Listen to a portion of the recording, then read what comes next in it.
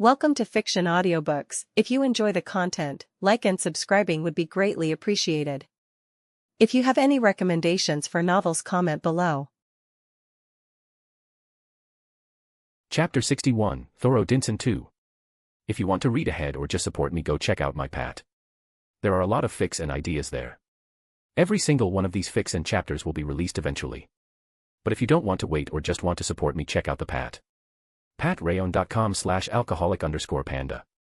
Word count 1550. Haha. Let's go. Thor yelled out like a child that's overdosed on sugar. But the power rolling off him was ridiculous. It was more than double than what Tiamat could release. I honestly don't think I can injure him if I don't go in for the kill. Elemental swords are out. Brute force as well, so no Zangetsu. I doubt Shinso would work. I don't think I can pierce his skin.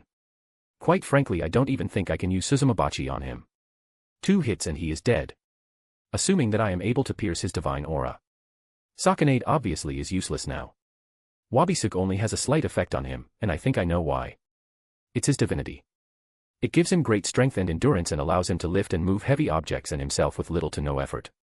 That's why Mjolnir seems like it doesn't weigh much to him. I need to slash him a lot more so he will feel the effects. As for the mental part of Wabisuk's Bankai, I guess there isn't a lot of brain for me to manipulate with negative emotions. What the hell? How do I fight him? God-slaying attribute obviously. I really don't want to use my drive. Or any of my new swords like Boost and Divide. First of all, this is a friendly spar. It's bad form to use your full power here. Not to mention unleashing my drive in the middle of Asgard isn't the smartest move. I would be a laughing stock. Not only me but my team as well. Which is unacceptable since I'm trying to build a faction. Reputation is everything. But what other weaknesses can I exploit? Esterosa's ability, physical full counter, is perfect for him. The problem is that's a skill/ability, not a sword. The only reason I can even make a sword with that concept is because a sword is used to activate the ability in its original world. And the buttload of power I have to spend to make a single-use full counter. I can catch him off guard once. But I don't think it will work again, so I have to make it count. Maybe I can use Kairaku's Zanpakuto, Kaiten Kayakatsu. Since he isn't very bright, I can use the children games to confuse him. But then again, he is a man-child. He might catch on and deal major damage to me instead. Yeah, let's not go with that one. Here I come. Thor ran at me. Well, I'll just go with the blow. I create Senbon Sakura and make it scatter. This should do the trick as a distraction. I added God Slaying to it. And as expected, Thor went right through it. He had some shallow cuts on his body, but they really didn't do anything. He healed it right away. Okay, then how about this? I create 100 daggers and scatter them randomly around us.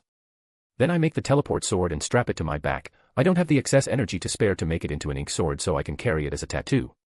Were those daggers supposed to do anything? Thor punched me in the face. But right as he was about to hit me. Whoosh. I disappear and appear behind him. Slashing him twice, adding his weight to 1044 tons. Thor stopped and started to roll his shoulders. This feels uncomfortable. Divine aura burst from him. Much better, he says in a relieved voice. He used his divinity to increase his strength and lessen the burden. I just need to keep doing this. He has to use quite a lot of power to cancel out the weight. Lost vein. I make another clone of myself. Then I make another Wabisuk and enter Bankai. I can already feel the drain. I really need to train more so I can break through into Transcended class. I need more mana. That sword again. You really are an annoying opponent. Thor slams his fist behind him, destroying the attack made by Senbon Sakura. Like you have the right to say that. I glance at my clone and nod. Both of us teleported near him and my counterattack began. Team reactions. Is Isaiah losing? Dino asked no one in particular. But the fight was more or less tied with Thor having a small lead. I would say that it's natural to lose against Thor, as I stand no chance if I tried, but Isaiah is doing very well, Tiamat said with a small smile, before continuing. Thor is the strongest god of the North. He has been alive for millennia. It's already impressive that Isaiah has pushed him this far. He hasn't even lived for 2 full decades. Yet he stands among the top fighters of this world. Remember this. That is our leader. A talent that rarely appears in this world. But still, Thor's strength is off the charts. Valdora looked at the men as his belly sloshed each time he attacked Isaiah. Kurama scoffed, so what? I highly doubt that Isaiah doesn't have any trump cards left. Why doesn't he use his drive? Misaka asked with a frown as she watched the exchange of attacks. He can't use his drive, nya. It sets a bad image. We are trying to build a faction. What does it say if our leader needed to use his drive for each and every fight? Kuroka explained to her. She is right, Meredith nodded. Reputation is everything in the supernatural world. If we look weak or show any weakness, the other factions will eat us alive. That's why Isaiah is fighting like this. For us, for this team. For our faction, Asia said confidently. She looked like a girl gang member. Jeans that were ripped in a few places. A violet-black t-shirt, and a dark violet hoodie. Isaiah is making something, Valerie announced as she narrowed her eyes in hopes of seeing what Isaiah was making behind his back. Back to the fight. Thor swung his hammer down. His weight was increased, with each step the earth shook. But it wasn't him alone, the hammer increased in weight too. And now that weight is falling down on Isaiah. Got ya. I bring out a hidden dagger that I have been making patiently in the last few minutes. Physical full counter. Boom. Thor's attack was sent back to him. He flew backward until he hit the arena wall. Asterisk crack. Asterisk. A few seconds later, Thor came out of the hole while holding his head. Ow, that hurt. Damn, I was really hoping that he would take more damage. There was just a diagonal cut on his chest and blood was leaking from it. It didn't even faze him. The dude was walking around normally. Thor and I were separated. Thor was on one side, me on the other. Both of us were covered in bruises and cuts. Time to OHKO this sucker. Game over, my friend, Thor laughed out loud as blood was pouring out of him. He was winding up his hammer, one hit, knockout. I gripped my sword and started to gather my power. I will wait for him to attack and counter it. But at that moment Gasper frowned, OHKO. Game over. That's gamer talk, and why does the way he said it sound familiar? Just as Gasper was trying hard to remember, Thor raised his hammer high over his head. That's when it clicked for him. Gasper pointed at Thor as he yelled out, everybody turned to him. MC, Hammer 69. Gasper said with an angry voice. Thor frowned at him, how do you know my gaming handle, child? That just made Gasper even angrier, you bitch. You left me all alone on the Spider Queen raid. We got her down to 40% HP and you logged off because you were too drunk. What? I just stared blankly at the little guy. Thor's eyes widened, Spider Queen raid. Ah. Dio Brando is God. Thor was so surprised that he dropped his hammer before pointing to Gasper, mic drop XD. Gasper jumped off the stands, landed on Thor and grabbed him by his shirt collar. After you left I had to fight her alone. I spent 2 hours dropping her HP down bit by bit. I got her down to 4% before she killed me. Do you know how hard I tried? Gasper was like an angry demon, his eyes were glowing and his face was red. He started to choke Thor. Are they gaming buddies? Wait, I remember. Gasper raged for like 2 days cursing someone called Hammer. He went and blew up a nearby mountain to let go of his anger. So Thor was the cause. Right then. We shall settle this like men. A PvP battle, Thor said loudly. You're on. Gasper glared at him and both of them dashed out of the arena. Did Thor just forget about me? After that fight? I feel offended somehow. And disappointed. Veldora and Dino came to my sides and put their hands on my shoulders. Both of them grinned. Don't mind. I hate them. And I need a drink. A/N. This Thor is like All Might with a hammer. Overwhelming force. Chapter 62, Rossweiss. If you want to read ahead or just support me, go check out my pat. There are a lot of fics and ideas there. Every single one of these fics and chapters will be released eventually. But if you don't want to wait or just want to support me, check out the pat. Patreon.com/alcoholic_panda, discord.gg/6yyvm6tj6t. It has been a really shitty week. Had a bad headache all week. Word count 2,735. After that whole fiasco, I decided that I needed a drink. Or two. Or the whole distillery. Tiamat, Valerie, Asia joined me. Rossweiss guided us to a quiet bar. This sucks. Now. Don't feel too down, Isaiah, Asia giggled behind her hand. Valerie was sitting next to me and was patting me on the back. But she was also smiling. She is right. You went blow for blow with the God of Thunder. It was impressive, Tiamat nodded, it was obvious that she was proud of me. The final exchange of the fight, and Thor just left. This feels worse than a loss. I was pretty much tied with him in that spar. Both of us weren't using our full strength, but I still did pretty good against the strongest god of Asgard. Ah, now I'm feeling pissed off. I apologize for dragging you in this mess. Ross Weiss bowed her head a bit. She was feeling down ever since the fight. Why do you let them walk over you? I asked the girl. She might open up to us now. Well, I don't know. It would be bad if I fought back. I don't want to trouble my grandma. Ross was fidgeted with her fingers. Grandma. Oh, that's right. Her grandma was some sort of legendary Valkyrie. Gondel was her name if I remember right. Do you think that your grandma would be happy to see you treated this way? Asia asks her in a gentle tone. Trying to upset her. Well. No. But. I'm a coward. I just can't. She started to tear up. Great, now she is crying. Are you afraid of fighting? Or are you afraid of hurting them? Tiamat asks sternly, making Rose flinch. Oh, good job. I know I'm stronger. I just don't want to hurt them badly. I'd get in a lot of trouble afterward. A Valkyrie of my position injuring fellow Valkyries. I'd probably get fired and have no chance at any good jobs after that. I kind of get that, if she was alone. But her grandma is a living legend. She can take care of any backlash. Can you tell me how you grew up? It might help us understand, I say softly, and the girls nod. Giving her support.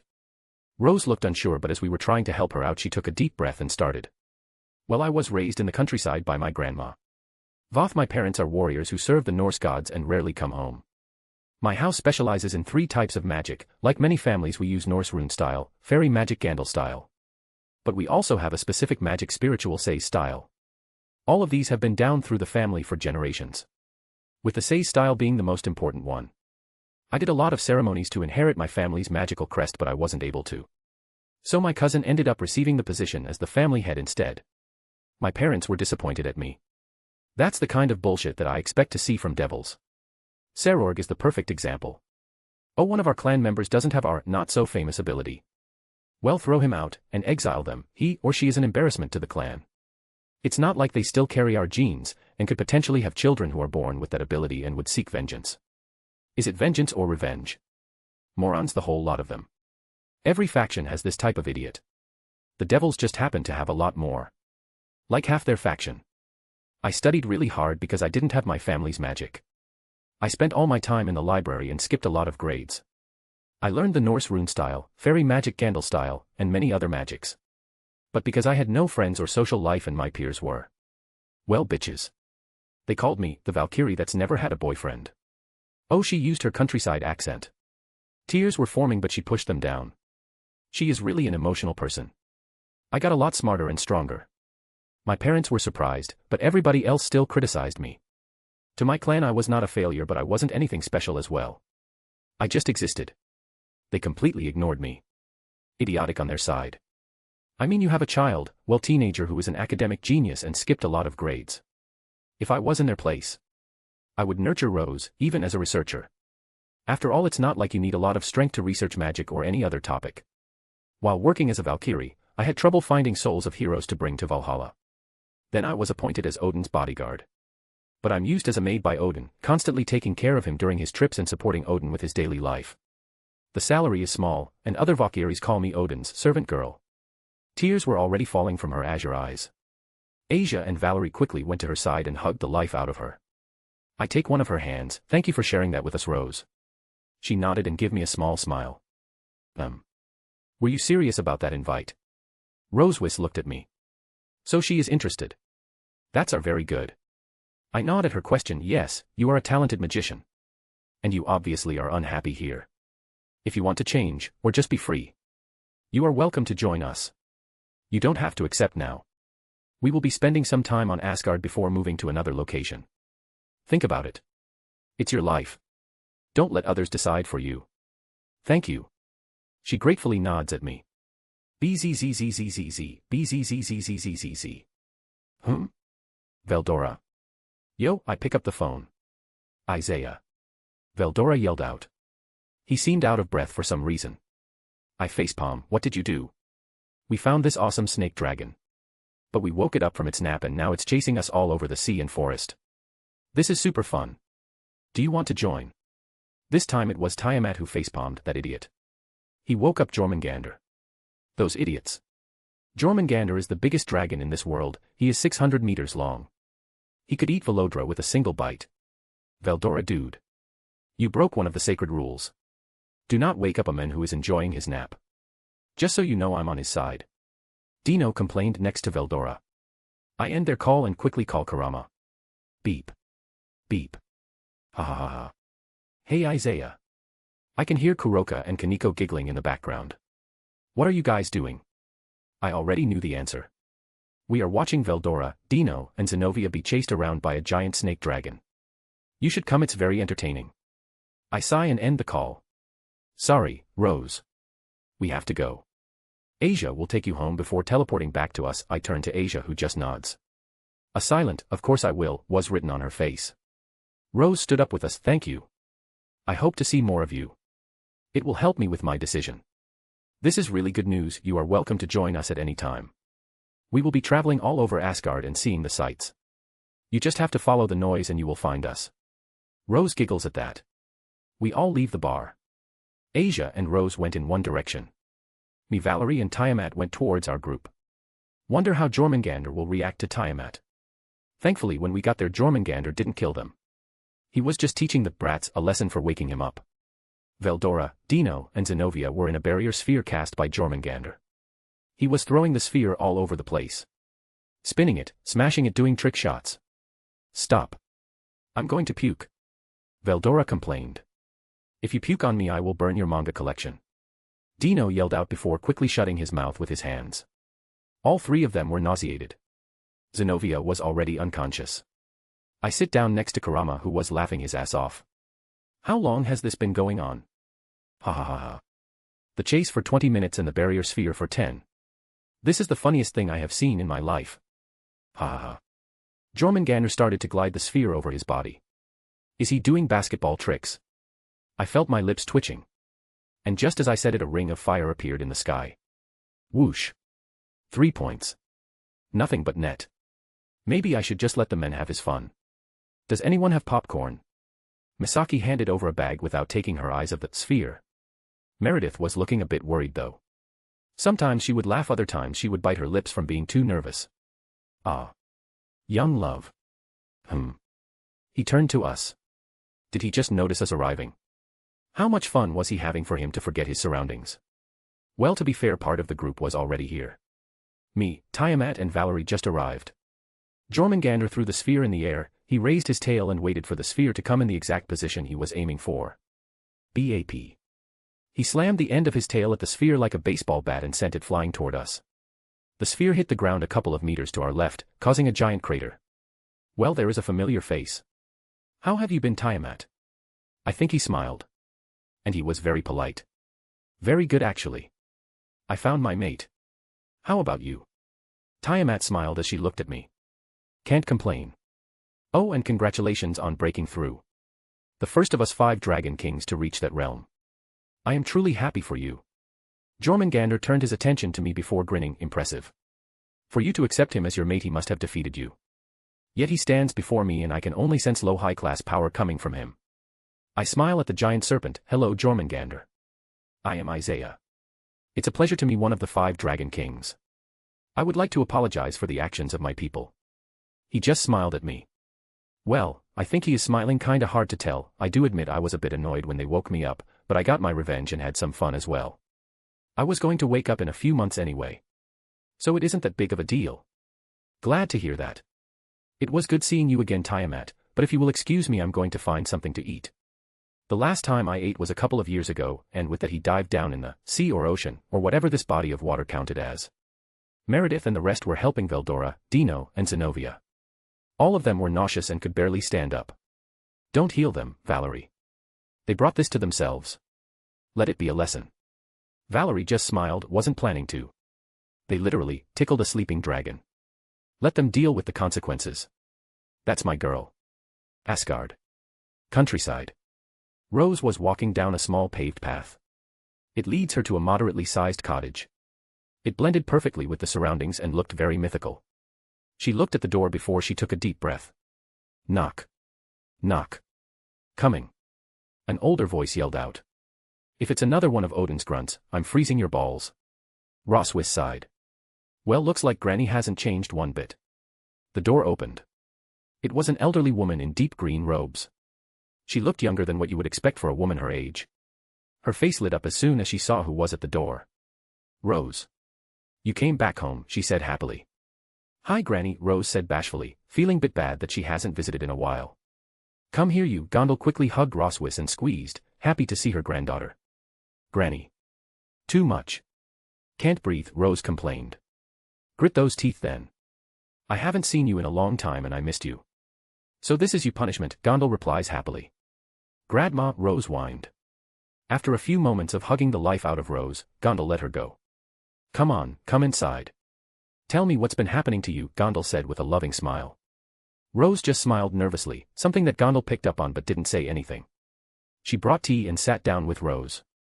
What happened? She said in a no-nonsense tone. If they bullied my sweet little Rose again, I'll turn those jealous brats bald. Well. Rose started explaining what happened. Everything from meeting Isaiah and his team in the bar, to them separating today. Gondal just hummed and nodded. Sometimes even smiled. But just kept quiet as Rose was narrating her story. Well, you certainly had an interesting day, Gondal let out a hearty laugh. Grandma. What should I do? Rose said in a low tone. She felt like a little kid all over again. Weak and filled with self-confidence issues. Unsure on what her next move is. Gondal only sighed sadly. Her little Rose had no friends and no childhood. She doesn't have anyone her age to stop her from being lonely. Now a mysterious and strong group shows up all of a sudden and changes that. She could tell by the way Rose smiled that she enjoyed shopping with the female members. Then there is the leader. Isaiah, he stood up for her and invited her to the group. Rose seems to have a positive impression of him as well. What do you think of them?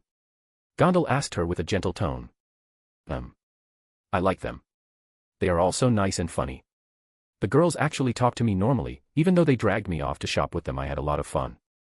What about the men? Gondal wiggled her eyebrows, causing Rose to blush. Well, Dino is lazy, always arguing with Meredith. I think they like each other. Veldora is like an energetic child. Gasper is a child, he looks up to the other members. Most of the time Karama is very serious, he gives off this mature air about him. And then there is Isaiah. Rose's blush got a bit redder. He cares for everyone and watches over them. He stood up for me. A stranger, her voice got quieter and quieter, he said. I'm talented and pretty. Rose barely whispered that part and her ears were bright red. But Gondal heard her and was grinning like a maniac.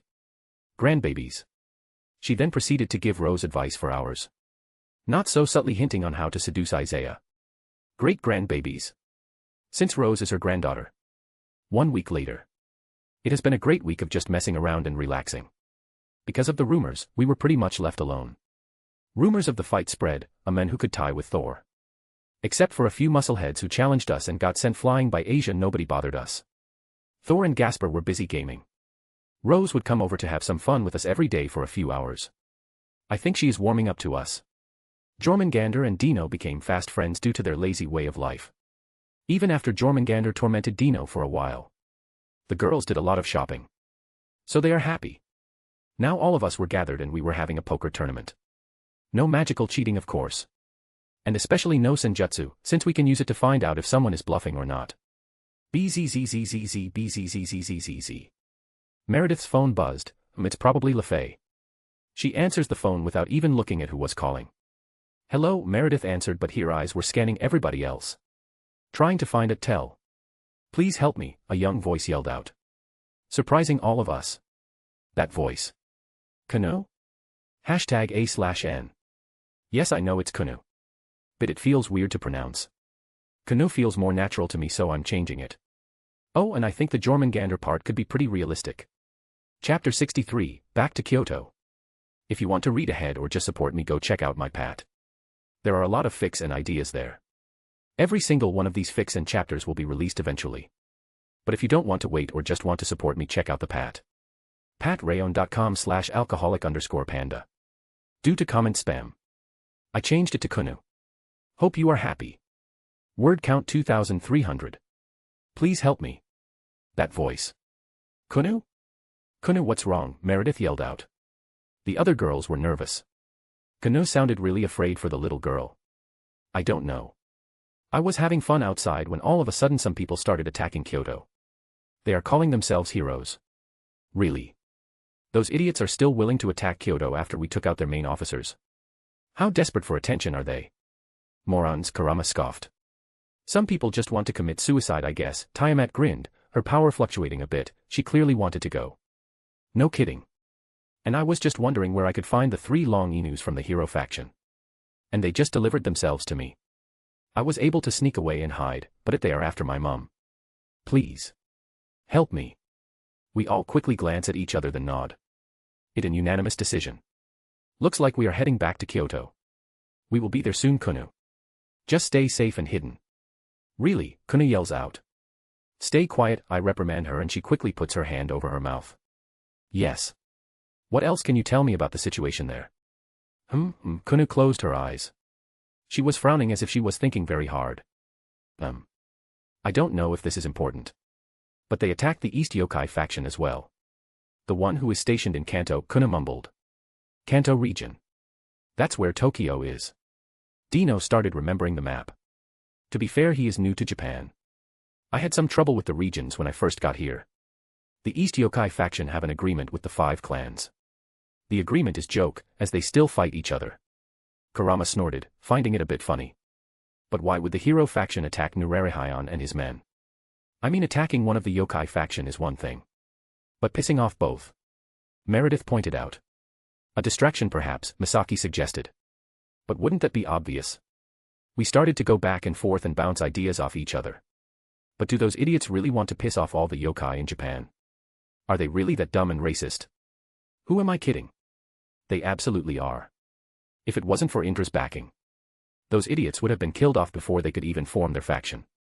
Indra is probably going to visit us after this incident. But I can't bring myself to care. 3 Longinus's, ripe for the picking. Pissing off Indra is worth it. We quickly ask Odin's real secretary if he was free. We wanted to thank him for being such a nice guy and allowing us to chill in Asgard. Surprisingly, the secretary told us to go to the nearest Ape club. Odin made them mainstream in Asgard. And chose to spend his time there instead of his office. We follow the direction she pointed at and we found ourselves in front of a building with the words Ape Club. The 2 PP had dots inside making them look like boobs. Sigh. I'm not even surprised at this point.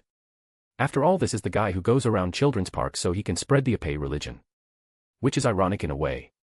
The chief god of Norse mythology chose to spread Ape instead of his own mythology. I'm not going in there, Meredith scowled as she pointed at the club. Me too, Ingvild raised her hand. Valerie just gave me a smile that sent shivers down my spine. If I go in there, I'm punching Odin. So I will stay outside. Tiamat didn't say so. She made a statement. The other girls refused as well. Which I understand, to be fair. I wouldn't want to enter a gay club either. I'm out. Kurama was just calmly smoking his tobacco in his pipe. The smells in there would most likely destroy my nose. Don't care. We will be fighting as soon as we hit Kyoto. I'm catching some Z's while I can. Zzzzzzz. Dino just fell asleep. On a floating cloud. Oh yeah. Dino mentioned he got a goodbye gift from Jormungandr. He couldn't have gotten Dino a better gift. Imagine Agars from Maramashita. Irumakuen. I expected Meredith to hit him, but she blushed a bit when she looked at him and turned away. Interesting. I wonder how the butler for a day went. They definitely made some improvements to their relationship. I'm happy for them. Well, let's go. Veldora entered the club. I sighed and followed him. I actually dislike places like this.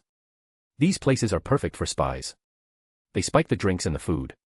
And men always talk and boast when they are around beautiful women. We go in and there is loud music and half-naked women dancing on small stages. I turn to Veldora. How is your nose not dead? He is a dragon.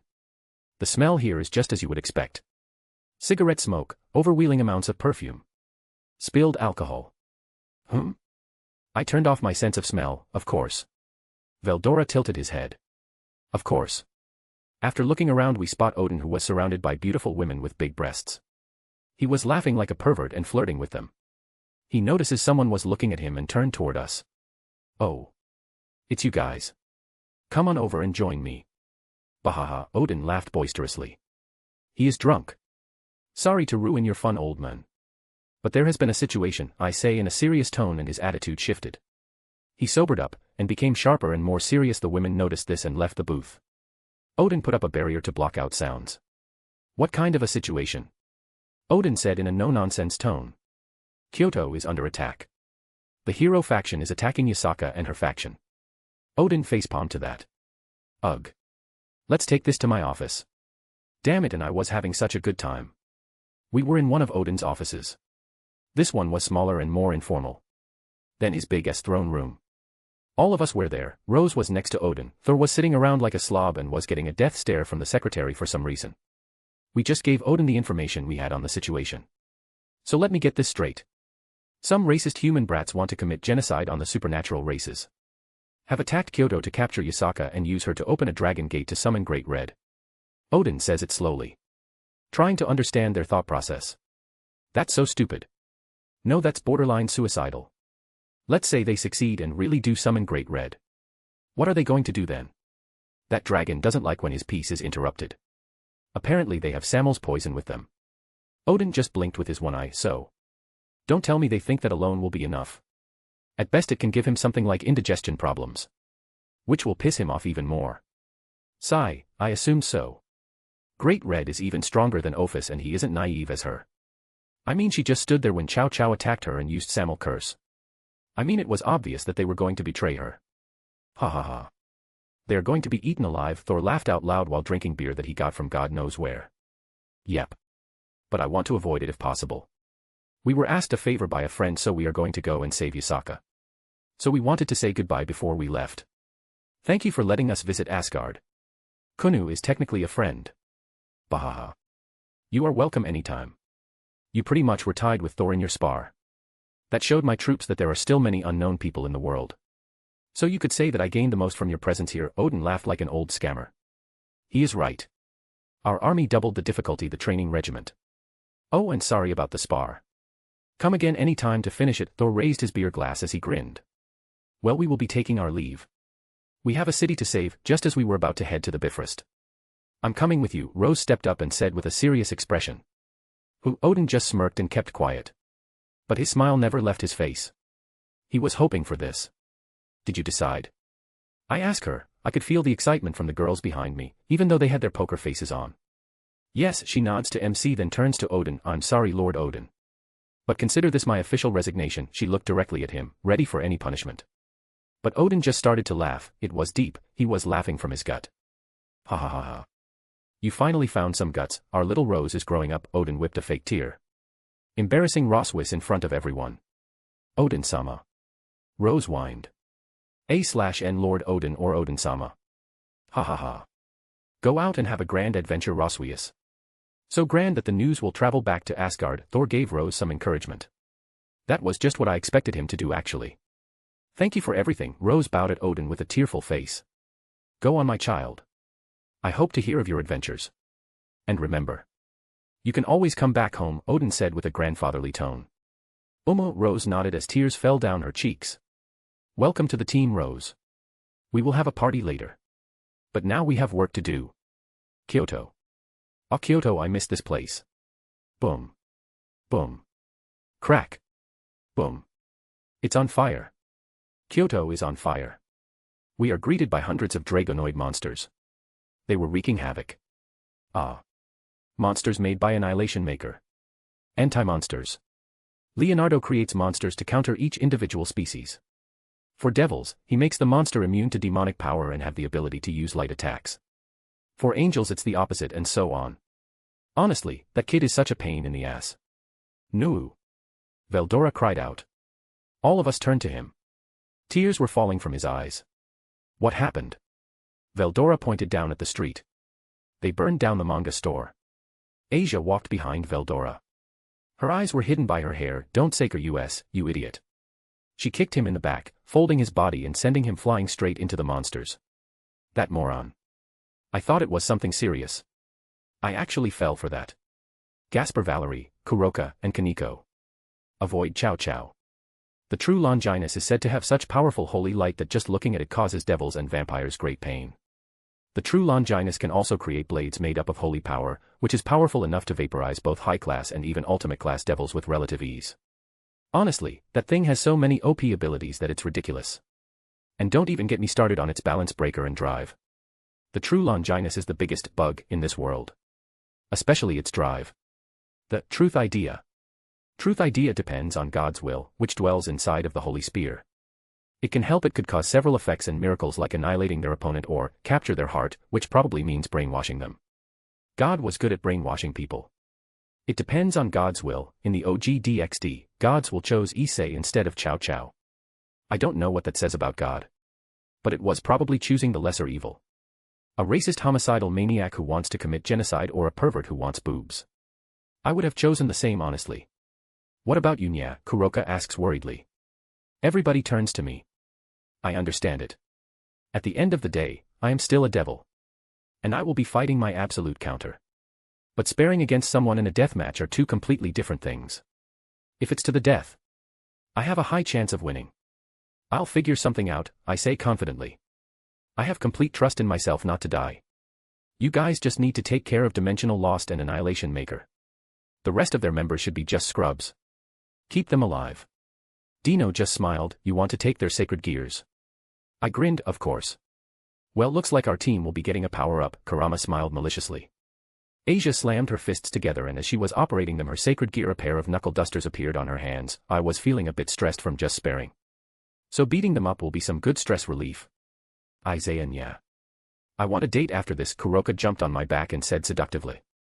Me too, senpai. Kaneko was right behind her. Hey, get in line.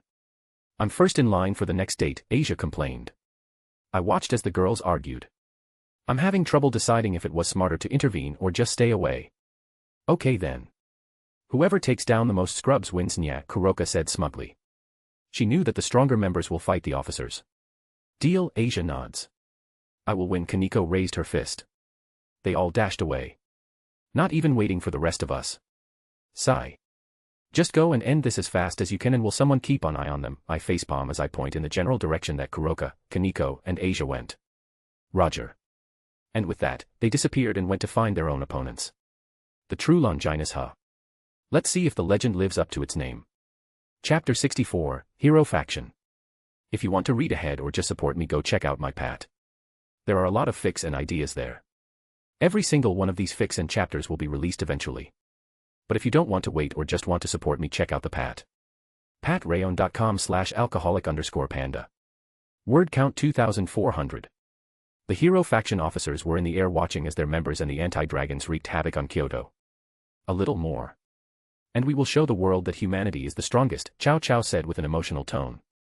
The holder of the true Longinus was staring down as yokai were killed left and right. Yes. At long last humanity will rise above all the other species. George smiled. Cao Cao's right hand. The user of Dimension Lost was using a large area of effect spells to specifically target and weaken yokai. Leonardo just noted, the little boy was making dragonoid monsters left and right. They formed from the shadows that emerged from the ground. Cao Cao looked at the group that had just arrived. Who do we have here? He smirked at the group. Looking down on all of them. Arrogant prick, is what the new group thought of him when they saw him. Cao Cao. It's them. The ones who took down Jean and the others. George was instantly on guard as he informed the others of their identity. Cao Cao narrowed his eyes. These were the people that killed his comrades. They killed my friends, the little boy Leonardo. Hello. Hero faction, Isaiah calmly waved his hand at them with a smile. Oh, and by the way, your name is so pretentious. You call yourselves heroes but are nothing more than terrorists who fight the weak. We fight for humanity. Unlike you devil scum. And the rest of you, George addresses the humans in our group. Traitors to your kind. Mingling with monsters. Traitors get executed. The grunts behind them start to talk. They continue to trash talk us. It was really getting annoying. Like flies buzzing all around you. Dukalien. I call out. And a large wolf jumped out of my shadow. Each hair on his body had a metallic sheen. Every hair was as sharp as a sword. I make an accelerator sword and throw it in the air. Cripple them but leave them alive. That applies to all of you. I have use for them. Got it, Dukalien growled, and jumped. The blade hit his body but instead of cutting him it fused with Dukalien. He glowed green before disappearing. A second after that the screaming started. Hero grunts on the ground bleeding, with limbs missing from their bodies. Everybody else except Rosvice and Ingvild immediately knew what he wanted to do. Take their sacred gears and their power. Cao Cao sneered, where do you think you are go dash, crack bang. Isaiah disappeared, the ground beneath him caved in. He kicked Cao Cao in the chest, but Chow Chow brought the spear in front of him and blocked it with the staff. The force of the kick still sent him flying, separating him from his comrades. Chow Chow. George and Leonardo screamed out but were blocked by the others. Let me repeat your phrase, where do you think you are going? Kurama quickly shifted in his fox form, towering over the two heroes. His giant size distracted them. WHHHSSS. Dino used Vitra's tendril and tied it to Leonardo's ankle. Up we go. Dino pulled on the tendril and sent Leonardo flying. A. Let's go. Kurama growled and went after Leonardo. Dino and Veldora followed. Tiamat, Rias and Gasper stayed to fight George. His dimension lost was very annoying to fight against. So Gasper would freeze him each time he wanted to run away with it. Tiamat and Rias are the best magic users in the team. They volunteered to fight the descendant of the legendary Faust. Gasper. We will rely on you if he tries to run away, Tiamat said seriously. She quickly changed into her dragon form. Got it, Gasper nodded seriously. Shadows started swelling beneath him as his eyes glowed. Ready to freeze George at any second. Surrender, terrorist, Rias said in her Valkyrie armor. Begone. George activated hundreds of different magic circles. Every dozen or so belonged to another culture of the group. Impressive. Just by eyeing it, I see Nordic, Celtic, Greek, Taoist and Egyptian magic circles. Rias nodded as she made her own. Hundreds of circles were stacked above her. Tiamat, who was a bit further away on the right, summoned her own magical circles. Chaos breath, she blew out blue fire, that was rapidly approaching George. That was the signal for all the magic circles to start firing at their target. George quickly manipulated the dimension-lost fog, but found himself freezing in place for a second. When he came to, Tiamat's dragon breath was right in front of him. George clicked his tongue. Instead of using the fog to run away, he used it to easily block the blue fire. Dimension Lost has the ability to create a special mist able to block any attack, as well as being able to transport anything inside of it into an artificial space. Though it doesn't possess direct offensive capabilities. Dimension Lost is the most powerful among sacred gears related to barriers and space. TSK. That sacred gear is really annoying, this Gasper was annoyed. You just get ready to freeze him, Tiamat glanced back at Gasper, who nodded seriously. George realized he was in a bad spot, so he came to a quick decision. Balance breaker, dimension create, George yelled out. He converted the mist into a barrier that surrounded all four of them together, creating a pseudo dimension. Since Gasper was stopping him from running away, he used his power to transport grunts into the barrier he created to help him out. Karmic strike, Godolden fire engulfed her claws as she struck the barrier. It left a few deep cuts that quickly regenerated. I won't be able to break this barrier by force. I doubt many people can. The only way that it can be done is either by overwhelming force or someone with more skill in space magic, Tiamat mused. I agree. I doubt that even Odin-sama can break this. Not without going at it at full power for an hour or two. Rose looked at the barrier and said her opinion. Die. George started to combine spells, making arrays in the air. Fire and lightning mixed to create spheres of destructive powers. Air and water to create pressurized water attacks. Compressed earth spears with lighting coursing in them or pressurized air bombs and so on. The fight was in a stalemate. George attacked and tried to run away, Rias and Tiamat blocked and counterattacked while Gasper froze George for a second before George broke out of it, but it was enough to stop him from leaving. This is really annoying. Tiamat growled. I'm ending this. Gasper, get ready. Suddenly Tiamat threw herself in front of all the spells. They impacted her body. One or two attacks didn't do much damage on their own, but hundreds of attacks each second. Her scales cracked, and blood poured from her wounds. Ha ha ha ha. The great Chaos Karma Dragon. Turns out you were nothing special, George sneered. Karma shift, Tiamat's voice changed. It was deeper, and it sounded ancient, primordial. Her aura increased, her body and power grew. Her entire body was engulfed by golden fire. Karmic strike, bright golden fire condensed from her body in her claw. She struck at George, who played after seeing the attack. He wanted to run, but Gasper froze him in place. When he was able to, Tiamat's claw was just in front of him. No. George screamed out as every type of barrier he knows was activated. A multi-layered barrier surrounded him. But the golden fire burned through it and sent George flying. His body was being burned by the fire. Hey, don't forget Isaiah said he wanted him alive, Rias reminded Tiamat. Oh right, Tiamat shrunk into her human form. She was roughed up and injured. She went to grab George and undid the flames. His body had third-degree burns all over it. There, still alive. I need to go to Valerie so she can heal me up. Tiamat flinched a bit from her wounds. Why didn't you use this against your fight with Senpai? Gasper asked with a confused expression. This ability represents karma. The more damage I take, the stronger I get and more damage I can return. But there is a certain amount of damage I need to take before I can use it. Isaiah used abilities that slowed me down and messed with my senses. He didn't actually do that much damage to me. He overwhelmed me and made me a sitting duck, before threatening to cut my soul. Gasper put his fist on his palm. Oh. Well, that just proves how awesome Senpai is. I wonder how the rest of the fights are going. Leonardo, Kurama and Veldora. Dino, remember that Leo is a kid and they are unreasonable and easy to manipulate. As such, I'm writing his character like that. Tones of monsters. Anti-monsters. A few for with dragon and yokai slaying. He can't make any for Dino since he is a fallen. They have the least amount of weaknesses of any species. You stupid monsters. You killed my friends. Leonardo waved his hands and all his monsters started shooting beams at Kurama and Veldora. Dino could dodge since he was smaller. Boom boom boom boom. Man, this kid is annoying. Dino scratched his head as he flew around the beams. Shut it. Kurama and Veldora yell out as they either tank the hits or just slap them away. The beams had dragon and yokai slaying elements. They are extremely effective against them. Or would have been effective if it was before. Valerie eliminated their weaknesses. It still hurts. But it's just a normal attack now. Isaiah said to take him out before he goes into balance breaker. If he does, we are screwed. According to Isaiah, his balance breaker makes 12 Bandersnatch, a 100-meter tall monster, and 1 Jabberwocky, a 200-meter tall monster. Both are really strong and have extremely high regeneration. Not to mention that they can make more monsters just by themselves.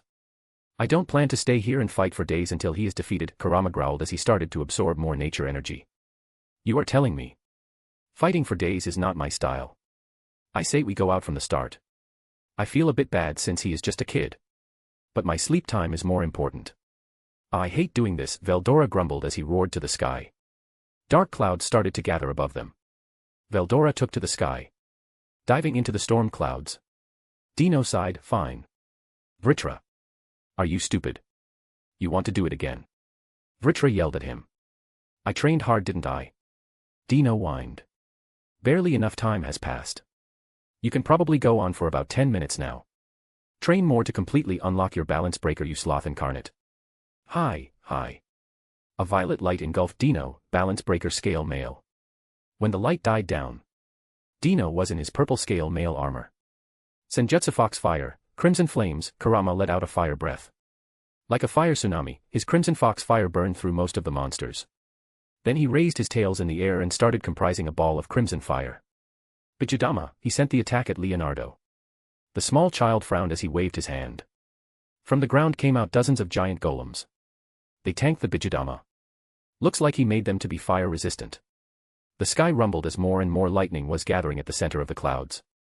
Veldora's shape could be seen on the clouds when the lighting flashed. The lighting started to visibly gather near the center. It was circling around Veldora. When he came out of the clouds, Veldora's whole body was surrounded by lighting. Storm breath, Veldora let out a blue lightning beam. He exterminated most of the monsters, so he moved his head and the beam headed toward Leonardo. The kid quickly made many defense-type monsters who tried to tank Veldora's attack as they DD Kurama's. Leonardo saw that he was getting overwhelmed, so his power shot through the roof. Balance break dash. Dino flashed behind Leonardo. Dozens of tendrils came out of his armor and tied around Leonardo. Absorption line. Dino started to drain his power, messing up his transition into balance breaker. Shadows appeared around Leonardo. He was making more monsters to attack Dino. Oh no, you don't. Delete field. The shadows fell back on the ground. The ability was cancelled by Dino, then he quickly used Shadow Prison to make his flames go around Leonardo and keep him in place. Well, that was easy. Veldora put his hands on his hips and laughed out loud. Bam X2. Ah wow. Why did you hit me? Because you are stupid. We went all out from the start to stop a potential catastrophe. But it doesn't change the fact that we were forced to do that by a child. Kurama explained to him and Dino just nodded along. Yeah, dude. It's like so lame to fight a kid seriously. Kurama turned into his human form and walked near Leonardo. What do you plan to do? Veldora tilted his head as he looked at Kurama curiously. Kurama raised his hand as his fingertips were lit on fire. But strangely, there was a kanji sign on each fingertip. Senjutsu 5 Elemental Seal, he slammed his fingers in Leonardo's stomach, making the kid cry out in pain before passing out. Why did you do that? Dino scratched his head. Kurama just huffed, just a precaution. I really am not in the mood to fight unkillable zombie giants. Veldora just grabbed Leonardo and put the kid on his shoulder, like a sack of potatoes. Let's go. I want to see how the other fights are going. Without waiting for them to reply, Veldora dashed off. Sigh. Follow the idiot, whoosh. I wonder if I stay here and fall asleep, how long would it take them to notice I'm gone? Can I at least get a small nap? A/N. As far as I know, Leonardo doesn't speak that much. Bandersnatch and Jabberwocky. 12 Bandersnatch, a 100-meter tall monster. Jabberwocky, a 200-meter tall monster. Chapter 65, Isaiah vs. Chow Chow. If you want to read ahead or just support me, go check out my pat. There are a lot of fics and ideas there. Every single one of these fics and chapters will be released eventually. But if you don't want to wait or just want to support me, check out the pat. Patreon.com/alcoholic_panda. Sorry for the late release. I have been focusing on code. It will be finished in about 3 to 4 chaps. Word count 3050. BOOM. A figure was launched into a building. Sigh, Chow Chow calmly exited the hole in the building and brushed his shoulders off. You are not very smart, are you? A devil fighting me alone, the user of the true Longinus. Even the Satans would avoid me. Chow Chow smirked at me as I just arrived. I just smiled back at him, comparing me to the Satans. That kind of thinking will get you killed. All out from the start. Everything except my drive. His balance breaker is troublesome. It has multiple abilities. And one of them is Kakratana. The ability to destroy weapons. I shudder to think what would happen in my drive. That's basically the heart of my gear. And my soul is connected. Well, at least his holy power will do less damage to me.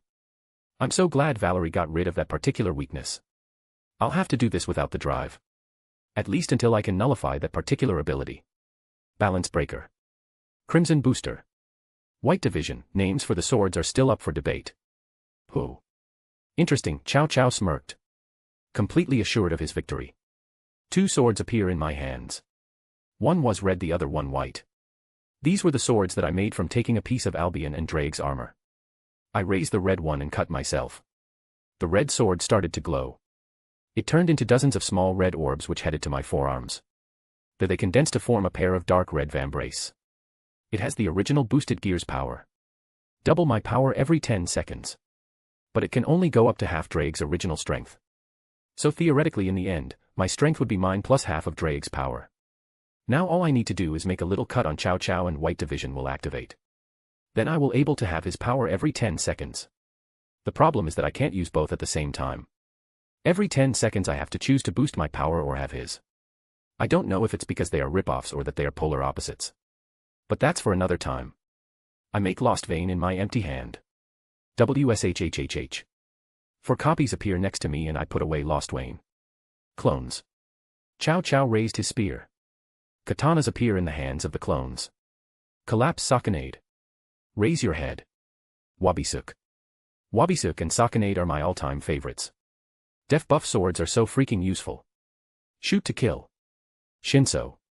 The extending sword. Because his spear also extends. I'll use this to counter him. If he extends his spear to attack me from the distance, I'll do the same with my sword. Both of us will be forced to dodge. I have my clones, but his balance breaker also has the ability Kabadaratana. It makes golems or solidars to fight for him. Just like the original Kiba had. I'll wait for the Bankais. No need to drain my strength from the start. It would be better if I could cut him with White Divide first. Then I will be able to start in top gear throughout the fight. With Sakanade activated, I dash at him. I appear behind him. The mirror world was showing that I was in front of him. My clones also started circling around him to distract him further. As I arrived to slash him from behind. Chow Chow Rias HS spear. I thought he was going to slash at the illusion in front of him. But he put the spear on his shoulder and pushed it backward, sending it straight at me. I blocked the spear tip with my sword. The tip started to extend. I quickly twisted my sword and attacked his back. But he saw it coming and threw a roundhouse kick at me, sending me flying back. But I was able to land a hit. With the mirrored world I managed to cut him. But just barely. It was a small graze. He must have figured out how the world works thanks to his intellect and instinct to figure out where the attack is coming from. Kinda ironic that such a smart man is doing something so stupid. Interesting ability. But such tricks are useless against me, Chow Chow said with a smug look. Man, this guy really believes that he is the chosen one. Just because he got the true Longinus. Another Chinibu. I mean, what kind of group wears school uniforms to represent their faction? The white divide starts turning into white orbs. They head towards my wings. They attack themselves to the wings, becoming armor on the top edge of the wings. It looked more like accessories. But it doesn't matter how they look. They work just fine. Now that the preparations are made, I can start to fight seriously. In Crucio, I get enveloped by golden draconic armor. The vermbraces and the white wing accessories appeared over the armor. Armor won't save you now, Chow Chow pointed the spear at me. Are you sure about that? I smirk at him. He couldn't see my face but could tell from the tone of my voice. Huh? Why wouldn't I be? My victory is all but assured. You are just a filthy devil who ran away from his master. He sneered. You had gotten the Excalibur sword and used its power to kill Kokabeel. Then attacked my members with a group. You aren't anything special. With the true Longinus it will be easy to finish you off. I will get revenge for my fallen comrades. Man, this guy loves the sound of his voice. And we attacked them by grouping up on them. The same tactic they were planning on using on us. Yeah. I kinda doubt that. Boost. My vambrace glowed red. My power doubled, dropping me in low transcended class. How can you use boost? Chow Chow yelled out as his eyes widened. He said I ganged up on his friends. Well, if he is going to accuse me of something like that, then I might as well make it true. I use Lost Vein again. My clones are even more powerful now. And I don't have to worry about my reserves now. Reduce all creation to ash. Ryujin Jaka. Reign over the frozen heavens. Hyarin Maru. Walk forward. Zangetsu. Rip. Ashisoji Jizo, a golden short sword appeared in my hands. It had 3 jigged blades and a golden baby face as a guard. This Zanpakuto has extremely potent paralysis poison. Murasame, 1 cut 1 kill. I have no intention of recruiting him or having friendly relationships with him and his faction. I can freely go in for the kill. Wabisuk, Shinso. Bankai. Ryujin Jaka, Hyarin Maru. Bankai. Shinso, Zangetsu. Bankai. I immediately felt the drain. But thanks to the boost it's much more manageable. Chow Chow started to sweat a bit from all the pressure that was locked onto him. He gripped his spear ball dash. WSSHHHH. He was interrupted by Shinso. The blade extended and in a blink of an eye it appeared in front of Chow Chow, who used his spear to parry it in an awkward angle. Chow Chow cursed in his mind, damn. It extends faster than the true Longinus. How is this possible? The clone that was wielding Zangetsu called out, Getsuga Tenchu. Whoosh. A black sword slash flew at Chow Chow, who slashed it with his spear. Using the smoke screen the other clones repositioned themselves. From above a clone was slashing downwards with a charred blade that was releasing a small amount of smoke. Chow Chow dodged. As soon as the sword hit the ground. Boom. The direction that the tip of the blade was pointing at was annihilated. Zenka no Tachi. East, the clone smirked. This was the fire sword. All of the flames and heat is concentrated at the edge of the blade, especially the tip. It didn't light it on fire, or burn it away. It simply reduced it to nothing, Chow Chow mumbled to himself as he shot out light beams from the spear.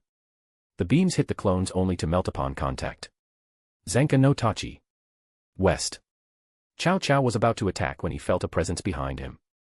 For seconds are up, the clone that had appeared behind him had ice guards on his shoulders, arms, and legs. Divide. I have Chow Chow's strength, making him stumble. I felt it fill up my reserves.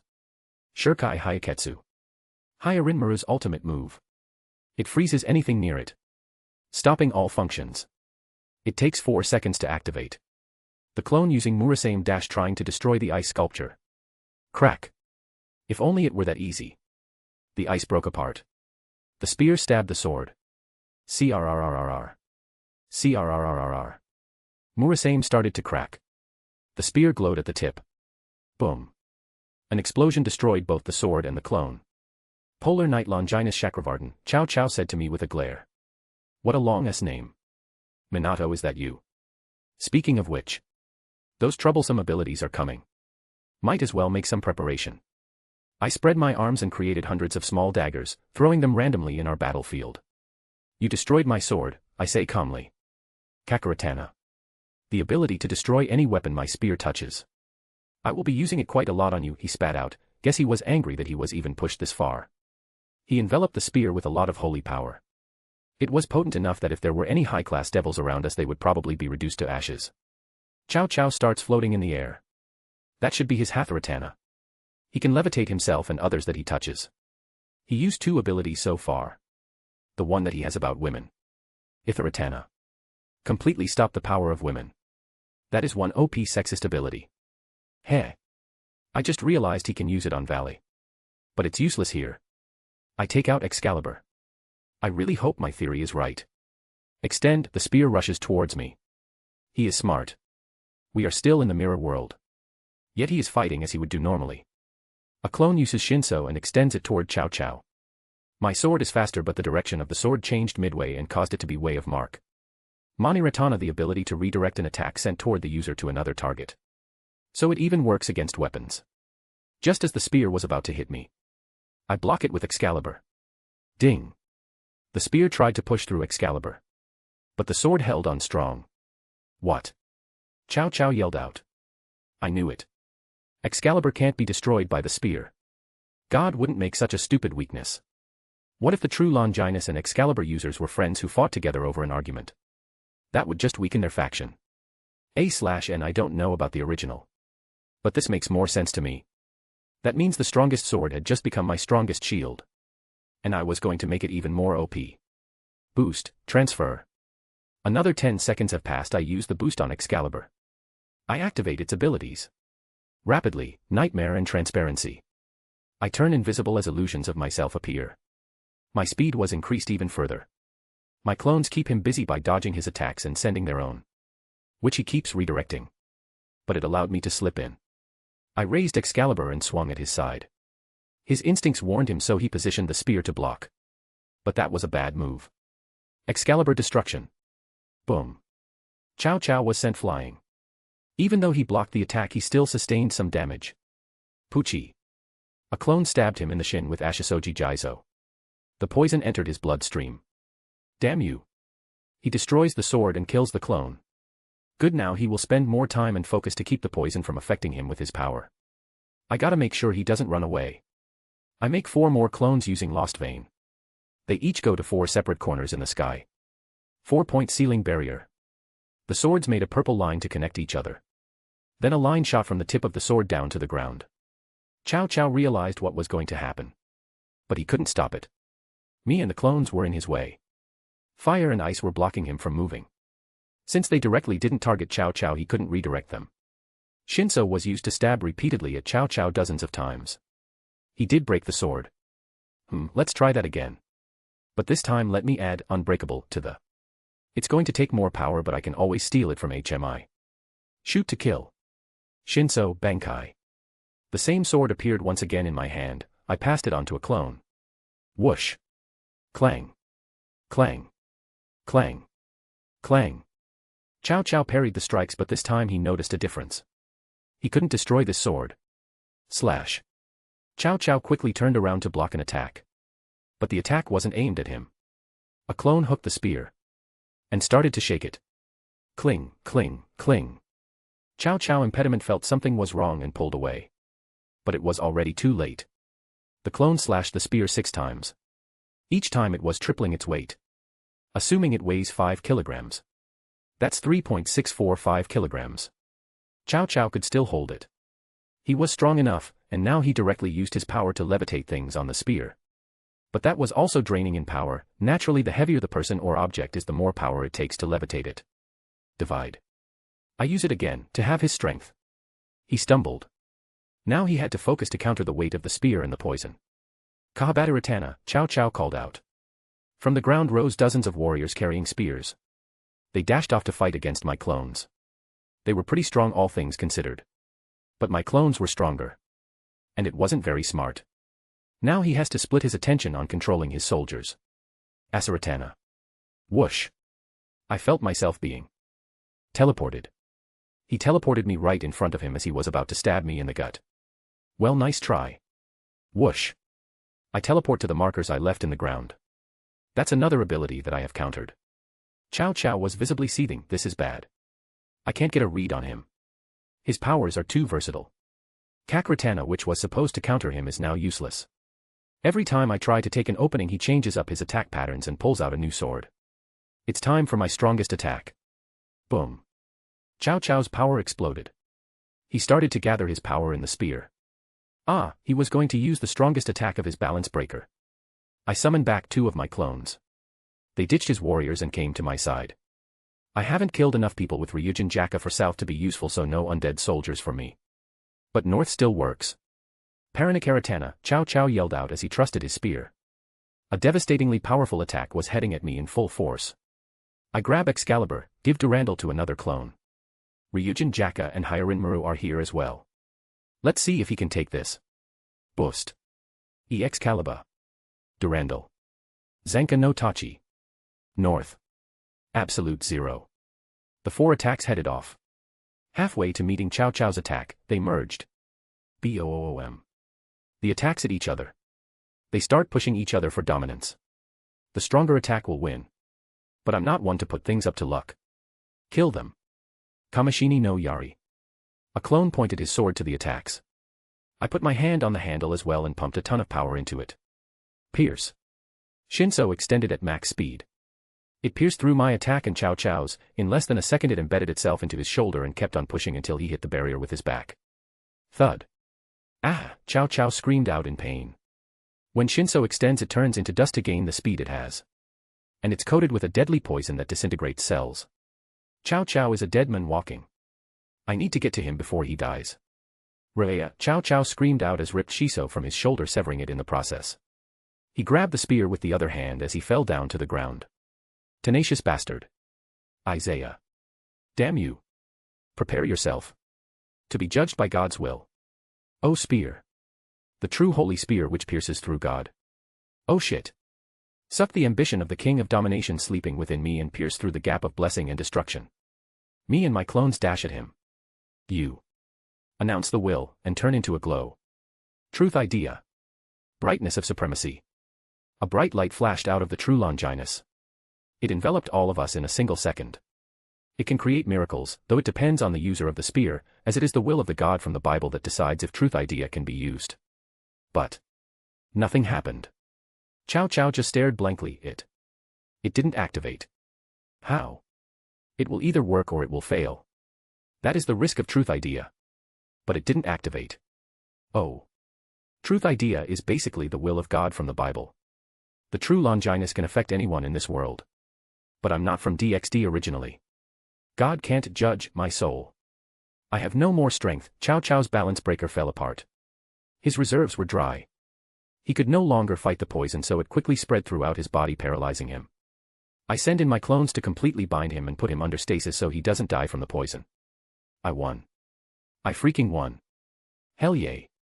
A/N. Zangetsu, cast off your fear. Look forward. Go forward. Never stand still, retreat and you will die. Hesitate and you will die. True Longinus. Pierce gods and Buddhas, shaving off their power and split powerful attacks.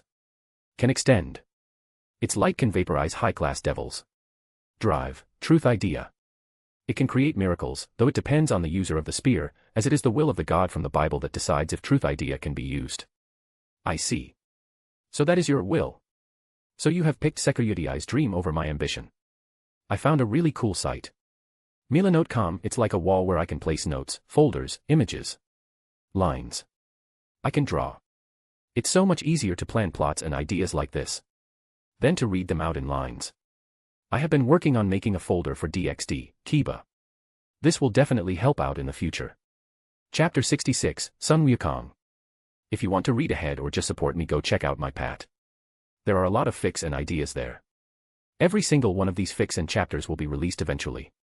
But if you don't want to wait or just want to support me, check out the Pat. Patreon.com/alcoholic_panda.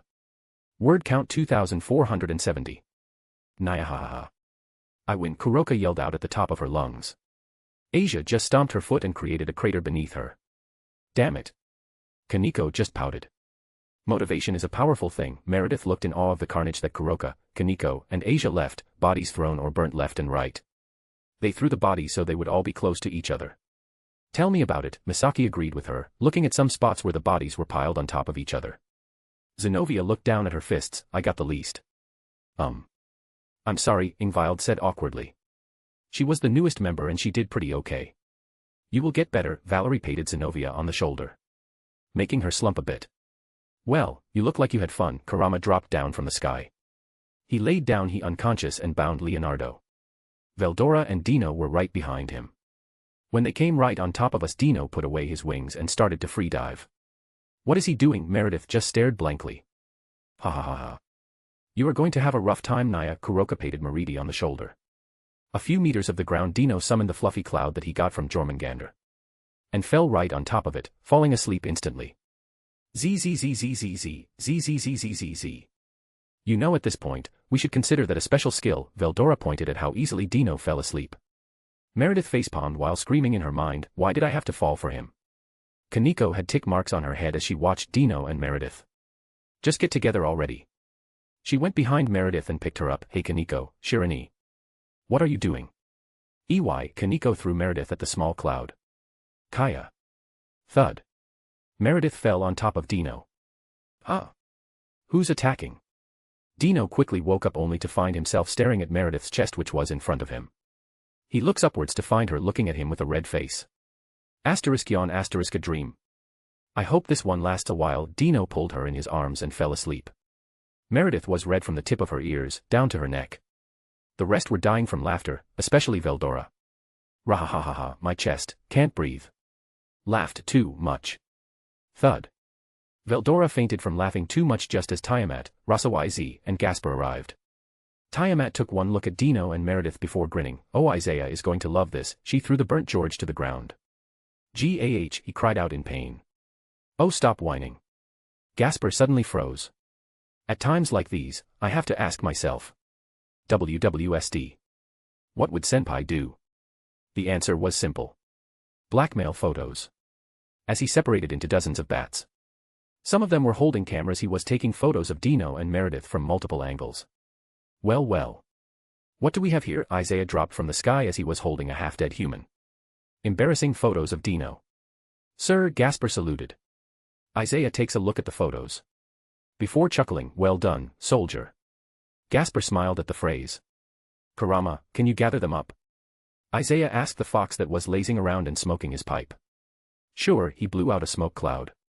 From his back, a single tail burst out and buried itself in the ground. A few seconds later, about 100 hair strands erupted from the earth. They acted like tendrils. Each wrapped themselves around a half-dead member before throwing them in a specific spot, making a big pile. Thank you. Now to take care of the Longinuses, Isaiah stretched out his hand. Can you do this old man a favor and let them go? A deep ancient voice boomed behind them. MC POV. I hear a deep voice behind us. All of us quickly blast our powers before we even turn around. When we did, we saw how it was. He was 1 meter tall, covered in golden fur, wearing a monk's cassock, a wrinkled, creased face and black skin, wearing prayer beads around his neck and a golden headband around his forehead. He was smoking tobacco from his pipe, which was similar to Kurama's. Sun Wukong is the first monkey king and is known as the great victorious fighting Buddha and the great sage equaling heaven. And he is Indra's vanguard. You must be smoking some strong shit if you think that's going to happen, old man, I reply to him. Sigh, why must you be so difficult? Do you know who I represent? Sun Wukong sighed. Yeah. Indra. King of the gods and Lord of heaven. I say calmly. I am not intimidated by him. The ass that killed me is still alive. That's a pity. Vritra showed itself on Dino's wrist. Don't be too hasty with your conclusion, Vritra. Who knows, he might die pretty soon depending on Sun's actions here. Sun Wukong frowned at my words. Are you threatening Lord Indra? One of the leaders of the Hindu pantheon. I shook my head. No, not of the Hindu pantheon. I'm threatening the crazy god of war that wants to launch a coup d'etat against Shiva. Wukong recoiled like he had been punched. How do you know that? Power burst from him.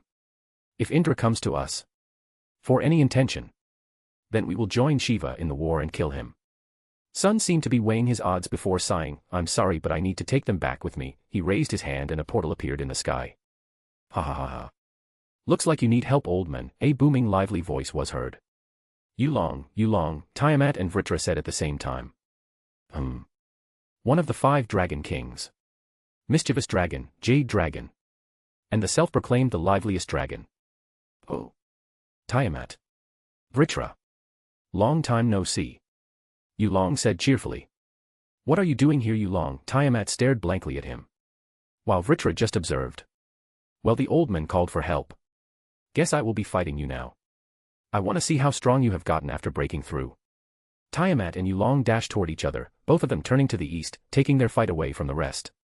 Keep his busy. I need a few moments, I stay to my team. Zenobia catch. You aren't ready yet, but you will need it for this fight, I threw her Durandal. I wish she had more time to spend training on the basics. I still haven't officially given her Durandal back. Got it.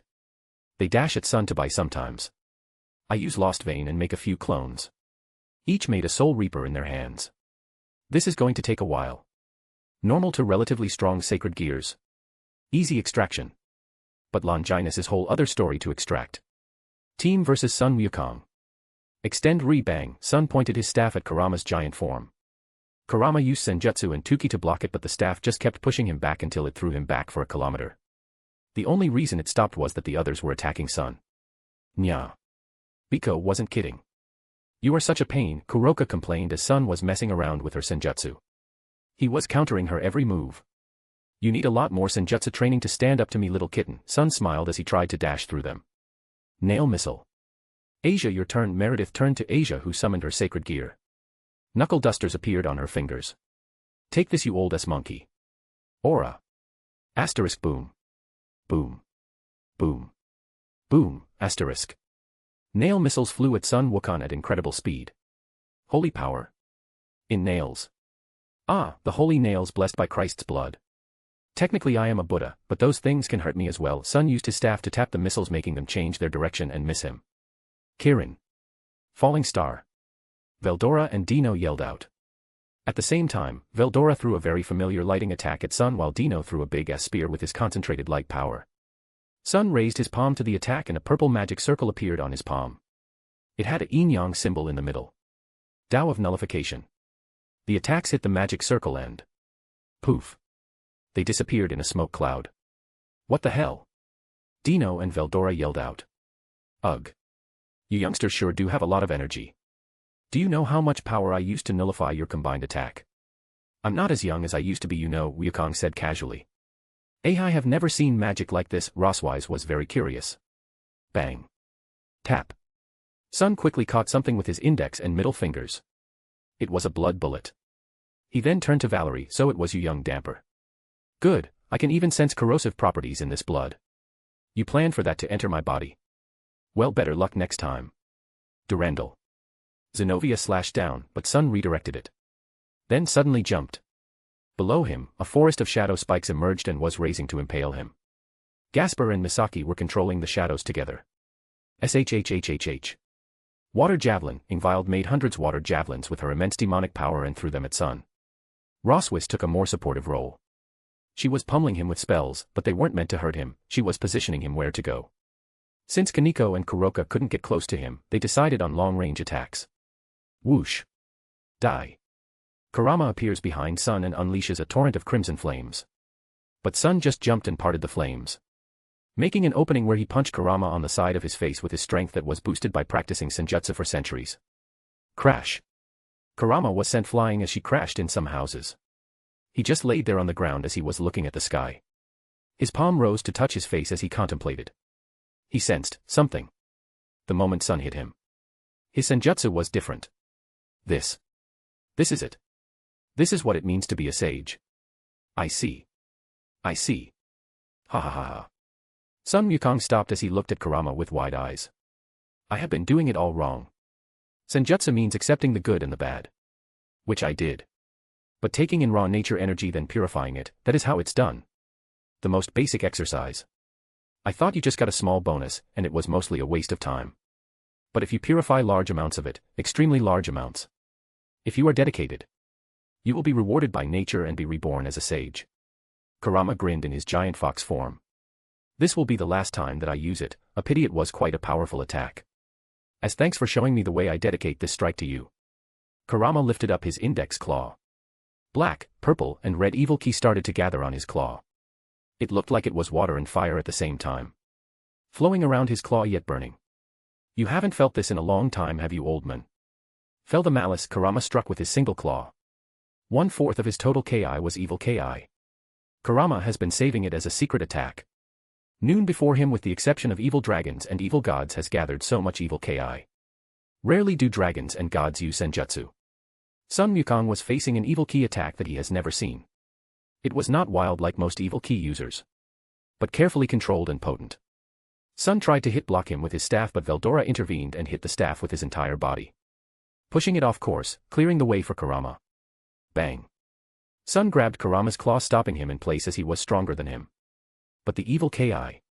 It rushed out, enveloping him, burning him, corroding his defenses and skin. The others used this attack to pummel him. Each shot out their attacks non-stop for a full minute. Ha-iya, Sun yelled out. He pushed the evil KI off of him. But it did do some damage. His previous golden fur was burnt. Some of it was purple, showing that he had evil ki in his system. Raaa, Yulong was falling from the air. No, not falling. He was thrown to the ground. Thud. Hey, old man. You look like shit, Yulong grimaced from the pain. He was in a crater made by the fall. You don't look any better. Sun cracked a few of his bones as he readied his staff. Asterisk boom. Boom. Boom asterisk. 3 shockwaves were felt at Isaiah's location. Damn. Sun Wukong could only curse out. He finished that quickly.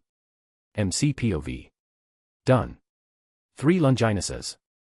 This will be a great boost for us. Everyone gathered at my location. My team was ready to protect me.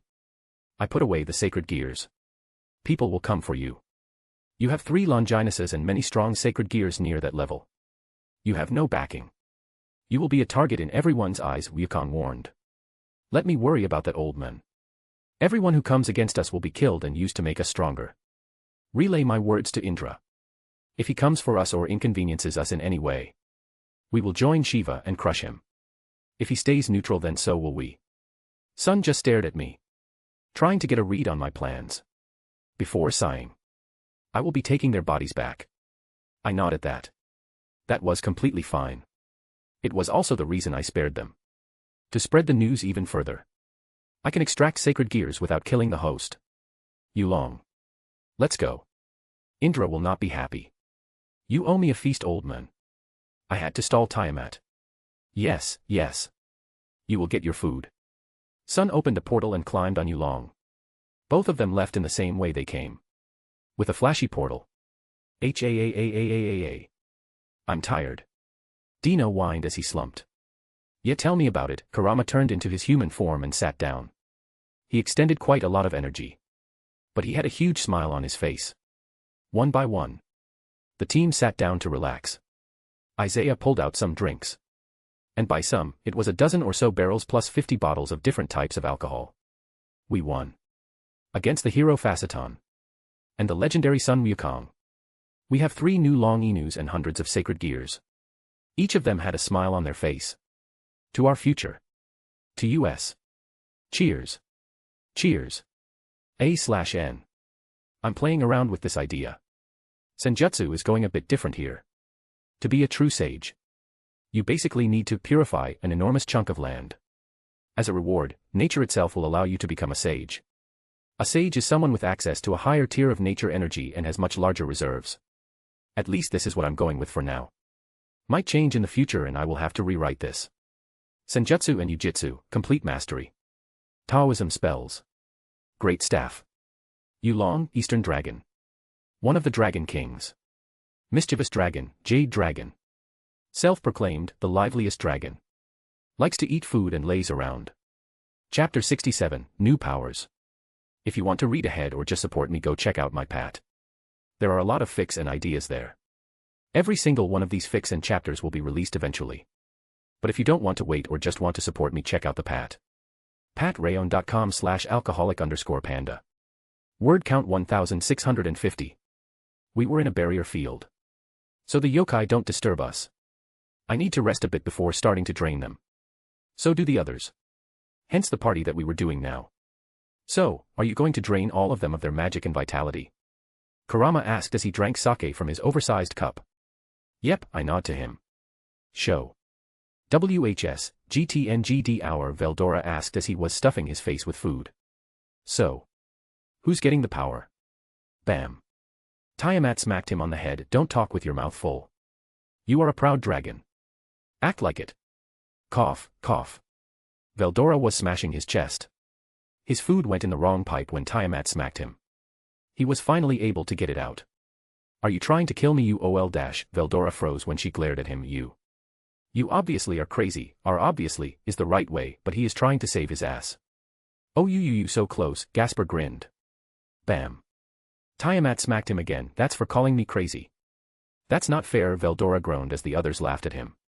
Ha ha ha. Tiamat, leave the poor dragon alone, he will be scared for life, Meredith said jokingly. How long until you recharge? Asia asked me as she drank wine with the rest of the girls. Should be a few more minutes. I reply. Oh, and Veldora, I'm actually planning on taking the power for myself. I think I can reach it. Everybody around me froze. And Dino woke up. Seriously? Are you sure? Valerie raised her eyebrow. It took me centuries to reach peak ultimate. Tiamat was looking at her hands, wondering what she has been doing with her life.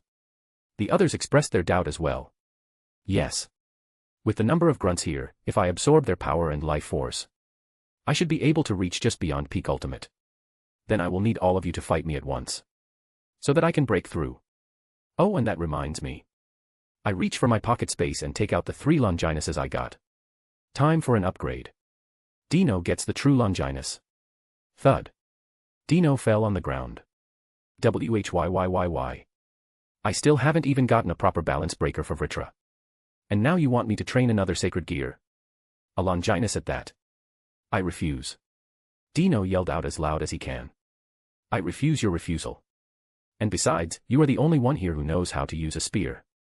I point out. Fair point, Veldora nodded like a wise old man. It's done then, Karama agreed. What about Ryas? She is a Valkyrie, she knows how to use a spear. Dino pointed desperately at Rose. I'm sorry. I'm a mage. The ones that use a spear are in a different decision, Rose said awkwardly, crushing Dino's last hope. Dino gets the true Longinus, I raise my glass. Agreed, the ladies laughed out. Good luck, Gasper patted Dino on his shoulder. No way. Dino fell on his knees, he was depressed, my sleep time. There will be barely any time left. I throw him the spear and a memory sword. Those contain Chow Chow's experiences and his insights on the true Longinus. Now that that's done, we will leave him alone for a while. He really is the only one who can pull out the most from the true Longinus. If anyone else got it, they would have to start from scratch. And with Vritra. He has armor, can absorb power and has cursed flames. Together with the spear, holy attacks and overwhelming attack power. Next Longinus. Dimension lost. Rose, you are up. I call out. The girl spits out her drink, No. I'm the newest member, I don't deserve to get such a strong sacred gear. Dimension lost is best used when it's in the hands of a mage. Now Meredith can also use it, but she already has a Longinus. 2 might be too much for her to handle. I look at Meredith, who nodded. Yeah. I can handle 1 more sacred gear. But a Longinus? No way, my soul would probably tear itself apart. That sounds about right. But what about me? I have all of Vritra's gears. That should be Longinus too. Dino still hasn't given up. You are a fallen. You can handle the strain, Karama says with a smirk. Rahaha. Just give up, Dino. But it's still kinda funny. The holiest object in the world in the hands of a fallen. Yeah. I hope God rolls in his grave. Valerie says with a smile. To be fair, she does have a right to hate him. Her sacred gear Sephiroth Grawl. It forcibly shows the user the complexities of the soul, making them go insane. I stopped it and Valerie is better now. But she still experienced its effects for most of her life. There you go, Roswis gets dimension lost. Train well and use it to protect us, I wink at her. She takes the orb with shaky hands as tears start forming in her eyes. I will do my very best, Rose says with a tone full of conviction. And here is another present. All of George's magical knowledge. Thousands of new spells. Train hard. Use the sword later. It has a lot of memories. Study it slowly, I pass her a memory sword. Rose puts the orb on her chest and it was slowly absorbed. She raised her hand as purple mist emerged from it. Who gets the Annihilation Maker? I hope you aren't giving it to Zenobia, she has 0 creativity, Gasper smiles. Hey, I take offense to that. Zenobia stood up. Am I wrong? Gasper titled his head. UGH. An arrow hit her chest. Well, that's enough of that. Tiamat will get it. Huh. All of them turned to me with a surprised look on their face. While Tiamat's jaw dropped, you know. How? She choked up a bit. I wasn't sure. But I am now. You deserve it. It's your birthright. I pull the woman in for a hug. She hugs me back. She was shaking. Know what? Kurama asked softly, knowing that this was probably a sensitive subject. I look down on Tiamat, who takes a deep breath and gives a small nod. You know that special materials were used to make the sacred gears. Especially the Longinus's, right? They all nod. Boosted gear and divine dividing were made from the body and souls of Drake and Albion. Regulus Nemia from the body and soul of a Nemean lion. So what was the Annihilation Maker made from? My question stumped them. They looked at each other wondering if anybody knew. That is an interesting question. I have never thought about it. Rose started to mumble, her researcher side was coming out. Just tell us already, Nya, Kuroka complained. The others nodded and agreed with her. It was made using the womb of a certain Mesopotamian goddess. I found this theory on a FIC written by Crossedge makes so much sense. Rose and Kurama looked at me with their eyes wide open. I nod at them. The Annihilation Maker was made from the womb of the Mesopotamian goddess Tiamat. The primordial goddess of the sea and our Tiamat's mother. Thud X4. Asia, Kaneko, Zenobia, and Misaki fainted. Steam was coming out from his ears. Guess things got a little too complicated for them. Apparently I was born from the gathered remains or essence of the goddess, and that essence was put in a dragon egg. As her last child, I inherited her name. Tiamat, a Babylonian personification of salt water. She gave birth to many gods and monsters. She was also betrayed by her children, well, at least according to legend. Isaiah, why don't you take it? It should boost your strength by a lot. You could increase the strength of your swords. Tiamat tried to reason with me. But I could tell. She was scared to take her mother's powers. This is unknown territory. I shook my head. As I said, this is your birthright. It would give you a huge boost in power. Most likely you will leave low transcended and jump up to the next class. Something which should have taken her forever to do. Don't worry. It will be fine. I will be using my swords to make sure there aren't any side effects. I pat her head. She takes a deep breath and nods. Okay, people. Enough resting. I'm going to go deal with the grunts. Rip out the gears and take their power. Kurama, we are going to need a 2 of really strong barriers. Rose, help him seal Tiamat and me in, while we get our own power boost. The rest of you as well. Tiamat's boost is going to make a lot of noise. And I'd rather we keep it silent. Okay, Roswis nods as she starts to play around with Dimensional Lost. Everybody else starts to make preparations for the barriers. Dino, stop sulking and absorb the true Longinus already. Fine. Just so you know, I refuse to sleep any less than 6 hours, Dino grumbled as he cut his palm and smeared blood on the spear. The spear glowed brightly, showing it accepted Dino as the next host. After Tiamat and I get our power boost, we will visit Yasaka. After all, we just saved her in Kyoto. And Kurama can get some payback as well. Kurama grins at that while the rest of them nod. This ought to be fun. I'm 17 years old. And am about to put my foot on the transcended realm. Things are progressing quite nicely. A/N. Don't worry, I have another idea in mind for Out MC. Chapter 68, Ascending. If you want to read ahead or just support me, go check out my pat. There are a lot of fics and ideas there. Every single one of these fics and chapters will be released eventually. But if you don't want to wait or just want to support me, check out the pat. patrayon.com/alcoholic_panda. Word count 2250. Senjutsu, Crimson Barrier Formation. BZZZZZZ, BZZZZZZ. Kurama, Kuroka, and Kaneko used Senjutsu to make Kurama's special Crimson Flame Barrier. They made 2. One for Isaiah and one for Tiamat. SHHHHHH. Rose enveloped the inside with purple mist from Dimension Lost. Holy nail cage, Meredith yelled out. Nails the size of a person started to appear, then cross each other and fuse. Layer by layer the cage was formed. Water barrier, Ingvild used her Satan class power to make a water barrier. She froze the outermost layer, keeping it mostly water on the inside to disperse the force. Gasper, shall we? Misaki smiled and Gasper nodded. Shadow cage. Both of them slammed their hands on the ground. Countless shadow tendrils started to rise, wrapping around the ice. Then the shadows solidified. A net enveloping the ice.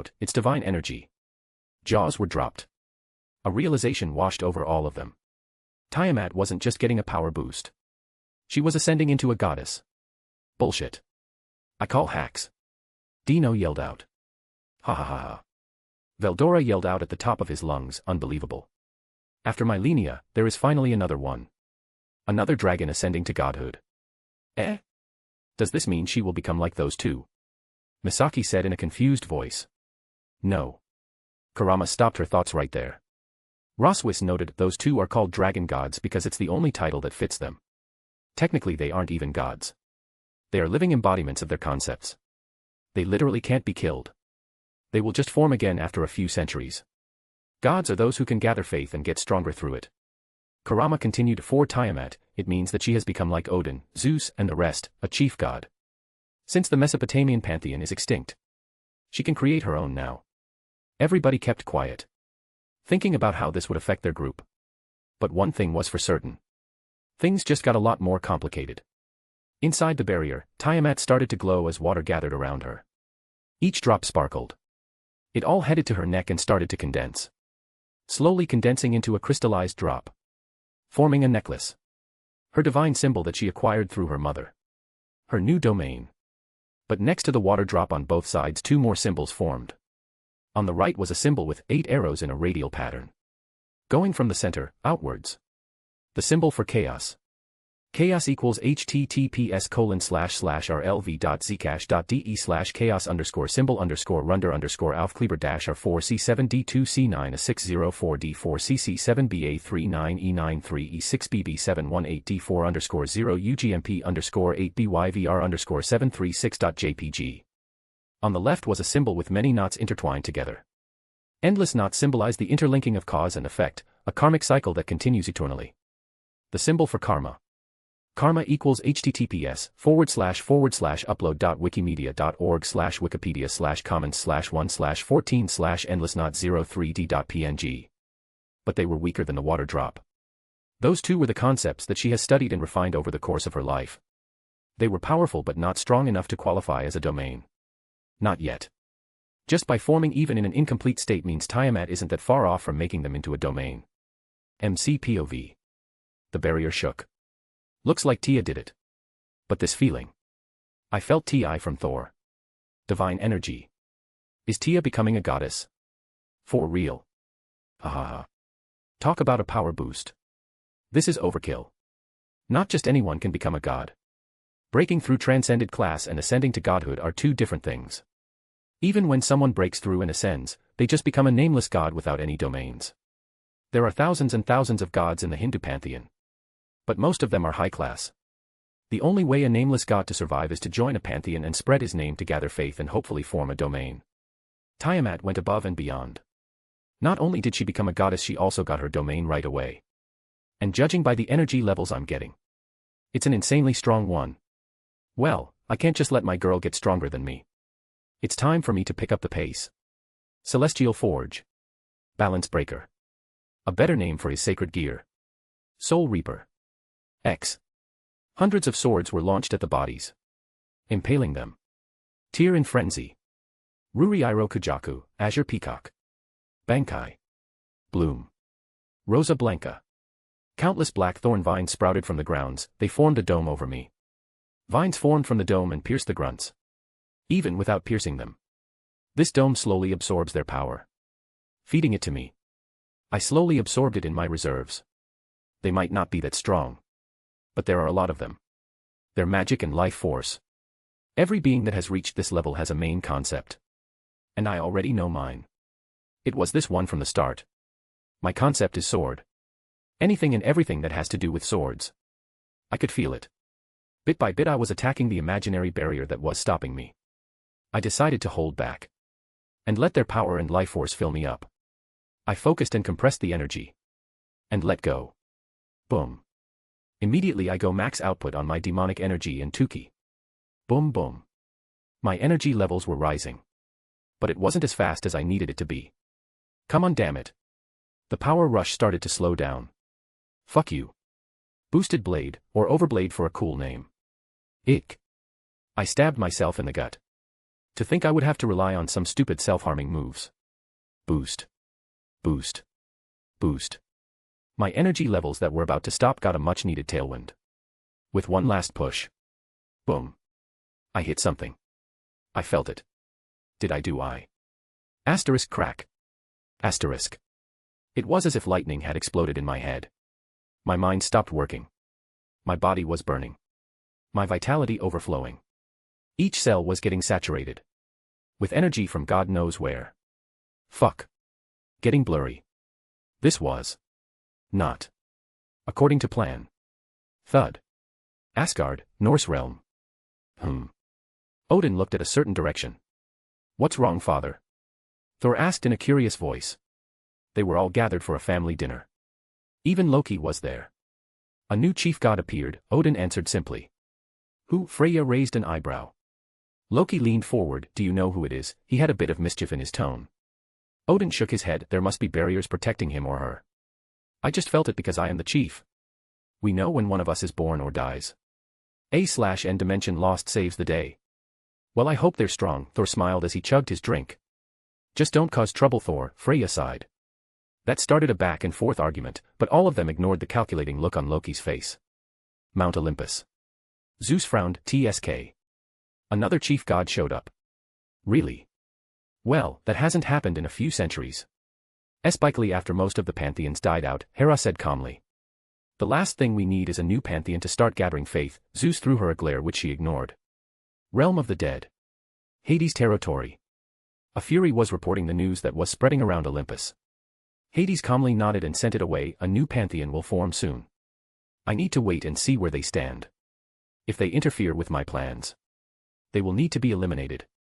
Takamagara, Shinto realm. Amaterasu felt it just as the other chief gods did. But she merely smiled. Interesting. A new pantheon after all this time. This should shake things up a bit. Hindu pantheon. The Trimurti. The three most powerful gods of the Hindu pantheon.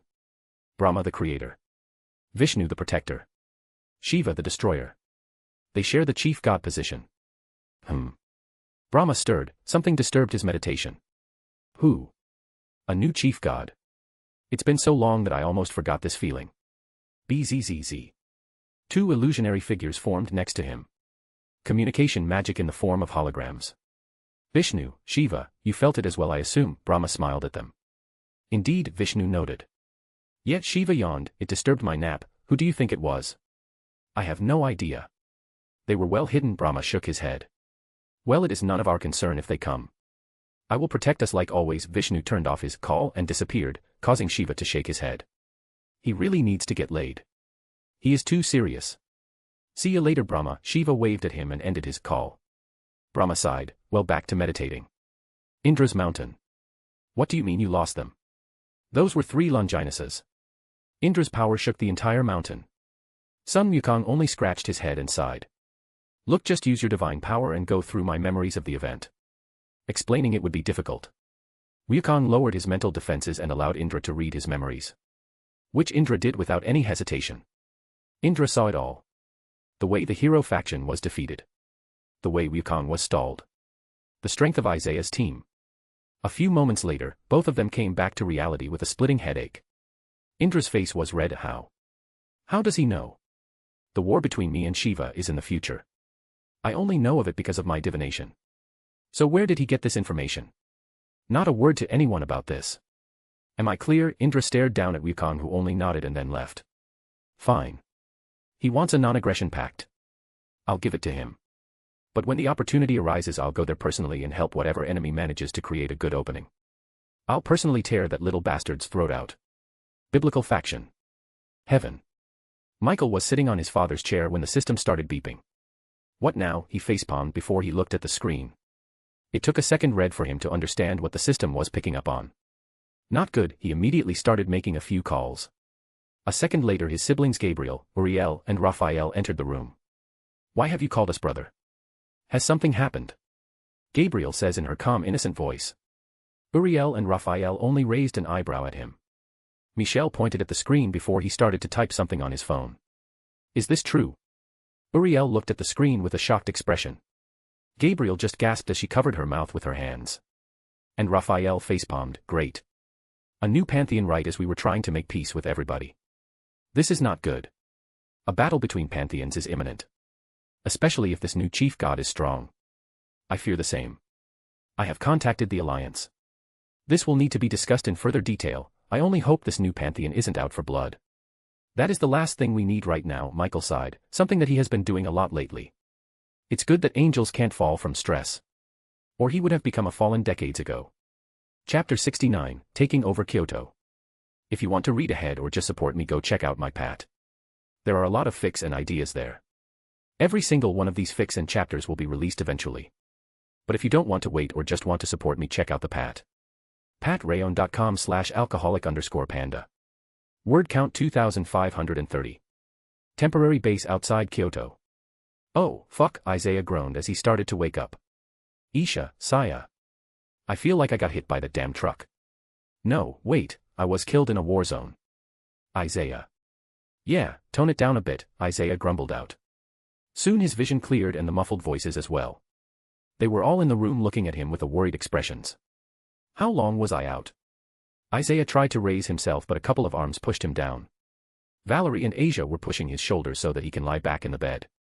You were in a coma for 6 hours. Asia said tearfully. Me and Asia tried to heal you. But it didn't work. This is what your body wanted to do. Valerie held his hand. You are too unstable to move now, Karama spoke up. Isaiah frowned, then he tried to move. His power was out of control. A little movement and he could injure himself or someone from his team. He turned to Tiamat. Tia, how are you faring? I'm great. Things went even better than expected. You look good. Got even more handsome. Tia smirked at him, causing Isaiah to raise an eyebrow. Take a look yourself. Ingvild raised her hand and ice started forming horizontally above the bed. So Isaiah could get a better look. The first thing he noticed was that he was taller by a few centimeters. The second was that he was more buff.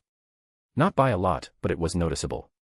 His eyes were still red, but they had this depth that wasn't there before. Whoa, dude. Stop sending power to your eyes. I felt like you could cut me just by looking in my direction. Dino waved his hands. Isaiah closed his eyes. That is proof that he has reached the next realm. Every person on this level has at least one concept that they have taken to the extreme.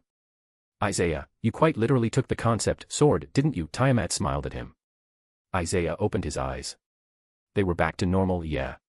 My concept is sword. What's interesting is that it looks like I became a sword myself. I feel that I could cut without actually needing a sword. Isaiah raised his finger and cut downwards. A tear appeared, showing multicolored space in it.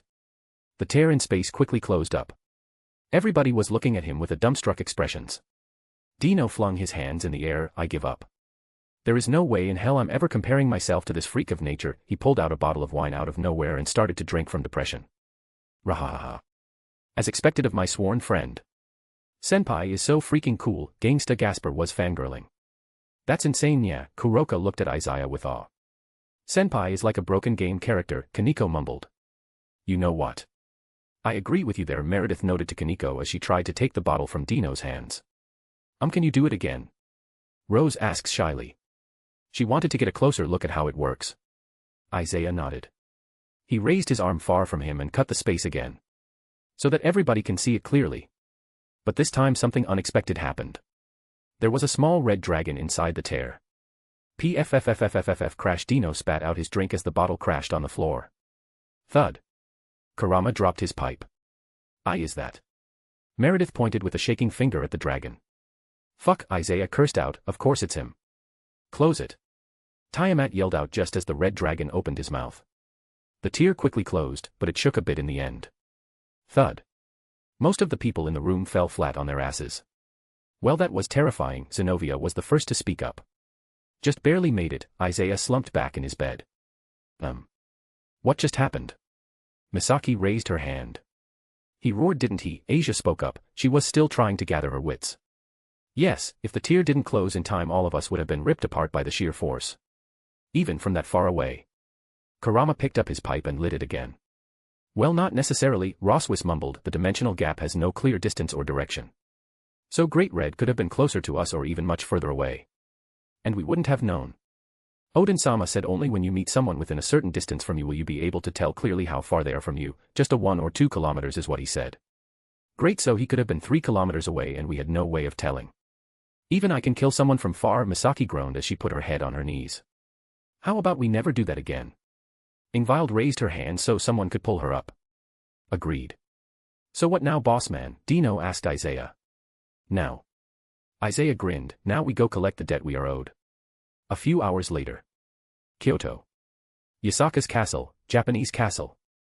Yasaka-sama. Yasaka-sama. They are here. The maid rushed to the main hall. Let them enter, Yasaka sighed when the maid left. This is not going to end well for us. I am grateful that they saved me and my people. But nothing is without a price. And if we don't pay it, they can take it by force. They entered the castle. Yasaka closed her eyes. And used senjutsu to check on them. Whoosh. A few moments later Yasaka's eyes snapped open. How is this possible? His energy. It's even stronger than when I felt his energy during yesterday's fight. And the dragon next to him, according to the reports, should be the Dragon Empress Tiamat. She not only had an increase in power, but she has become a goddess as well. A few minutes later they entered the main hall. Isaiah is at the front. Tiamat on his left and Kurama on his right.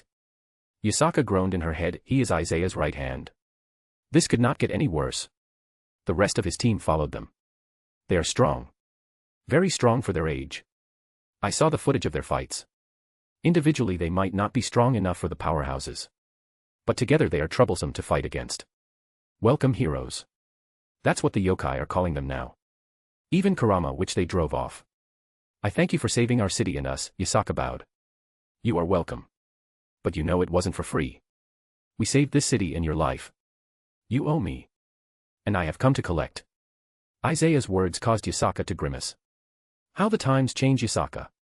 Kurama says mockingly. Yes, Yasaka just noted. There was no need to put up any masks or false sympathy. She had the power and opportunity to help him. Protect him from the other yokai. Yet she chose to do nothing and let the yokai decide his fate. That backfired rather spectacularly.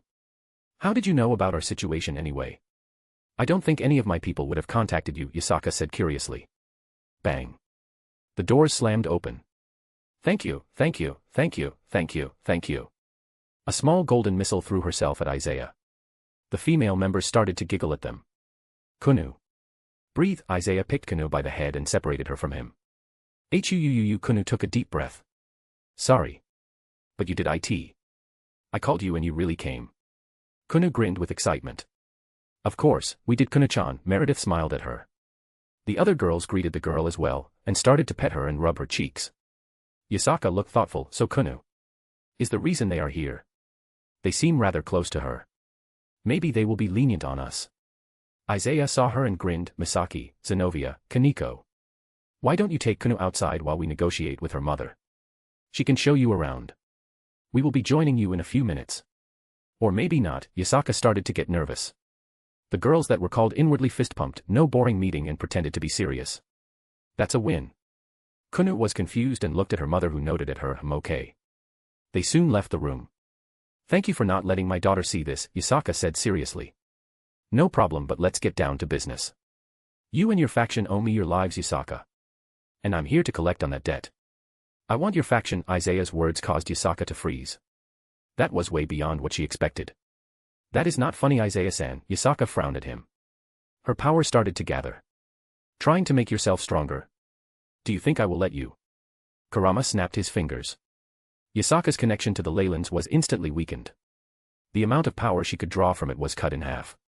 Let's show her why even fighting us would be a bad idea, Isaiah grinned. First, Rias used dimension loss to temporarily pull us in another dimension. Then all hell broke loose. Isaiah and Tiamat unleashed their powers. Tiamat even created a few monsters. Dino took out Vritra and the true Longinus. Valerie took out her Grail. Meredith and Gasper showed off their Neo-Longinuses. Ingvild, Kuroka, and Veldora just released their powers to their max output. In case you haven't noticed, I'm not asking. I'm telling you. Yasaka had an unwilling expression on her face. She was about to argue, but Tiamat cut her off. I wouldn't bet on the Shinto faction helping you out. They don't like the yokai faction very much. Amaterasu might like you, seeing as you are her Miko, priestess, but it's not like we are threatening your life. She is right. Amaterasu wanted me as her Miko only because of my position. If they harm me, she would have to take action so that her reputation doesn't suffer. But they can take away my position without actually hurting me too much. That's how outclassed I am. What would happen if you were to take over? Yasaka asked quietly. Everybody in the Kyoto faction gets one of my swords. It binds with your soul. And tells me what happens when I am betrayed, Isaiah says calmly. Enslavement then, and useful for finding spies. You will unbind yourself from the Leylands and Kurama will take your place as the leader of Kyoto. He will use the power of the Leylands to speed up the process and become a sage. Yasaka turned to Kurama with a shocked expression. Kurama just gave her the smuggest look he could possibly do. Becoming a sage was something all yokai dream of. Being able to fight gods and Buddhas like Sun Wukong. If it's a sage that leads our faction, then the yokai will prosper even more. Sun Wukong has been the idol for yokai for centuries. If you swear to help my people and treat them fairly, I will step down. I will even help you make the transition more peaceful. Isaiah turned to Kurama, who nodded slightly. Done. Then the yokai faction is now yours, Yasaka said with a bit of melancholy. Don't worry too much. With time you will see that this was the right decision. Contact the wizards. Start spreading the news about this. Especially about Tiamat. The team smiled. Roger. Isaiah turned to Yasaka. Tell your people. I assume many won't be happy with this. We will try to avoid bloodshed. But if some idiot mouths off, well then it's unavoidable. Now for the boring part. Calming things down, Tia grumbled. Meh, I play a lot of civilization and city games. How hard can't be to handle a real faction? Gasper would regret those words during the following week. 3 factions meeting. Well, we are finally here, so let's hear the news. Michael, Azazel sighed as he looked at his screen. Michael was on the right, Surzex and Serafal were on the left. It took some time to make a secure line where they could talk. Well then. I will be blunt. A new chief god has appeared. The system itself informed me. Azazek groaned very loudly. Asterisk thud, asterisk. Serafal's forehead hit her desk. She didn't even bother to try and maintain her image as head of diplomatic relationships. Whyyyy, both of them complained at the same time. Serafal, Azazel, I know this news is shocking. But do you have any additional information on this? Michael asked politely. Serafal shook her head. I have no idea who it might be. What chief god position is most likely to resurface anyway? The Aztecs. Sir's ex-guest, they just need to start sacrificing people again. Asterisk BZZZ, BZZZ, BZZZ, asterisk. Azazel's phone rang. One moment please. Azazel put himself on mute as he accepted the phone call. After a few moments his jaw dropped, making the leaders very curious about what news he had just received. Azazel ended the call and unmuted himself. Well, things just got a lot more interesting. Whether is bad or good I have no idea. Well. Don't keep us waiting, Michael raised an eyebrow. Sigh. Isaiah and his team took over Kyoto 2 days ago. And there has been talking that Tiamat became a goddess. Sirzex lightly facepalmed. Why is it always him? How did you even get this information? Having spies among the yokai is almost impossible. Their senjutsu is such a pain. They can just ask if you are betraying the faction. Seraphal asked Azazel, who just smirked but didn't say anything. That's why my spies never try to access classified details. They just give me the news ahead of time. Hardly a betrayal. That's how they slip through. But knowing something a week in advance has a lot of value. I can position myself to gain some benefits from knowing the news before everybody else. Azazel, how did Isaiah accomplish this? Michael got straight to the point. The hero faction, a group of humans with 3 long Inus and a dozen more high-class ones, along with an army of normal sacred gear users attacked Kyoto. They were planning on kidnapping Yasaka and using her for some ritual. Isaiah and his team intervened. They massacred everyone. And are now treated as heroes. Somehow they made Yasaka step down. Kurama the Nine-Tailed Fox now rules the West Yokai faction, which means Isaiah basically owns it. Sirzex spoke up. We obviously were caught off guard by this. I suggest we move this for another day. When we will have more accurate information. Agreed. We must act quickly. A new pantheon showing up will only destabilize the current fragile peace even further, Michael spoke up. After a few words of goodbye. The call ended. Azazel stood up from his chair. Kyoto-ha. Let's see what my stupid son has been up to. A/N. I'll fix the AUX chapter later. To show the new members and their strength. Chapter 70, Rulers of the West. If you want to read ahead or just support me, go check out my pat. There are a lot of fics and ideas there. Every single one of these fics and chapters will be released eventually. But if you don't want to wait or just want to support me, check out the pat. patrayon.com/alcoholic_panda. Wrote half of this chapter at work. Word count 1,400. I'm on my 2-week vacation that started from yesterday. Went back to my hometown. Releases might be slower since I will be drunk most of the time. Yesterday was awesome. Met with some old friends, got drunk, all in all we had a good time. 1 week later. Well, that was a giant pain in the ass. Naturally, there were some yokai not happy with the change. Even though officially Kurama will be in charge. That all changed when Yasaka said Kurama will be becoming a sage soon. There was a few moments of silence before the entire faction started to cheer and celebrate. Sages are a big thing. They now practically worship the ground Kurama walks on. There are statues of Kurama now. Tayamama was in a very good mood. She finally had some followers. Tiamat has been blessing the land that the West Yokai faction owns. As the goddess of water and karma. She made it so that if the farmers were good people and kept doing good deeds, the crops would be healthy and plentiful.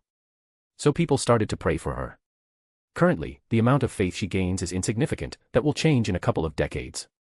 But that didn't stop her from being happy about it. And the sex was amazing. It is, as they say, happy wife, happy life. I made thousands of loyalty swords. Each also has a small barrier that would block attacks from a mid-class. I spread them around. Getting a good boost in reputation. Only Yasaka knows the true purpose of the swords. And she is smart enough to keep quiet. She has been working hard. And honestly, to me she looked happier to me. She gets to spend a lot more time with Kano, since she no longer has to handle the stress of being the leader. We can easily protect them now. The little girl has been a bundle of happiness the past few days. Yasaka is now in charge of logistics. Gasper was in that division too.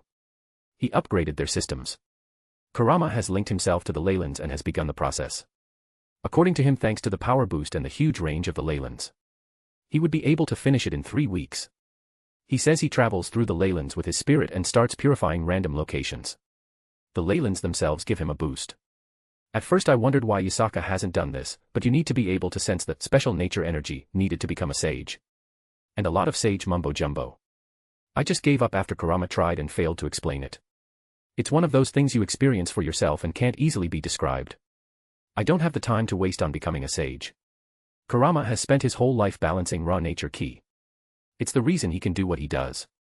It would take me a century if I wanted to copy him. I gave Lost Vein to Kurama. So now he has clones, but very weak ones. Just for appearances and to travel with us. They all have a real-time mind link. We weren't about to leave the poor guy here while we go out and have fun. Veldora was training the troops. Meaning he was playing drill sergeant with the yokai. Well, he was having a blast and I just let him have his fun. Zenobia and Misaki were also there. Acting as his assistant and doing some training themselves. Zenobia was practicing to get strong enough to properly wield Durandal.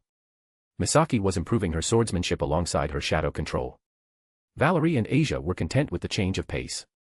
They were healers on standby. Healing injured soldiers from the training regimen. As well as studying from and teaching other medics. Dino and Meredith were disappearing somewhere together. Honestly, we all know about it. Just get a room, seal, and soundproof it. Kuroka and Kaneko were happy here.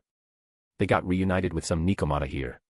The Nikomata tribe is officially under Nurarihayon. In the East Yokai faction. 90% of the Nikomata are there. But there are some that just want to live here. Metal Note go visit him later. Ingvild was playing with children. It makes her happy. She also sings for them sometimes. Always attracting attention and making a small street concert. That's all for internal matters. The external are whole other story. We shook quite a few trees by taking over the West Yokai faction. People are getting nervous. The Shinto faction didn't do anything drastic. They called a few yokais and Yasaka to confirm the situation. Once they learned that Yasaka wasn't the leader anymore, they lost interest in her. Kurama was offered a position as a Fujiki priest, male shaman. He refused, of course. After that, the Shinto faction has made no other attempts of communicating. The 5 clans weren't happy with the news. They hate the yokai, but they also hate outsiders. They send some of their men to measure us. We sent back their heads. Making relations with the 5 clans is useless. They are narrow-minded idiots. If they piss me off, we will wipe them out. That will make the Shinto faction angry at us. But they should have held a tighter leash on their dogs. We did inform them of this. That if we are attacked we would retaliate. So it's all on them really. Odin found it funny as hell. So did Azazel. He secretly enjoyed all the chaos from my actions. I don't really know about the angels and devils. BZZZZZ. Well, speak of the devil. Riser is calling. Wonder what he is up to. Haven't heard from him in a while. Hello. Isaiah, what the hell? You took over Kyoto. Riser yells out. I let out a chuckle, so you have heard. Heard? It's absolute chaos over here. The 4 Satans are getting a lot of heat for letting go of such a valuable asset. Even more than they were doing before. It was one thing you being strong. It's another you having an entire faction under you. A lot of people feel uneasy about this change. I'd expect nothing less. Interesting. I assume assassination attempts are going to start soon. Riser snorted, that sounds about right. You aren't worried at all, are you? A grin formed on my face, worried. I welcome them. It just so happens that I need a few guinea pigs to test out some new swords. Isaiah. Homie, you are one scary dude. Thanks for the compliment. Crash. Fuck. Say hi to Ravel and the girls for me. I have to go and deal with some idiots that just crashed straight into a nearby store. Damn it, the owners sell good food. Get those idiots out of there. See ya, bro. Nighttime. Isaiah was coming back from his training. I got you, nya. Kuroka jumped on Isaiah's back. And started to rub on him. Kuroka. What are you doing? Isaiah deadpans. I'm feeling very hot, so I decided to seduce you, nya. Kuroka tilts her head cutely, her skin was flushed and her eyes glazed.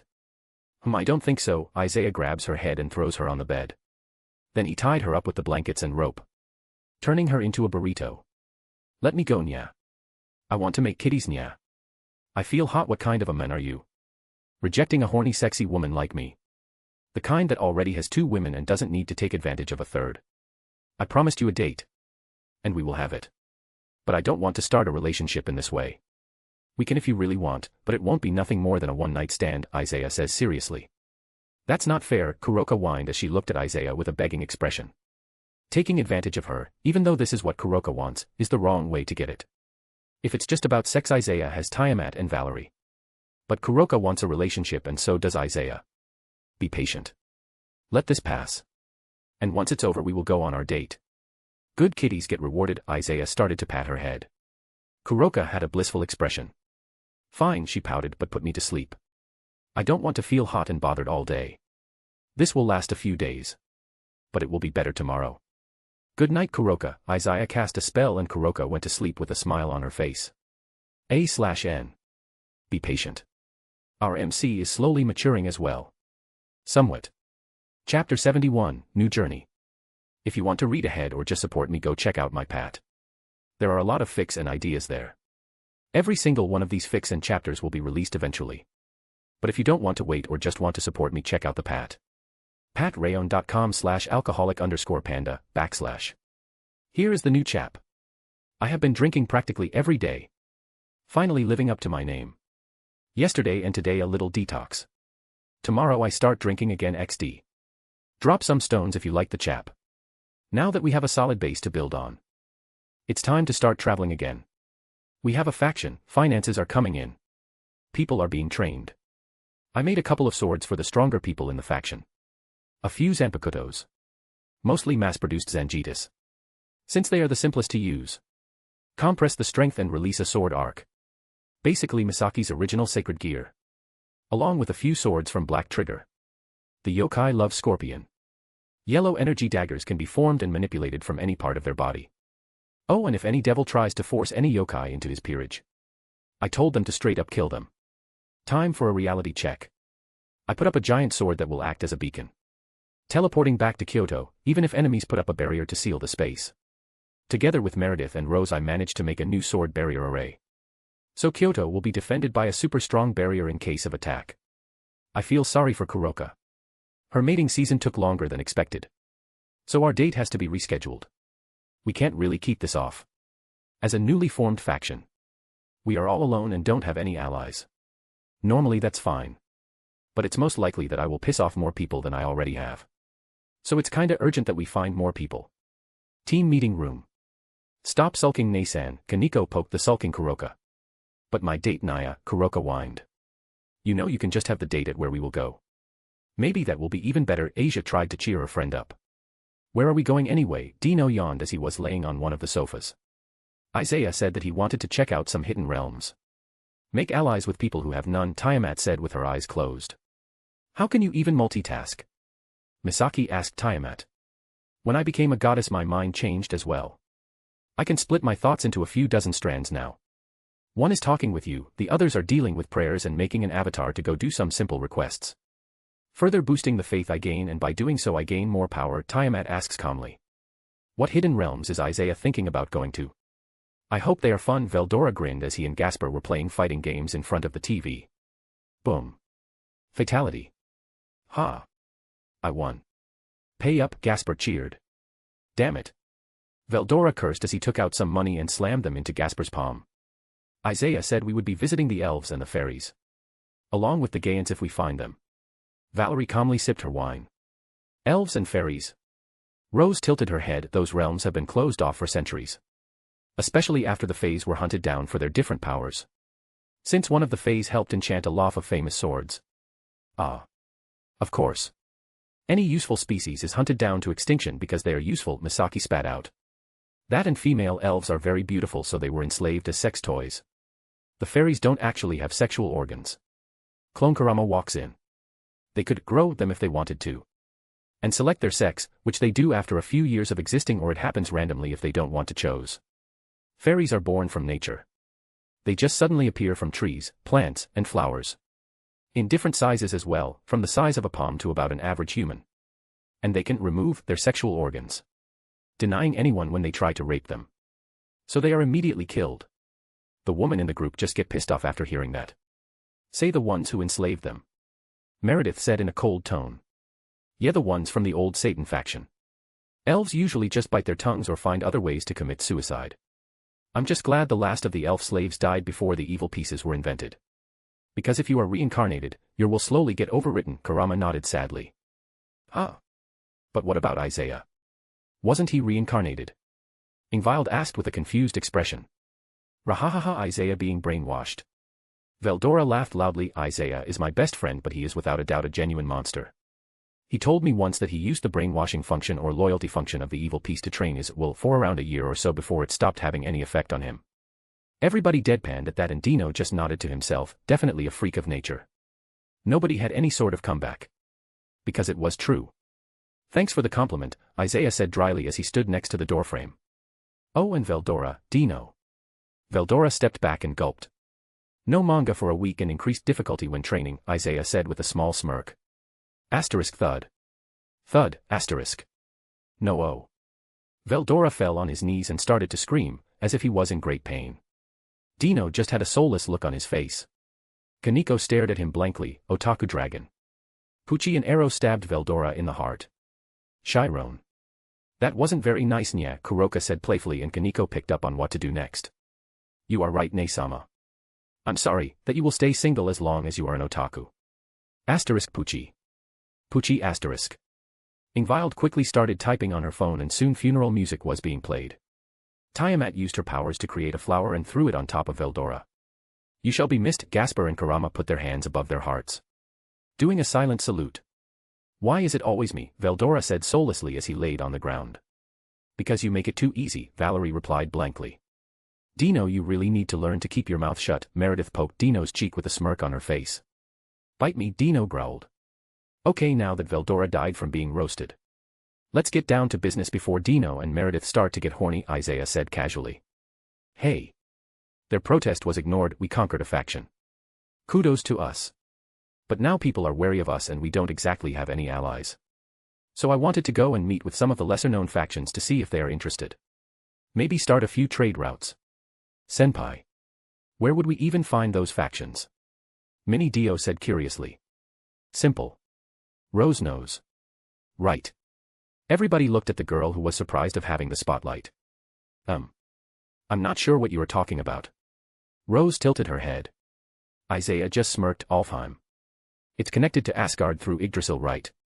Yes. Rose said unsurely, missing the point. So we only need to find the tree and use it to get to Alfheim. Silence took over the room. Rose suddenly stood up and slammed her hands on the table that was near her. That's not how it works. The tree is located in the dimensional gap. It's incredibly dangerous to even climb up the roots of Yggdrasil. Let alone go to the tree, get to another root and follow it down to the hidden realm. It's a death wish. But Odin has done it before. Isaiah pointed out. Well yes, Lord Odin goes to Yggdrasil on occasion to consult with the Morai, the Fates. But the journey is dangerous even for him. Rose looked like she was having a panic attack. Visiting the world tree. I have never seen it before, Tiamat starts to mumble. That sounds like fun, that sounds like the perfect place to train senjutsu. Veldora and Karama looked at each other and grinned. Misaki raised her hand, I want to see fantasy elves. Well, Alfheim is said to have mystical forests along with very tasty fruit wine, yeah, Kuroka said out loud and the other girls picked up on that. How tasty? Valerie said seriously. The elves have one of best fruit wine in the world, Isaiah answered instead of Kuroka. The women minus Rose looked at each other and had a silent conversation. They debated the pros and cons, before nodding to each other. Valerie then turned to me, when do we leave? Rose just slumped. Meredith just went to the girl and put her arm around her neck, chill out girl. We will be fine. Did you forget how big of a monster our leader is? Do you think he would have proposed this trip without finding a way to keep us safe? Rose looks at Meredith with a shocked expression before turning to me. Did you really think I would risk all of your lives on a whim? Isaiah says with a small smirk and Rose blushed furiously from embarrassment. Why did I jump to conclusions? She started to tear up as she mumbled to herself. Nope, Meredith grabbed her and pulled her from the sofa. No more moping. We have a trip to get ready for. That means it's packing time. Of course, nya. Well, I did want to try out a new outfit, Asia nodded along, Ingvild-chan as well. I bought new clothes to seduce senpai, Kaneko said seriously. Really, so did I, Zenobia looked at Koenko and both of them fist-bumped a second later. In a few moments, only the guys were left in the room. Isaiah looked at Dino with a raised eyebrow. I already have my usual backup clothes in my inventory. Same, Gasper nodded. I don't wear clothes except for pants and shoes in the first place, Veldora said simply as he and Gasper started a new round. Isaiah just smiled wryly. I'm the same as well. I don't need to get ready, thank God I was born a man. Getting ready for hours sounds like a nightmare. A/N. Now obviously not every woman is like this. But I know both types. Some get ready just as fast as guys do. Others take hours. But the majority of women that I know take longer. Chapter 72, Yggdrasil Root. If you want to read ahead or just support me, go check out my Pat. There are a lot of fics and ideas there. Every single one of these fics and chapters will be released eventually. But if you don't want to wait or just want to support me, check out the Pat. patrayon.com/alcoholic_panda. Word count 2,200. I'm back home. Vacation is over. Well, the ladies finally got their stuff ready and got into their new outfits. Kuroka was still wearing her usual black kimono. But Kaneko surprised me by wearing a white one. It suited her. Ingvild was wearing jeans and a pink t-shirt that showed off a bit of her stomach and navel. Over that she was wearing a nice white jacket. She was blushing bright red from embarrassment. Asia was rocking a new more well-delinquent look. Black jeans. Low-crop white shirt. And a fashionable black leather jacket. It strangely suited her. And showed how far she had come from a shy nun who didn't know anything about the world. Zenobia went with normal clothes. Jeans and a white shirt. Which was totally surprising, since usually she would try to seduce me with more revealing outfits. Misaki just wore jeans and a black t-shirt. Tiamat didn't get what the point of changing style was. So she was still in her old clothes. Valerie was wearing a red shirt with a black skirt and stockings. Meredith wore jeans and a thin blouse. To show off her figure. Dino seemed to like it, judging by the way his jaw dropped. Rose, the poor thing, was forced to wear a mini skirt and a tight shirt as well. A figure like that shouldn't be hidden by a suit, they said to her. While it was a nice view, the poor girl couldn't walk straight because she wasn't used to it. Veldora just scratched his head as he looked at them. Is there any point in new clothes?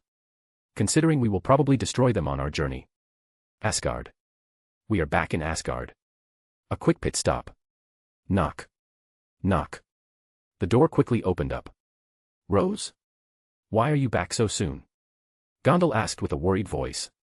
Rose smiled and hugged her. Don't worry, Granny. I wanted to stop by. We are going on a journey and I wanted to see you before we go. Gondal just smiled at her. Good. And I see that you are finally wearing some nice sexy clothes. About time. Rose blushed. Grandma. Gondal just ignored her granddaughter's embarrassment. So where are you going? Rose started to fidget. Well. It's kinda complicated. I decide to cut in Alfheim, causing her to freeze in place. She looked at Rose, then at me. No. Please don't tell me you are using the roots. Rose looked at her sheepishly. Gondal took a deep breath, probably to start her rant, but I stopped her. It will be fine. I have a way to navigate the small worlds. And survive the environment. And even if we end up in the dimensional gap. I have set up a marker in our base. I will just rip space apart and we will get home safely. Clack. Gondal closes her mouth and thought about what I said before, sighing. Fine. Just be careful. Those roots have caused the deaths of hundreds. Rose quickly hugged Gondal. I will, thanks Grandma. After saying our goodbyes, we exit Asgard at a specific point and find ourselves in the dimensional gap outside Asgard. Above us was a giant root. That led somewhere in the distance. Just wow. Was the reaction of pretty much everyone in the group. I can't see shit beyond a certain point. Dino just slumped even further. This is going to be exhausting, isn't it? Think of it like hiking. I shrugged my shoulders. I was. That's why I said it will be exhausting. Meredith, who was next to Dino, grinned. Would you carry me if I got tired? She stopped in front of him and did her best puppy dog look. No. Dino immediately cuts off any fantasies. I was actually thinking how to convince Veldora to carry me. Meredith froze in place. Completely shocked by this. The rest of us start to laugh at them. Dino, there is no way in hell I'm carrying your lazy ass. Veldora says with a serious expression. We do it enough when we are gaming. Gasper smirks. Dino freezes. Touché. We will have to walk for quite a while. Tia looks up, trying to see where the roots end, or rather begin, but she couldn't see a thing. Neither could I. The roots go through multiple small worlds. To keep thing hidden. The root isn't visible inside the small world. You need to exit at a specific spot to continue walking on the route. If you choose the wrong exit, you get stranded in the dimensional gap. Odin uses his eye to navigate himself. And how will I navigate in this place? Simple. A compass sword. I quickly form a compass that was basically made to be 3D. It was made from 6 blades. North, west, south, east. Up and down. Since there is no real way to track directions in the dimensional gap. This thing was based on Jack Sparrow's compass. I set a goal. And it uses my power to locate what I want and guide me to it. In this case, the goal is Yggdrasil. The more power you pump into it, the more accurate it is. But I have to vaguely know where it is. Otherwise, I would have just looked for Alfheim directly. Let's go, shall we? Isaiah smirked as he raised his hand. Swords started to materialize in the air, they started to stack on each other and fuse. In a couple of moments, a large metallic wingless western dragon was in front of them. All aboard the Dragon Express, Isaiah laughed loudly. The team was looking at him speechlessly. Kurama raised an eye. Cool, Kaneko smiled. Since when can you do this? Misaki asked curiously. Since I became a super devil. I shrugged nonchalantly. It's fucking awesome, Mini Dio grinned. Yes. Yes it is, Isa smiled at their reactions. All of us climbed on the back of the metallic dragon. Everybody freezes as they stare down at the back. They felt their power being drained.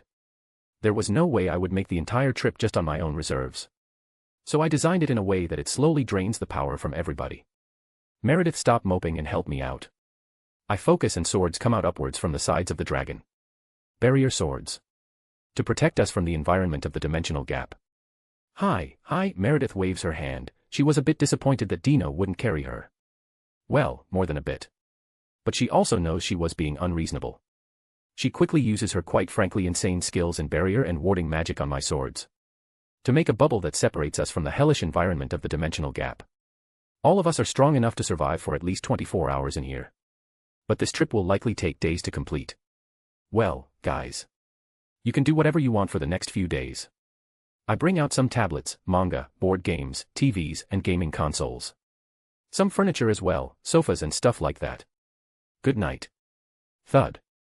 Dino's floating cloud landed roughly on the ground and he instantly went into sleep mode. Sweet. Vel, do you want another beatdown? Gasper says mockingly at Veldora. You are on midget, Veldora growled as they start gaming while yelling and cursing each other. I put a small soundproof barrier around them. No need for the rest of us to have our peace disturbed. Injivald and Misaki put a small soundproof barrier around themselves, sat down and started to listen to some music in peace. Something they rarely got these days. Kurama sat down to meditate. Not to absorb energy or anything like that. This was the dimensional gap. He couldn't absorb energy even if he tried. He was simply meditating, trying to get inspiration or insight. Meredith, Zenobia, Asia, Kaneko, and Kuroka went to the table. Okay. Who's up for some poker? I'm thinking Texas Hold'em, Meredith said with a grin. Sure, I'm down, no problem, yeah. Rose shyly raised her hand, can I join? Get over here, girl, Meredith pulled her hand and all of them sat down on the table. And just like that the girls started to gamble. Valerie brought out some painting equipment. It's a hobby she recently picked up. And she is getting quite good at it. She has a talent for art. Each of us made mini rooms, with soundproof barriers and some thin walls. Me and Tiamat laid down on one of the beds to relax and cuddle a bit. Simply enjoying each other's warmth in silence. 2ND day. You guys are so mean, Asia snickered as she was shooting a video. Meredith was snuggling up to Dino on his cloud. Veldora and Kuroka were snickering, they thought it would be funny to prank them. But what we all did not expect was for Meredith to use Dino as a body pillow and for him to just hug Meredith in his sleep. This is priceless, Gasper said with an amused smile. Dino and Meredith will be so mad when they wake up, Valerie who was snuggling up to my side giggled. That they will, I nod as I watch the team gather blackmail material. I think they really should just go and make it official. They both like each other. What's stopping them? Tiamat wondered as she took my other side. It's their life, Tia. We have no right to interfere with it. We can only support them and give them a small nudge. At the end of the day, it's their decision. Tia and Valerie quickly fall asleep. And I soon followed. 5th day. We have entered another small world. One completely filled with water. The experience was surreal. We were basically in a submarine. All sorts of sea life was swimming near us. Kuroka and Kaneko were staring at the fish. Their tails swished behind them. Isaiah, Kuroka comes to my side and presses her chest against me, can I get one of those fish? Pretty please, nya. I am willing to make a deal with my body, Kuroka whispered in my ear. I turn to her and lean on her ear. No. Kuroka stomped her feet, come on, nya. Why not? I smile at her and pet her head and scratch behind her ears. That immediately calms her down. If you want fish, take some from our storage. We are in a small world. I have been watching these fish. They don't exist in our world.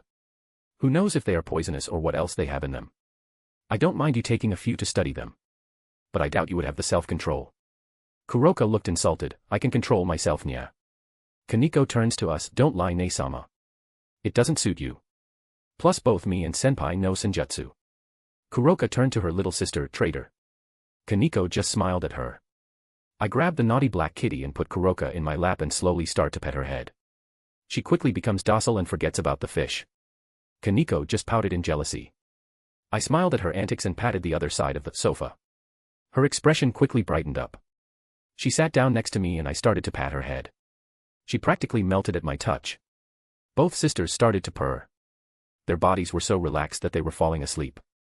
Which they did, and it only took 15 minutes. This is fun and they are enjoying it. So why the hell not?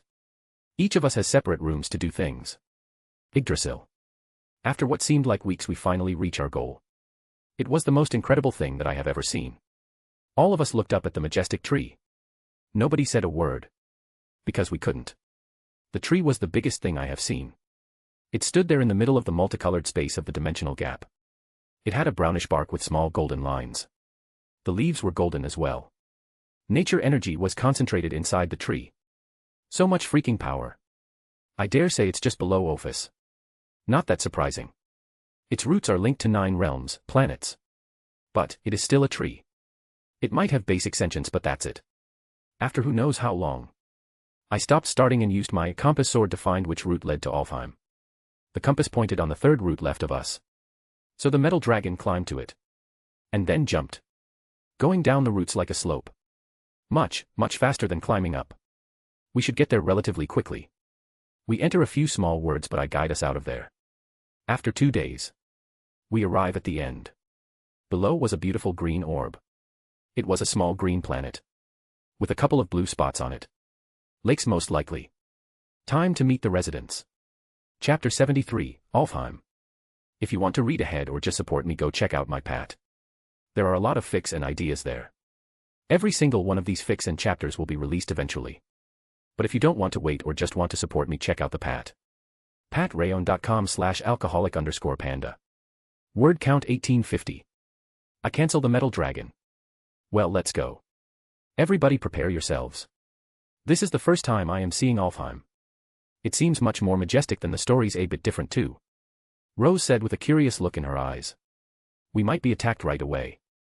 After all, we are entering their realm without any permission, Kurama smirked. He will be in the middle of the group. His clone doesn't have any actual power, he is just here for sightseeing. This is insane, nya, Kuroka said speechlessly and Kaneko nodded. I turned to the planet and used senjutsu. What the hell is this? That place has so much nature energy that I can feel it from here. What in the actual bullshit is this? We were practically in space, above the planet, and I could still feel it. I get that it has mystical forests. But so does Tiamat's forest. Tia smiled with a gleam in her eyes. Her battle intent was rising. Say, wouldn't that mean, Veldora started. There is a sage on that planet, Gasper finished for him. This could be more dangerous than we thought, Valerie mused. Or something similar. True sages are supposed to be rare, right? Misaki questioned. Her hand never left her sword. She prefers to keep her sword sacred gear out at all times. Bonk. Wake up already, Meredith smacked Dino on the head. Troublesome, Dino took off his eye mask. Everything is troublesome to you, Dino, Misaki sighed. If this were to happen back in school, she would beat the hell out of him to teach him a lesson. Not everything. Just 90% of things in life, Dino shrugged. Dino, if you were born an angel, I'm sure you would have fell because of laziness. Asia teased. Oh, definitely. He probably would have fallen asleep as an angel. Then woke up as a fallen after God knows how long, Meredith nodded along. Dino raised a finger to object to that but stopped himself. He mused for a bit before nodding, yeah. I can see that happening. Let's go down. I want to see the lakes. I can feel them, they are so pure and filled with sea life, Ingvild was a bit giddy. Not as much as the small world which was submerged with water. But still relatively happy. What's with this place? If other people knew about this. Then how is it still standing? I'm really interested now in the people running it. We slowly start to land somewhere with people. It looked like the camp was separated. Interesting. Oh, this place feels nice, nya, Kuroka had a loopy smile on her face. I agree, nya, Kaneko nodded along. Damn it. Training here would have been better. But I'm connected to the ley lines in Kyoto. And I'm not sure this place can even be purified even more. This place is the perfect spot to meditate and relax for senjutsu users. There is no corrupted energy in the air or in nature. Kurama grumbled a bit. I need to try senjutsu here later on. Intruders. Intruders have arrived. Enemies. Inform the kings. Kings? As in plural. Now that I take a good look at them. Classic fantasy elves on the right. And small floating midgets with transparent butterfly wings on their backs. Fairies. Isaiah. Weren't elves and fairies supposed to be in different realms? Zenobia scratched her head. I got nothing, I say honestly. Yes, they were. Rose said blankly, her brain was trying to process this new information. Alfheim is strictly a realm for the elves. I have no idea what the fairies are doing here. The fuck? Even Asgard, which are technically their neighbors, don't know about this. Things just got a bit complicated. And I'm not sure if I like it. Boom. A figure landed a bit further away from them. Soon after, a couple of more shadows appeared. Stop right there. A woman yelled out. When the dust cleared, we got a good look at her. A busted blonde elf. She was wearing light armor and had a sword in her hand. I kinda expected the elves to be more slender, but this wouldn't be DxD without oversized boobs. I am Renoa. One of the royal guards.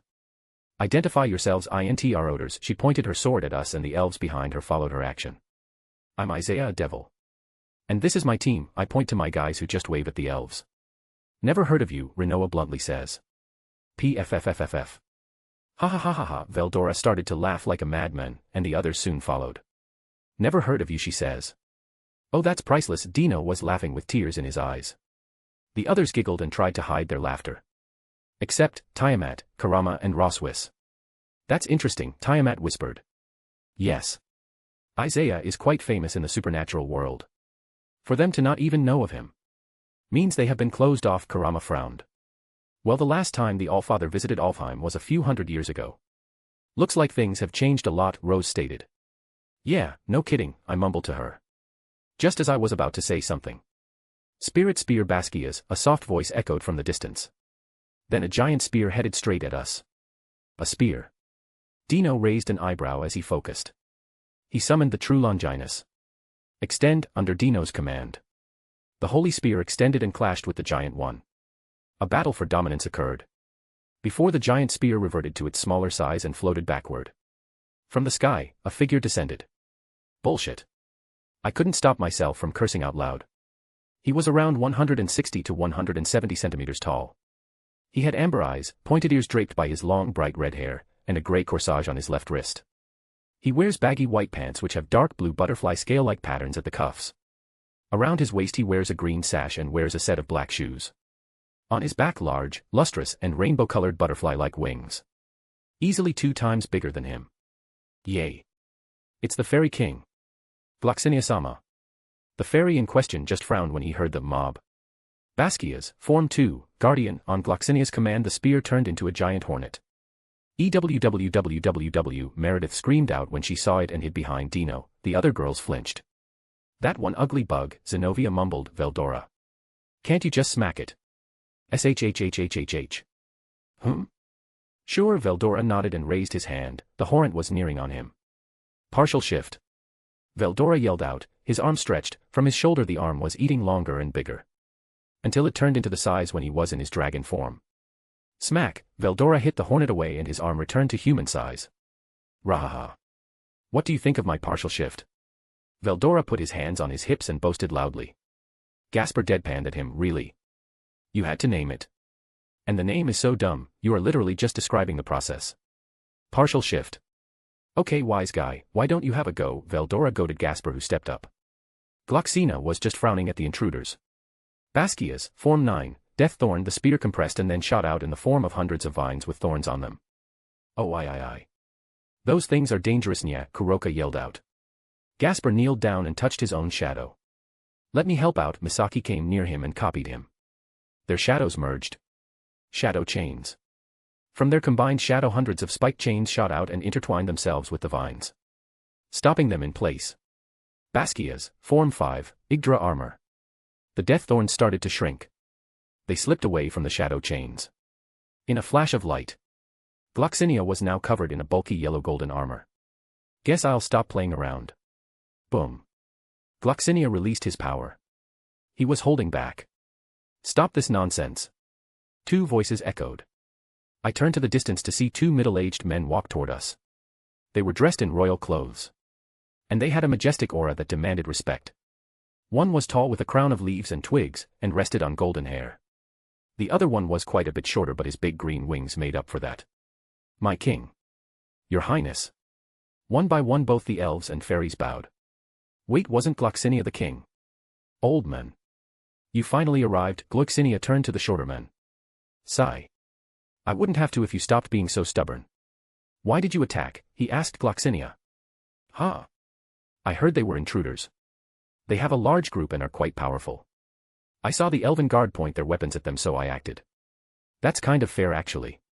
And did they attack or threaten anybody? The tall king asked his elven guard. No. Rinoa said awkwardly. Both kings sigh. The fairy king turns to us. I am Oberon, king of the fairies. And I am Thranduil, king of the elves. What is your purpose here? The taller man says with a serious look on his face. He releases his aura, showing his Satan-class power. Oberon does the same. And Gloxinia is a lot stronger than both of them. He is high ultimate. Without question. Sightseeing. We are traveling all around the world and we have decided to visit Alfheim next, I answer blankly. Both kings and Gloxinia froze in place. Sightseeing. Gloxinia cleaned his ear, as if he had misheard me. Yep, Veldora grinned, enjoying their confused expressions. How did you get here? Thranduil asked us. Yes. There is no direct path to our realm, and it is hidden pretty well. Oberon nodded. We climbed the roots, I answer them with a smirk. The roots. They tilt their heads and look at each other in confusion before it clicked. The Yggdrasil roots. Are you mad? Climbing the roots is suicide. How did you even find a root? Gloxinia yelled at us. Rose stepped up. Greetings, I am Roswis of Asgard, former bodyguard of the Allfather. This group stayed on Asgard for a while and we stuck a friendship. Now I am traveling with them. We left Asgard and used the route that was there. As for how we made it, this group has many ultimate class fighters and two transcendent, one of which is a goddess. That made the trip possible. Me and Tiamat flex our powers for a second so that they know we are not lying. The kings looked at each other in the eyes. Their facial expressions were changed every couple of seconds. I was wondering what they were doing before it clicked. Telepathy. Fairs are known to have this power. When they were done they looked at us. Oberon stepped up. Do you have any intention to cause harm to Alfheim and its residents? I smile. None. The rest of my team smiled at the kings, who both sighed in relief. Then we welcome you to Alfheim. Chapter 74, Alfheim 2. If you want to read ahead or just support me, go check out my pat. There are a lot of fics and ideas there. Every single one of these fics and chapters will be released eventually. But if you don't want to wait or just want to support me, check out the pat. Patreon.com/alcoholic_panda. After a short walk, they bring us in a guest house of sorts. One reserved for VIPs and meetings of the two royal families. It was a fairly large building. The architecture was very interesting. The building looked like it was grown instead of built.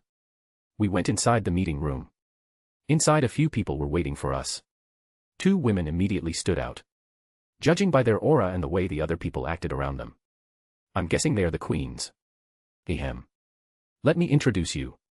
On the left is my wife, the queen of the elves and the lady of the woods. Galadriel, the elven king. Thranduil pointed at his queen. She was very tall, around 195 centimeters. However, Galadriel's most striking feature was her beautiful long silver golden hair. The woman curtsied. It's a pleasure to meet you all.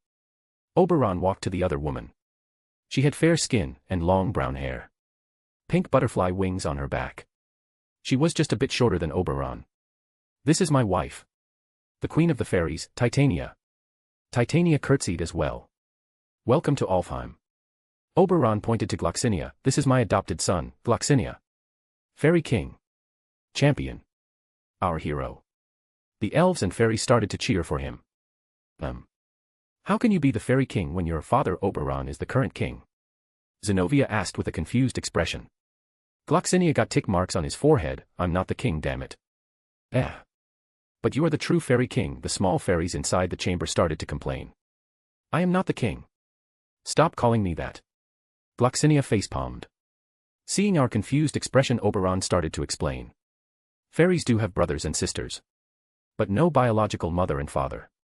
If an older couple takes a liking to some kids, they will raise them, becoming their parents if the kids don't get picked. They are raised by the whole community. We noted at that. But then how is the next king decided? Since you randomly adopted Gloxinia, Ingvild raised her hand. Oberon just smiled, That. Well, the next fairy king is decided purely by strength. And Gloxinia is the strongest person in this realm. He was chosen by the sacred tree, by Alfheim itself. The tree split a part of its heart and formed a sacred spirit spear. Basquias. The spear contains the abilities of the tree itself. All of us turned to the spear that was floating near Gloxinia. I see. It's quite powerful, definitely enough to contend against a Longinus, Dino nodded. He was the one to face off against it after all. Rose shyly raised her hand, sorry to be rude. But Asgard had no idea that fairies had joined Alfheim. When did this happen? Oberon and Titania only sighed at her question. It's not like we wanted to leave, but they couldn't sustain the realm. It was becoming too unstable. So we stuck a deal with the elves. Oberon and Titania looked to Thranduil and Galadriel, who continued off. We will share the realm together. While our realm is stable, we don't have any strong fighters. And have been in a war with the evil elves from Svartalfheim. On our side we only have white-skinned forest elves and dark-skinned mountain elves. While their leader is a bit stronger, we are still weaker than the evil elves. How exactly are you the king of Alfheim if you aren't the strongest? Asia asked the question. This caused Thranduil to laugh. Little girl, elves despise politics. The strongest fighters fought in a battle to decide who wouldn't be the king. I lost and I'm stuck with dealing with politics and managing disputes. After all, a king needed to be strong. That's why the leader of the royal guard is relaxing in the forest while I am stuck behind a desk dealing with paperwork. All of us look at each other. What a strange method of ruling. I like it. The strongest should be the freest. That's a great plan. I approve. I smile at them and Dino scoffed, you are only happy because you are the most likely to win any fights, you damn cheat. After a bit of negotiation, I proposed that we bring our sacred tree to Alfheim, to make the nature there even stronger. Oberon continued. And we of course accepted. That's how this alliance was born, Thranduil noted. Now there is only one thing left to do. Both men turned to Gloxinia. Become the fairy king. Become the king of Alfheim. Oberon and Thranduil yelled out. Both kings had the same wish. Oberon because Gloxinia is the strongest. And Thranduil because he didn't want to be king anymore. I refuse. Gloxinia shut them down right away. Ha ha ha ha, these guys are interesting. Veldora laughed at their interaction, the rest of us chuckled as well. It's rare to see someone turn down a position that would make him the king of a realm. If Gloxinia accepted, that would make his status similar to Odin. I have an idea. Gloxinia, please come over. Gasper raised his hand and called Gloxinia over. Gloxinia came over and Gasper secretly whispered something in his ear. The next second Gloxinia had a scary grin on his face. He turned to the kings, you want me to become king? Are you sure? Both kings noted yes. Very well, I accept. Silence. Everybody from Alfheim had wide eyes and their jaws were hanging. Are you joking? Titania said, a surprised expression. You are serious, right? You won't go back on your word. Oberon and Thranduil pressed and got up in Gloxinia's face. I will become the king. Gloxinia nodded seriously. Both kings turned to each other before throwing their hands in the air. Bonsai. Call the cooks. Call everyone. We have a new king. It's time for a banquet. The former kings started to celebrate. They took their crowns and forcefully put them on Gloxinia's head, who looked silly with 2 crowns on his head. Fairy king.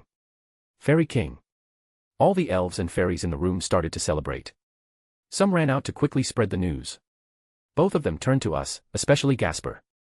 You are welcome to the banquet, you vampire of the Star Quest. Gasper smiled, you might change about that. Before the kings could ask what Gapser meant, Gloxinia floated up and put both of his hands on their shoulders. Now that I'm king, that means you have to follow my orders. Right. The kings got nervous from Gloxinia's scary smile but still noted. Then, as my first order as king, I declare that Oberon and Thranduil will handle all political, economical, and military matters. Dumb. Both kings were frozen in place. PFFFFF, ha ha ha ha ha. Veldora, Dino, and Gapser were already on the ground dying from laughter. Titania and Galadriel were chuckling as well. But Gloxinia dash. That's not dash. You dare defy your king. Gloxinia cut them off with a grin on his face. Both kings slumped, and a cloud of depression formed above them. Gloxina floated to Gasper, "You have helped me immensely. I declare you a friend of Alfheim, you and your group." "We gratefully accept, Your Majesty." Gasper did a formal bow with his hand over his chest. "But any other matters of politics will be left to my leader." Gasper turned to me with a smirk. "Cheeky bugger. We will let our ministers handle that," I said to Gloxinia, who happily nodded back, glad he doesn't have to participate in boring meetings. "Well, for now. We have a banquet to attend to. Someone dragged those two with us." He pointed to the depressed kings, well, former kings. "I, Gloxinia, have achieved true freedom. And all it took was to take the position I have run away from for decades." Ha ha ha ha ha. The forests were echoing with Gloxinan's laughter. But at the center of the forest, the giant tree with pink blossoms shook in happiness. All the flowers on the trees and the ground bloomed all at once, signaling a start of a new age for Alfheim. Along with a new king. Fari King Gloxinia, ruler of Alfheim. A/N. Kinda short, I planned for it to be longer, but it felt right to end here. Next chap banquet. Chapter 75, Relaxing in Alfheim. If you want to read ahead or just support me, go check out my Pat. There are a lot of fics and ideas there. Every single one of these fics and chapters will be released eventually. But if you don't want to wait or just want to support me, check out the Pat. Patreon.com/alcoholic_panda. Word count 2660. Fuck, my internet has been bugging. I have been trying to post this chapter for the last 30 minutes. The word spread quickly and everybody knew that Gloxinia became the next king. Realm-wide celebrations started. Everybody and their pets started to sing and dance. I mean, I kinda understood them. They have been begging Gloxinia to become king for decades. Having a strong king, especially when it's someone as well liked as Gloxinia, it means that the chances are good that Alfheim will prosper in the future. Right now all of us were gathered. Gloxinia threw a royal banquet right then and there. In the visitor house. The former kings, now turned into ministers, were sitting down with a blank look on their faces. You could practically see the depressed air around them. The former queens were having fun mixing with the royal officials from both sides. Near them are their advisors and other officials. They are as followed. From the elves. From left to right. Ina Tool. A beautiful elf with a slim body, pointy ears, shoulder-length brown hair, and emerald-colored eye. She serves as an advisor for royal family on economic matters. Riveria Joe's Alf. The royal mage. Riveria is tall with jade-colored hair tied in a ponytail that reaches to her waist, same color eyes, and elf ears. She wears a green outfit with yellow borders, a white cloak over it, a black belt, a yellow sash, black leggings, and long brown boots. She is quite beautiful. Echidna, the queen's bodyguard. A muscular elf with tan skin. She had white hair put in a ponytail. Blood-red eyes. And a very voluptuous body. She had daggers and throwing knives strapped all across her body. From the fairies from the right to left. Ramaris of the Labyrinth. The fairy in charge of the traps. She is special. She was born with the ability to use spirit magic. She can manipulate small spirits. She was also very lazy and self-centered. Her job is being done by the people who work under her. She only has to work her magic once in a while. Daisy, personal bodyguard of the former queen. She was a tomboyish elf with dark brown hair. And compared to the other fairies who were all fair and slim, she was a bit fitter. You can clearly see her muscles and she had scars all over her body. She was a strange mix between a warrior and a mage. A very rare occurrence amongst fairies. Jurhead. Gloxinia's younger sister comes. She was a young cheerful fairy a bit shorter than Gloxinia. She had chest-length hair, with accessories on it. She also had long pointy transparent wings like most fairies. She also wears earrings that match her fruit wand. When two fairies are born from the same tree, branch, or flower, they are brother and sister. So Riveria. How exactly does advanced elven magic work? Roswis asked her with an excited expression. The beautiful green-haired elf smiled at her. Well, I can't tell you our secrets that easily. But I hear you are very proficient in Norse magic. I propose an exchange. Riveria and Rose the scholars hit it off easily. So you sleep all day on that fluffy cloud? Ramaris asks Dino, who lazily nods. I train sometimes, but yeah, I sleep most of the time. Ramaris puts her hand on her chin. That's a nice gig. Yes. Yes it is, Dino lazily noted. Yoo-woo. There were a lot of people surrounding Veldora and Gasper. What are they doing? Ramaris scratched her head as she flew over to them. Hey, what's the ruckus about? Ah. Ramaris-sama. These two people are showing us Midgardian literature, one of the fairies happily exclaims. Literature. Ramaris tilted her head as she flew near Veldora and Gasper. This, ladies and gentlemen, is manga. It's not just literature and art. It's a way of life, Veldora said with a knowing tone as if he was teaching some young students. Gasper picked up right after him, and once a manga becomes really popular it is turned into an anime. And amongst all animes the one that reigns supreme is JoJo's. Veldora and Gasper yelled out. They protected to hand out manga and anime to make the residents of Alfheim cultured. Asia, Kaneko, Zenobia, Echidna, and Daisy, muscular heads. So you can blow things up with your sacred gear. Daisy looked at the knuckle dusters on Asia's hands. They are really powerful. But I like Durandal more. Just punching things is no fun. Zenobia smiled as she refilled her glass. I wonder what else she can do with those lovely hands, Echidna says in a flirtatious tone. She licked her plump lips. They can choke the life out of you, Asia said with a little edge in her voice, not appreciating the way she was looked at. Oh you kinky, only if I get to do it on you too. Echidna's face flushed. Pervert, Kaneko deadpanned at her. Kaneko is right, I don't know why I'm even bothering with a pervert like you. Oh, and for the record I'm straight, Asia also deadpans at her. Don't worry honey. Most of my partners were straight before sleeping with me. They changed their minds after. Echidna pushed up her boobs with her hands. Asia raised her fist, and most of the people who annoy me end up as mincemeat. Is that a promise? I like it rough. Asia just facepalms at that. I just had to get the pervert. Tanned bimbo, go annoy Kuroka, the black-haired cat girl. Something tells me you two are going to get along. No offense, she turned to Kaneko. None taken. Cat girl you say? The black one with the huge knockers. I have been wanting to talk to her but she has been hanging around your boss. Now I can say you sent me. Thanks. Bye. Echidna runs off. Asia opens her mouth to stop her, but then decides against it. Meh. It's not my fault if something bad happens. Worst case the pervert will be put into a temporary coma. Now where were we? Asia turns to Daisy and they continue their conversation. Valerie, Kuroka, Meredith, Misaki, and Jivold were sitting around drinking and relaxing. Kuroka then turns to Meredith who was chugging her drink. So, how far have you and Dino gone? PFFFFF. And the girl in question spat it out from surprised.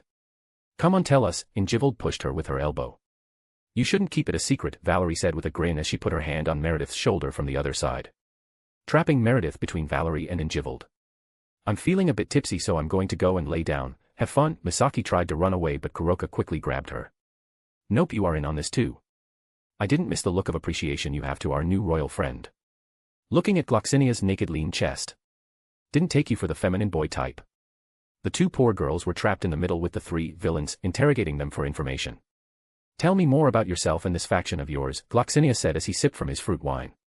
Isaiah just finished his bottle and opened up a new one well after I regained my freedom from the devils. I realized that if I wanted to truly be free, I needed to be strong and have strong people around me. So I set out to find like-minded individuals or people with talent to join me. We traveled around, met new people and added them to the group. The royal family closely listened as Isaiah explained their adventures and then the Kyoto indecent. So they attacked Kyoto because they wanted to show that humanity was better than the beasts. When in fact they are the ones who attacked innocent yokai. Titania fumed. They are the ones who are beasts. And they had the gall to call themselves heroes. Galadriel also shared her feelings. The former kings were silent, but you could tell from their expressions that they were angry. For a peaceful real like Alfheim. War is something they desire, since it only leads to loss and suffering. Gloxinina sighed. Alfheim really needs a better way to gather information. We didn't even know that a powerful person like yourself has appeared in the world. Don't feel too bad about it. This happened just a few months ago. It's very difficult for people like you who are in an entire different realm not linked to Earth to gather information. You only receive accurate information every year. But you are safe from any attacks and your people are prospering. That to me makes the entire thing worth it, Karama said in a deep tone. Tiamat smacked him on the back, already thinking like a leader. The position is good for you, you have become wiser. Karama got some tick marks on his forehead but kept quiet. Tiamat is a goddess, until he becomes a sage he will need to keep his mouth shut as he stands no chance. But once he is a sage, revenge will be sweet. Isaiah smiled at them. Leave the poor guy alone. His main body is training, he has a clone with us and another clone that deals with people and documents. Yasaka helps out a lot, but some things can only be done by the leader. Karama started to curse under his breath. Something about how his leader doesn't ever do any paperwork. Gloxinia picked up on that. I was curious about something. You took the yokai under you. It's not a partnership, they are more like vassals. But if that's the case, what is your main faction called? Kurama and Tiamat sighed and turned to Isaiah, who was scratching his head. Right, that. Well, we tried to come up with a name, but everything we suggested was so bad that I decided to reschedule. This happened a few more times until we decided on a good name. In the beginning, I formed it for protection and freedom. To have the power to easily travel this world. To live normally. But as our numbers grew and our faction formed from different races and people, it became a place where everybody can be safe. So we decided to call it Nexus. A place that links people. A place that offers a sanctuary for the innocent and those who share our ideals. Their expressions were very funny, so much so that the trio laughed at the royal family. It turned out a lot different than what I had in mind, but as long as I have the final say and I'm not spending hours of my day running the place, I'm fine with it. With that, Isaiah started to drink again. The royal family was still silent, thinking about the information they just got. Oh, come now. It's not that shocking. Factions form and fall. We are just like them, except much stronger and can back up our ideals. Tiamat chuckled. Gloxinia nodded at her words. True. You have given me much to think about, but that is for another time. This is a time for celebration. Musicians. It's time to dance. Flutes, harps and drums started to play. The fairies and elves started to cheer. The fairies formed giant circles in the air and started to dance. The elves did the same on the ground. Pink flower petals started to fall on them, like the forest was joining in. Isaiah, let's go. Tiamat grabbed his hand and dragged him off to dance. Isaiah laughed at her enthusiasm. And they joined in on the fun. Alfheim parties can be pretty wild. Next day, Isaiah and Kuroka were walking hand in hand through the sacred forest. Kuroka was humming and had a little skip in her step. Isaiah's arm was buried between her cleavage. Ah. Finally. Kuroka yelled out happily, making Isaiah chuckle. Yeah, I have been looking forward to this as well. But we were pressed for time. Kuroka turned to him and pouted. You could have attacked me while I was in heat, but then Kuroka turned to him and smiled. She rose on her toes and kissed Isaiah on the cheek. Now I'm happy you didn't. You are right, I was looking for something more than just a quick fuck. But that doesn't mean that I would mind doing it. Like right now. Kuroka whispered at Isaiah, who deadpanned at her. You want our first time to be in a forest? This caused Kuroka to erupt into laughter. I'm a yokai and you are a devil. Why should we bother with human morals? I just know I really want you right now. Plus I'm more of a stray cat anyway. Thinking about doing it in nature really turns me on. Isaiah smiled at her before he grabbed her by the waist and lifted her up. Kuroka quickly put her arms around his neck and her legs around his waist. Her tail swished around as she grinned at him. Oh, are you going to defile this poor innocent kitty? Kuroka moaned in Isaiah's ear. This perverted cat. Isaiah's eyebrow twitched as he was getting turned on by the close contact and her words. I'm going to enjoy this. Get ready to be fucked unconscious, Isaiah growled at her with a deep husky voice that made Kuroka blush even further. Not as much as I'm going to enjoy it. Now shut up and fuck me. Kuroka pressed her lips against his and quickly put up a soundproof barrier. Both of them lost themselves to their lust. In their hurry they forgot something. They might have eliminated the sound, but the ground shook from their rather passionate sex. So much so that the elves and fairies nearby thought it was a big animal stomping on the ground. They came back and Kurama and Kaneko were meditating, just enjoying nature. Both of them opened their eyes when Isaiah and Kuroka came near them. Their clothes were wrinkled and their hair was messy. Both of them had loopy grins on their faces. Isaiah was carrying Kuroka on his back since it appeared that she couldn't walk. Kaneko flushed when she smelled them. It's not hard to realize what they were doing in the forest. Fucking degenerates, at least clean up after you finish. Kurama scoffed. Isaiah smelled himself. Damn, I thought we got rid of the smell. Kuroka just grinned happily. I was still out of it when we finished, so my control wasn't that good. Probably some of the smell remained. Kuroka didn't look too bothered by it. Nei-san, it's not a little, you didn't even bother to remove half of the smell on you, Kaneko said with a pout. Which made her even cuter with her blushing face. Nyahaha. Sorry Chiron, Nei-san was too out of it. It felt so good that I forgot to function normally, Kuroka said shamelessly. Kaneko sighed. She realized that Kuroka was too high in happiness right now, so she won't take her seriously. Kaneko picked up Kuroka over her head like she was a log and she started running. Chiron. Chiron. Stop. Where are you going? Kuroka yelled out. Girls' meeting, Kaneko answered calmly, but she picked up the pace. Wait, Kuroka screamed out. Isaiah and Kurama were watching this with grins on their faces. Want to drink? I got some sake, Isaiah asked Kurama, who just shrugged. Meh. Why not? And the drinking started. Again. And continued till nightfall. Chapter 76, Girls' Meeting. If you want to read ahead or just support me, go check out my Pat. There are a lot of fics and ideas there.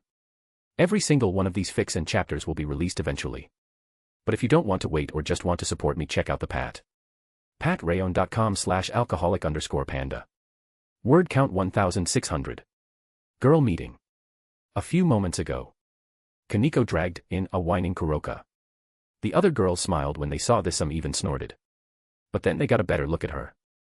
Kuroka's normal tidy hair was messy and wild. Her skin was glossy. And her face was practically glowing. You slept with Isaiah? Meredith practically squealed. Valerie tilted her head, but we still haven't gotten any place to stay. Where did you? Oh, Valerie realized where they got busy. Asia clicked her tongue and bit her nail. I didn't think that the cat bitch would actually do it in the forest. Jealous much? Kuroka grinned as she said in a sing-song voice. Asia was more than a little jealous, yes. Damn you. I really need to step up my game. How was it? Zenobia asked curiously. Perfect, Kuroka grinned while the others groaned at her pun. Be serious, Meredith hit her over the head. She was keeping the juicy details. And after how they grilled her and Misaki yesterday, it was time for some revenge. Kuroka frowned. I am serious, nya. We have all heard the stories from Valerie and Tiamat. The little gossip they were willing to share. I thought they were just stingy. But it really can't be explained with words. Isaiah, Kuroka's eyes started to get glazed over as she was remembering their night together. Smack. Kaneko smacked her sister, waking her up. Was it really that good? Rose asks shyly. You have no idea. Maybe you will be next if you play your cards right, Kuroka winked at Rose. I'm next, Asia said with a no-nonsense tone. I won't lose, Kaneko's tail swished around as she locked eyes with Asia. Zenobia was ignoring the whole situation. She had her hand on her chin. If I asked Isaiah to have babies with me right now, do you think he will say yes? Haaa. Asia and Tiamat turned to her. Asia because someone wanted her turn, and Tiamat because she wanted to be the first one to give birth. Kaneko just glared at Zenobia while all the hairs on her body stood up, trying to intimidate the enemy. Zenobia tilted her head. Did I say something wrong? Meredith facepalmed. Misaki was looking at the situation with a blank look on her face. I can't believe I'm about to say this. But I'm too sober for this. You people have turned me into an alcoholic. Injiveled on her right, literally had a beaming smile, really. I'm having a blast. This is good comedy. I agree, Valerie nodded. She was the first woman to get together with Isaiah. She had nothing to worry about. Their leader wasn't the kind of man to abandon her for another. Nyahaha. Punk girl wants to rumble. Kuroka's voice broke them out of their conversation. Bring it on, cat bitch, Asia's Tuki exploded. Kuroka did the same but not before smirking at Asia. A bitch is a female dog. A female cat is called a queen. So bow down, peasant. Nyahaha. Asia dashes to Kuroka as the latter runs away while teasing Asia. Sigh. Those two were at it again, Meredith sighed out, they are like water and oil. Ever since they started competing for the next lover spot. Injiveled shrugged, it's fine. They care for each other but they also like the same guy. They have to express those feelings somehow. And I approve this method, it's hilarious. You know, maybe this is why I got Izzy first, you are too slow and have less stamina, yeah. Boom. Get back here. Underworld. Phoenix territory. Riser's room. Third POV. Forgot it's Phoenix, not Phoenix. I think Phoenix is better. Bang. Riser forcefully opened the doors to his bedroom and walked to his king-sized bed. Which was empty at the moment. The girls were out having fun and some were enjoying their hobbies. He went to the edge of the bed and just let his body fall. Thump. He fell on the very, very soft bed and let himself sink in. Sigh. I hate this high-class noble devil bullshit. If I was the heir, fine. At least I would get some power and reputation. I'm the third son. And both my brothers are stronger than me. Why should I have to deal with devil politics? Riser groaned as he kept talking to himself. Go to the young devil gathering. Look out for a new fiancé. Riser says in an annoying voice, probably imitating one of his parents. That's just what I need. I know every high-class female devil from my generation. And the most normal ones are Bookworm Sona and Mecha Nerd Seekvera. Sigh. Isaiah. Homie. Why did you leave alone to deal with this bullshit? So not fair. I'm stuck in the underworld and he is out there traveling the world. Ding. Huh. A message. Oh, it's from Isaiah. He has some really weird timing. Over the next few minutes Riser stared at the screen with a blank face. On it were videos of the party on Alfheim. Alfheim, he went to Alfheim, the one place famous for its "we don't accept outsiders." And had a party with the royal family, Riser said in an empty voice. "I need a drink." Just when Riser grabbed an empty glass. Knock knock. Sigh. What now? Ravel entered the room. She was wearing one of her usual fancy dresses. Riser Nisama. Mother asked me to call you. We have some unexpected guests from the GAAP family. You need to entertain their weirdo, their charming son. Who has some unique hobbies. A vein poked on Riser's forehead. Crack. He crushed the glass in his hand. No, Riser says in a serious tone. Huh? What do you mean no? Ravel asks in a confused tone. I mean, no. I will not be entertaining any guests. I will not be looking for a new fiancé. And I will not stand for this bullshit anymore. Ravel, tell my peerage to pack all of their and my stuff. I'm running away from home. Riser quickly waved his hand and activated the soundproof runes in his room. What? Ravel screamed out in surprise. Isaiah just sent me a new video. He is partying on Alfheim. While I'm stuck here. Hell no. I'm leaving. I'm going to join his faction, the one he is currently building. I'm sure he will accept us because we are friends. I am willing to make a few tears occasionally. That will calm any protest about me joining. You need to decide what you want to do. Will you come with me or will you stay here and be married off to some idiot?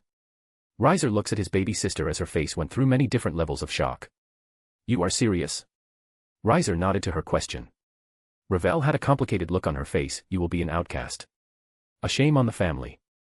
The entire devil faction will curse at you for joining a completely different faction. It's one thing to change political factions like from the new Satans to the old king or great king faction. But this is betraying your race. Riser scoffed, so what? We devils are creatures of sin. We do whatever the hell we want. It's not like I'm harming anyone. I'm just looking out for number one. Namely me. My and my peerage's happiness is what's most important.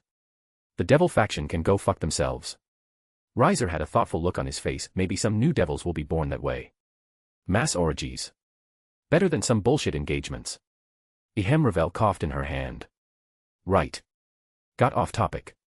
Ever since we met Isaiah, our lives got a lot more fun. Even you have to admit that. I learned a lot too. I can throw much better parties now, Riser says with a proud look on his face. Ravel just deadpanned, yes. Yes. I know.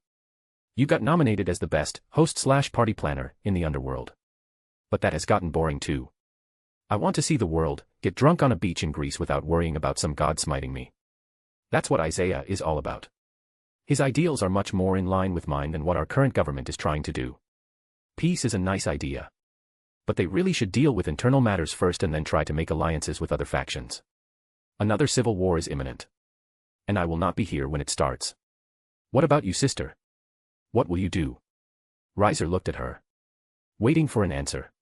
Ravel was frowning and biting her lip. Her hands were clenched. Ah, fuck it. Let's go, Ravel cursed out and looked at Riser who was just grinning at her. Sister. Language, he says in an overdramatic way. Shut up. We need to do this fast. I'll get the girls ready along with our stuff. You got to the vault and grab as much money, gold and treasure as you can fit in your pocket space. Use your magic to increase the size, it doesn't matter if it's temporarily unstable. I'll take half of it later. Ravel unconsciously turned into her commander role. Riser just smiled at her, I'll get it done. You hurry up and inform the girls. Ravel nodded and dashed out of the room. Leaving Riser alone. He took one last look at his bedroom, the place where he stayed for most of his life. I'm going to miss this place. But time waits for no man. Watch out, world. Riser Phoenix is coming out. Chapter 77, Training.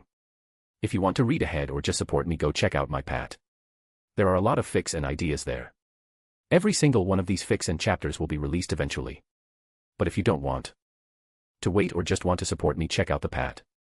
Patreon.com/alcoholic_panda. Word count 3,450. Yes, so I have sick since Saturday. Some sort of virus. It has not been pretty. Actually thought I might die on the first night. I got dizzy and fell. High fever, but my body was cold, shaking like I was naked in the snow. Then the vomiting followed. I could barely move. I haven't been that terrified in a long-ass time. Yeah, but I'm feeling better, so here's the chap.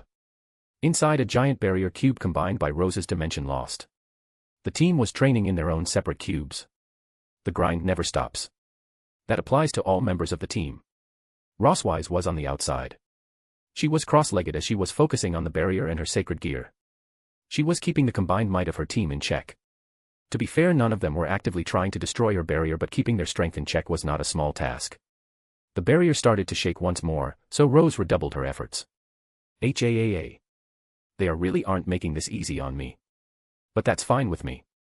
I will persevere, I'm getting better at this by the minute. Isaiah was right, dimension loss truly does belong in the hands of a mage. I wonder if I can convince him to go on a date if I do a good job. Rose mumbled to herself before blushing. She quickly slapped her face with both hands. Focus, Rose, get your mind out of the gutter. You can fantasize about Isaiah later. Oh, I did it again. Isaiah versus Gloxinia. I didn't expect that you would accept my request for a spar this quickly, Gloxinia said with a smile. Well, for one, I'm not one to back away from a fight. And it's obvious that you are trying to see how strong I am. Honestly, I'm a bit flattered that you even consider joining my faction, Isaiah said calmly. Gloxinia just sighed at that. Well, you have seen Alfheim's forces for yourself. If someone from the bigger factions decides to attack us, we would be hopeless. Judging by the news we receive each year thanks to our brave scouts to go back and forth through the dimensional gap. Along with the information you gave us, it's easy to see that things are getting unstable. Sooner or later someone will approach us. I just decided to get a head start, Gloxinia spread his hands. But still, it's strange how quickly you have come to trust us. Don't take this the wrong way, I'm glad you trust us, but it's suspicious. You seem like a smart man. You wouldn't trust someone this easily. Trust takes time, so forgive my bluntness, what gives? Gloxinia erupted into laughter as soon as he heard my question.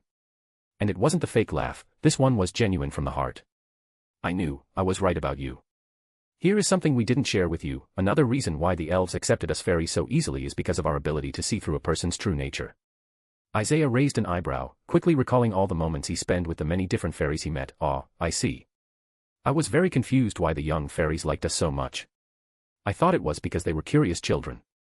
Gloxinia chuckled at that. Well, there is that too, but it was mostly because they deemed you harmless. Wait, but then why did they run away when we first arrived? Gloxinia started laughing again. Ha ha ha. Put yourself in their shoes. Would you sit still to find out if some uninvited strangers enter your home? After they realized it was safe, they had a chance to see if you were good or bad. Isaiah just helplessly shook his head. Men, you fairies are such cheats. Do you know how hard it was to learn basic senjutsu so I can do the most basic emotion sensing? And you are telling me that baby fairies can do master level of emotion sensing? Telling if someone is truly good or are they faking it? Well, nothing you can do about it. It's just how we are. And I think this is enough chit-chat. Time to see what you have got. Spirit Spear Basquia's first form. A giant spear appears behind Gloxinia. An intense aura surrounded the spear, showing its power. The spear that the sacred tree forged itself. The tree that spread its roots across Alfheim, literally becoming one with the planet. Isaiah smiled as he made a simple long sword. The only power the sword had is that it was unbreakable. Gloxinia frowned when he saw this. Aren't you underestimating me a bit too much? Isaiah pointed his sword at him as he let go of his power, letting it freely flow. The air shook when he revealed his transcended class strength. Oh, trust me, I'm taking this very seriously. It's just that this is an excellent opportunity to polish up my sword skills. Gloxinia's eyes widened when he felt Isaiah's powers. Well, fuck, but at least I'll make you struggle to win. Hiya. Gloxinia flew at Isaiah with his spear right behind him, starting a fight between leaders. Dino's zone. Huff, huff, huff. Dino was kneeling down on one knee. Sweat was pouring off of his body. Well done, Dino. You have reached the complete balance breaker. And due to your high strength, you can stay in it for quite a while. Haha. My name will shake the world again. Vritra said with an excited voice. Yay, Dino said sarcastically, before turning his body to the side. Thud. Dino fell on his back. I'm not moving an inch from here. I have reached balance breaker. I deserve a break. True. But you have barely started on training with the true Longinus. You still need to reach balance breaker with that. Dude, let a guy get his 14 hours of sleep. Dino looked at his wrist where Vritra was talking to him through absorption line. The saying is 8 hours, right? And realistically you only need 5 hours to function normally. Nope, I need 14. Dino, babies need 14 hours of sleep. Even Falbium doesn't sleep that much. I know. I aim to surpass him and the sloth demon as the person who sleeps the most, Dino said with a faraway look on his face. You are an idiot. And the people who sleep the most are the ones who are comatose. Like the devils and their sleeping disease. Do you want to be like them? A figure flashed in his mind, not particularly. No. Don't play coy with me. I can read your thoughts, you idiot. You love the girl. Go out there and confess. You two already crossed the line but don't know where you stand. Go and confess. Fine. You know, for an old-ass dragon you sure like to meddle in other people's affairs. No, I don't. I just see stupidity and I decide to correct it. Whatever, old man. I'm tired and I'm going to take a nap. I'll take care of everything later. Zzzzzzz. He fell asleep. Isaiah, of all the potential hosts you had to pick this one. Sigh, what has my life come to? Meredith's zone. Say what you want about Isaiah. But the man is a great leader. As soon as I said that I needed some people to test out my mind control on, preferably scumbags. He teleported back to Kyoto, grabbed a few prisoners and teleported back. His exact words were, if you think you need anything that can help you grow, don't hesitate to tell me. I am responsible for you guys. Even the tiniest increase in strength benefits the whole group. If I can help in any way, I will. So here I am perfecting my mind control to hopefully unlock my balance breaker, maybe even make a subspecies. Currently, I am working on long-range control. Even if it was a bit brutal. I put needles inside their heads to control them. One small needle just acts as small whisper, slowly chaining their psyche. A few small needles inside and I can brainwash them to do anything I like. This takes a lot more power naturally. But I can also make one big needle, about the size of a finger, and stick it in their heads from outside. This puts them immediately under my control, like puppets. But it also turned them into vegetables. It completely destroys the mind. Useful for making a lot of mobs to fight for you. Not for anything else. For some reason, Isaiah insisted I call them needle men. I'm sure it's some kind of inside joke that I am not aware of. Illumi's needle men. I'm not sure I even want to know. Meh, I'm going back to work. I wonder how Dino's doing. Gasper's zone. Gasper was looking at some spinning training dummies. Zawuruldo, Gasper yelled out as time froze. He quickly made dozens of shadow knives and threw them. The knives flew for like a second before they were also frozen in midair. Gasper snaps his finger and time starts flowing again. Tack, tack, tack, tack, tack, tack. The dummies were skewered by the shadow knives. Huff. Well, that's enough for a warm-up. Stopping time and using precise shadow control to make solid shadow knives. Now for the tough part. Valerine said that when I was young she sealed a piece of Baylor's power in me. Isaiah Senpai said that there is a chance for me to use this power. Sacred gears can change if the user's will is strong enough. And everybody is getting stronger except me. I can stop time, but it's no good if I can't actually do any damage to my opponents. I refuse to just stay back and be a burden.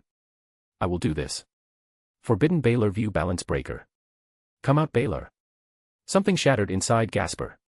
The next moment all Gasper could see was darkness. He could feel darkness enveloping his body.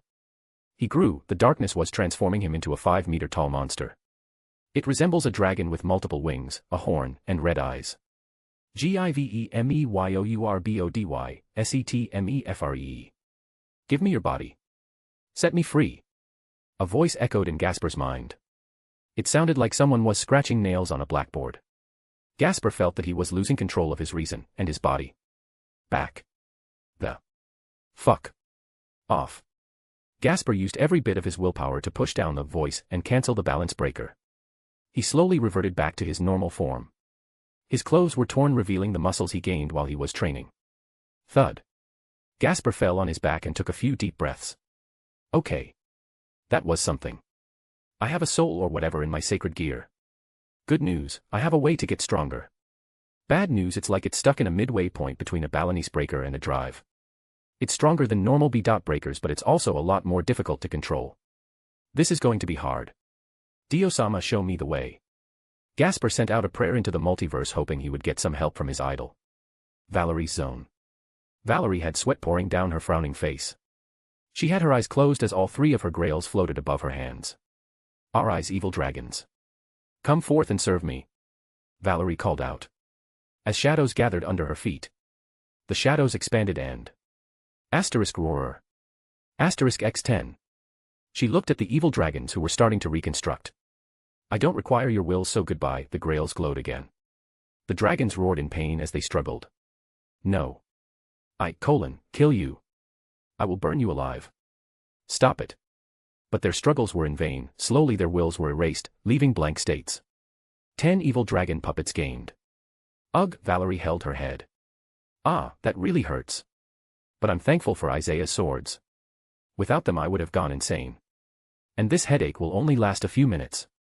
A headache in exchange for dragon bodyguards. Worth it. Valerie looked at the dragons who were practically turned into robots. Now to buff these guys. Anti-dragon slayer abilities, strength enhancement and other effects. I'll also use some of Isaiah's swords. Then I just need to program them so they can access their combat memories and I'll be set. I practically became a summoner. Dino's going to be pissed.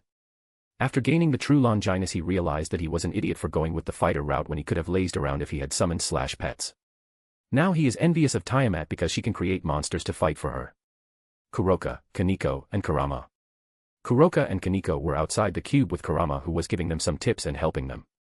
They have made a lot of progress with Senjutsu in Alfheim. The pure nature energy makes it a lot easier to train. They aren't doing sage training just yet. As there is nothing to purify in Alfheim as it is already pure. Ingivald and Tiamat. Ingivald was also outside, training in the seas of Alfheim. Ingivald was flying just above the sea. Giggling happily, the sea was shaking, following her every movement. Every few seconds a giant water animal was formed. Countless giant serpents, leviathans, sharks, and all manner of water creatures were formed from the seawater. Each of them easily packing a peak high-class attack. So dangerous yet so beautiful. The observers from Alfheim looked at her in awe. She looks like a fairy. A dark fairy, an elf commented as she looked at Ingivald who was flying with her black devil wings. A dark fairy. A Spriggan. Boom. A real gigantic water serpent rose from the sea. Ah, monster. The small fairy started to run away. Ingivald chuckled when she heard the fares. A real leviathan.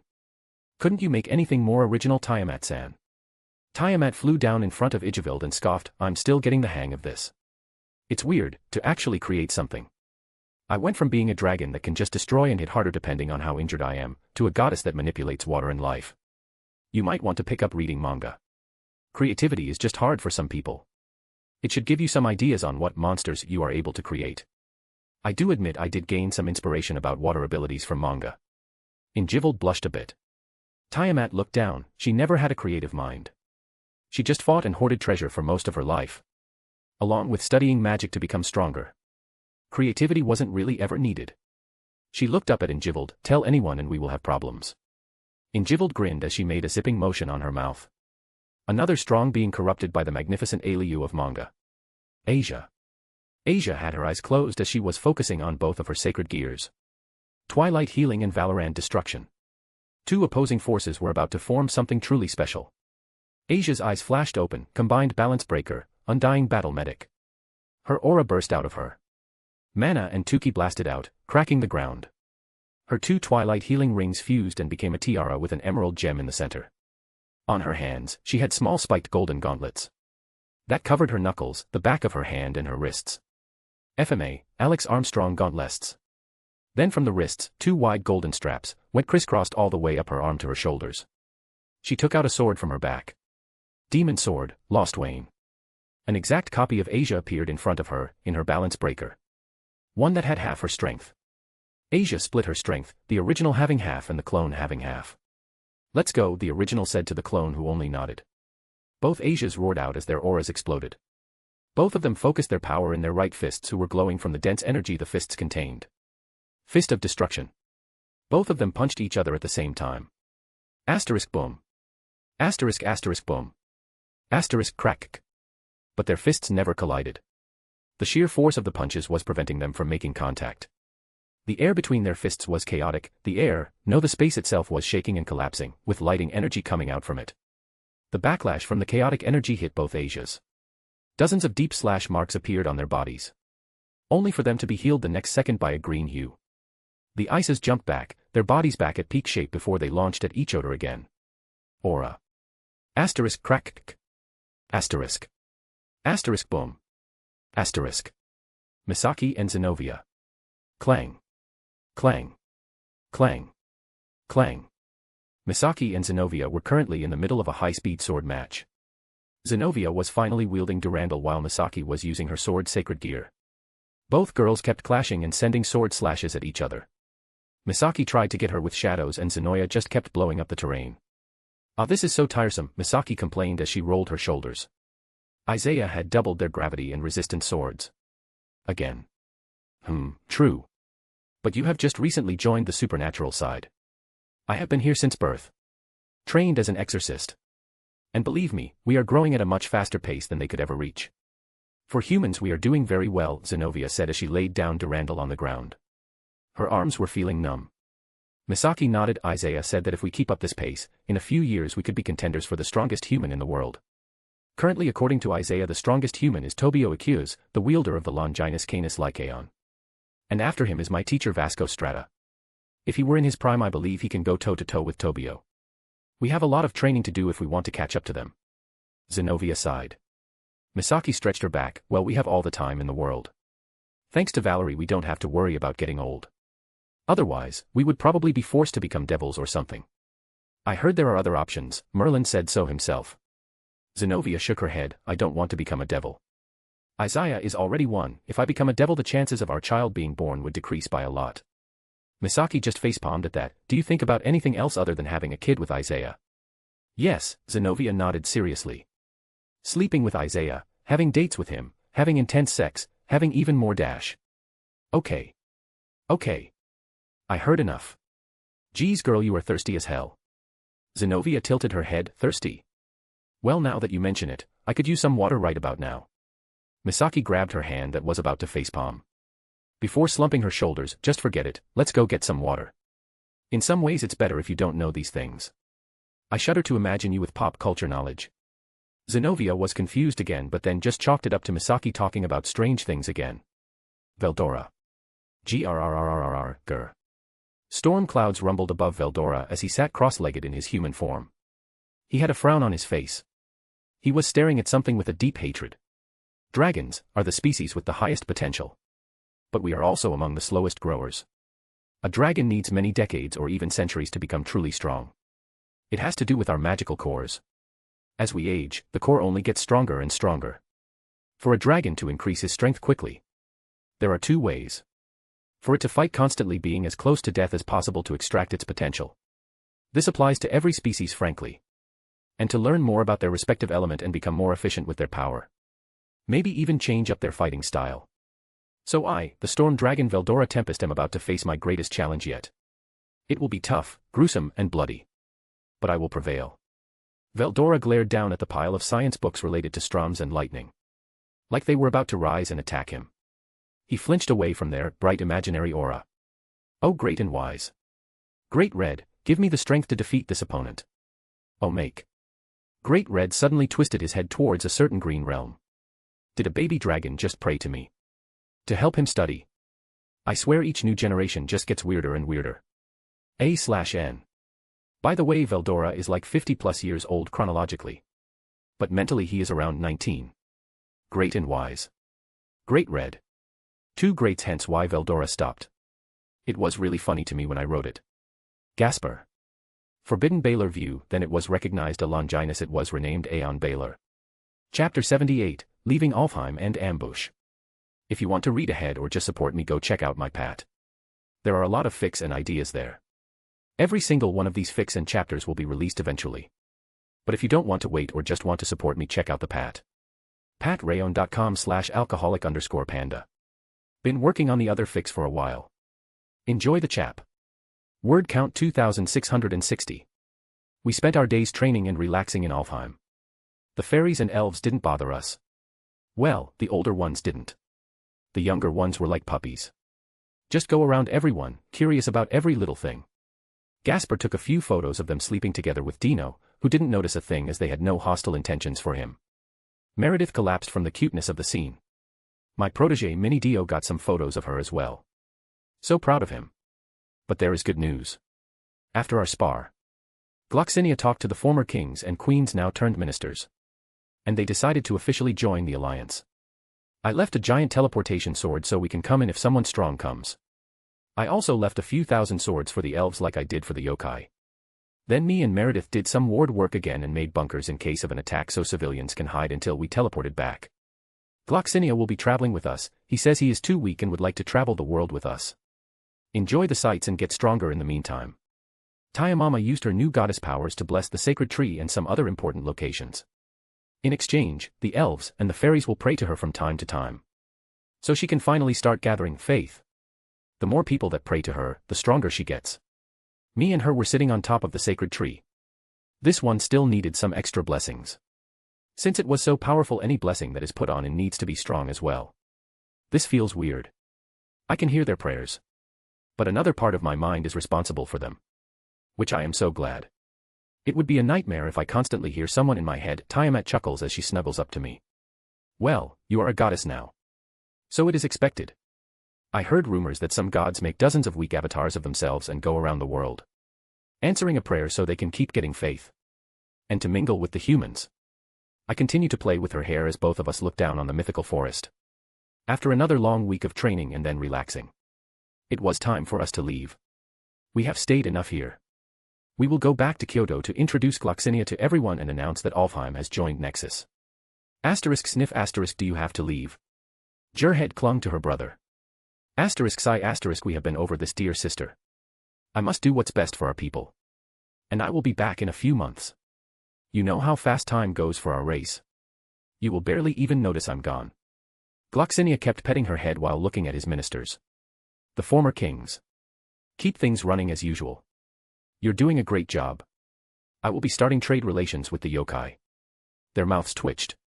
He was dumping all the work on them while he was going on vacation. But he was the king.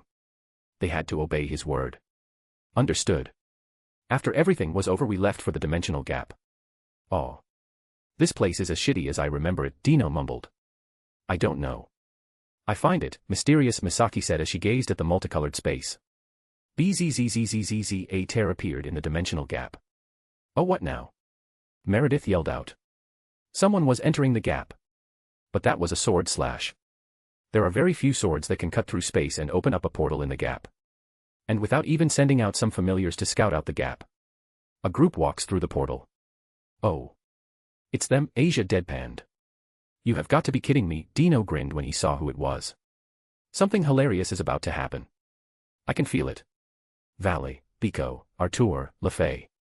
What are you doing here? Kuroka smiles at them. She already knew their goal just by the way Valley was glaring at Isaiah. But they were still her friends, sort of. At least she can say hi. Hi Kuroka, Lefay cheerfully waved back. Good to see you again, Kuroka-san. Arthur did a gentleman's bow. Yo, Biko just did a two-finger salute. While Valley was ignoring everybody. Isaiah, today I will have my revenge for the humiliation you have put me through, he or she, or whatever Valley identifies now, yelled at me with hatred. I just deadpanned, you are one stupid-ass motherfucker, Madafaka. Language, Injivold yelled out. Shit, I couldn't stop that one. Samuel L. Jackson would be proud. Rah. Balance break. Valley yells out. Vanishing dragon. Balance break. Valley was encased in white draconic armor. Team Valley quickly backed away. So they won't be joining the fight. Pity. It would have been funny to just grab them and keep throwing them at Valley. Just to piss her off even more. Have to mention, the wings on the back grew in size as the spread. A mysterious aura was unleashed from them. But I just smirked. We are in the gap. Where space is always unstable. Using an ability that halves space is just idiotic. But I doubt Valley would be that dumb. And true to my expectations, Valley started to accelerate straight at me. The wings were dividing the space in front of her. She quickly appeared in front of me. This is actually a perfect opportunity. I have been dying to try out my new sword. I can't test this one out in case I kill them by accident. Sure, Valerie can bring them back, but that will break the team chemistry. And now such a convenient test dummy appeared. A giant sword appeared in front of me. It was mostly violet with a few light blue and green added, along the guard. It's one of the most ridiculous swords I managed to recreate with my new strength. The Zenith. I swung the heavy sword. It blasted Valley back. And that's without using its ability. Grr. Valley growled. I swung the heavy sword. It blasted Valley back. And that's without using its ability. I, who is about to awaken. Am the White Dragon Emperor who will take the law down to the darkness. Who this is the Impiero Drive. Still, nothing I can't handle. The Zenith is a sword from the game Terraria. It's made up of 18 other swords, and its ability is to summon the souls of the swords it's made from and spin them around the user at extremely high speeds, shredding everything around him. And guess how many swords I have created until now? Hundreds. I walk the road of domination with infinite destruction, and by piercing through the imaginary dream, I shall become a pure emperor of White Dragon. Hundreds of special swords moving at speeds beyond what most ultimate class can see. This is going to be fun. And I shall have you obey the silvery white illusions and the perfect evil ways. Imperio Juggernaut Overdrive. A/N. There are 2 chants for Valley. Both are weird. Valley entered Juggernaut Drive. She became a white cyborg dragon. But instead of having a white color scheme, it was mostly silver. Something like he boosted Gear's Cardinal Crimson promotion. Both boosted Gear and Divine Dividing have weird transformations. Team reactions. Gloxinia whistled, "Wow, that's quite the power." Tiamat noted, "Very impressive. This Valley is quite talented in developing a new drive. Her power level is right on the border of the transcended class. One step in, then a step back. It's a pity that she is such a battle maniac." Kurama scoffed, "Keh, such people are idiots. They attack anyone and anything just so they can get a good fight out of it, regardless of position. I heard of a maniac that attacked Tsukumi. The god naturally erased him from existence. Him and his friends. Wasn't that overkill?" Mini Dio looked at Kurama. He attacked Tsukumi in the middle of a wedding. His great-grandson was getting married. "Oh. That's acceptable then," Gasper nodded, understanding where the god's reaction. "This will be fun, yeah." Kaneko was looking at the fight with excitement in her eyes. On the other side, a bit further away from the team, Kuroka was chatting up Team Valley. "So you are together now?" LaFay says in an excited voice. "Yep," Kuroka grinned while showing a peace sign. "Congrats." "Congratulations, Kuroka." Biko and Arthur nodded at her. Happy for their former teammate. MC POV. Rowu cyborg dragon Valley flew straight at me, her power disturbing the space in front of her. Having it. Decreasing the space between us. This caused some explosions due to the space in the gap being unstable in the first place. But she was shrugging off the explosions. The moment of truth. I raised Zenith and slashed. SHHHHHHX. Hundreds of swords flew out and started to circle me at high speeds. Valley was slashed hundreds of times by different swords in a blink of an eye. Rowu, the dragon roared out in pain. Divide. The force of the swords lessened. Divide. Now the swords did less damage. She halved the damage she was about to receive. Impressive. But not enough. I started to pump even more power into the Zenith. And started to swing it at high speeds. I added a dragon-slaying element to Zenith. That means that every sword under its control also gains it. I fucking love this sword. The swords gained more power and sped up even more. Divide, divide, divide, divide, divide. Each time a sword hit her, it left a line of blood. Hundreds of swords each second. She kept dividing their power and the amount of damage it caused her. Thanks to being in Imperio Drive. She can also divide my power somewhat. But I am a transcended class being. I can resist the effects somewhat. Otherwise, Valley would just divide the strength of all the gods and be the strongest. Our blows left explosions in our path. The multicolored space was lit up. Valley was fighting without regard for her life. She took my blows head-on just so she can do some damage to me. But in doing so she was rapidly losing blood. Her dragonic silver body was painted red from her blood. Compression divider. Oh, it's this one, an enhanced version of Half Dimension, that compresses the body of a specific opponent until they vanish. Nope. I ain't dealing with that. I raise my sword. But instead of them spinning around in different directions, this times all the swords will attack in one single line. Rowu, the energy from Vala's attack was launched at me. It quickly hit me and the effect started. I used my power to offset the effect and slashed at Valley. Veldora, this one is for you. Divine Departure. I slashed at the cyborg dragon. A blackish-red flying slash hit Valley. Then hundreds of swords repeated the attack. Each one cutting deeper and deeper. Veldora raised his hand in the air, YESSSS. That was awesome. Rowu. The dragon roared out in pain, getting weaker by the second until it started to shrink back. Vala slowly turned into her human form. Her clothes were ripped apart, her chest was bare. There was a big diagonal slash on her chest, going from the neck to her hip. You could see the bones of her ribcage. Damn, she is still alive. A juggernaut's defense is no joke. I look at Team Valley, who weren't moving from their place. You aren't going to try and save her, I raise an eyebrow at them. Biko and Arthur sighed. While LaFay only looked sad, she was the one to start talking. Vala said that this will be the final fight. And if she were to lose, we are not to interfere when you try to kill her. Losers have no right to live, were her words. Their somber mood was obvious. But they have made their peace with it. Vala's words were clear. Victory or death. Nay, Isaiah. I know you said you would kill Vala the next time you see her. I thought I had made my peace with it, seeing as he is the one that comes back for another beating. But I realized I don't want to see him die. He, she, UHG. Kuroka facepalmed. She helped me out when I was in a rough spot. Can't you just cripple her, make sure she doesn't have access to her power anymore? I look at one of my lovers. Honestly, it's even that big of a request. I was planning on taking all the power Valley has. But I can just as easily leave enough for her to be a normal human. I will triple all the magical pathways in her body and end it there. It's not worth making one of my lovers sad over something as insignificant as Valley. Plus with her personality, being left with no power whatsoever must be her own personal hell. Sure love, I give Kuroka a small smile. The girl beamed and jumped me, giving me a deep kiss. Okay, enough. After a full minute, Asia yelled out. Kuroka broke the kiss and gave her a glare. Valerie chuckled as she went to Valley and closed the wound on her chest. She won't die, but she will be in pain for a few months. Valerie was feeling a bit petty from their vacation being interrupted. Soul Sword, Ruriiro Kajaku.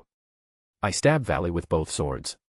After a few minutes I rip out the Divine Dividing along with 99% of Valley's strength. She will no longer be able to gather or keep any sort of power. Mana or ki. That has been locked away for her. She will spend the rest of her life as a human. I made sure to leave 50 years of life force in her. So who is getting Divine Dividing? Kurama asked curiously. Very few of us have a fighting style that will work together with that gear, Zenobia said with a head tilt. Actually I will be taking it, my words got jaw drops from everybody. Really? Why? You haven't shown any interest in it before. I just grin at them, I got it not for the divide. I already have a sword that does the same. But to use Albion to change my race into a dragon. Nanny, Veldora yelled out while Tiamat froze. She realized why I wanted it. Devils have low birth rates, and I want to give Tia some dragon babies. That and the big boost in power I will get as a dragon. I grin at her as I put the orb inside me. Futuristic white and blue wings spread on my back. Sigh, thank you for not killing Valley. But you are definitely insane. This is the first time someone got me just so they can turn into a dragon. You realize that it's kind of insulting, right? Albion complained. It's a hit to his pride that I don't want his power. Yep, but I don't really care, I laugh at him, when a wild Tiamama jumps me and buries her face in my chest, giving me a crushing hug. I'm Tiamat. I need to breathe, she is still physically stronger than me. And it was starting to hurt. But Tia just hugged me harder. You took down Albion and a few others. I am not happy, a childish voice echoes around us. All of us turn to the source of the voice. There was a cute young girl with long black hair down to her hips and black eyes. She was wearing a black gothic outfit. She was glaring straight at us. Every single one of us froze in place. And there was one thought that was in our minds. Fuck. Chapter 79, A Wild Ophis Appears. If you want to read ahead or just support me, go check out my Pat. There are a lot of fics and ideas there. Every single one of these fics and chapters will be released eventually. But if you don't want to wait or just want to support me, check out the Pat. patrayon.com/alcoholic_panda. Word count 1720. It's a shame web novel doesn't allow bolded words. All of Ophis's dialogue is bolded. As well as the chant. Drop some stones if you like the chow. Fuck. Was the thought that everybody screamed out in their minds. Ophis the Ouroboros dragon. The infinite dragon god. Was right in front of us. God damn it. Why does this shit happen to me? First randomly seeing Great Red when I cut into the gap, now Ophis suddenly appears. You destroyed my pawns. I need more, join me or perish. The murder loli says in a dead tone. Her voice was completely monotone. Plan A, tell her that her cow's brigade will betray her. Ophis, I have information and proof that you will be betrayed. Will you hear me out? This information for letting us leave. No, Ophis answers back.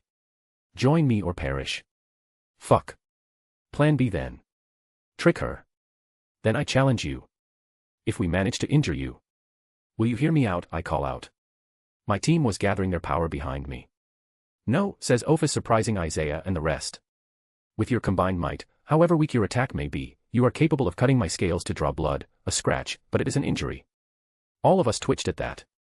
With our current levels, she says we can just scratch her. And all of us know we can do a lot more than that, but nobody is stupid enough to tell her that. You attack me alone, if you manage to injure me, I will listen to you. I nod at her. Isaiah. Isaiah, boss. My team looked at me with worried faces. Especially my lovers. There was a high chance that this would fail. Get back. I'm about to go nuclear. Things are about to get messy. And don't worry. Your leader isn't weak, I smirk at them. Gravity and resistant swords. Kai. Mana suppressing. Kai. Mana shroud. Kai. Kai suppressing. Kai. One by one I unsealed all of my training swords. My power exploded. Showing my true transcended class power. But this was not enough. Celestial Forge. Balance Breaker. Overblade. I grab the boosting sword and slash at myself. Boost. Go Isaiah. My team cheered me on. I took a deep breath. I only got one shot at this. I am the bone of my sword. Steel is my body, fire is my blood. I have created over 1,000 blades. Unknown to death, nor known to life. I laugh at the world and pursue the peak. I shall become the sword that severs all. And destroy you in a world of infinite swords. Unlimited blade works. My team was prepared for Isaiah to summon his domain. But that didn't happen. Instead, I just created a giant portal that lead to my soul. I'm not stupid enough to take Ophis inside what's basically my soul. She would rip it apart. On the other side of the portal were thousands of blades. Boost. I boost my power once again. Resonance. All of the swords in my domain start to shake. Slowly a white orb came out of each sword. Isaiah. That giant sword of yours won't be able to cut Ophis. Tiamat yells out. I know. Spirit of sword can cut souls but can't cut through infinity. So I'm going to brute force it. I gather each of the orbs together. Boost. Come Sword of Rupture. The souls combine to form a sword, if it can even be called that. The blade itself and the tip of the sword, spun in a spiral shape, are dull. It has the shape of a cylindrical, drill-shaped pillar made up of 3 independently rotating segments engraved with crimson cuneiform lettering that spin slowly in an alternating direction. The middle segment spinning clockwise and the top and bottom segments spinning counterclockwise. Each of the segments represents the heavens, the earth, and the underworld. EA. Sing as much as you like. I call out to the sword. The segments started spinning faster and faster. I pumped all my mana and ki into this. I will tell you of the beginning. Heaven and earth split. Nothingness congratulated creation. And my sword of rupture cleaved the world. In the back, Valle and Isaiah's team were looking at the sword with awe. Whoa, LaFay yelled out. Where does he keep pulling out these swords? Dino just sweat dropped. Impressive as always. I'm glad he didn't use this sword in our spars. Gloxinia shook his head. That sword is dangerous. Arthur was clenching Caliban till his fist was white. Do we need to run? Zenobia nervously asked. Freaking awesome. Minnie Dio fangirled. Ophis tilted her head. She was looking at the sword with the tiniest bit of interest. Mortar of the stars. Heaven's hell is the eve of creation's celebration. Now die and be silent. A small sun appeared at the tip of the sword. Enoma Elish. I pointed the sword at her. The sun exploded outward in a crimson-black beam. Dozens of meters in diameter. The beam engulfed Opis. And kept on traveling into the dimensional gap. This was the representation of my full power. I gave everything I had into this attack. The beam lasted for a few more seconds, until I was out of power. When the smoke cleared, we saw the result. Ophis has some light injuries, and her clothes were torn. She also had a bit of blood on them. The next second the injuries heal almost instantly. And her clothes were cleaned and repaired. That was unexpected. Fucking monster. Sigh, all I can say is expected from Ophis. Tia sighed out. Karama nodded. The dragon gods are something else. While the rest of them had their jaws dropped. Roswis was terrified but kept a calm face. Well, there are only 3 known beings that belong to that class after all. The unofficial immortal class. As they cannot be killed. They will just be reborn a few decades later. You have managed to injure me. Speak. Ophis flew near me. Memory sword. I materialize a sword in my hand and floated it to Ophis.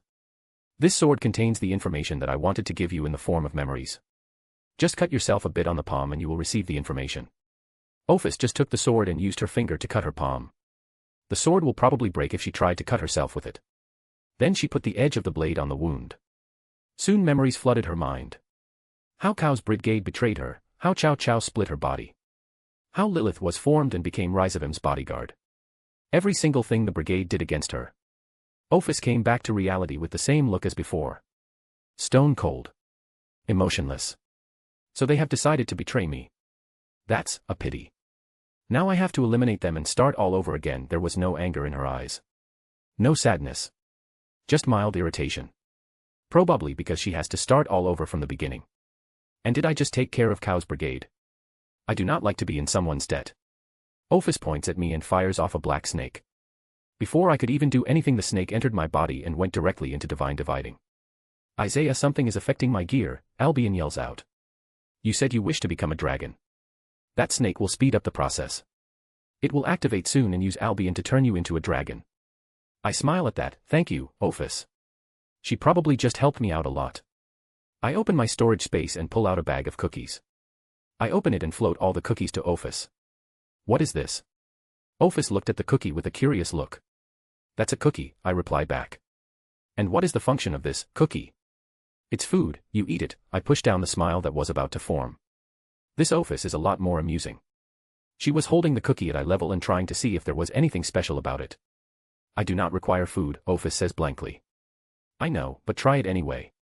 Ophis bit down on the cookie and started to chew. She then froze.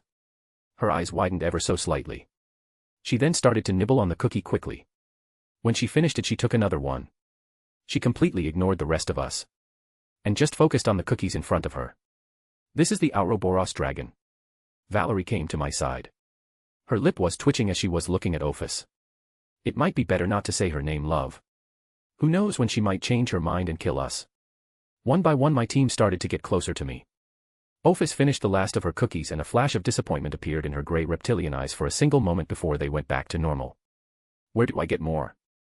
You buy them, Misaki says to the murder lowly. What is buy? Ophis stared at Misaki, scaring her and making her hide behind one of the stronger members. In this case, Gloxinia. It's where you use money to get things that you want, I cut in, making Ophis shift her focus on me again. Money. Ophis tilted her head to the side in confusion. Oh boy. After you take care of the Cow's brigade, take all their gold and gems, and bring them to us in Kyoto. And we will give you massive amounts of cookies and even more delicious sweets in exchange. A tiny spark of excitement formed in her eyes before Ophis disappears into thin air. Without a sound or trace. One moment she was there and the next she was gone. I turned to Kurama, tell Yasaka to buy a dozen cookies and sweet factories. We are going to be filthy rich after this. Everybody deadpanned at this madman. This was followed by a few facepalms. Forget about that, what about the snake in you, Kurama grumbles. I shrugged, it will activate soon. I'm pretty sure it will be extremely painful, so Asia, Valerie, please be on standby. I dropped on the ground as I screamed out in pain. Isaiah. Fuck. This hurts. Mother. Fucker. Fuck. The team just let out a relieved sigh. If he could still curse, it means it isn't that bad. Chapter 80, Back to Nexus. If you want to read ahead or just support me, go check out my Pat. There are a lot of fics and ideas there. Every single one of these fics and chapters will be released eventually. But if you don't want to wait or just want to support me, check out the Pat. Patreon.com/alcoholic_panda. Oh, stop it, you crybaby, Kurama sniffed at Isaiah, who was gritting his teeth while Valerie and Asia were dulling the pain. You try getting your every cell changed at high speeds. My entire being is currently getting rewritten, Isaiah glared at Kurama, who just smirked at him. Their group was still a bit shaken up from meeting Ophis. Kurama was the first that get over it since he wasn't in any danger. Hey Isaiah.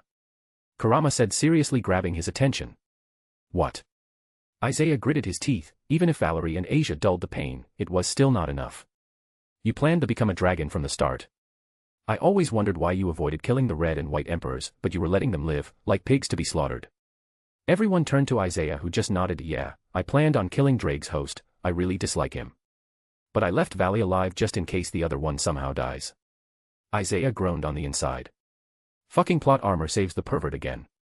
At first I was going to let him live so he can deal with all the bullshit in the future, but seeing as I destroyed the plot, I decided to kill him, but then Valis shows up and Albion was delivered to me on a silver platter. And the pervert lives, for now. Gloxinia sighed out, I can't believe it, the first time I ever leave my home I meet one of the most powerful beings in existence. When you said a life of adventure. I wasn't expecting this. Misaki was patting the fairy king on the shoulder. You will get used to it after a while. She is just trying to make you feel better. You never get used to it. Dino cut in and he got a head smacked by Meredith. Dino, have some tact. Dino looks at her incuriously, tact. You are talking about tact to me. When we are 2 for 2 on Dragon Gods. This team has existed only for a few months and we have met 4 of the Dragon Kings. We technically met Fafnir as well, since he is acting as a battery for my dad's sacred gear. So 5 Dragon Kings. We met and partied with the Norse top gods, destroyed a pretty strong faction, heroes. Fought Oldman Wukong and met both of the Dragon Gods. Everybody was surprised by Dino's rant. Veldora sighed out, he does have a point. But that's what makes it awesome. Here. Gasper laughed with him. Meredith gave Dino a small glare who just put up his hands. Hey, I didn't say I don't like the adventure, but asking for tact on a crazy team like this is a bit weird in the first place. Ross Weiss giggled, he got you there Meredith. Grrrr, Isaiah growled as his draconic aura grew stronger by the second. Ha ha ha ha. This is fantastic. My sworn friend is becoming a dragon. No, we are not mere friends anymore. We are brothers. Rahahaha. Veldora laughed like a madman. Ha ha ha, Senpai is going to get stupidly OP again. And I love it. Ha ha ha, Gasper was clutching his stomach from laughing too hard. Isaiah Senpai is getting broken again. Kaneko said with a flushed face. Isaiah's dragon aura was affecting her. But since she is young she was able to keep her cool, and not jump him. Her calm character helped as well. Nay-san, stop embarrassing yourself, Kaneko grumbled. Left from her, Tiamat was sitting on Kuroka to stop her from jumping on Isaiah. She was going into heat just from his new draconic aura. Chiron, don't be so mean to your big sister, you feel his aura too, right? He is irresistible. Tiamat's pupils were dilating as well, but she was a lot older and could control herself better.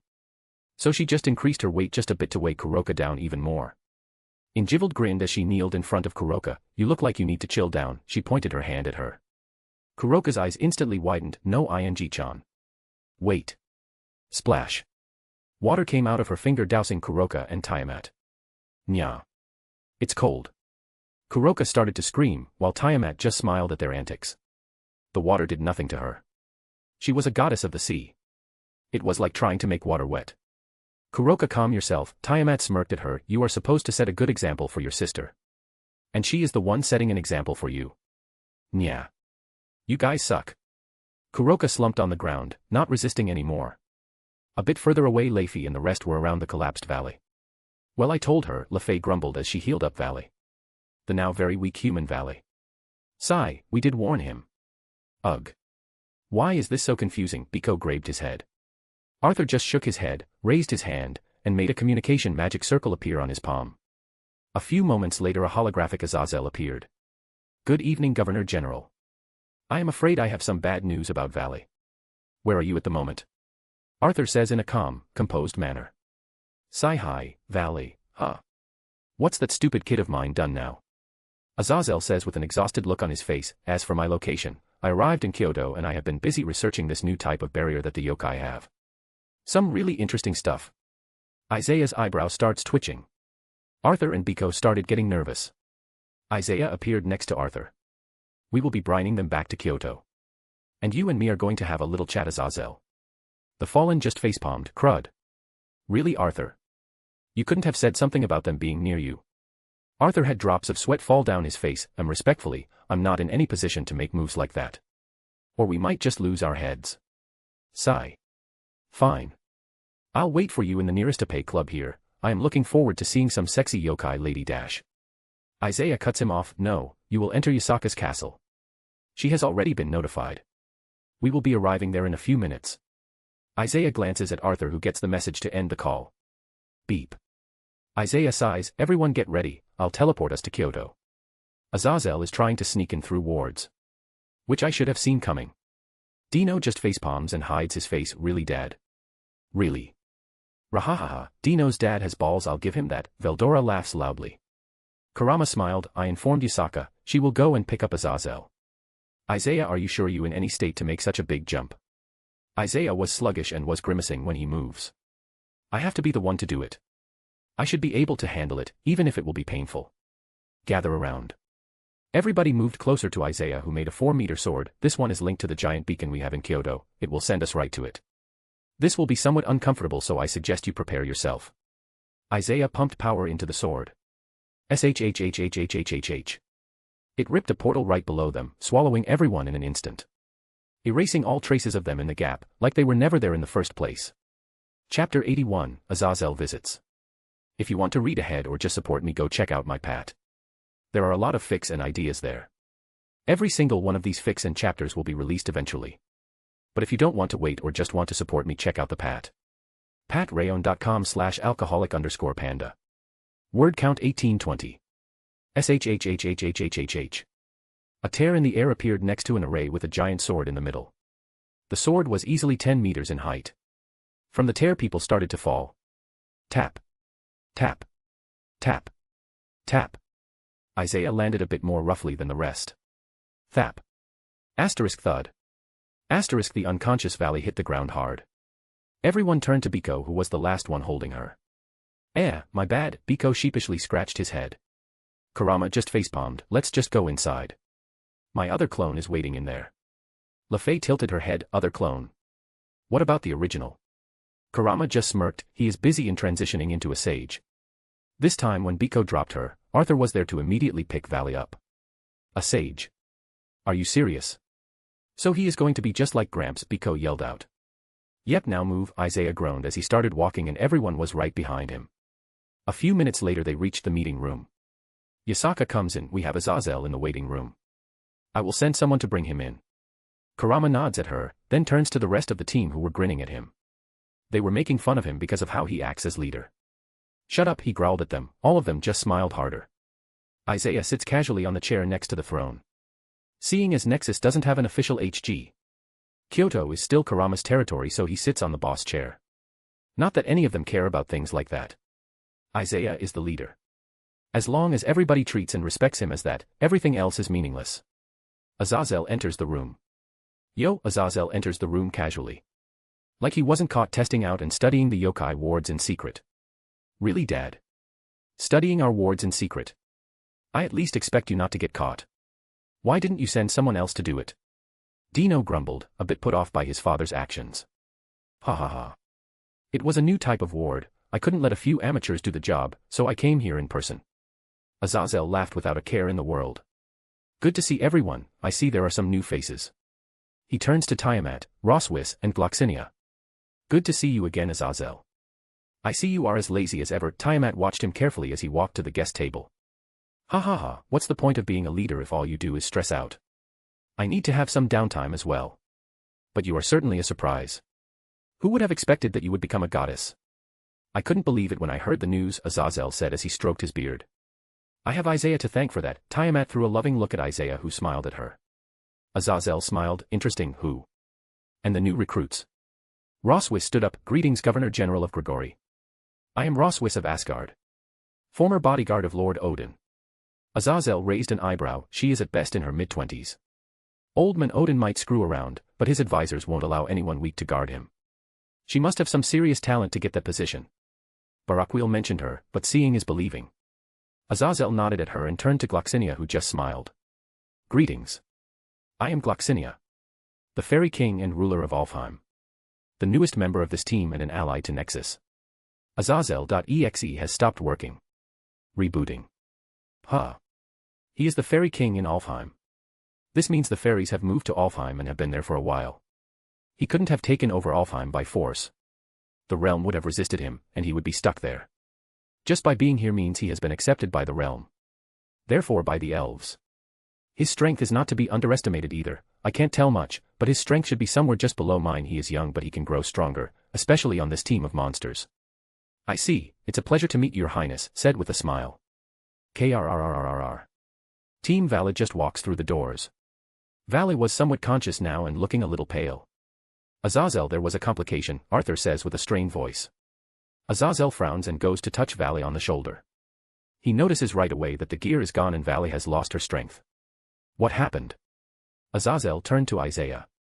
He had just lost one of the big players in Grigori. White metallic wings burst from Isaiah's back. His draconic aura is already showing. Sigh, Valley attacked Isaiah like an idiot. But instead of getting killed, Isaiah ripped the gear from Valley along with most of the mana and life force. Valley is by all accounts a regular human now. Fate has a weird sense of humor. Albion sighed out.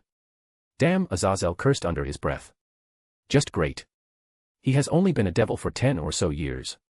And yet he is standing among the top of this world. He is like them, Ajuka and Surzex. A real freak of nature, someone who goes against the very flow of the world. Are you becoming a dragon? Azazel asked, carefully not to overstep any bounds. Yes, Isaiah nodded seriously. Nice, their leader is getting stronger and stronger. Now not only do they have Kyoto. They have Alfheim with them. Most fairy magic has been lost. Only a few books remain in some private libraries. And it's mostly the same books being copied and sold. That knowledge alone would give them the backing they need for the grunt members. I see. I guess I can't talk you into joining our alliance. Azazel asks hopefully. The result was a few chuckles from the stronger members of the team, making Azazel frown. Azazel, you should know the current situation of your alliance, Kurama smirked. All three of your factions have traitors inside. Devils with the Great King and Old Satan faction. Heaven has the church and you have the idiots that were smart enough not to join Kokabil's suicide mission and are laying low now, Tiamat said with power in her voice. I agree with them, Yasaka spoke up, it is one of the reasons why I rejected any proposal you sent us. It's only a matter of time before this blows up in your face. Though mostly it was because of the crimes committed against the yokai. Isaiah continues, and there is your problem. This alliance of yours was created for two main reasons. To stop the bickering in the biblical faction so they aren't eliminated by another faction. And to use your combined strength to eliminate your tractors as you can't do it yourselves. That's why you are inviting Old Man Odin, right? You need his strength to pressure the traitors to stay put. Azazel just laughed, seeing that there was nothing else to hide. Yep, pretty much. Is it really that transparent? Not really. Isaiah just has a great understanding of the biblical faction, Dino waved offhandedly. Well, since he knows so much, then you know that Young Devil Gathering is happening soon. Odin said that he will be there to continue our peace talks over some games. I'm inviting you as the leader of Nexus with a few of your members. Sorry, but you won't be able to take everyone. Security reasons. Everybody turned to Isaiah, who just smiled. Sure, I'll be there, I'll inform you of who else is coming with me. Azazel nodded and went to Valley, who looked empty. Sigh. I'll be taking her with me. What will you be doing? Azazel asked Arthur, LaFay, and Biko. Kia, ha ha ha. I'll relax here a bit, maybe spar with some yokai, Biko said freely. We are still thinking about it, LaFay said shyly, and Arthur supported her. I see, well, there is always a place in Grigori for you if you need it. Azazel picked up Valley and walked out of the door. He needed to leave the range of the ward so that he could teleport out. Arthur, LaFay, and Biko stood up as well. Thank you for your hospitality. But we would like to explore Kyoto a bit. With your permission, Artur does a slight bow. I heard it was a beautiful city, so, pretty please, LaFay smiled nervously as she also bowed. Kahaha, where is the best place, booze and sparring partners? I don't mind spending a lot of money if it means I have fun, Biko just cheerfully laughed. Kurama looked at Isaiah and shrugged. Knock yourselves out, Isaiah said casually. The three of them thanked him and left the room. So what's the real plan? Kurama asked Isaiah. There was no way he was going there without anything to get in return. Everybody turned to Isaiah, who just grinned. Kuroka, Kaneko, Injivaled. I think it's time to get your revenge against the devils. While we keep their heavy hitters busy. Grab the Leviathan territories and wipe out the neighbor's family.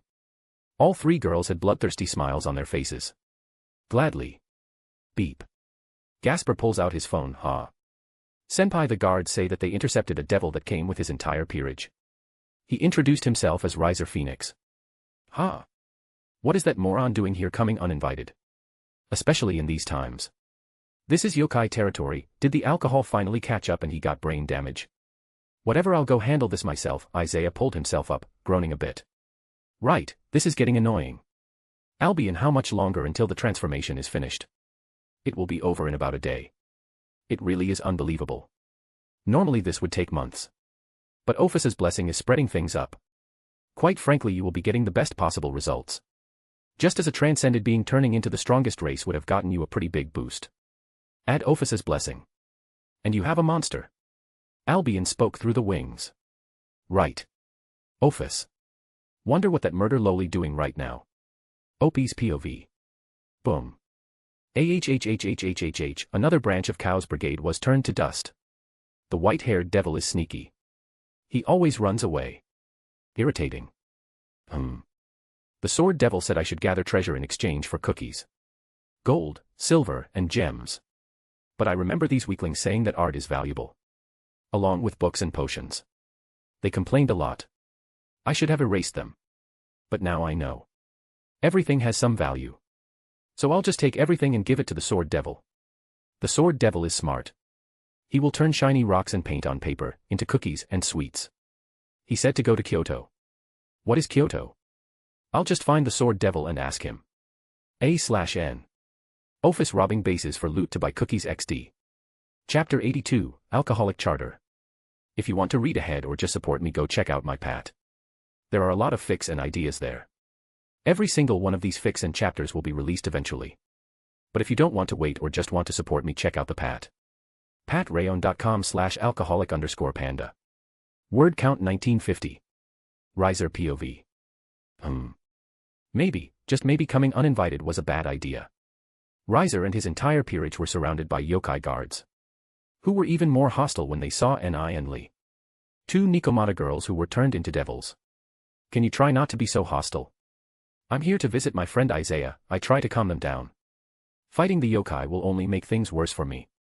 Yeah, someone like you is friends with the Isaiah-sama. Who do you think you are fooling here, devil? We know Isaiah-sama beat you in a raiding game. Are you here for revenge? I have literally been into every bar within a 50 kilometers radius of Kuo town with Isaiah. And people still don't know we are friends. What the fuck are those useless spies doing? 2 devils plus 3 or 4 girls from my peerage bar hopping across Japan. And nobody knows. I'm a freaking phoenix. People are always after us. How could they not know? Well, this is awkward. Shiwalon scratched her head. How do you think we feel? Ni and Lee said in a low tone. The yokai were staring at the cat girls, making them have conflicted feelings. They were being judged. This is all your fault, Nisama. How could you not call ahead? Ravel fumed as she stomped her food on the ground. Well, sorry for wanting to surprise my friend. Riser says sarcastically. A/N. Yeah, I think it was sarcastic. I looked for the word but I couldn't find it. I really should write those words down. Oh, he will definitely be surprised when he hears from his guards. Mira smiled as she winked at her. King, he might ban alcohol for you in Kyoto. Riser thought about it for a bit and shivered. Brrrr. No. Isaiah wouldn't break the bro code, especially the alcoholic charter. What in Mao's name is the alcoholic charter? Ravel deadpanned at him. Riser dramatically grasps his heart and gasps, to think my own sister would be this uncultured. Well, listen closely, my little sister. The alcoholic charter is the single greatest thing that the ancient brothers have made. It dictates that no bro shall ever deny another bro his drink. What am I doing, XD? Damn right. They hear a loud voice behind them and turn to see Isaiah. Isaiah arrives, third POV. Riser, what the hell do you think you're doing? Isaiah starts walking near the gates. The yokai start moving out of the way. Isaiah-sama, Isaiah-sama. Riser's face brightened up when he saw him. Isaiah. Surprise, then turned into confusion as he didn't know what to say. Ravel facepalmed and Isaiah deadpanned at him. Let them enter. The yokai were curious but kept their mouths shut. They released the barricade and allowed Riser and his group entry. How have you been doing? Riser and Isaiah clasp hands, bump shoulders and do a pat on the back. The bro hug. Good. It good to see you again, Isaiah. Ravel curtsied with her dress. The other girls also said their greetings. It's good to see all of you as well. But let's address the elephant in the room. What are you doing here and how did you leave? Isaiah looked at the group. Riser puffed out his chest. We ran away from home. He had this extremely smug look on his face. Isaiah just turned to Ravel, who sighed. He is not kidding, we really did run away from home. Isaiah raised an eyebrow at that. Okay. Can I ask why? Riser just shrugged his shoulders. Well, my parents were trying to put me in another arranged marriage. I know this because they were pushing me to go to the young devil gathering and look for a new fiancé. Meaning find one or we will find her for you. I just had enough. Not to mention all the political bullshit that has been happening with the devil factions. I'm not blind. Shit is going to hit the fan and I would rather be as far away as possible from the battles. Can't enjoy life if you're dead. Same with me. It was only a matter of time before I was married off, Ravel said sadly. Isaiah raised an eyebrow. So you two, purebloods from the Phoenix family, decided to betray your race in exchange for freedom. Riser and Ravel look at each other. Yeah, pretty much. Yes, Isaiah-san. Isaiah just grinned. Oh, I can already smell the political chaos that is about to start. The devils are going to lose their heads. Well, I officially welcome Riser and Revel Phoenix and the peerage members into my faction. Nexus. We can hammer out the details later. First we party. Fuck yeah. Riser just throws his arm around Isaiah's shoulders. Finally a worthy cause. Our party will be legendary. Riser laughed at the top of his lungs. Isaiah just looked at Revel and the peerage. Did he just quote Kung Fu Panda? Revel was hiding her face behind her palms and the rest looked sheepish. Veldora and Gasper might have suggested some shows so Riser-sama can entertain himself with. Mira scratched her head.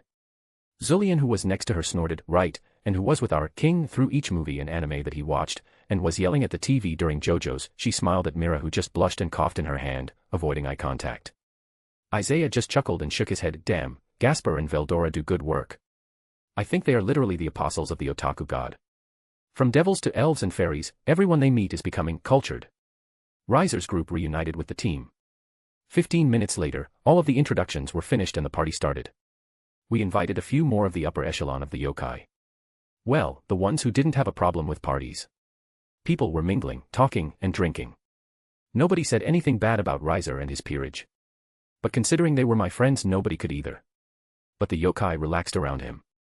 Seeing as Riser was a party animal and they tested with their senjutsu that he was being genuine and had no malicious intent. Kunu. Just because I can't see you doesn't mean I can't sense you. Put down the sake cup. Yasaka yelled out across the room. Damn it, Kunu was hiding behind Veldora and his cape.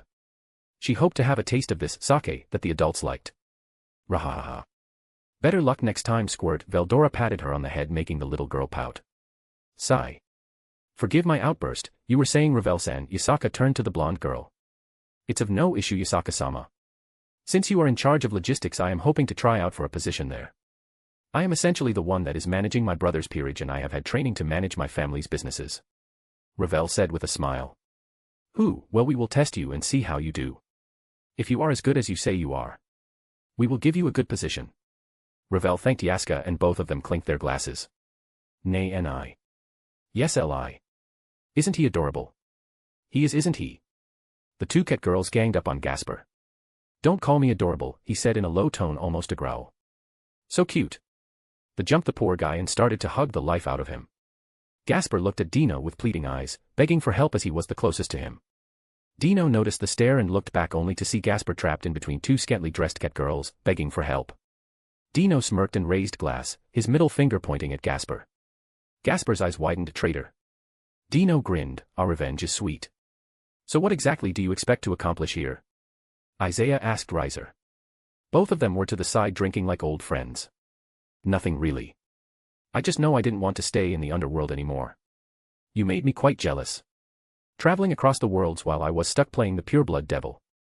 I honestly don't have any other plans other than just relaxing around and traveling under your faction's name. In exchange for protection and using your name, me and Revel will make Phoenix Tears every once in a while. Riser said casually, like it wasn't even that big of a deal. Phoenix Tears are a huge deal.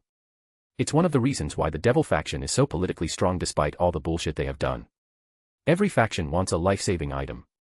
And Seraphol uses them to negotiate. The Phoenix family gets huge amounts of money for them.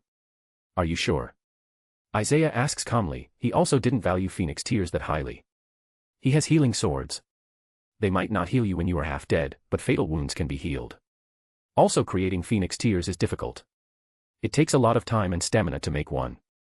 Riser's second brother is quite adept at making them. He makes most of the tears. But Riser and Revel also make 2 tears each month. Every member of the family makes tears as they are always in demand. Yeah, this might put me against my family. But they should have considered this when they used me as a pawn. I'm quite lucky that my best friend is a leader of a pretty strong faction. If I went to any other faction I would be used as a tear factory. Riser laughs loudly. True, they would probably pimp women to you and ask Revel to marry someone to make more phoenixes. Well, you don't need to worry about that here. I would have let you join me without you offering anything. You helped me out a lot when I was with Rias. I might not have realized it then, but I definitely needed a friend to let loose a bit. I won't ask anything of you. But I still suggest you go with the Phoenix Tears. It will calm down any disputes that might arise from the masses and will make you look good in their eyes. Of course I personally invited you, they wouldn't be able to touch you anyway. Isaiah smirks at Riser as they both clink their bottles. I said what I meant, we will provide you with phoenix tears. After all, we need some sort of foothold. I might not want it now. But later down the line, I would like to settle down, have a few kids. Me having a good position will be good for them. But that's in the future, for now we drink. Luna. Bring the karaoke machine. Riser yelled out. More and more people called out as well, wanting to join in. As expected, Injivold slayed it. Yasaka was great as well. After all, she has been alive for a long time and singing is an important part of her culture. Surprisingly, Riser and Ravel were right behind them. But they were related to a phoenix, a mythical bird that is said to heal people with its voice. Let's go. Veldora yelled out. Jojo open point 1 Sono Chi no Satam. Sora. Kobori Akita, Futatsu no Hoshi Gaaa. And the Otaku Dragon started to sing JoJo's and got a surprising amount of cheers from the crowd. Veldora and Gasper have worked really hard to make the people in their faction cultured. And it was paying off. Sono Chi no Satam. Jujo. Chapter 83, Date Night. If you want to read ahead or just support me, go check out my Pat. There are a lot of fics and ideas there. Every single one of these fics and chapters will be released eventually. But if you don't want to wait or just want to support me, check out the Pat. patrayon.com/alcoholic_panda. Ending is very near, working on the plot and been struggling a bit. It will last a while. Kyoto. Saturday night. A small festival was currently happening in Kyoto, sponsored by us. So everyone can go out and have fun. Asia was hugging Isaiah's arm while humming. Well, someone is certainly happy, Isaiah smiled when he saw the happy Asia. Of course I am. I finally have some alone time with you, far away from those horny bitches, Asia said with a bright smile. Isaiah's sweat dropped. The fight for the date night had been brutal. But in the end, Asia won. Come to think of it, it's the first time we have gone out together in a while. Probably since the time I first met her. So where would you like to go, Asia? Asia thought about it for a bit before grinning. The arcade. It was one of the first things you showed to me when we met. And I want to go mess around. Isaiah nodded. Well, she certainly looks the part. But I can't lie, I'm loving her punk/rock look. Arcade. Ding ding ding. Asia was dancing, she was moving with grace and speed. Ding ding ding ding ding ding ding. Everybody was looking at her in awe. Ding ding ding bam. She finished her dance and slammed her feet on the last two colors. Winner. New high score. The people around us start to clap and cheer. Asia smiles at them and thanks them with a wave. She got a new high score on the dancing machine. Duh. She can punch a mountain to pieces. This is a breeze for her. Well, that was fun. Asia skips to me and links our arms together. I'm glad you had a good time. How about we get something to eat? What would you like? Asia had a thoughtful look on her face. I'm not really in the mood for any restaurants. Why don't we just go eat street food? We can try all kinds of food here. I chuckle at Asia's enthusiasm, a woman after my own heart. Let's go. We spent the next few hours visiting street stalls. We kept eating and having fun. Giving the other a piece of our food. We listened to street performers. And had a great time all in all. We decided to get some peace and quiet, so we went on a nice long walk in a less-known park. Hey Isaiah. Asia intertwined their fingers together. Yes, Isaiah held her hand tighter and smiled. I don't feel like sleeping alone tonight. I hope you can help me out with that, Asia whispered in his ear. Both of them knew what she was asking. Isaiah nodded at her. Asia's face lit up with happiness and she had a big smile. Isaiah couldn't help himself, so he leaned down and kissed her. Asia wasted no time in putting her hands around his neck, deepening the kiss. She quickly made a teleportation circle and both of them flashed to her bedroom. Asia was going to be one happy girl tonight. Dino and Meredith. They are following us, Meredith sighed out. Dino nodded. I know, it's kinda hard to miss them when they are being so blatant about it. Dino and Meredith were both in yukata. Walking calmly down the street. Behind them Veldora was hiding behind a street pole. He was wearing a cap and sunglasses. Gasper was juping house to house. But his hair was easily noticed when he peeked to see them. The other girls were there as well. Valerie had a bat follow them and used the bat's eyes to look at them herself. Kuroka and Kaneko were in their cat forms following them. Even Dukalion was there. He used magic to turn himself into a small puppy and was following behind them, sometimes getting petted by pretty girls. Why must they do this? Meredith slumped a bit. Because Asia won the fight. and made them swear they would not interfere in any way. So the only entertainment they can get is from us. Dino scratched the back of his head, thinking how troublesome the whole situation was. Seriously, they are killing the mood, Meredith grumbled. Not really. Dino took Meredith's hand and intertwined their fingers. I don't mind it as long as I'm with you.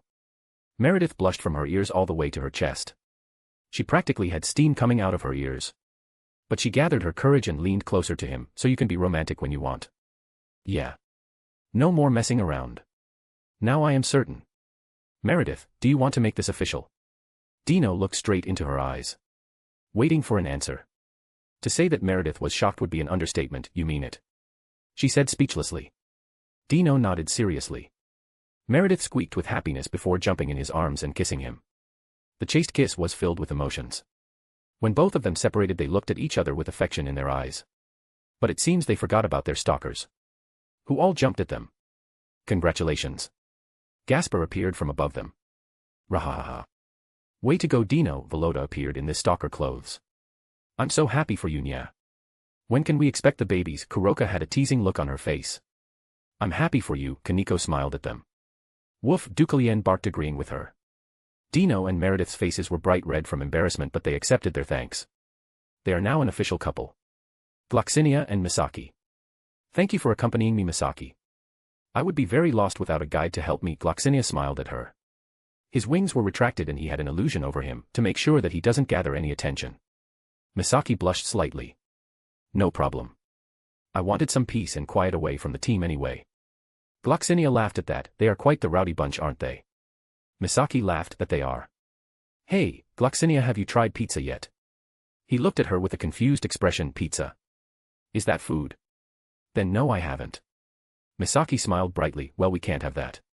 I know a really good place not too far from here. Would you like to go? Gloxinia nodded and bowed lightly. Please lead the way. Suddenly Misaki linked their arms together and started leading them. Gloxinia was surprised but didn't say anything and just smiled, while Misaki's ears were bright red. But she was happy with the progress she had made. Riser and Yubaluna. I never knew how peaceful Kyoto is. I thought it would be noisy because of all the yokai, Riser mused as he and Luna were walking in the forest road. It was illuminated by lanterns, giving the forest a bit of life. Well, we never visited Kyoto as it was Yasaka's territory. Devils get killed the moment they step foot here, Luna says as she tightens the grip on Riser's arm, putting it between her cleavage. Riser just smirked knowingly. It was a game that both of them sometimes played before they had sex. They kept teasing each other until one of them snapped and dragged the other to the bedroom. Well, let's take our time then, enjoy the views. Riser smiles at her, but his eyes were saying something else. Luna grinned. Yes, let's enjoy our time. Winner gets to pick what roleplay we are doing tonight. Deal. And so the game started. A/N. Asia and Isaiah are finally together. Dino and Meredith have stopped playing around and are now an official couple. Chapter 84, Preparations and Gathering. Things are going really slow with Kiba. Haven't had much inspiration lately. But that's why I had major inspiration with HP/DxD, Raven.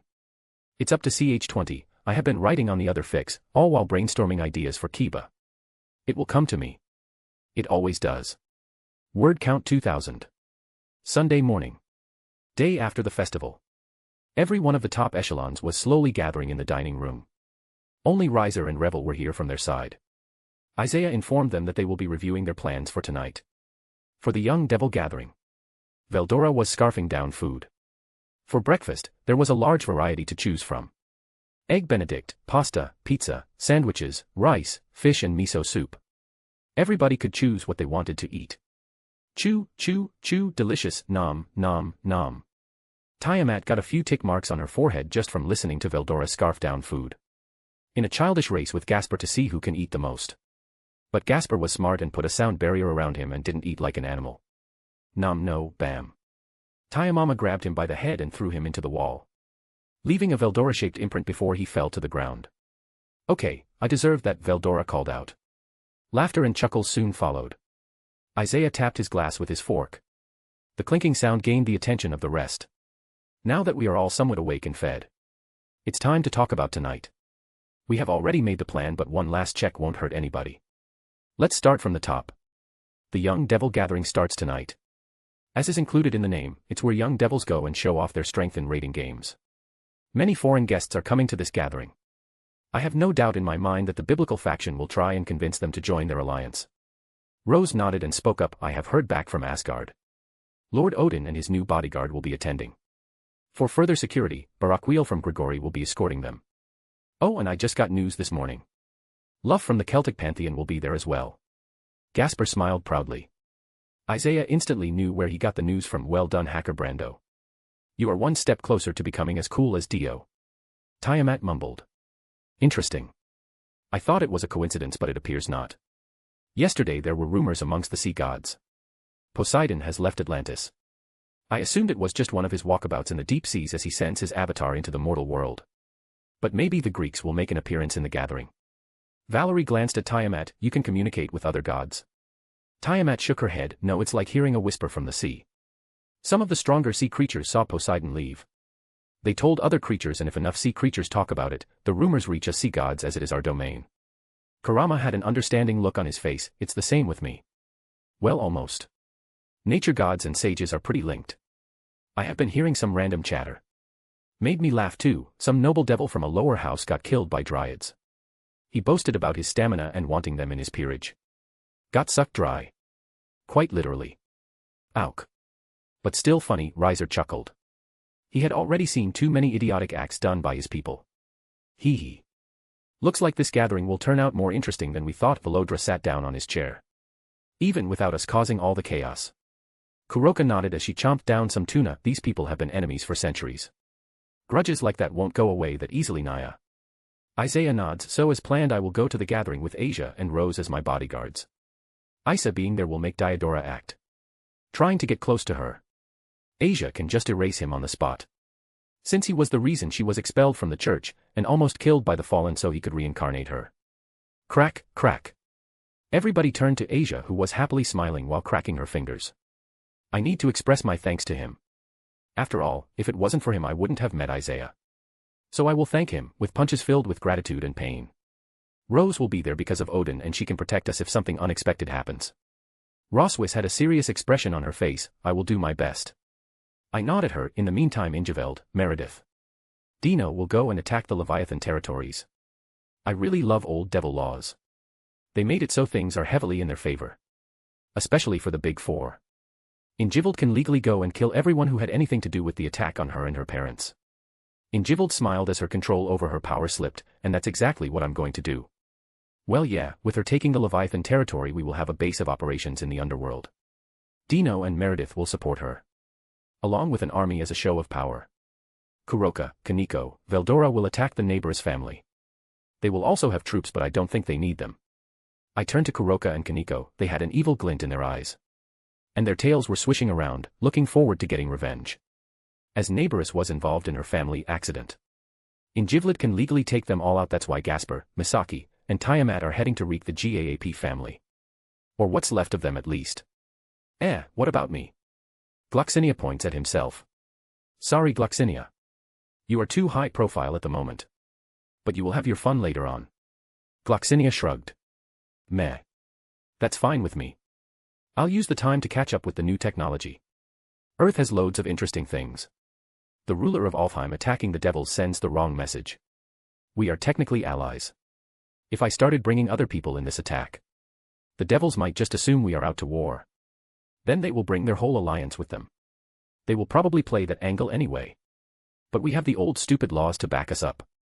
I'm looking forward to this. The gathering. Inside a large ballroom with tainted windows. There were many tables with red tablecloths and a vase with roses in it. The place was filled to the brim with devils and VIP. Rias' peerage arrived. Only Rias and Aquino were dressed for the event. Rias had a crimson-red dress that fitted well to her body, complementing her curves. Her hair was styled in a high ponytail. Aquino was wearing a black yukata. But it did nothing to hide her outrageous figure. The rest were in Kuo uniform. Unsurprisingly, Rias received a few new members. Since Isaiah, formerly known as Kiba, Kaneko, and Gasper left, Rias was only left with Aquino and Issei. Rias got a new rook, knight, and bishop. The new rook, Omari from southern Africa, was a 20-year-old man who had a strong martial arts background. He had a plane twice critical. Her new knight, Li, was a swords expert from China who had the jade sword. Mid-class sword type sacred gear which increased the power of the slashes. and her bishop was a young mage from Golden Dawn that they convinced to join Rias's peerage. Marie was contacted by the headmasters if she wanted to become a devil. She had no sacred gear but was very good with magic. Surzex's bishop is the founder of Golden Dawn. So it was easy to reach out to them. She was chatting with Sona and her peerage. As were the rest of the devils. This event is for them to mingle more. At the high table, Surzex was conversing with Azazel. Michael should be arriving soon. Azazel nodded, according to Barakwell. Odin is coming. I put Barakwell in charge of security. Surzex raised an eyebrow. Really? I doubt Odin would require extra security. Azazel shrugged. Just in case, there has been some unrest with the Norse gods. Odin hasn't joined the alliance but people are still not happy with him communicating with us. Serafall showed up. That's to be expected. Poseidon has been spotted. He should be arriving soon. Luff will probably show up fashionably late as always. I need a vacation. Training this was a giant pain in the ass and I don't mean that in a fun way. Serafall cracked her neck. Well, I'm off to go find my dear Sotan. Good luck. With that she skipped away, leaving Surzex and Azazel to smile wryly at her attitude. She has been stressed out and has been having a shorter and shorter fuse as the stress piled up. Neither of them wanted to be there when she finally blows up. In the other rooms where the young devils were located. Boom. Looks like you really want to die, Zephyr, Sikvera Agar spat out. She had blondish hair and red eyes. You stink of virginity. What's wrong with saying that? You shitty bitch, Zephyr said in an arrogant tone. Sarord decided to intervene. Stop you too. Princess of the Agar's family. Sikvera. The problem child of the Glaciolabalus family. Zephyr. Zephyr snapped. Who are you calling a problem child? Sarord just smiled and cracked his fingers. This is a bit sudden but it's your final warning. Any more than this and you will have to deal with me. Sikvira sighed and put her hands down. Zephyr on the other hand just gritted his teeth as he clenched his fist. You incompetent fool from the Bale family. He threw a punch at Sarord who easily dodged and punched Zephyr, sending him flying straight through the wall. Sigh. Why do I have to be the one to keep the young devils in check? His queen Kushia came near him because Lord Lucifer asked for you. Ah. That's right. Cousin Surzex did. To improve my reputation. Sigh. Fine. It's more trouble than it's worth but I need every bit of help. Kushia whispered to Sarord. Looks like Lord Odin has arrived. See, Areorg frowned. The big wigs have started to gather. Be on the lookout for any trouble. You never know what could happen. Kushia nods and goes back to her unofficial patrol. Back at the high table. Odin has arrived. Oh, good work, Barakweel, said Azazel when he saw Barakwell arrive with Odin and Brynhildr. It's been a while, you shitty old men from the northern countryside. Odin smirked at Azazel's comment. It's been a while, fallen brat. Surzex did a slight bow. It's been a long time. Lord Odin. God of the North. Surzex, I came in response to your invitation. Serafall walked forward and did a formal bow with her dress. Welcome, Lord Odin. Odin just hummed when he saw her. Not good, Serafall. A young girl like you shouldn't wear such dark clothing at a party like this. Serafall grinned. Like she has been waiting for someone to ask that question. Well then. Mirror in Mirror spiral. Serafall glowed in a multicolored light as she turned into a pink magical girl. Oh, what is this? Odin looked in surprise. Serafall smiled as she did a peace sign. Don't you know? This is a magical girl. Who? Not bad. Not bad at all. Odin stroked his beard as his eyes roamed all over Serafall's body. Neesan. Nobody needed to turn to know who that embarrassed voice belonged to. Cough. Lord Odin. Please be more mindful of your position. Otherwise, I will tell Lady Freya. Brynhildr coughed in her hand and glared at Odin. TSK. You are even a bigger buzzkill than Ross Wiss. I regret sending her away. She was less of a buzzkill and more gullible, making her easier to manipulate. As soon as Odin said those words, laughter came from the stairs. Well, it's too bad, old man. 'Cause I'm not giving her back, Isaiah said with a wide smile. Behind him on his left and right were Rose and Asia. The leader of Nexus has arrived. If you want to read ahead or just support me, go check out my pat. There are a lot of fics and ideas there. Every single one of these fics and chapters will be released eventually. But if you don't want to wait or just want to support me, check out the pat. patrayon.com/alcoholic_panda. Chapter 85, Gathering 2. If you want to read ahead or just support me, go check out my pat. There are a lot of fics and ideas there. Every single one of these fics and chapters will be released eventually. But if you don't want to wait or just want to support me, check out the pat. patrayon.com/alcoholic_panda. Chapter 85, Gathering 2. Gathering 2. If you want to read ahead or just support me, go check out my pat. There are a lot of fics and ideas there. Every single one of these fics and chapters will be released eventually. But if you don't want to wait or just want to support me, check out the pat. patrayon.com/alcoholic_panda. Word count 2000. Who? Here comes one of the new big shots. How have you been, brat? Odin smiled when he saw Isaiah and his bodyguards. Now Lord Odin, who was gullible again, Rose had an angry aura around her, causing Odin to be surprised. Well, I'll be damn. The little crybaby grew a spine. Well done, sword brat, Odin let out a bellowing laugh, causing Rose to deflate seeing as she was ignored. Isaiah laughed at his carefree attitude, ha ha ha. Thanks. But Rose had it in her already. I just gave her a little push. And I have been great. Visiting places. Having tons of fun. Azazel scoffed, yeah, conquering the Kyoto yokai. Loads of fun. Odin perked up at that, right that happened. He came nearer to Isaiah and whispered, hey brat. Did you have fun with Yasaka's giant titties? If you say no I will be very disappointed. Ow, ow, ow. Brynhilda grabbed his ear and started pulling. Lord Odin, I have been instructed by Lady Freya to stop you from causing any international incident, Brynhilda says in a professional tone. I got it. Geez, you are such a buzzkill, practically a carbon copy of my wife. Odin started to rub his red ear. Brynhilda turned and smiled at her. Kohai, you are stronger, Rose. Are you happy with them? Brynhilda. I have missed you. And yes, I am very happy. Rose turned pink as she looked at Isaiah. Her senior only nodded. Happy for Rose and her current life. Hey Isaiah. How's that lazy son of mine doing? Azazel asked Isaiah, who paused for a split second. Dino and Azazel saw each other not too long ago. Apparently, he wants to keep the meeting a secret. Even though he is the one who delivered the invitation. Well, let's play along for now, Isaiah thought as he smirked at Azazel.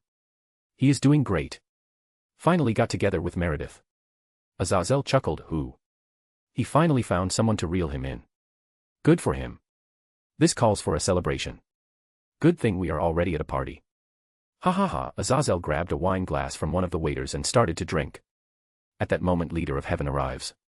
Archangel Michael. I'm very sorry for making you wait, the blonde man says with a gentle smile. Isaiah looked at the cloaked figure behind him in silent shock. Irina. The fuck? Didn't she abandon the church and go to Hyoto after the whole Kokobile fiasco? I totally forgot about her. I just assumed she dumped the guy and went on to have a life. Why is she back with the church? Hello Irina-chan, Hyoto waves at her. Hello Issei, Irina happily waves back. Isaiah resists the urge to facepalm, of course. Fucking plot armor. The Red Dragon Emperor has to get a girl from each race. That includes Aniel's. You know what?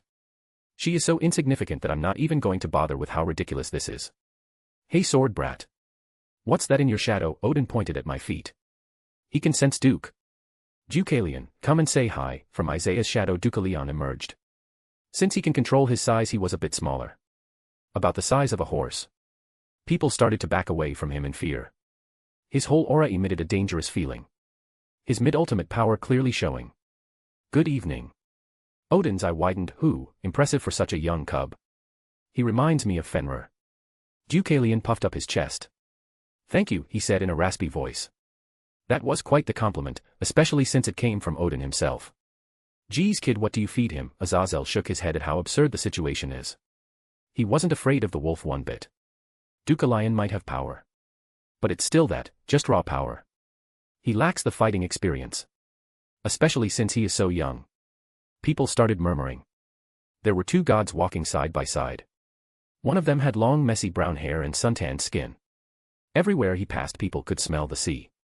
He was wearing sunglasses, a Hawaiian shirt, baggy shorts, and sandals. The one next to him was more elegant in a way. He wore traditional Celtic clothes but with extraordinary quality. A simple white shirt, dark green pants and a dark green cloak, which contrasted strangely with his shoulder-length wavy blonde hair. Poseidon and Luff have arrived. Welcome, Sirzek smiled at them. To be completely honest, I didn't expect you would come. Poseidon snorted. Yeah, I could say the same, but one of your guests interested me. He turned to Isaiah and pulled down his sunglasses a butt, showing his greenish-blue eyes. I heard that Tiamat became a sea goddess. Is it true, and why isn't she here? Poseidon asked with a smirk. My wife can do whatever she likes. What's it to you? Isaiah's words caused Poseidon to drop his smirk. Oh really? Well, I was hoping to go a few rounds in the bed with her. Only to test out her new strength. Poseidon seemed smug with himself. All the leaders froze and stared at Poseidon for his audacity. Everybody except Odin and Azazel, who shared the same thoughts. Shit. This won't end well. Isaiah turned to Poseidon, his eyes changed to a swirling red, releasing slight amounts of his true power only for the higher-ups to pick up on it. Anything more and his domain might actually start killing off the weaker people in the room. Watch your tongue, otherwise I'll get you like a fish. Are we clear? Poseidon was taken aback by that threat. Do you know who I am, boy? Isaiah stared right in his eyes. Those swirling red eyes looked like they were made from thousands of miniature swords moving in a spiral pattern. The others felt his energy spike up a bit and made a barrier just in case. But Isaiah kept his power suppressed to the right amount so it doesn't leak out. Falbim looked at Isaiah with a lazy expression, troublesome. This power. How has he achieved this level at his age? He isn't even 18 yet. I didn't break through transcended until my late 50s, Surzex was contemplating in his mind. I wonder how I can make him agree for me to do some tests on him. He might have a mutation like Surzex. Ajuka was thinking on how to make Isaiah into a labret. While Seraphol was sweating on the inside, shit. This was such a bad idea. Why did Olympus have to send Poseidon? If they kill each other here I will have an international incident on my hands. Fuck, this job is so not worth it. The last few years have been hell. A fallen god who doesn't know his place. Tell me, Fishboy. When was the last time someone prayed to you? You have lost most of the power you got from prayers. So clean those barnacle-filled ears and listen to me. Another word about me or my people. And you will be begging me to kill you as I fillet you alive. Poseidon was completely red-faced. He looked like he was one step from blowing up. How dare this child mock me? Poseidon summoned his trident. Isaiah just raised his hand as if he was holding an invisible sword. But everybody felt that edge coming from his hand. Before either could move, Luff stepped between them. Gentlemen, I believe this is the time or place for this. Not to mention the loss of life that would happen should the two of you clash. I suggest we take a deep breath and de-escalate the situation. Isaiah looked at the god standing in front of him, Luff. The Celtic god of light and justice. Very well. Your words are true, this is neither the time or place. But should Poseidon act up, he will receive no mercy from me. He slowly raised his hand. Luff smiled at Isaiah, glad that he was being reasonable. He then turned to Poseidon, who just scoffed and put away his trident. Seraphol let out a small sigh, which might as well have been a big one, as she stopped herself as soon as she noticed. I have decided. Luff is now my new favorite god. I need to get him something nice for this. Seeing that everybody was here, Surzex started his speech about how the time of war is over and that everyone needs to come together for a brighter future. Until he was interrupted by a loud voice. How laughable. A magic circle appeared in the air above the tables. It split in half and a man came out of the portal. He had yellow eyes and gray hair that floats behind him like a tail with two chest-length bangs. I am the Norse god Loki, he said arrogantly. MCPOV. I am the Norse god Loki. Ah, here comes the troublemaker. I gave the signal so that my team can start the attack. Loki, even though you are a Norse god, it does not give you the right to cause chaos here. Surzex stared down at the god of mischief, who looked unbothered. Even with all the powerful individuals here, seeing our great father mingling with other mythology sickens me. Loki, if you return to Asgard right now I will forgive you. Odin stopped his bodyguard. Forgive me? Don't joke around, you old geezer. Loki. How dare you speak like that to the Allfather? Brynhilde released her power. It shocked the people that a bodyguard has reached that level. She was easily cadre level. If he allies with other mythologies, we will be unable to achieve Ragnarok. I have heard this conversation before. You bastard. You are with Chaos Brigade. Azazel frowned at him. Loki shook his head. I was with them. But then the leader Ophis went crazy and started to hunt down all the members. More than half the brigade has been destroyed. So I quit. Luckily she didn't even know I joined them. PFFFF. I spat out my drink. Too shocked to stop myself. Everybody looked at me strangely, but I ignored them. That murder Loli seriously went on a rampage. I know I suggested it, but I didn't think she would work this fast. I thought that someone might trick her out of it due to how naive she is. She already whipped out half. Scary. Mental note. Speed up on the sweet stockpile. I mean, I have 5 full warehouses filled with sweets. But I don't think that will be enough. Come out, my beloved son. Fenrir. A giant wolf appeared in the hall. Whoops. I was daydreaming. But he brought out Fenrir, did he? Who? I smiled at the giant god-killing wolf. Deucalion, it's time for some fun. From my shadow a smaller but still giant wolf appeared. His fur was shining like black metal. Fenrir, you don't joke around, do you, Isaiah? You know I can't defeat someone like that. Yet. I smiled at my longtime partner. He really has come a long way. I know, that's why I'm going to give you a little boost. I put my hand on his torso. I was basically fusing multiple swords in his skin. Go wild, I say in a cold tone. A woo-woo. Boom. Deucalion launched himself at Fenrir, biting him by the throat and crashing both of them through a wall. And just to make sure, I threw a few swords at Fenrir to debuff him basically. How dare you, Loki snarled at me. I just smirked at him, didn't think this through did ya? Loki paused and composed himself before smirking at all of us. Actually I did. Everybody attack. OP's going on a rampage. Redistributing funds that belong to the Cows Brigade. Needs money to buy sweets XD. By the way. On Pat asterisk, I have been having loads of inspiration for the other fix. That's why Kiba releases have slowed down. That and I'm still brainstorming ideas about the end of the FIC, which is very near. Chapter 86, Chaos Everywhere. If you want to read ahead or just support me, go check out my Pat. There are a lot of fics and ideas there. Every single one of these fics and chapters will be released eventually. But if you don't want to wait or just want to support me, check out the Pat. patrayon.com/alcoholic_panda. I am on vacation. Never been this relaxed. But kinda stuck on my writing. Word count 2055. 15 minutes earlier. Rias Peerage POV. Damn, that Eichmann bastard. He didn't even look in our direction. Hyoto grit his teeth as Isaiah and his two bodyguards walked to the high table. He wasn't jealous. Not one bit. Rias just sighed and shook her head. Say. We talked about it. You can't cause trouble for why Isaiah. He is now a faction leader. A powerful one. Lady Leviathan has stressed that we don't do anything to offend him. But Bucho. Hyoto turned to her with a hurt puppy look on his face. No, Rias crosses her arms. Era. Rias is bullying Issei-kun. Come here so Wani-san can heal you. Akino teasingly spread her arms and her breasts bounced as a result. Off to the side were the new members of the peerage. Rias's new knightly sighed out, this is absurd. I mean we haven't spent much time together. But the current Red Dragon Emperor is a pathetic pervert. The new Rokomari nodded, yes, but it doesn't mean that he will be weak forever. He is a devil now. He has all the time in the world to improve. But from what I hear, that Isaiah was just an ordinary human like us, yet in less than a decade he reached his current level. That makes me discouraged.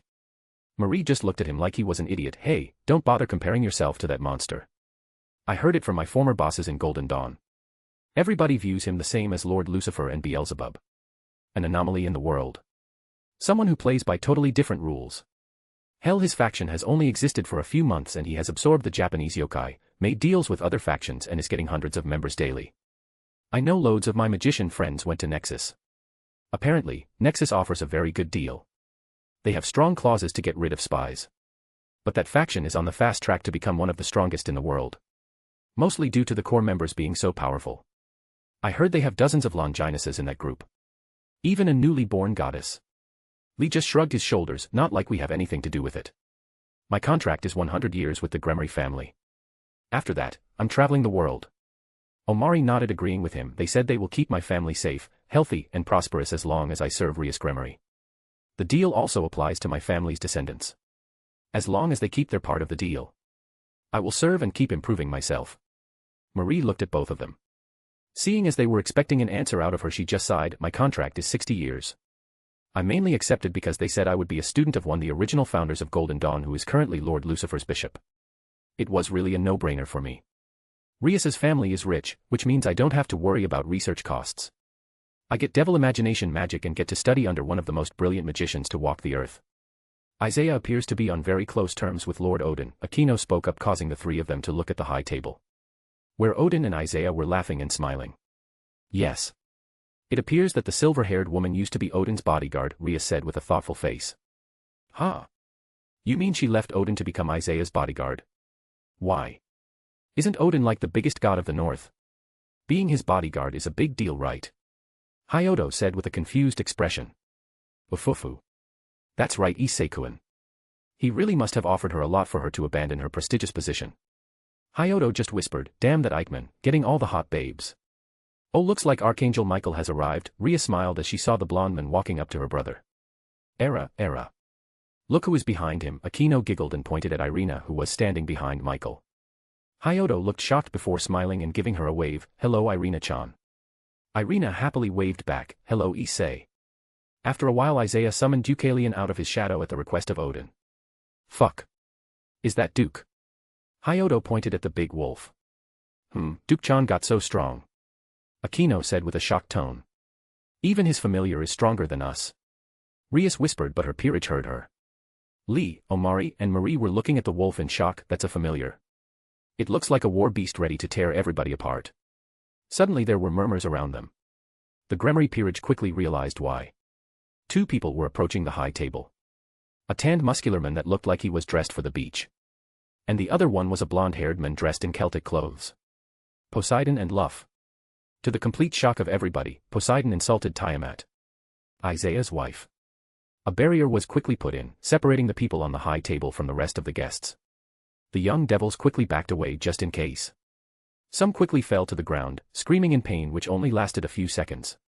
They swore they felt that they were cut. Those were the ones that were able to see Isaiah's eyes directly from their angle. "Partner. That Isaiah fellow. He is a dragon now." Drake materialized as just a green circular gem on Hyodo's hand. "Ha. How do you know that?" Hyodo asked Drake. "I'm one of the heavenly dragons. Even inside this gear, I can still sense my kind pretty well. Not to mention the fact that he has Albion with him." Excuse me, but what do you mean he has Albion? What about Valley?" Rias asked respectfully. "I meant what I said, Gremory princess. Isaiah is now the wielder of divine dividing. How it happened we can only speculate. But most likely Isaiah killed Valley and ripped the gear from her." "I see," was all that Rias could say. Everybody stood on pins and needles as they watched the powerhouses. As soon as the matter was resolved, everybody let out a sigh of relief and relaxed. Well, until the god of mischief attacked with his friends. "Everybody attack." As soon as Loki's words ended, dozens of magic circles operated in the air from them. Hundreds of magicians stepped out. I welcome Elucid Luciphage, the leader of the magician faction Nilrem, and Walburga, leader of Hexenact. Right as he finished those words, a silver-haired man in a fancy suit and a woman in her mid-20s wearing a purple gothic Lolita outfit appeared. "Hello, sister. How nice it is to see you again," Elucid said with a sneer. He had been furious at Graphia's betrayal. Especially because his obsession with her. "Elucid," Graphia said with a small gasp. Her surprise was obvious to everybody in the room. It was common knowledge that she was the last survivor of the Lucifrage house, the house that served the Lucifer bloodline. In the flesh, Elucid said grandiosely, taking this moment to add a bit of theater. He unleashed his power, showing his strength as a solid ultimate class. But people were unable to see what rank he was. "His aura is constantly fluctuating, both his magical and his ki," Ajuka said with narrowed eyes. "How do you like it?" "It's an invention of mine to prevent my moves from being read," he said with a proud grin, looking down on everybody in the room. Surprisingly, Isaiah spoke up, smiling at the men with his glass raised. "Man, I made a sword that could do that when I was 10. But if you are so proud of it, well, good for you then." Everybody stared at him blankly before Azazel and Odin started to chuckle at the sheer disrespect. Even Walburga laughed a bit. "You brat." Elucid growled at Isaiah, who didn't seem to care at all. "Walburga, what are you doing here?" Seraphal said with a frown. The woman in question only smiled, seeing the hall fill up with their forces. She was a coward at heart, but WTH this many people she had the confidence to confront the Satans. "Oh, nothing much, just finishing up a contract. They paid a lot for this job and I thought I would pick up a few test subjects along the way. Find the Phoenix brats." She waved her arm and the magician started to fire beams at the devils who were teleported somewhere right away. "Everybody hang on," Ajuka said calmly, but his words echoed. Then a cube of giant green magic circles formed, with the high table as the center. Inside the cube were all the invaders, the VIPs, Rias and Sona Peerage, and a few random devils. The cube glowed and the next moment all of them found themselves in a wasteland, right next to a devil army outpost. Fenrir and Deucalion were still biting and clawing each other. Deucalion was losing though. "Where is this?" Walburga yelled out nervously. She and everybody else were forcibly teleported. "Impressive. He actually moved the entire space inside the cube to here. But it must have cost a ton of mana," Rose whispered softly. "They want to cut down on the collateral damage." Isaiah smiled as the fighting started. "Outpost 332. Attack the invaders. Focus on the magicians," yelled out Falbium. The men quickly followed his orders. "I don't think so." Walburga raised her hands and a purple flame appeared. The Longinus Incinerate Anthem. The Holy Cross. which is deadly against creatures of darkness, being almost an instant kill for high-class devils. Powerful against ultimate and super devils. I'll take her, preferably alive. Ajuka, get ready to seal her. We don't want that gear ending up in the hands of someone even more troublesome. Surzek stepped up, while Burga quickly called her men to fight with her. She wasn't stupid enough to take on the strongest devil alone. His queen Grafia rose to the air to confront her brother. We will handle my troublesome son. Odin and Brynhilda rose to confront Loki. Aren't you going to do anything? Azazel asked Isaiah, who just raised an eyebrow. Why the hell would I do that? This isn't my territory or my fight. Isaiah just calmly sipped his wine. Yeah, but don't you like collecting sacred gears? There is a Longinus in front of you, Azazel pointed at Walburga. True, but her sacred gear is a pain, and it chooses its own wielders. So no point in fighting her without getting anything from it. Then what about your wolf? Seraphol pointed to where Deucalion and Fenrir were destroying everything in their path. Duke has been asking me for stronger opponents. Fenrir is the one he can learn the most from. Naturally, he will lose. But it's a valuable lesson. Looks like their brawl is over. Isaiah quickly noted to Rose, who used her sacred gear to warp space and bring back Deucalion. The giant wolf was bleeding heavily. Damn. Sorry. I gave it my all but still lost. Duke lowered his head. Isaiah just took out the swords that were boosting him and Asia went to heal him. Don't worry about it. You never stood a chance. Fenrir is much older than you. He is the god-killing wolf. The fact that you could keep up with him for this long proves your strength. Just keep on training and you will beat him someday. Isaiah smiled at his familiar. Duke nodded and went back into Isaiah's shadow to rest. But in that moment purple chains wrapped around Asia and dragged her away. Rahaha. Asia, you are finally mine. Didora, who was playing the nice guy, finally showed his true face. He saw a chance when their guards were dropped and took it. He used chains enhanced with Ophus's power to bind her and tires to teleport away. A magic circle already formed under his feet. Rose raises her hand and freezes space, stopping him with her sacred gear. Asia turns around, just smirks at Didora. I was hoping you would do that. Now I can take revenge without any consequences. Balance breaker, undying battle medic. A/N. Walburga is shown to be a coward who will only fight in battles where she has an absolute advantage, often retreating if the odds turn against her. Hexenact, translated into Witch's Night. Walburga. Walburga is a woman in her early 20s with short hair adorned with numerous ribbons. She wears a purple Gothic Lolita outfit. Incinerate Anthem. The Holy Cross on which Christ was crucified. Chapter 87, Chaos Everywhere 2. If you want to read ahead or just support me, go check out my Pat. There are a lot of fics and ideas there. Every single one of these fics and chapters will be released eventually. But if you don't want to wait or just want to support me, check out the Pat. patrayon.com/alcoholic_panda. Word count 1500. Balance breaker, undying battle medic. Asia's aura burst out of her, cracking the ground. Her 2 twilight healing rings flew out of her hands and fused, becoming a tiara with an emerald gem in the center. On her hands, she had small spiked golden gauntlets that covered her knuckles, the back of her hand and her wrists. Then from the wrists, 2 wide golden straps went crisscrossed all the way up her arm to her shoulders. FMA, Alex Armstrong gauntlets. Asia crushed the purple that were binding her. Everybody who wasn't fighting stood there in shock, including Didora. Asia cracked her fingers. I never thanked you for framing me at the church. If you hadn't done that, I would have never met Isaiah. So accept my gratitude. She appeared right in front of Didora. Her magic and Tuki fused in her fist, together with the energy from her sacred gear. Demolition fist. Boom. Her fist didn't even touch him. The moment her fist hit the passive magic devils leak out. A large explosion launched from her fist, completely obliterating Didora and the ground behind him, leaving nothing behind except the dugout dirt from the explosion. Everybody was quiet before Issei and Saji yelled out, "Holy shit. OWW," and immediately wincing in pain. Way to go, Asia, Isaiah cheered with a loud laugh. Good job, Asia, Rose clapped happy. Asia turned around with a bright smile and practically skipped back to them. She got her revenge, so she was in a very good mood. Sigh. The elders are going to be so annoying, Ajuka just sighed, not caring one bit that his cousin got deleted from existence. Surzex winced a little. Yeah. This whole mess will be a nightmare to sort out. Seraphol just kept quiet with a thoughtful face as she kept blasting magicians and defending attacks that targeted her little sister and her peerage. Azazel whistled, damn, she is as scary as Penium. Who? Impressive, Odin just chuckled as he saw the little blonde girl. Brynhilda smiled, she would make a good Valkyrie. Useless trash, Loki spat out as he dodged an attack from Odin. Luff just smiled gently, strong, especially for someone so young. Nexus sure does have some talented individuals. Poseidon just scoffed, glaring in Isaiah's direction as Asia reunited with them. In the same time as the attack on the hall was happening. Leviathan territories, Injivold. Dino and Meredith plus army. Injivold stood in the air in front of her family's territories. Dozens of gigantic lakes were scattered across the territory. Her emotions were all over the place. Happiness. Sadness. Anger. But she knew one thing. After tonight, the slate will be wiped clean. Father, Mother. May you rest in peace. Injivold closes her eyes for a few moments. Before fully unleashing her power, Sea Serpent of the End. The bloodline magic of the Leviathan house. The water rose from the lake. It looked like the lake itself was floating up toward the purple sky.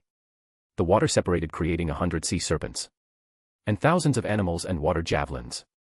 Let's go, Meredith said seriously. She spread her arms apart. A holy nail the size of an ordinary sword formed. Then another one, and another one. She kept making more and more nails until the sky was filled with them. Dino just sighed, balance breaker. Scale mail. Purple draconic armor formed itself over Dino's body. He raised his hand and summoned the true Longinus. He swung the spear, creating hundreds of light spears in the air. Devils rushed from the palace. Kateria's supporters and servants. They were terrified from the water serpents and the holy energy from the nails and the spear. Who dares attack the Leviathan house? An old devil yells out in anger. Injivold glares down on all of them. I am Injivold Leviathan. The true heir of the Leviathan house. I personally killed Kateria for killing my father, Isan Leviathan, and my mother Naira Leviathan, human. You are that half-blood spawn from that human bick. Boom, a water javelin pierced the devil's chest, killing him instantly. Everybody turned to Injivold in fear. I am the rightful heir. In accordance to the old laws, I claim these territories as my own as well as the territories of those who had anything to do with my family's death. If you point out those who had anything to do with their deaths, I will only kill them and spare the rest. The devils immediately started pointing fingers. Injivold, Dino, and Meredith started to quickly memorize those that were named and their reactions. Hundreds of people were named. After a few moments, Injivold had enough. Kill all who were named. She swung her hands down and the water javelins were launched at the devils who were presumed guilty. Dino and Meredith did the same. They needed to take care of this quickly and didn't exactly have time to do a trial for each and every one of them. If someone innocent died, well, they are out of luck. Nabaris Territories, Kuroka, Kaneko, Veldora plus army. I have waited a long time for this, Kuroka said with an evil glint in her eyes as she looked at the familiar mansion. Me too, Nesama, Kaneko tightened her fists.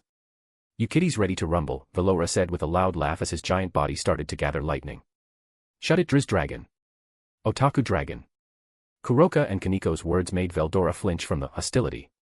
Man, no need to be so rude. Nobody likes mean kiddies. Kuroka got all up in his dragon face and grabbed his snout, Litten Dragon Boy. I am feeling very angry right now. Anger which I am going to unleash on all those devils below us. But if you want that target to be you, I will gladly cut off your balls. Meaning stop talking, Kaneko deadpanned at the Depressed dragon. Veldora's dragon figure was slumping. Dragon dive, he said very unenthusiastically. The lighting that was coursing his body flew off like dragon-shaped arrows, raining upon their enemies. Let's go, Chiron. Kuroka flew down. Hi Nesama, and Noiko was right behind her, both of them dotting the lightning arrows. I was going to make a cool entrance with Dragon Dive. I am really proud of this move. It was a pain to recreate. Sigh, why is everybody such a buzzkill? With one last sigh, Veldora flew down as he started to randomly shoot his dragon breath, feeling totally unmotivated. GAAP territories, Gasper, Misaki, and Tiamat plus army. The entirety of the GAAP territories were on fire. Well, that was disappointing. Misaki just crossed her arms. You no kidding, Gasper was standing next to her. Both of them were in the air watching as people ran away from the fires. Tiamat unleashed just one fire breath at the main house and it exploded. They waited a few minutes for the GAAP family to step out, only they didn't. A few men went in to check the situation in the house and reported back that all of the GAAP were dead. How could I know that they were so weak that they would die from a single blast? Tiamat narrowed her eyes at the younglings. As if they were blaming her. Miskai and Gasper raised their hands. We are not blaming you, both of them said at the same time. Gasper scratched his head. It's just. There is nothing to do. The army is rounding up the survivors. We will see who is innocent and who isn't later. But What do we do now? Misaki finished for him. Do we go back? If we go back now I can go on a date with Gloxinia. Misaki giggled at the thought. No, our presence is still needed here. And Tiamat's words crushed that little dream. But whyy? Misaki whined like a child. Tiamat just rolled her eyes, because people will come soon to check out the situation and we need to be here to defend our Ehem in Jivold's newly acquired territories. Gasper chuckled, but it's still very convenient for us that all these territories are inked together. But then again it does make sense. The coup happened with Kateria in charge but she couldn't do it alone so she asked her neighbors. The ones closest and the easiest ones to make an alibi for. Still, it's going to take some work to combine all three into one giant territory. But man, it's going to be awesome. Misaki turned to Gasper. This whole thing will be our underworld branch, right? Where we sell some stupid shit to get money from the devils. Honestly, Riser's influence over the younger generation is frankly amazing. He already got hundreds of calls to get some hands on our new fairy wine. We could just overprice it and sell it to them. Gasper nodded. Yep. That's the plan, but only the bad batches. We keep the good stuff for ourselves. But it's still fairy wine so it's good enough. Not like they tried the original to compare to the one we will sell. I wonder how Senpai is doing. A/N. The neighbor's bit took a while. I was trying to think of how to make it interesting. But man, everybody just picks on Veldora. I pity the guy. Xeno Zoldik's Dragon Dive. Of course the Otaku Dragon recreated it XD. Chapter 88, Gathering Finale. If you want to read ahead or just support me, go check out my Pat. There are a lot of fics and ideas there. Every single one of these fics and chapters will be released eventually. But if you don't want to wait or just want to support me, check out the Pat. patrayon.com/alcoholic_panda. Word count 2190. Back with Isaiah. Asia joined the group after obliterating Diodora. She had a giddy expression on her face. It's obvious that she had been waiting to do that for a long time. Ah. I feel so refreshed, Asia sighed as she plopped down on a chair that she pulled out from her storage spell. Rose chuckled, I'd bet. Isaiah smiled before he turned to watch the chaos. Loki versus Odin and Brynhilda. Tisk, stubborn old man. Loki unleashed a wave of ice projectiles at Odin. You're one to talk, you attention-seeking brat, Odin returned with a smile. He swung his spear, destroying the ice. Brynhilda kept attacking Loki with Nordic spells, just trying to keep him distracted. She was spamming spell after spell, cutting off his advances and forcing him to split his attention. Boom. Odin used his spear to smack Loki to the ground where Brynhilda already aimed a few spells in advance. Enough. Loki yelled out. He took out one of Ophus's snakes and it entered his body. Ice Age. From Loki's feet. Blackish ice spread hundreds of meters around him. The ice started to grow, forming into glaciers. The only ones who were in the ice ring were Loki, Odin, and Brynhilda, as all fighters separated to avoid friendly fire. Except for Walburga, who purposefully kept Surzex near his sister. Seeing the black glaciers coming toward them, Odin sighed. So be it. Prepare the seal, I will keep him busy. She looked at Odin and nodded. Brynhilda stopped all attacks and clasped her hands together. Runes started to form around her hands and she started chanting. Odin got serious. He channeled lightning through his spear and destroyed the ice glaciers. Loki continued to throw ice attacks at him. The temperature around them dropped. Odin had to use his power to block off the cold, constantly draining his reserves. But he was a god king. It would take a lot more than this to defeat him. Loki, powered up by the snake, could match him somewhat, mostly due to Odin not wanting to seriously harm Loki. After 10 minutes of both of them attacking each other, Loki had black spots on him from the lightning, and his hair was singed. He was also bleeding a bit. Odin was injured, but it was a few cuts from the ice. His robes were also torn. Odin glanced at Brynhilda, who was further away so that Loki couldn't attack her. She noted, giving him the signal that she is ready. Maybe some time with your daughter will set you straight. Odin shook his head as he used lightning to paralyze Loki.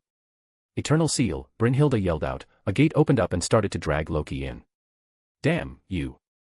I will kill both of you. Loki trashed around as chains started to wrap around him, the gate to the underworld. Begone, Odin swung his spear and a lightning bolt hit Loki, sending him flying backwards. As soon as Loki crossed the line, the gate closed. Odin looked at the spot his son was standing and sighed. This doesn't get any easier. I'm feeling old, he chuckled to himself as Brynhilda started to heal his wounds. You are old, Lord Odin.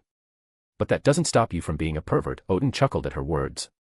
Still, the name of the seal is ironic. It's not even a proper seal, it's a teleportation spell, and it just slightly seals his magic so he can't escape. Brynhilda shook her head. Odin just looked around the battlefield. Well, let's go to the others. We can at least protect the young ones while the rest fight. Walburga and most Hexenact versus Surzex.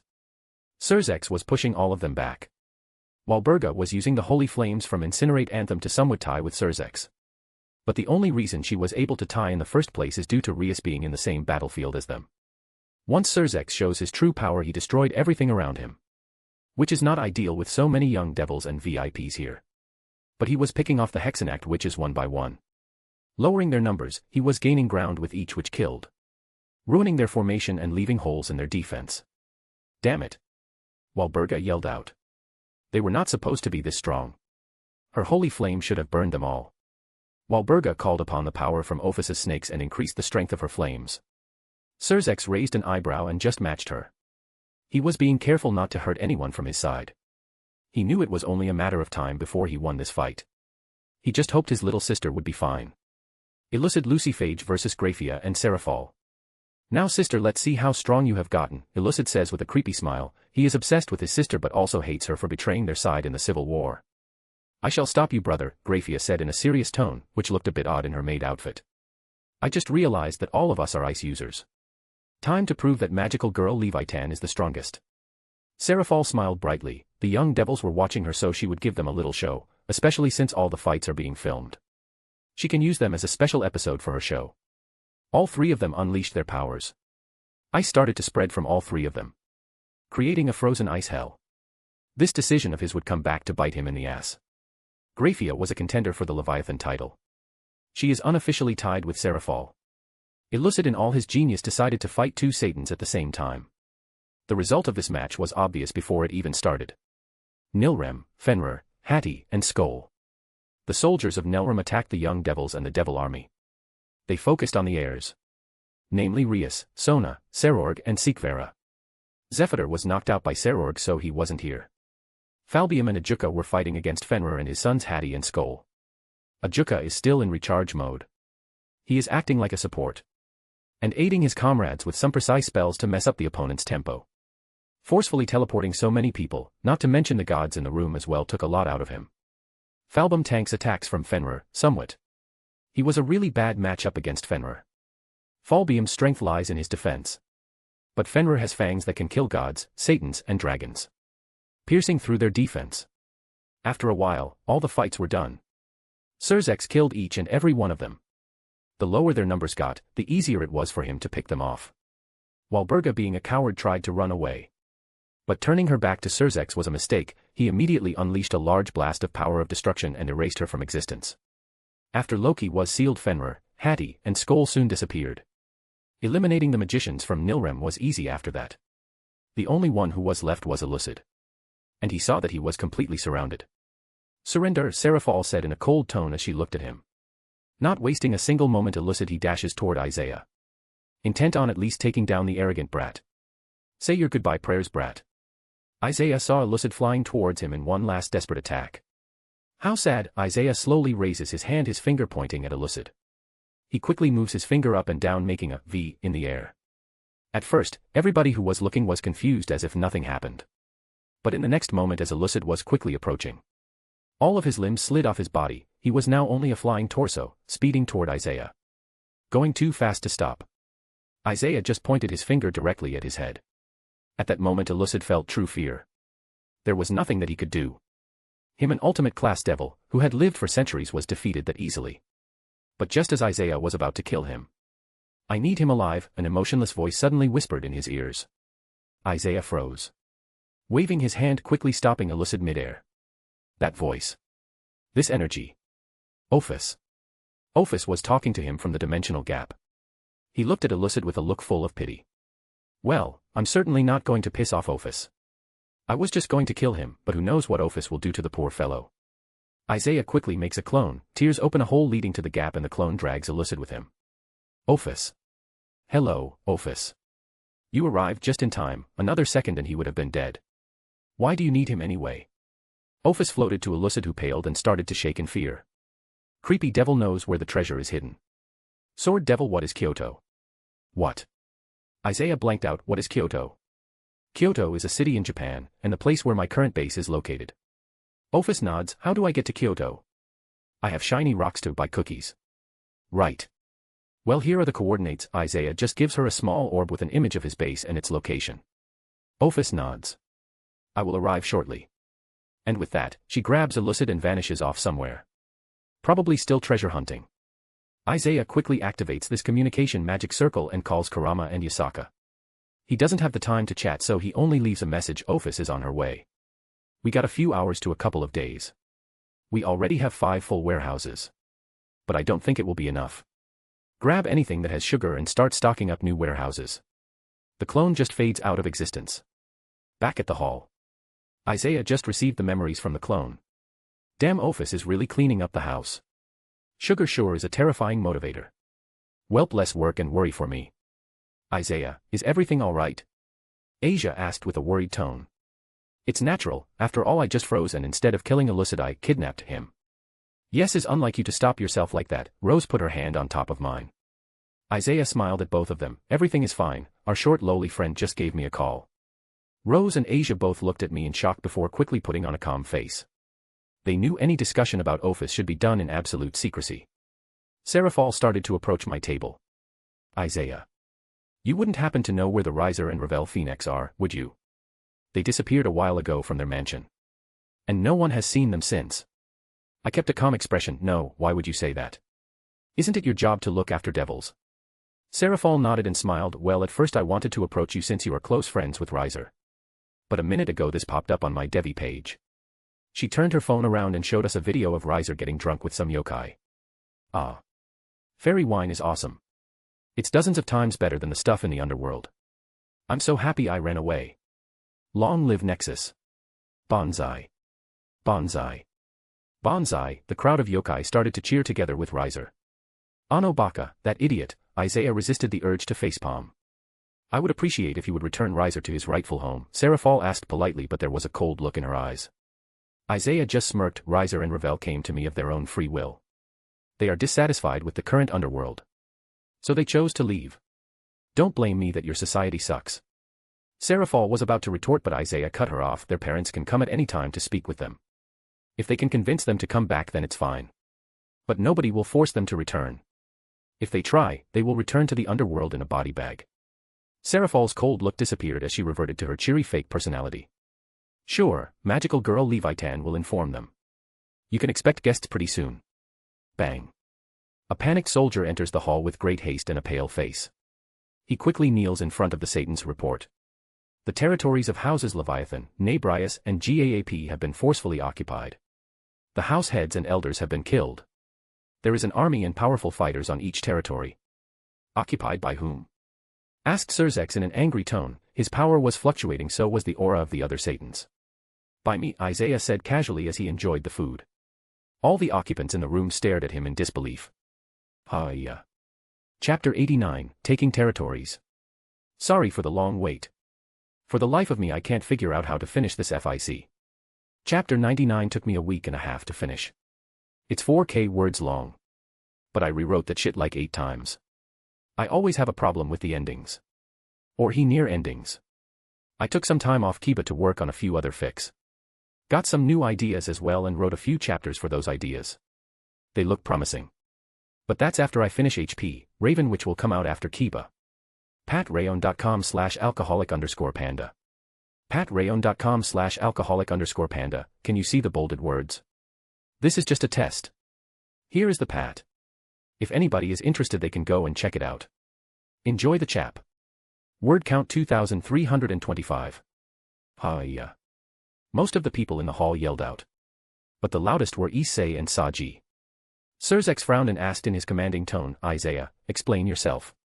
Isaiah just glances at the strongest devil, not caring one bit about his attitude. Exactly what I said. Nexus is the one occupying those territories right now. All perfectly legal, I assure you. Isaiah, what do you mean perfectly legal? Seraphal cuts in. She was about to threaten him with war, but the legal part stopped her. Instead of explaining it all, it would be better to show you instead. I will teleport one of my people here. The one who is in charge of this operation. In Jivold, I'm bringing you here. Get ready to show off. He quickly sends a telepathic message to her. Isaiah made a dagger and threw it on the ground. From the dagger, a ring of energy pulsed before Injivold appeared on top of it. She looked around the hall, taking note of all the VIPs in the room. Greetings. I am Enjivaled Leviathan. The last true Leviathan. She spread her 4 pairs of wings, proving her lineage. And released her power. And making a sea serpent of the end. Showing it was no weaker than the Satans. Her words caused a lot of reactions. The younger devils started to whisper amongst themselves. Shocked that another Leviathan exists. And this one has her clan's bloodline power. The VIPs looked at her with interest. Wondering how much chaos this little girl is going to cause. While the Satans cursed silently. As the 4 rulers of the underworld. They are well versed in the laws. Naturally, they know what law Isaiah was referring to now. Enjivaled stopped the water serpent and looked at the Satans. 100 years ago. The houses Nab Rias and Gaap helped Kateria Leviathan and her followers alongside with the elders of House Leviathan to stage a coup. Those 3 houses joined forces to kill the Lord Leviathan and his human lover. My father and mother. Both of them died and I was infected with the sleeping sickness. She said in an icy cold tone. Isaiah cut in. Once I found out about her existence I went ahead and woke her up.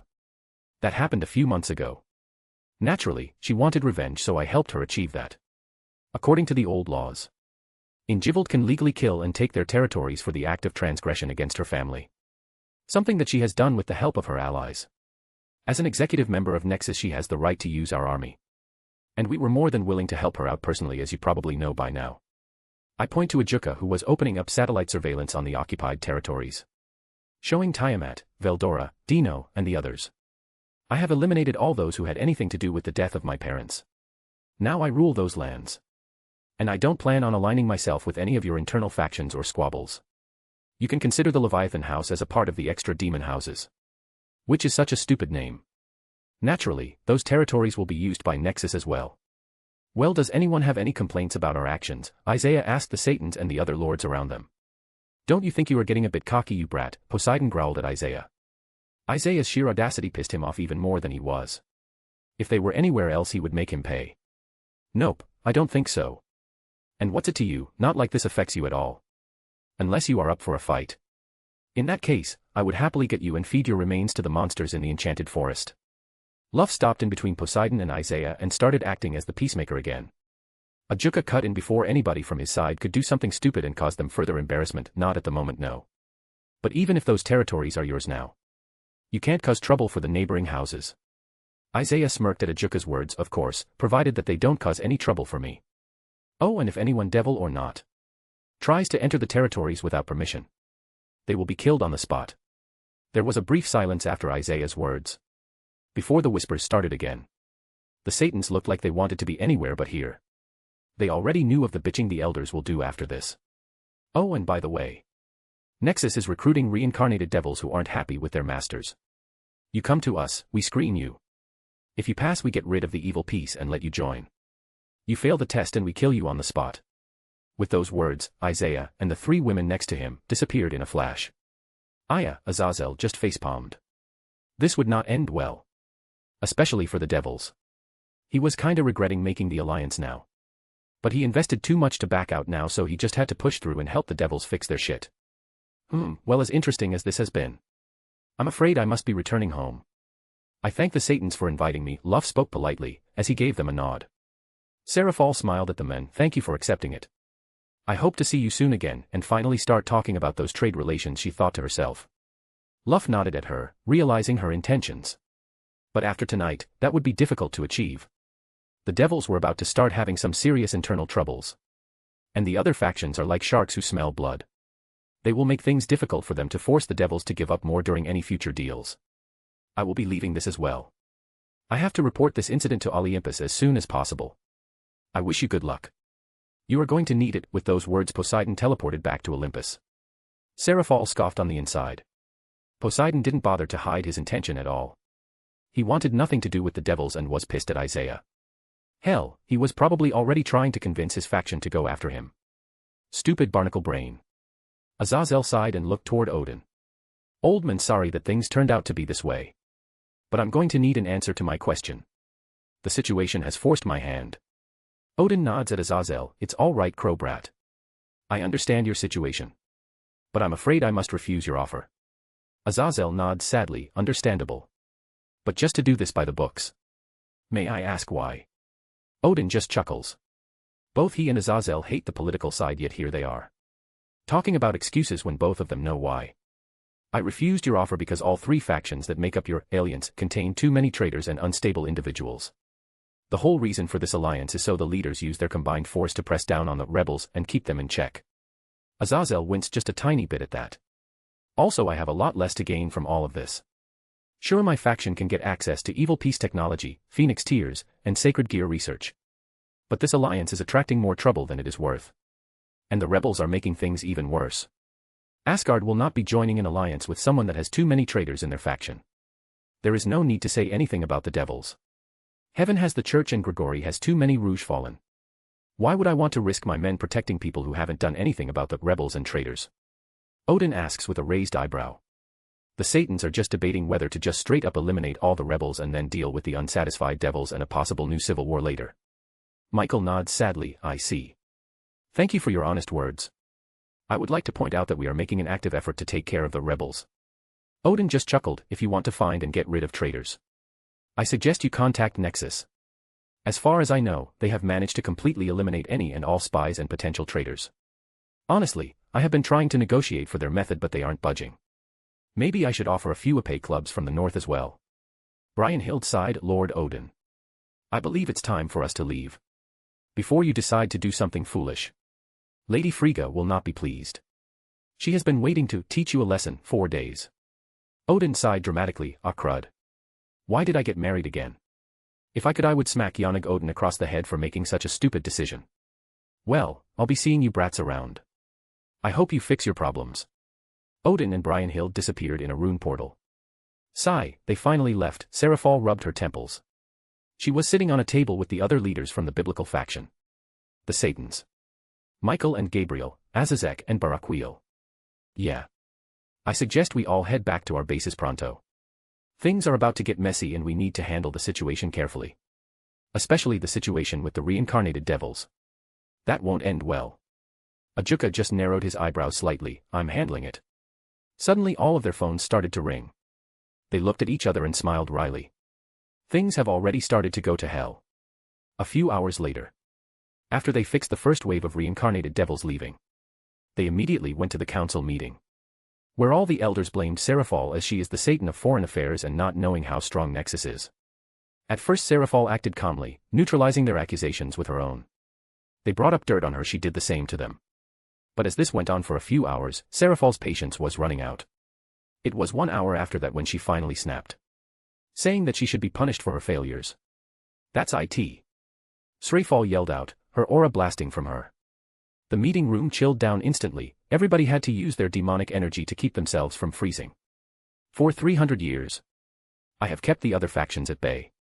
Some stupid young devil causes an international incident every month by reincarnating someone he shouldn't have. I have prevented war against our species more times than I could count. And now you are blaming me for our bad relationship with Nexus. It was your stupid laws that pressed Isaiah to do this. You are the ones making things difficult for reincarnated devils. And now he is offering a safe haven for them. Ajuka sighed. Our numbers have already started to drop and it hasn't even been a day since he spread the news. We already know that Izia can take out the evil pieces since he did it on himself, Kaneko and Gasper. I have activated the self-destruct switch in their evil pieces. They have started to degrade and poison the reincarnated devils. But only time will tell if they die or they make it to Nexus in time. It's still your responsibility as Satan to fix this. You Satans invited Isaiah. You are in charge of foreign affairs, Seraphal. You should have heard at least some rumors about this attack. You are to blame, one of the council elders yells out. I spread from Seraphal's hands as she froze her part of the table. My responsibility. Seraphal says in an ice-cold tone, before she smirks at all the devils in the room. So be it. Well, you can see this as me taking responsibility for my actions. I resign. Someone else can become Satan's Leviathan. Without me keeping the other factions at bay, our faction will be caught in a war by the end of the year. Good fucking luck to you all. Her words shocked everybody, even her fellow Satans. Seraphal.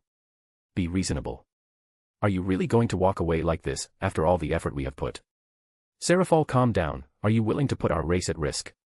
She snapped back at her Satans. Don't tell me to calm down, Sursex. These idiots have brought this on themselves. I am just regretting I haven't done this earlier. 300 years of my life I have wasted protecting this trash.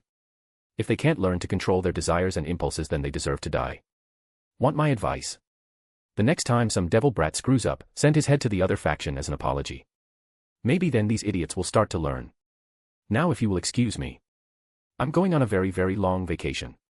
So unless any of you want to fight me right now, I suggest you get out of my way, she said to the elders, who quickly moved back. Oh, and if any of you bother my sister or House Citri, I will end you. Remember, I am now Serafal Citri. I don't have to worry about my image as a Satan. So bother my family and I will completely erase you. Serafal Citri sent one last glare at the people in the room. Ice spread from her feet and quickly spread.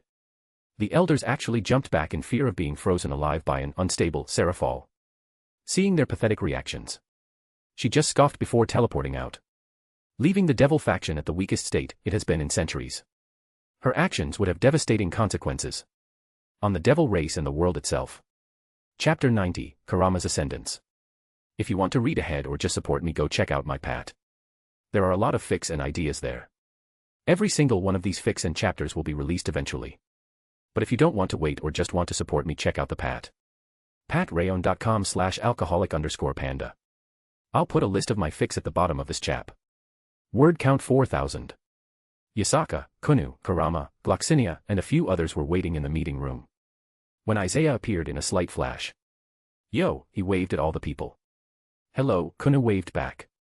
Kurama chuckled, going by your expression things went well, I assume. Couldn't be better actually, Isaiah chuckled, everything went according to plan. Now Nexus has a pretty big territory. The Leviathans were one of the original 4. They have one of the largest territories in the underworld, even if it's mostly water. But with the other 2, we can set up a big base of operations. After all, the underworld doesn't just belong to the devils. And so Nexus grows yet again. You know, Isaiah, I have never heard of a faction growing this quickly. The closest I can think of is Lucifer falling and creating the devil race. Gloxinia looked at. Ha! I knew Isaiah-sama was going to be big. I'm the first yokai he met in Kyoto, you know. I told him where to find Kurama-sama. Little Kunu puffed up her small chest, bragging about being the one to bring her current 2 leaders together. In a way, Kunu was instrumental in creating Nexus. Isaiah rubbed Kunus's hair, much to her dismay. You know, Lucifer didn't really fall like the rest. The guy left of his own free will. He wasn't kicked out. That's what made him special.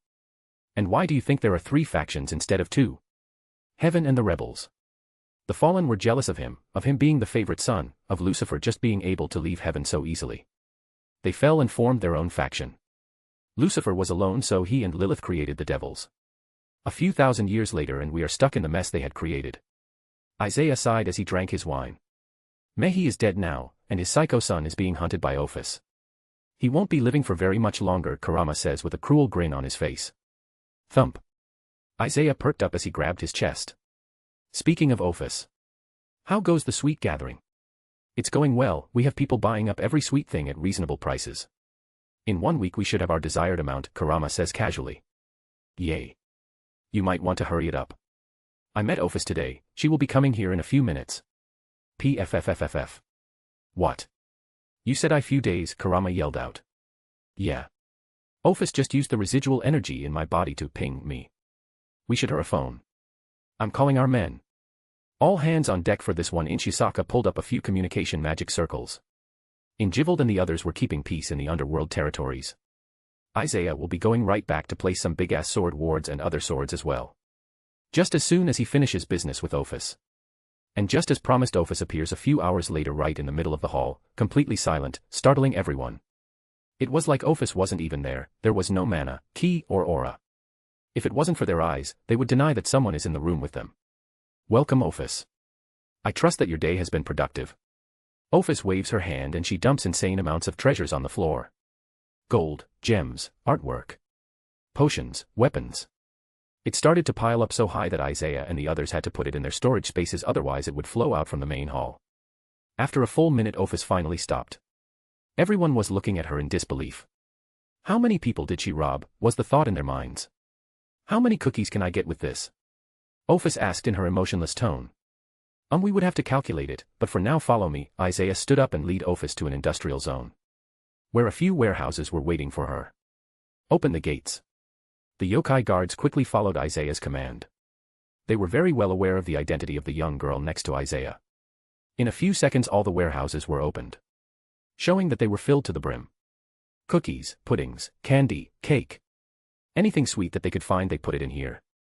With all the gold you gave us, we owe you at least 7 more warehouses. You see, come back in 2 months to collect them, Isaiah said calmly, but on the inside he was surprised. Did she rob the entire cows brigade? This was way more treasure than we expected. And I'm not stupid enough to try and cheat Ophis. If she finds out, we would be screwed. Naturally, Nexus will take a big part of the treasure as our fee, the rest will be used to cover the price of the sweets. Ophis was just staring at the extremely large piles with a blank face. But the group noticed 2 things. First, her eyes were a bit brighter, showing her excitement. The second was the tiny amount of drool at the edge of her mouth. She waved her hand and all of the warehouses were sucked into a black mist. I will return in 2 months. With those last words she disappeared into thin air. Like she was never there at all. After the Ophis fiasco, everything returned to normal. The yokai were sent again to look for more sweets. Until one day, an earthquake shook Kyoto. But it wasn't a natural one. The yokai, even though they were busy using spells to calm down the humans, were still celebrating. Kurama, the official leader of the yokai faction in Nexus, was finally becoming a sage. Deep inside the palace, Kurama was sitting cross-legged on the ground. He was completely covered in a greenish-white aura, different from his usual blackish red. A few minutes later, the greenish-white aura receded in his body and he opened his eyes. A green shine flashed across his eyes before disappearing. Huff. Kurama stood up and stretched, feeling the new power coursing through his body. How do you feel? Isaiah asked his right-hand man. Kurama cracked his neck. Good, but weird. Getting used to this feeling of serenity will take a while. But there are no obvious side effects. It worked. Kurama grinned at his friends. Congratulations, Kurama. You have done what few people have achieved in all of history. You are a sage now. Isaiah patted him on the shoulder. The rest of the team said their congratulations as well, even if it was through a screen. Half of the team was still in the underworld, defending and developing their newly acquired territory. Kurama thanked them and looked at Isaiah. It has been a few months since I joined your team. But do you remember my words? Isaiah frowned before he started to laugh. A rematch. Sure, I'm down for it. You need someone to test your limits anyway. Might as well be me. You are going to fight Nya. Why does the fun stuff always happen when I am away? Kuroka pouted on the screen. Kaneko, who was next to her, sighed. Nei-sama, don't be a drama queen. This is the first time we are separated, and that's only until things start running smoothly over here. This will be interesting to see. Kurama, didn't you say something about paying me back when you become a sage? I'm looking forward to our fight. Bring it on, Dragon Granny. Kurama bore his teeth at her. A tick mark formed on Tiamat's forehead. I'll skin you alive, you damn fox. Even though the screen, this is still fun, Meredith said as she watched Tiamat and Kurama glare at each other. I know, right? Dino, who was next to her, was munching on some popcorn. Veldora and Gasper rushed out of the room. The others just looked at them in confusion. 10 minutes later. In front of the large clearing that is used as an arena for sparring. It's warded and enchanted against damage. But the biggest surprise was the giant crowd around the clearing. There had to be at least 1,000 people here. Bets. Place your bets. This is a match you do not want to miss. Veldora and Gasper were at a stand, writing down bets and taking money from people. I'm going to kill them, Kurama growled as he looked at Veldora and Gasper. Isaiah just chuckled. Why kill them when we can just take half their money? They are using us after all. And they didn't even have the guts to ask us for permission. Kurama thought about it for a while before he grinned. You are right. The faces of despair, when we take half of their hard-earned money, will be worth it. Suddenly they heard a loud voice, 3 phoenix tears on Isaiah. Riser slammed down a box containing 3 small bottles. You are on. A 100-year-old monkey fruit wine. Biko appeared out of nowhere and put down the wine jar. Kurama and Isaiah went on the other side of the clearing facing each other. Everyone. Yasaka called out. She was acting as the referee. As you know, our leader Kurama-sama has ascended to a sage. The yokai started to cheer wildly. Since he still hasn't tested his limits, they will now have a little spar. Well, little by their standards, so it's best if we all back away a bit, lest we get blown away, Yasuka joked, causing a few laughs and chuckles amongst the crowd. But they still were smart enough to back up a bit. Everybody is watching the fight. The people who couldn't make it here are watching through scenes, like a rating game. Even the yokai army that was stationed in the underworld is watching. Start. Yasaka yells out before she runs back. Isaiah and Kurama rush at each other. In less than a blink of an eye they already met each to her in the middle. Isaiah chopped down with his hand, which was covered in red aura. He didn't need to use a sword anymore, he was the sword. Kurama raised his claws, covered in green-red energy. Clang whoosh. The sound of metal hitting metal echoed through the clearing, as well as the shockwave that followed, pushing away the crowd a bit. The spectators backed away even further, not expecting a simple clash to be that powerful. The following 20 minutes was just showing off their skills and raw power to impress their faction. People need to have hope. Hope in the leaders that they have the strength to protect and lead them. In those 20 minutes, Kurama learned everything he can about his body. Strength, speed, defense, endurance. Everything has been elevated to a whole new level since he became a sage. His senjutsu was also at another level. He was constantly drawing power from nature, it was automatic, and it had the kind of purity that only a sage could extract and take. But it was time to start the fight for real. Let's take this to the next level. Kurama started to grow, to shift into his fox form. But people immediately noticed the difference. He was bigger, stronger, and his fur, it was no longer just dark orange. For every 2 orange hairs, there was a golden one. It was not blonde or yellow, it shined like real gold. Yasaka looked at him in awe. He is a lot bigger than my full form. Almost twice as big. The scroll said you would be reborn into a sage. But it appears to be quite literally reborn into a new being. No Kyubi has ever reached that size. Isaiah laughed when he saw Kurama's new form.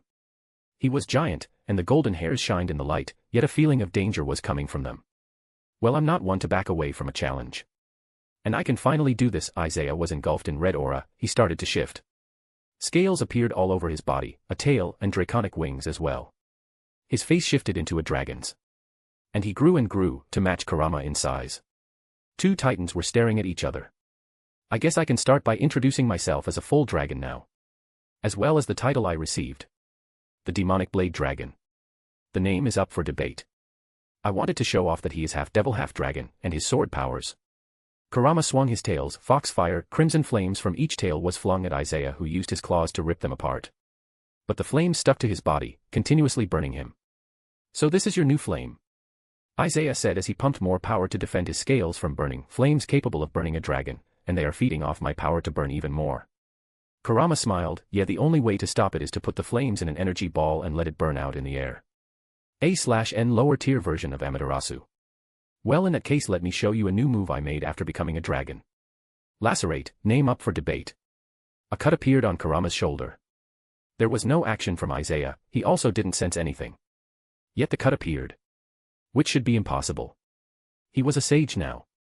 His senses are the best in all of Nexus. How? Kurama looked at the cut, then at Isaiah. I studied how, boost, and, divide, work and replicated the process. I created my own. Every 10 seconds I can cut anyone, no matter how strong they are, as long as they are in my domain. Naturally, the strongest the person is, the less damage I can do. As you have probably guessed, I can apply any of my sword effects on, lacerate, and this as well. White armor-like pieces appear on Isaiah's wings. Divide. Wabisuk. Cheap shot, Kurama grumbled as he felt a chunk of his power disappear along with his weight being tripled. And how can you triple my weight without Bankai? Isaiah smiled in his dragon form. As I get stronger, so do my swords. Let's see how long you can last. Oh, come on. That's just bullshit, Dino yelled out through the screen. Gasper rubbed his neck. Yeah, that's ridiculous. The one weakness of divide was that you needed to be hit so that it could work. But with lacerate, you will be hit, no matter what you do. Valerie continued. Veldora nodded his head. Isaiah is officially the most stupidly unfair, overpowered person in the world. Tiamat loomed at her lover with pride that he is. From a normal human child, it took him a decade to reach his current strength. And I think he is just getting started. Kurama grinned as more and more pure nature ki started to flow to him, filling up the energy Isaiah has taken and eroding Wabisuk's effect. I'm a sage now. Endurance and regeneration are the best perks of being a sage. Kurama's fist glowed bright gold. Gaia's wrath. Isaiah raised his fist as well, a deep red aura engulfed his entire hand. Draconic departure. Thinking this was going to be a strong clash, the spectators braced themselves. Only for the titans to open their mouths. By Jidama. Blade breath. A giant ball of destruction and millions of sword slashes met each other, creating an explosion so powerful that it literally blew away all barriers and the crowd with them. The spar lasted 2 hours. The area that was warded and enchanted to be indestructible was ripped apart. The yokai were in awe of such overwhelming strength. While Isaiah's friends just smiled wryly as they watched 2 friends beat the shit out of each other while laughing. Back in the palace. Everybody was relaxing after the spar. Isaiah. Rose and Asia told me how you confronted Poseidon. You usually aren't that arrogant and cocky. You are much more subtle than that. What's your play? Tiamat asked her lover. Isaiah just smiled at her. It was a bait for a certain god. After all, when catching a big fish, special bait is needed. Poseidon's arrogance won't allow him to just sit there and do nothing. He will attack me sooner or later. When he does, I will beat his ass, strip him off his domain and ransom him back to Olympus. And my lovely wife gets a new sea domain to strengthen hers. Ha! I knew it. Kurama yelled out, I knew a bastard like you would have a second agenda. You don't do shit like that for no reason. Acting out isn't like you, you just kill people if they annoy you. No, I don't. Yes, you do. Gasper chugged his drink before standing up. Come on, Veldora, shift change. He lightly kicked the otaku dragon, snapping him out of whatever scheme he was plotting. Ha! Oh, you right, we are supposed to change with Dino and Meredith. Me, no problem, this suits me just fine. I have a whole territory that I have to convert. I must show them the way of JoJo. The team sighed. Yasaka just deadpanned. Wouldn't it be better to just convert them to Tiamat's religion? Gasper and Veldora just looked at each other. Nahhh. And with those last words, the apostles of JoJo set off on another passage. I don't think this is the word. What's the word for missionaries or apostles going somewhere to convert? A week later. Takamagara. The heaven of the Shinto pantheon. The realm looked like a combination of clouds and paddy fields. There were two areas. The ones higher up on the clouds is where the gods lived. They each had an impressive Japanese-styled house. The lower area is where the servants live and take care of the paddy fields. Inside the central house, three gods were in a meeting, sitting around a small tea table. Amaterasu, the goddess of the sun and the chief god of the Shinto. Next to her were her two brothers. Tsukuyomi, god of the moon, and Susanoo, god of the storm. The environment around them was peaceful and serene. The three main Shinto gods, however, were not. Sister. Nexus cannot be allowed to grow anymore. Japan is already destabilized by them. Susanoo growled out. Tsukuyomi just nodded. Things have never been this bad. We have used the yokai and the 5 clans to fight amongst themselves. Keeping the balance. When things got bad, we would just come and intervene. But now with Nexus taking over the West Yokai faction, things are getting worse. Anyone making trouble with Nexus is immediately killed. Their faction possesses many Longinuses, not to mention their freak of a leader. A super devil and a dragon hybrid. Amaterasu just rubbed her temples. That's not even the worst part, seeing how well Yasaka's faction is protected and thriving under the Fox Sage. Nurarihion took the East Yokai faction and joined Nexus. Now both of the main yokai factions in Japan are under them. The smaller groups will soon follow. Sister, we must do something. The 5 clans have no chance anymore. From what I have seen, if they don't stop their arrogant attitude, Nexus will wipe them out soon. Even with the combined strength of the 5 sacred beasts. Lowering our influence over Japan by a lot. Soon we will lose our place as the main faction in Japan. Amaterasu looked at her brothers with a serious expression. Call anyone and everyone that has a grudge against Nexus. It's time we made an alliance of our own. Inform all gods of Takamagara. Inform the 5 clans. The Shinto are going to war. 5 clans. The 5 Omayoji clans of Japan. Each clan has a spirit that protects them. The spirit is locked to their bloodline and always chooses its next host within that family. If you are chosen, it guarantees you become an ultimate class fighter. Well, most of them only reach low ultimate. Few have reached high-low ultimate class. But with those 5 sacred beasts, they were able to match the yokai factions. The 5 beasts are Azure Dragon, with the ability to manipulate wood, wind, and lightning. Black Tortoise, with the ability to manipulate water. White Tiger, with the ability to manipulate metal. Vermilion Bird, with the ability to manipulate fire. Yellow Dragon, with the ability to manipulate earth. Today, the Shinto pantheon has summoned the 5 clans for a meeting. Everybody knew why they were being summoned. Nexus has become a problem. And to fix that problem, their strength was required. Help that they would gladly give if it meant destroying their enemies. Greek pantheon. Atlantis. Crash. That brat will pay for humiliating me. I don't care if he has a sage on his side. Poseidon threw another glass at the wall, shattering it. Brother, calm yourself. Next to Poseidon sat a skeleton wearing very fancy and expensive robes. Similar to what a high priest would wear. And even though his eye sockets were empty, there was a small blue glow, which served as his eyes. This was Hades. Brother of Zeus and Poseidon. Ruler of the Greece's underworld. And the owner of a large part of souls that belonged to the Abrahamic religions. A pact that he made long ago, which serves him well today. The more souls he has under his domain, the stronger he becomes. How can I calm myself, brother, when a child humiliated me in front of the whole world? Poseidon yelled out. Hades just shook his head. Well, if you weren't so arrogant and you didn't insult his wife, this might have never happened. Isaiah was fine with completely ignoring you. Norse Pantheon. Main Hall. Heh, the sword brat is doing well for himself. He even has a sage now. Odin smirked as he looked at his son Thor, who was just now receiving the news. Can I please leave Asgard? Just for a tinsy while. I promise I won't cause any trouble. Thor tried to put on his innocent face only to get smacked in the face by a bone that had a few pieces of meat on it. Odin pulled down his hand. Son, you are too old to be trying those tricks on me. And no, you can't leave. You just want to fight against the guys at Nexus. What the big deal? Thor crossed his arms. Friends fight each other all the time. Odin facepalmed at Thor's political stupidly. Listen, Nexus is ironically the center of a very big mess. They grew too big too fast. Faster than anyone in this world's history. That makes them a very big threat to many factions in the world. Thor thought about his father's words, and drew a blank. What does that have to do anything with my fight? Odin just slumped and put his hands on his head, and this is why I can't retire even if I want to. All of the genes went into his muscles and none in the brain. Asgard will be ruined in Thor's hands, Odin grumbled to himself. Hidnu Pantheon. Indra's mountain. What the hell is going on? Indra slammed his fist on the table. Why can't I read the future? I refuse to believe this is the only path. It's the path of cowards. He gritted his teeth. No matter how many times he tries. Because of his future actions, Indra can only see one future. He dies at Isaiah's hands after attacking Nexus. The solution to the problem was simple: avoid Isaiah and Nexus. But how could he do that? Isaiah hasn't even lived for a full 2 decades. And Indra has lived for thousands. There has to be another way. There must be, and I won't rest until I find it. A/N. Next chap we see the biblical faction situation. A bit of devil POV and what's happening with Sarah Falgon. Fix on my pat. Should give you an idea why I'm releasing so slow here. I'm also working on other fics. Next FIC after Kiba is Harry Potter/DxD, the Raven.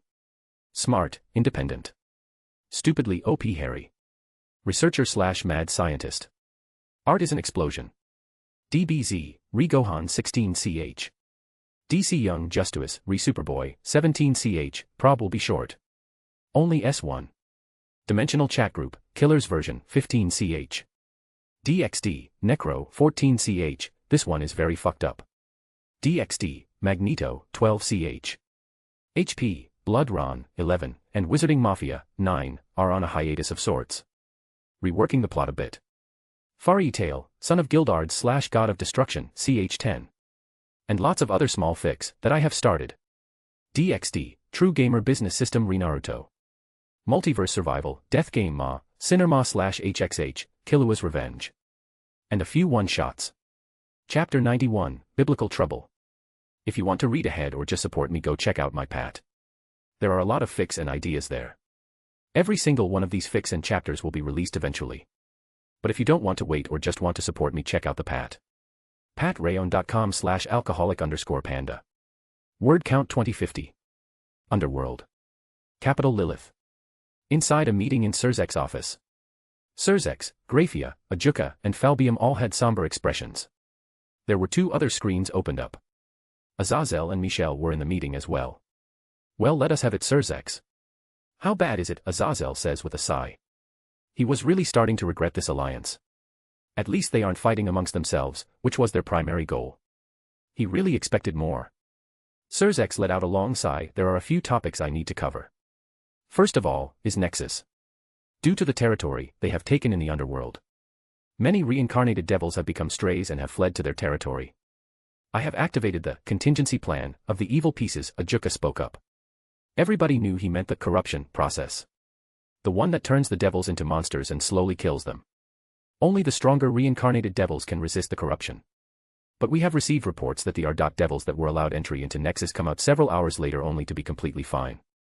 Not a trace of monstrous features could be seen, so the pieces have most likely been pulled out safely. They probably left so they could go and bring their family and friends back to Nexus. Falbium read the report. The number of devils joining Nexus is frankly staggering.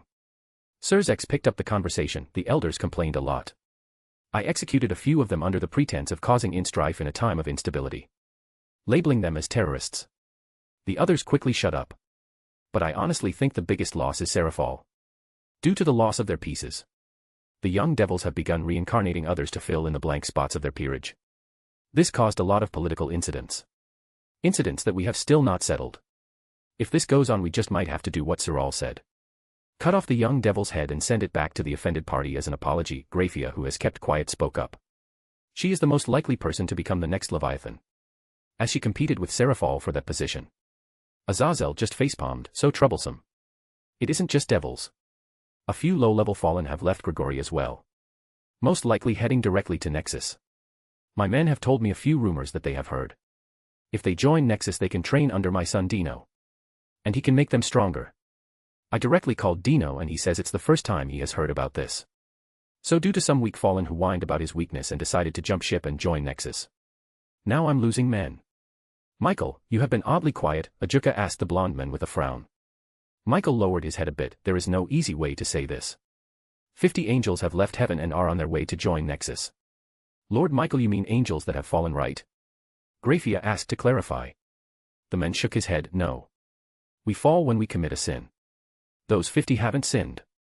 50 pure angels are on their way to Kyoto. How is this possible? Sirzex asks Azazel, who was scratching his goatee and then stopped. Fuck, Azazel snapped his eyes open. They are just like Hello. Lucifer before he left, they weren't kicked out of heaven. They left with their own free will. But how is that possible? Angels would rather die than leave Father's home. Our home, Azazel said sadly, even though life as a fallen suits him more, he still misses his home. Michael shared his brother's feelings. Well, they were odd angels to begin with. They all loved Father deeply. But the one thing that connects them all is Father's ideals of peace. Father's dream of world peace.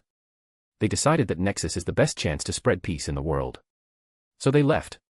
And even I, the current leader of heaven, can see where they are coming from. Nexus is the only faction in the world that has so many members of different races. Humans, devils, fallen, vampires, dragons, yokai, elves, fairies. And more races are interested in joining them by the day. Racism is forbidden. All are treated equally. Anybody who is there is of their own free will. And the one who holds them together is Isaiah. His charisma and strength. The teenager who stands at the top. He is everybody's inspiration. How ironic. That a devil has done something that I have not. The name Isaiah means salvation of God. He has brought salvation to the people. He has created a paradise on earth. Everybody stared at Michael in silence. Azazel looked slightly worried. Michael saw this and smiled tiredly. I apologize for rambling. I'm a bit exhausted. Things have not been easy for heaven. All of us took the betrayal of the 50 angels quite badly. If they had just fallen, things would have been easier. No offense, Azazel. The men chuckled. None taken, Michael. I agree with you. This is quite the fucking mess. No kidding, Falbium shook his head. We still haven't even gotten to the problems that the Great King faction is causing. He turned to Sirzex, who nodded.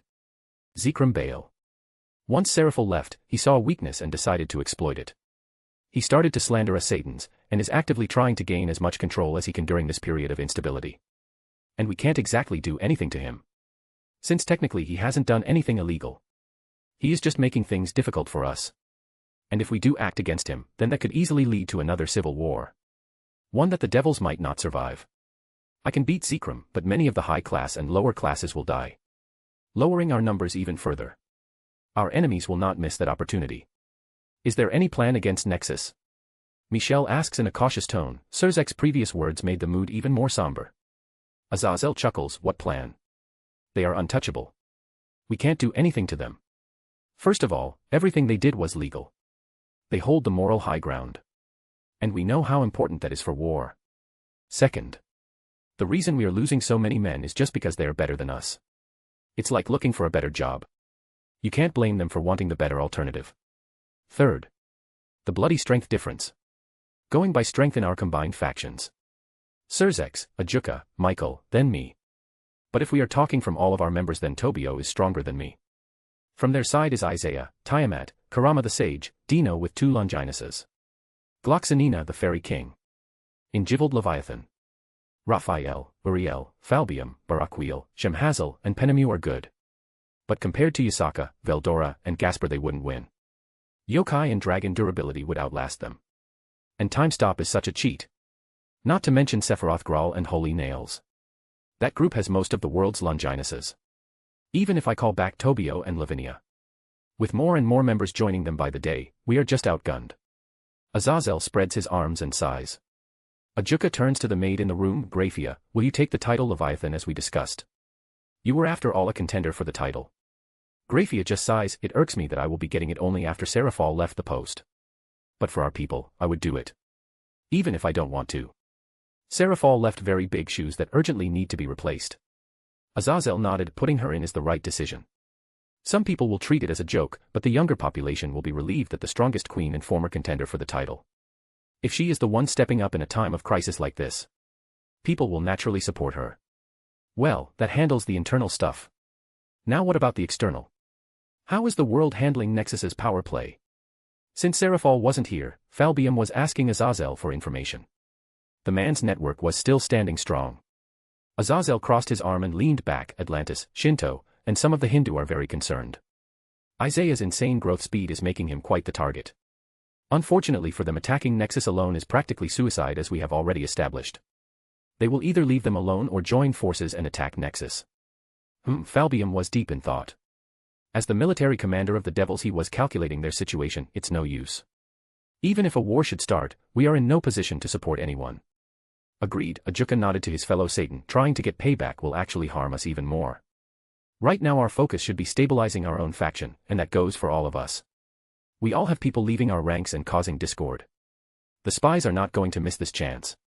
If we have any hope of surviving the events that are to come, we must start cleaning up our ranks. Azazel groaned.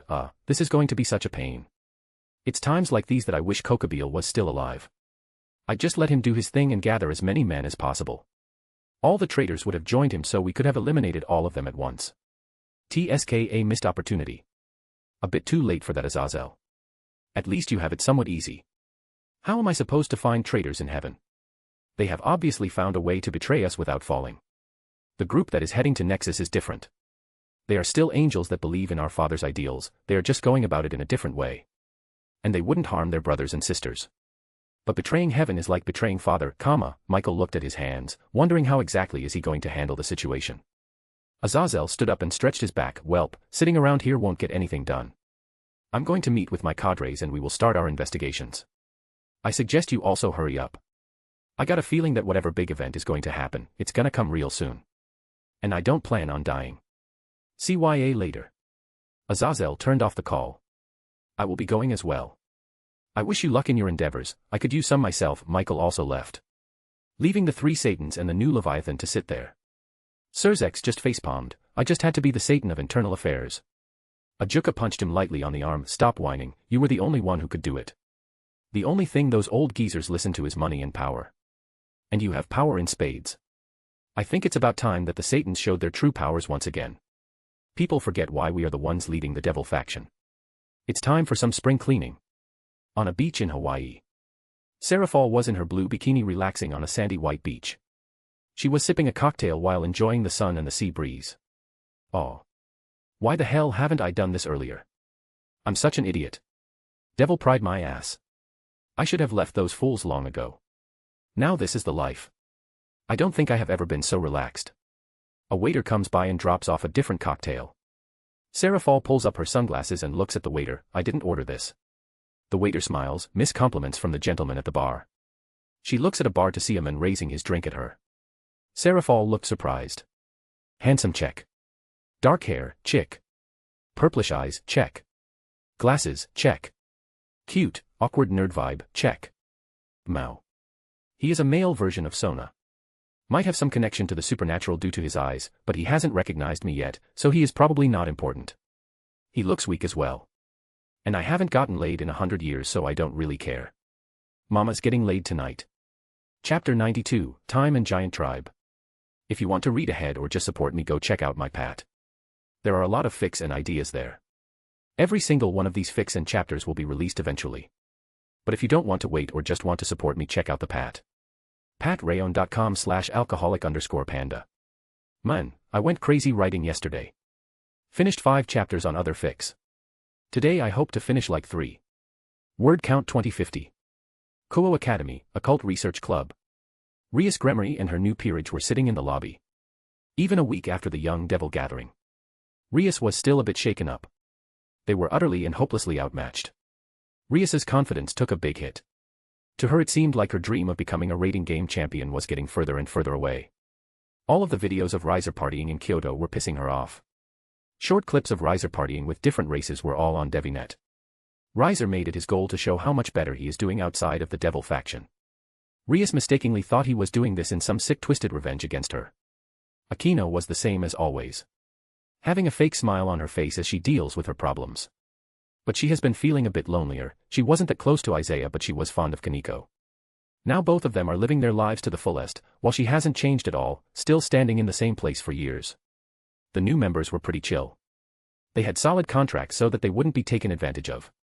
They know they are weak, but they have all the time in the world to get stronger. Issei on the other hand was mad at Isaiah and his faction for making his precious Bucho sad. I'll get you, pretty boy. I'll train hard, surpass you and become the harem king. The other 3 members looked at him like an idiot. He is a moron, thought the female bishop. Definitely a moron, the rook noted along. He has Rias and Akino eating out of his palm yet he does nothing. What a moron, the knight shook his head. All 3 of them sighed. They got a good contract, but to think they have to spend a century with an idiot like him. What misfortune.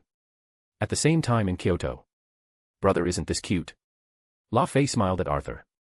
She was wearing a pink kimono and was trying out masks and enjoying the festivals that the yokai were throwing. It seemed like the yokai threw a festival every 2 weeks. HN, you look very cute, La Fei, Arthur noted. Asterisk cough asterisk Siscon cough, Biko who was near Arthur coughed in his mouth. Click. Arthur put his hand on the sword hilt and unsheathed it a little. You say something, Biko. Arthur's eyes narrowed at the monkey yokai. No, no.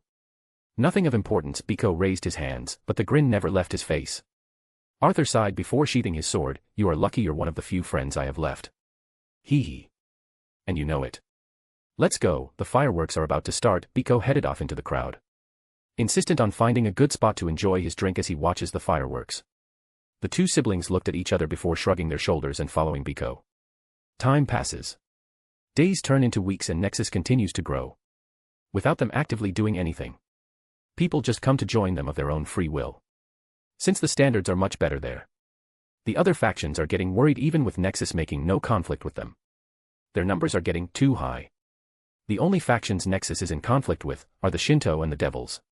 But it's mostly territorial conflict. During this time Isaiah started going out with Zenobia and Kaneko, brightening the number of members in his harem to 7. Valerie, Tiamat, Kuroka, Asia, Roswis, Zenobia, Kaneko. Due to the different territories, Isaiah's closest friends, the generals, needed to stay to safeguard them. But everybody still wanted to travel. So Isaiah just gave everyone a lost vein, a couple of them, one for travel and a few to work more efficiently. Well, except Dino, who only got 1. If Dino had 2 clones, one would travel and the other one would just do all the work for him, allowing Dino to sleep. And since he is fully capable to sleep for days without end, Meredith asked he only get 1 clone and that she would help him with his work, so that they have time to spend together later.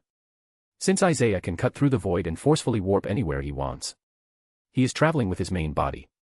The rest, mostly his lovers, switch up on who gets to join him in their real body. Giant Realm. The team explored the dimensional gap, entering many realms.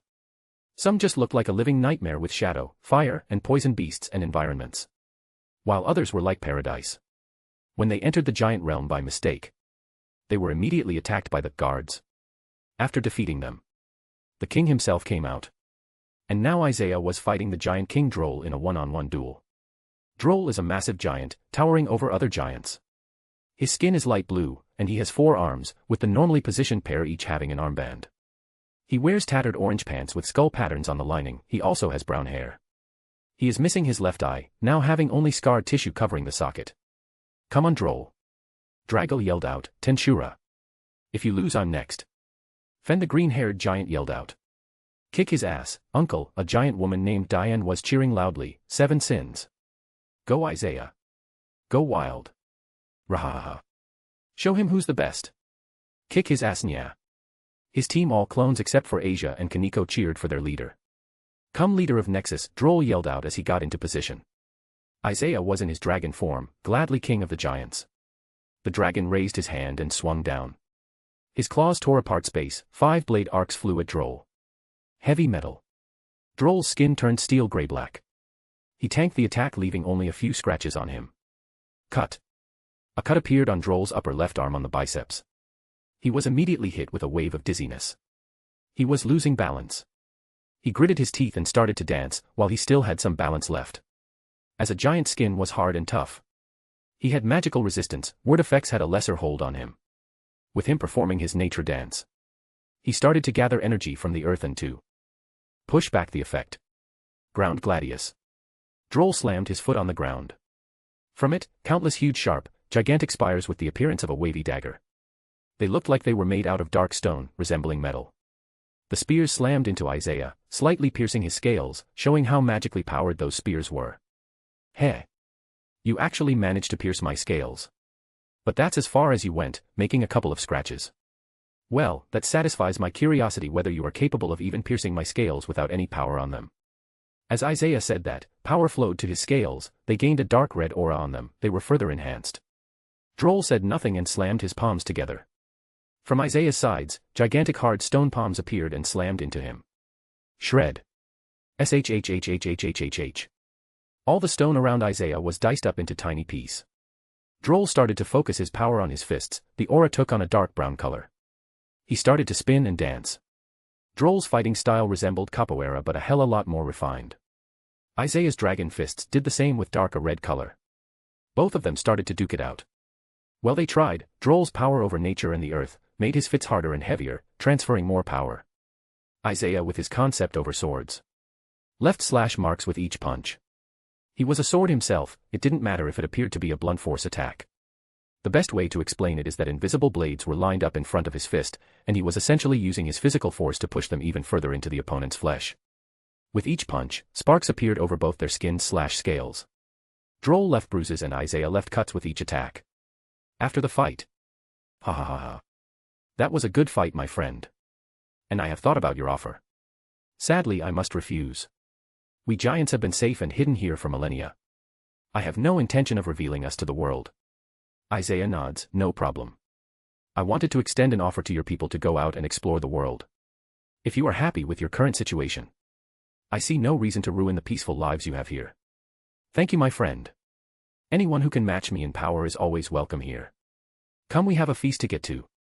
It's not every day that I get to have this much fun. Droll laughed heartily. Aura. Asia yelled out. Boom. Diane was sent flying as she was buried in the ground. She slowly pulled up from the ground. Her cheek was red and was starting to swell. Damn it. I lost. Diane stomped the ground and she had a few tears in her eyes. Good fight. Asia floated up to her and healed her cheek. Ha ha ha. Isaiah laughed out loud. Don't feel too bad, giant girl. Even though Asia is human, her tyrannical strength is very impressive. All of her focus and dedication is toward her strength. It would be better to consider her a giant in human form. Asia floated to Isaiah and pecked him on the lips before sitting next to him. Well, you haven't been complaining about my increase in stamina. In fact, I distinctly remember how pleased you were. Asia grinned as Diana went red from the innuendo. Ha ha ha ha. This girl is bold and has no filter. She would make a good giant. Droll laughed out loud as he patted Diana on her back. Sorry I lost. Diane held her head down, but Droll patted her on her head and messed up her hair. You are still young compared to other giants. And don't beat yourself up, I lost too, didn't I? Droll smiled. But you lost to him. Diane pointed to Isaiah. Even we got the news of his accomplishments. Isaiah the demonic blade dragon. The most unfair, overpowered individual in the last few thousand years. They call him the most broken character to ever walk the through worlds. Kaneko noted, sounds about right. Isaiah got a few tick marks from Diana's comments. I'm going to need to beat the shit out of Veldora and Gasper again for those stupid descriptions. He looked at the clones of the two people in question as they were slowly sneaking away. The rest just laughed at their purred comment. Senpai, haven't we been punished already? Yeah, Isaiah, no need to pile it up. Gasper and Veldora defended their actions. Then tell me, how did a realm as reclusive as the giants get this news? Isaiah stared down at them, causing them to break out in cold sweat. Well, the thing is. Veldora started out and Gasper continued, we sorta made sure that everybody who had any sentience whatsoever got that news. We even hired a yokai to make a KI version that can spread the news through trees. Veldora picked up, and I went to Asgard and kinda put that information in the root of TE World Tree. So I guess everybody knows now since many people use the tree for divination. You two have a 5-second head start. I'll make it so any punishment the clones received will be sent back to your original bodies. Veldora and Gasper dashed at full force, mercy. You won't get any from me. The giants looked at the dragon and vampire who were running at full strength. Droll chuckled, well, at least things are never boring with you. Isaiah smiled, indeed. But I wouldn't have it any other way. This is the family I have built for myself. And I wouldn't trade it for anything else in the world. Now if you will excuse me, I have a dragon and a vampire to skin. Isaiah took to the skies as his lovers were cheering for him. Life is good. A/N. What do you think? I'm kinda happy with how Isaiah formed his family. Next chap, things are getting spicy. Title, The Anti-Nexus Alliance. Chapter 93, The Anti-Nexus Alliance. If you want to read ahead or just support me, go check out my Pat. There are a lot of fics and ideas there. Every single one of these fics and chapters will be released eventually. But if you don't want to wait or just want to support me, check out the Pat. Patreon.com/alcoholic_panda. Word count 1960. Underworld. Cocytus. The deepest part of the underworld that is connected to the realm of the dead. It also acts as a prison for powerful and dangerous figures. Inside a big ice chamber. There was a giant circular table made out of dark ice. Around the table, there were many chairs. Some people were here with their avatars or real bodies, while others are just holograms made with a communication magic circle. Hades is one of, if not the strongest god in the Greek pantheon. Mostly due to the immeasurable number of souls he has in his domain, which increases his strength. He was the one leading this meeting. Greetings to all who could join us tonight. Nobody spoke a word and just listened to the host. Many of you are here for different reasons. Revenge, he glanced to Poseidon, Loki, and Indra. Loyalty, looked at his grim reapers. Some are here because they have no other choice, he looked at the holograms of the upper echelon of the Shinto pantheon. And some are here just to get a good fight, the evil gods and dragons smiled. But despite our reasons, we gathered today to form a force. An alliance that is capable of standing up to the biblical faction and nexus. I'm sure most of us are wary of each other. Our best course of action would be to make our reasons clear. Why do we want to take them down? Who would like to start? Hades in his skeleton form looked at the guests. Amaterasu from the Shinto stood up. I will go first since most of you are already aware of our situation. Nexus has taken over the yokai clans in Japan. And are killing off our exorcists. If they are not stopped, they can challenge our hold over Japan. We wish for them to be gone. Amaterasu ended with a cold tone. Ironic since she is the goddess of the sun. Next to her, a woman with long black hair and a pale face let out a creepy smile as her dark aura could be felt through her avatar. Izanami, the Shinto goddess of death and the mother of the current big three in the Shinto pantheon. That's for Nexus, but the biblical faction has always been a thorn in my eyes. They have converted many of our subjects. We want them gone from our lands. Amaterasu glanced at her mother but said nothing about her speaking out of turn. They cannot afford to squabble here in front of other factions. It is just as mother said. We want to get rid of them from our lands. By any means necessary. A few people nodded at the Shinto faction. Hades nodded and looked at another group. His eyes landed on Indra, the king of gods. As well as the god of storms. Indra scoffed. That brat Isaiah dared to steal from me and threaten me. I will be taking back what mine. However, I am curious about one thing. How are you here, Loki, god of mischief? Didn't your father imprison you? Loki held back a growl. This is currently a puppet that has a piece of my consciousness. I will be breaking out soon and getting my revenge against Asgard and the biblical faction. Nexus interfered with my plans, so they will pay the price as well. Razvium. You are lucky I'm not here in person, otherwise I would rip your throat out. Razvium, the son of Lucifer, chuckled. Like you could do that. And it's not my fault you failed at the young devil gathering. Plus I'm a puppet as well. I can't use any communication magic as Ophis will sense it and hunt me down. Well. Unlike most of you here. I'm doing this because I'm bored. Everybody turned to a very chill voice. Everybody immediately recognized him. Seth. The Egyptian god of chaos. That's so like you. Next to him was a half-man half-jackal creature. Anubis. The Egyptian god of the dead, like Seth has so eloquently put it. The Egyptian pantheon has already lost most of our followers. So we don't have a lot to lose. And what does your leader have to say about this? Amaterasu asks politely. The leader of the Egyptian pantheon is Ammon or Ammonius Ra. The god of the sun. She was naturally intrigued. Seth smirked. Heh. Old man Ra said that we can go wild and he will back us up. A lot of the guests were surprised by Ammonius Aray's choice. He usually likes to stay out of trouble. But it seems something has changed. Hades chuckled dryly, well, I guess I'll be next. To put it simply, I hate that my pantheon is slowly being forgotten in the sands of time. In comparison, the biblical faction is only growing. Me and all of my Grim Rippers are joining the fight. What about you, brother? Hades asks Poseidon, who scoffs at being put into the spotlight like this. That brat humiliated me. I want his corpse to be tied up to the entrance of Atlantis. Poseidon growled a bit at the end. The Greek giants from the underwater volcanoes will join our cause. As will my sons. I assume you have contacted the Titans, Hades. You assume right, boy, a beastly growl echoed in the chamber. The voice was an echo from the deepest parts of the prison. Many realized the identity of the voice. Tartarus, the primordial god of the abyss. Well, there is someone I thought I would never see, a cocky, arrogant voice sounded out, as draconic aura leaked from that person. He was a handsome man wearing a black coat with a long mixture of black and blonde hairs, as well as heterochromatic eyes where his right eye is gold and his left eye is black, and he has pointed ears. Crumb Crotch. An evil dragon that had reached the level of Drake and Albion through training and fighting. In his dragon form he was a jet black western dragon who let out a black and golden aura.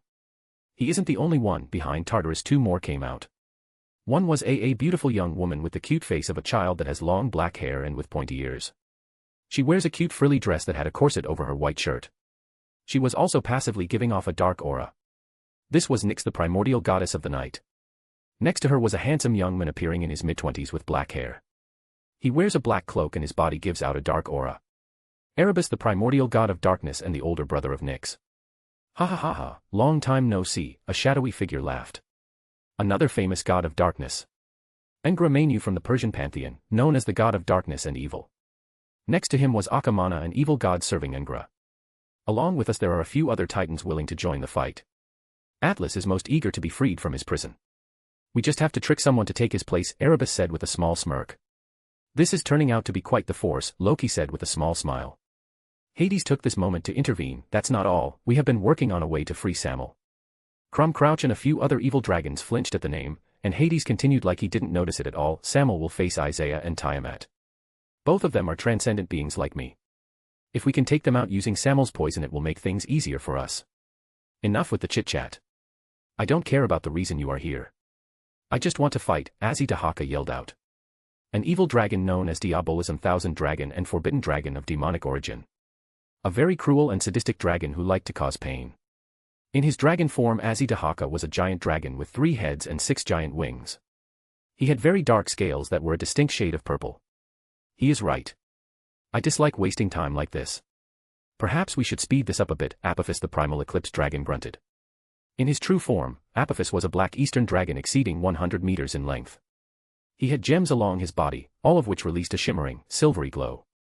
He had 3 eyes upon his head which released the same silvery glow as his gems. Despite being an evil dragon, he has a very refined and sophisticated personality. I just want to kill them all, Grendel laughed. The Crime Force dragon, a very psychotic dragon that is only interested in fighting and killing. He is a battle maniac who loves physical combat and destroying more than anything. His true form was a 15-meter-tall western dragon with black scales, bright silver eyes, horns, wings, and thick limbs, uniquely being a bipedal dragon. Apophis clicked his tongue. What a savage. I dislike being grouped up as an evil dragon with these unsophisticated overgrown lizards. Hades just sighed. Very well then. We shall skip the pleasantries. As big as our force is, we are still not strong enough for a full-on war. We will begin striking at their businesses and supply chains. Take out any weak spot we find. And gather more allies in doing so. It will be easier to hit the biblical faction than Nexus, as they have existed for much longer and we have more places to target. Nexus on the other hand only has its yokai territories and the devil territory they took. Both are very well defended. We will start to slowly eliminate a few people who are dealing with Nexus. Izanami said in a cold tone. I will contact some of my spies that are still left in the devil faction. They will give you the information you need, Razvium spoke up. Hades nodded. I suggest the evil dragons take care of that. As it won't be out of character for them to run wild. In the meantime, the Greek and Egyptian pantheons will try and recruit more titans. Since we have the easiest access to where they are sealed. Seth and Anubis nodded at that. While the evil dragons just grinned. This suited them just fine. We will start off slowly and take them apart bit by bit. But our main focus should be on Kuo. That's where the Satan's sisters are staying and where the current Red Dragon Emperor's lair is. If we can get the boosted gear. We can use it to increase the strength of our troops, and perhaps clone weaker dragonic soldiers using drag. Hades looked at the people around the table. Each of them is dangerous in their own right. Yet they have gathered to fight a war together. Managing each group and making sure there is no infighting will be a key part of winning this war. Does anyone have anything else to say for this first meeting? Hades asked. It was the first meeting where they were just introducing each other. There will be many more meetings where they can talk about in-depth logistics and more refined plans. Seeing as nobody spoke up, and each was probably eager to go back to their homes so that their enemies wouldn't notice anything strange, Hades decided to end the meeting. Then this meeting is over. I will be looking for a safer place for us to conduct these meetings. I suggest you slowly start to train your troops. War is starting soon. And only the strong will survive. A/N. This chapter is weird. I don't think I did well. A bit more conflict and pride would have been better to show that each faction doesn't work well together. What do you think? Chapter 94, Incidents. If you want to read ahead or just support me, go check out my pat. There are a lot of fics and ideas there. Every single one of these fics and chapters will be released eventually. But if you don't want to wait or just want to support me, check out the pat. patrayon.com/alcoholic_panda. Word count 1900. 2 months later. Yasaka's office. That's all, my lady. A hologram of a yokai was standing on top of Yasaka's palm. I see, Yasaka mused. Good work. You can go back to your station. Hi, the magic circle disappeared and so did the hologram. Yasaka rubbed her temples. That is the 4th attack in the last 2 weeks. It's official. Someone is targeting our businesses. Sigh, the next team meeting will be a pain. Yasaka sighed. Damn Isaiah. Why does he always drop the paperwork on me? Well, at least he did make it up to me. She pulled out a short sword, lost Vani. From her body, 8 other clones appeared. Well, let's finish up quickly. We promised Kunu that we would go to the amusement park. The clones smiled and they along with the original divided the paperwork and got to work. Next day. Yasaka read her report over the meeting, which they always held in the meeting room, which was basically filled with couches, small tables with food and drinks, bean bags, and whatever they felt comfortable in. The only ones who can enter the room are the upper echelon. The real players of their faction. So they didn't have to worry about being formal like they do in front of their troops. So we are getting attacked. Kurama exhaled a smoke cloud. Yasaka nodded with a serious expression. It appears so. There have been 5 attacks in the last 2 weeks. They only targeted our businesses that were outside our territory or just on the edge of it. They were good, no trace was left behind. Valerie raised an eyebrow. Nothing. No blood, no tracks, not even signs of magic. Nothing, Yasaka confirmed once again. That is concerning. We don't have any leads to track down. Tiamat shook her head. Dino snorted. I wouldn't say that. Look at Isaiah. They turned to their leader who had a slightly amused expression. You know something, don't you? Meredith, who was laying her head on Dino's shoulder, spoke up. Isaiah nodded. Yeah, I know who it is, and they did leave a clue. The team looked among each other to check if anyone had any idea of what he was talking about. Well. Don't keep us waiting, senpai, a taller and more muscular Gasper yelled out. The clue is that they left absolutely no trace. It was completely perfect even for me to find anything. That's why I know who did it. Who is the person that can turn invisible and erase his existence? Yasaka and Tiamat were the first to realize. Hades. Rose facepalmed. Of course, Hades' helmet of invisibility. There are dozens of replicas, all of which are used by his spy Grim Reapers. Wait, didn't you catch a couple of Grim Reapers and rip them apart a while back? Asia said as she was getting a lap pillow from Isaiah. Oh yeah, that did happen. We didn't see anything except Senbin Sakura though, Valerie said as she just remembered the scene. So these dudes can erase their existence. And somehow you figured out a way to sense them. Dino said with a tone that said he was done with the OP bullshit that was Isaiah. Yep. I'm going to send a few clones to put down the swords that can find them. But Hades isn't the only one involved. Everybody paid attention to Isaiah. As you guessed, Poseidon is with him, probably along with Ares. So 3 gods and 3 strong armies from the Greeks. Indra doesn't like me, so he will join them as well.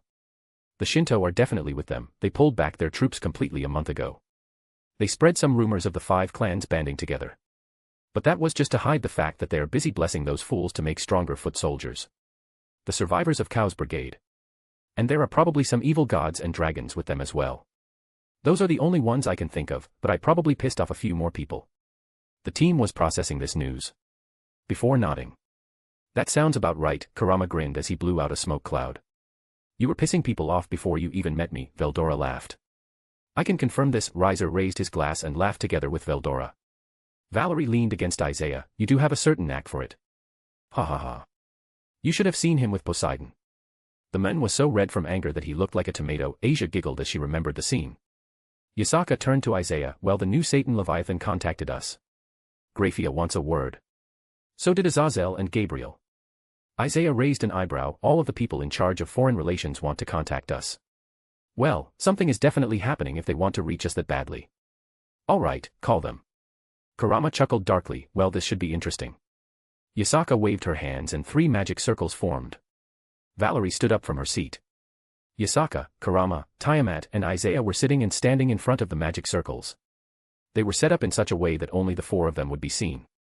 From the circles, 3 holograms appeared. Graphia, Azazel and Gabriel. Azazel was the first to start. Yo, he raised his hand casually.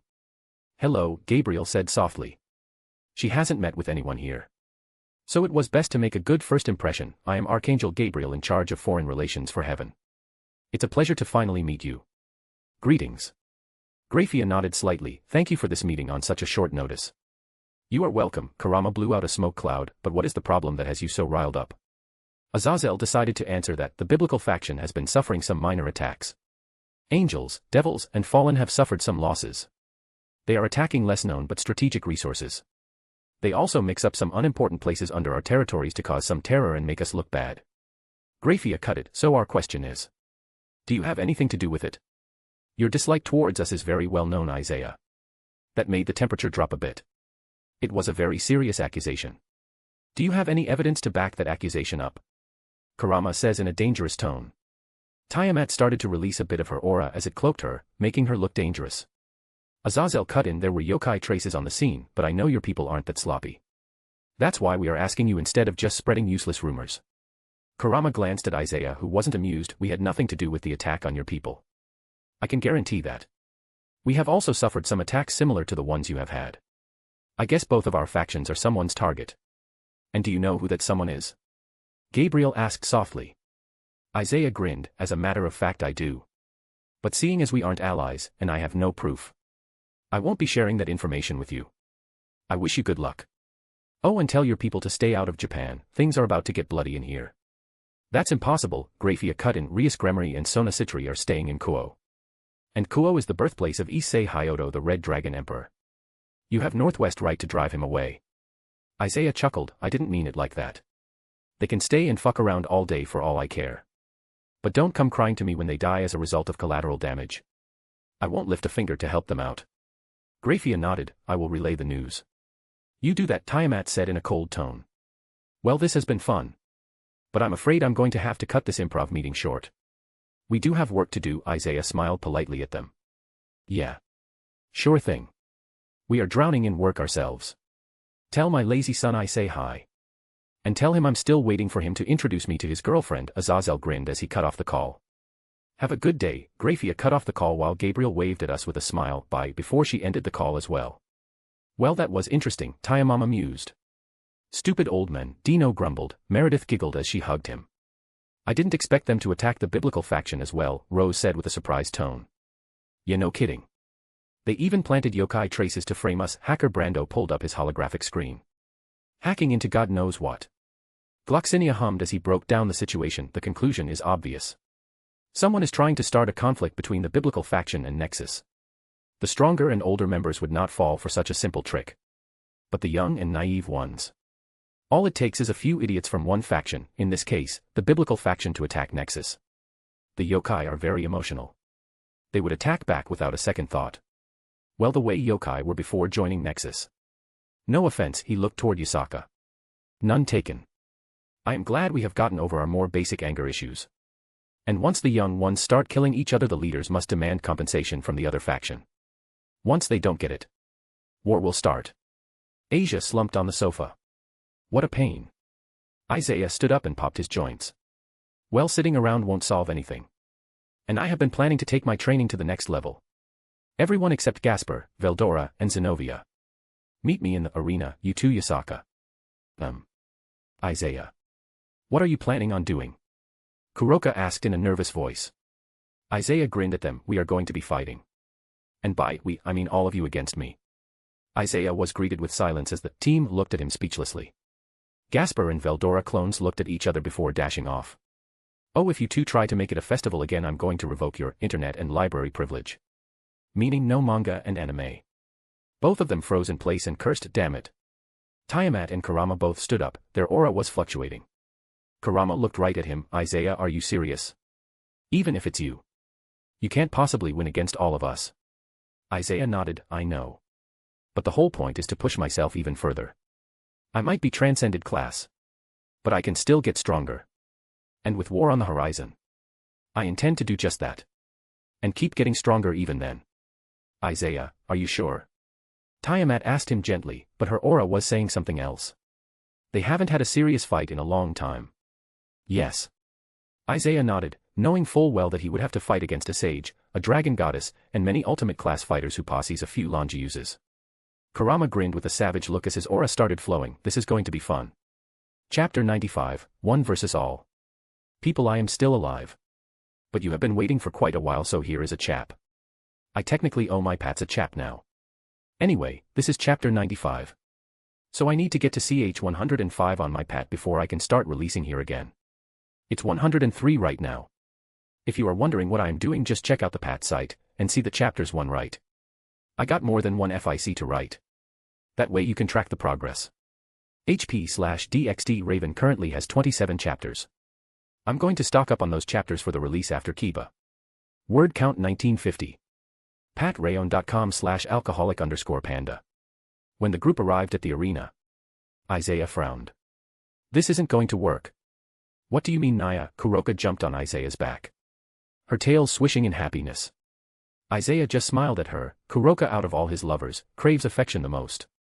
Our combined powers will break the barriers and enchantments on this place. So where are we going to fight? Kurama walks near to Isaiah. Looks like we have no choice. Isaiah raised his hand and slashed down. From the tips of his fingers a multicolored space formed as his hand moved downwards. He was opening a tear in space to the dimensional gap. Isaiah took out a bag of cookies. He shook it a little before opening it. A few seconds later a figure soundlessly appeared on the other side of the portal. The team just stood there, not taking a single breath. The little lowly goth looked at the bag of chips and then at Isaiah. Why have you summoned me? Isaiah grinned brightly while Dino facepalmed, and he wasn't the only one. He used the swords Isaiah gave them to communicate telepathically. Oi. Oi. Since when can a dragon god be summoned with a bag of cookies? I thought you needed 7 mythical balls to do it. No, that was Dragso Ball, Kaneko deadpanned. This is ridiculous. Riser had cold sweat all over his entire body. This was the first time he had seen Ophis since Isaiah appeared in this world. Now focus. Kurama growled mentally. Isaiah smiled and waved at her. Yo, Ophis-chan. I want to make a little deal. Me and my friends are going to fight a little bit in the dimensional gap. Only a short while. But we are afraid Great Red will attack us. If he does, in exchange for your protection, we will give you another warehouse of sweets. Deal. Ophis looked carefully at Isaiah before raising 2 fingers, making a peace sign. 2 warehouses. Dumb. The team looked at Ophis speechlessly. So did Isaiah. But he quickly grinned. She is negotiating. Well, I did negotiate with her when we first met. But seeing her negotiate for sweets is a whole other thing. And to think she just agreed to fight another dragon god. For more sweets. I'm liking this Ophis more by the minute. Deal, Isaiah laughed happily. Before turning back to his comrades. I just found us an arena. Kurama, Kaneko, Kuroka, Yasaka. Start gathering Narur Ki. You won't be able to find any in the dimensional gap. You will have a bit of a handicap, but it is what it is. Kurama just blinked before he started to laugh. Ha ha ha. Fine by me. You will need all the help you can get. He sat down cross-legged and started using senjutsu. Isaiah, will we be fighting with or without the seals on us? Rose asked. Yeah, dude. I want to let loose once for a change. Dino rolled his shoulders. I don't have any right to complain since I'm new and I have had the seals only for a month or 2. But I would like to stretch my legs properly, Riser said hopefully. Isaiah sighed. Fine. I guess it's time to release the seals and see how much progress everyone has made. A few moments later, the senjutsu users topped up their reserves. And everyone entered the portal. Including a sneaky little bat holding a camera. Inside the dimensional gap. Isaiah started to stretch. Well, let's get this thing started. You guys can fight however you want. I won't be using my dragon form in this fight. Darling. Aren't you underestimating us a bit much? Tiamat raised an eyebrow. Isaiah smiled, on the contrary. Being a huge dragon is good and all. But I have fought most of my life with a sword in my hand. I still feel I'm at my strongest in that state. And it's not like I can't partially become a dragon. True, Valerie nodded. Well then. Shall we? Asia smiled and so did the rest. Kai, release. The space in the gap distorted even further. The seals have been released. Each week Isaiah would increase the strength of the seals. So they never got used to one level. And always tried to get stronger. Ah, this feels great. No more weight on my shoulder. Dino happily rolled his shoulders. Isaiah sighed, come on, we don't have all to dash, Bijadama. Isaiah was hit by a massive ball of chaotic energy. Everybody turned to Kurama and gave him a judging look. He only flipped them off, he who strikes first wins. Did you think I would stop fighting as a kitsune just because I became a sage? Grow up, there is no such thing as fairness on a battlefield. Even if this is just a spar. Technically. Ha. You never fail to make things interesting. Gloxina flew up, his spear glowing with power. Dino was right next to him. This team has been fighting together for quite a while. The team members have learned how to coordinate with the other members. That's why they can pull off these random combo moves. Balance Break, Holy Draconic Lancer. Spirit Spear Basquias, first form. Dino quickly entered Balance Break on both his Longinus's. The Scale Male Vritra and the Holy Spear. Gloxinia just powered up his spear. HUP. Both of them threw their spears at Isaiah. In a second they were already in front of him. Naive, Isaiah smirked and backhanded the spears away. Clang clang. Two very loud metallic sounds echoed when Isaiah's hands touched the spears. Balance Break, Undying Battle Medic. A voice echoed and Asia appeared behind Isaiah, hello love. Fist of November. She slammed her fist into Isaiah's back. Boom. A huge explosion sent him flying. Ow, Asia, that pun sucked. 5th of November, V for Vendetta really. Asia just smiled, what, it sounds good. No it doest nya. Kuroka and Kaneko were mixing a huge fireball, and comprising it down. Nikodama. Isaiah cut the compressed fireball and caused a huge explosion. That wasn't any better. Sea Serpent of the End, Injivold made a giant water leviathan. Agreed, Tiamat also used water and started to pressurize it. You are both mean, Naya, Kuroka complained as she and Kaneko backed away. Injivold and Tiamat sent their attacks at Isaiah. Foxfire, Yasaka called out as blue flames raced at the swordsman.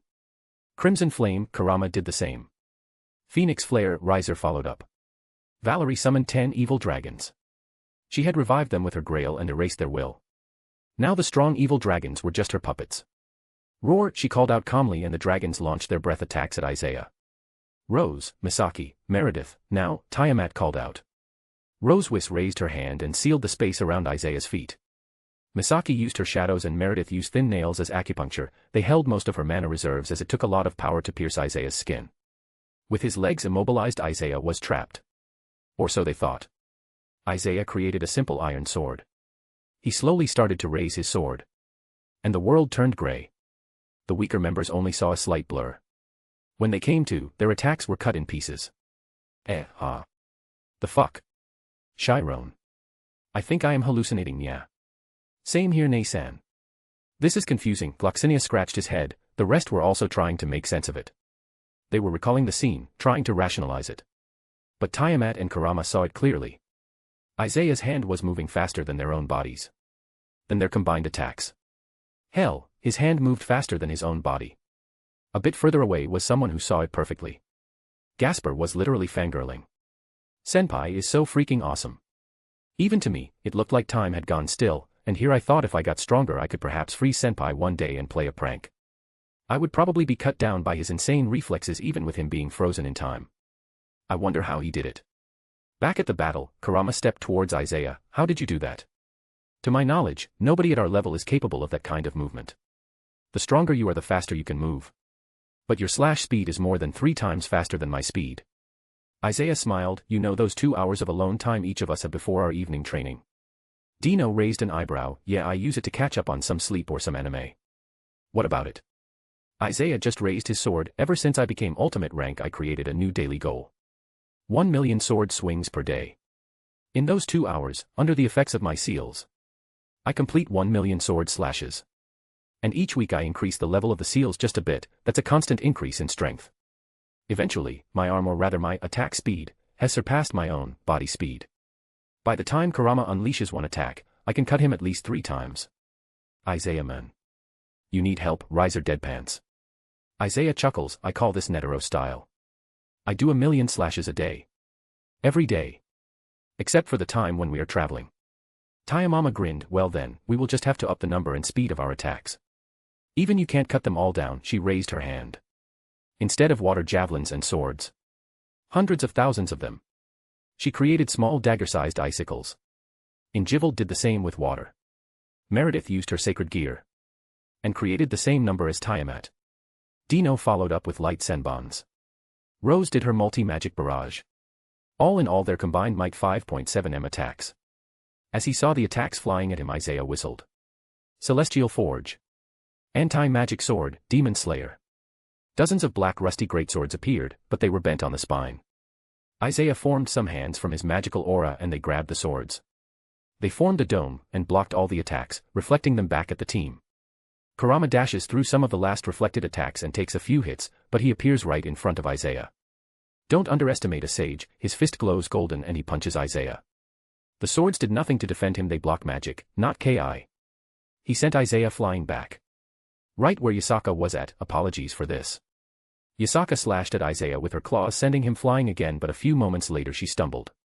And turned back into human form. Yasaka out, Isaiah called out as he created new swords. Asia scanned Yasaka only to find a cut on her right hand, where purple marks started to appear. Poison. Yasaka, focus on your senjutsu. Expel the poison, Isaiah called out as he slashed at Tiamat. Lacerate. Damn it. Not again, Kurama yelled out as there was a cut on his back. Now time to get serious, Isaiah smiled at the rest. Kurama just broke through the restraint. Isaiah created a curved short sword with several circles on the center of the blade. In a blur, a few dozen clones surrounded Isaiah, each carrying a different kind of blade. Oh come on. Dino yelled out as he slumped. The others weren't any better. Don't say it's not fair. You are the leaders of Nexus. Time to act the part. All of the clones took different poses.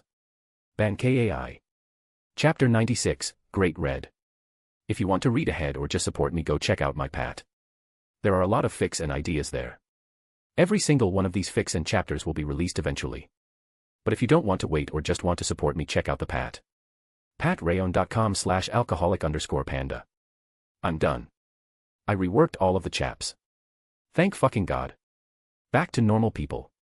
Word count 1980. Ban-Kai. Dino did not flinch when he heard those 2 words. Nope. Not a chance. Focus, Dino. Easy for you to say. You are not about to fight against Isaiah. Hell, you would probably run away, Dino grumbled. Damn right I will. If it was the old me, I would have fought him to the death.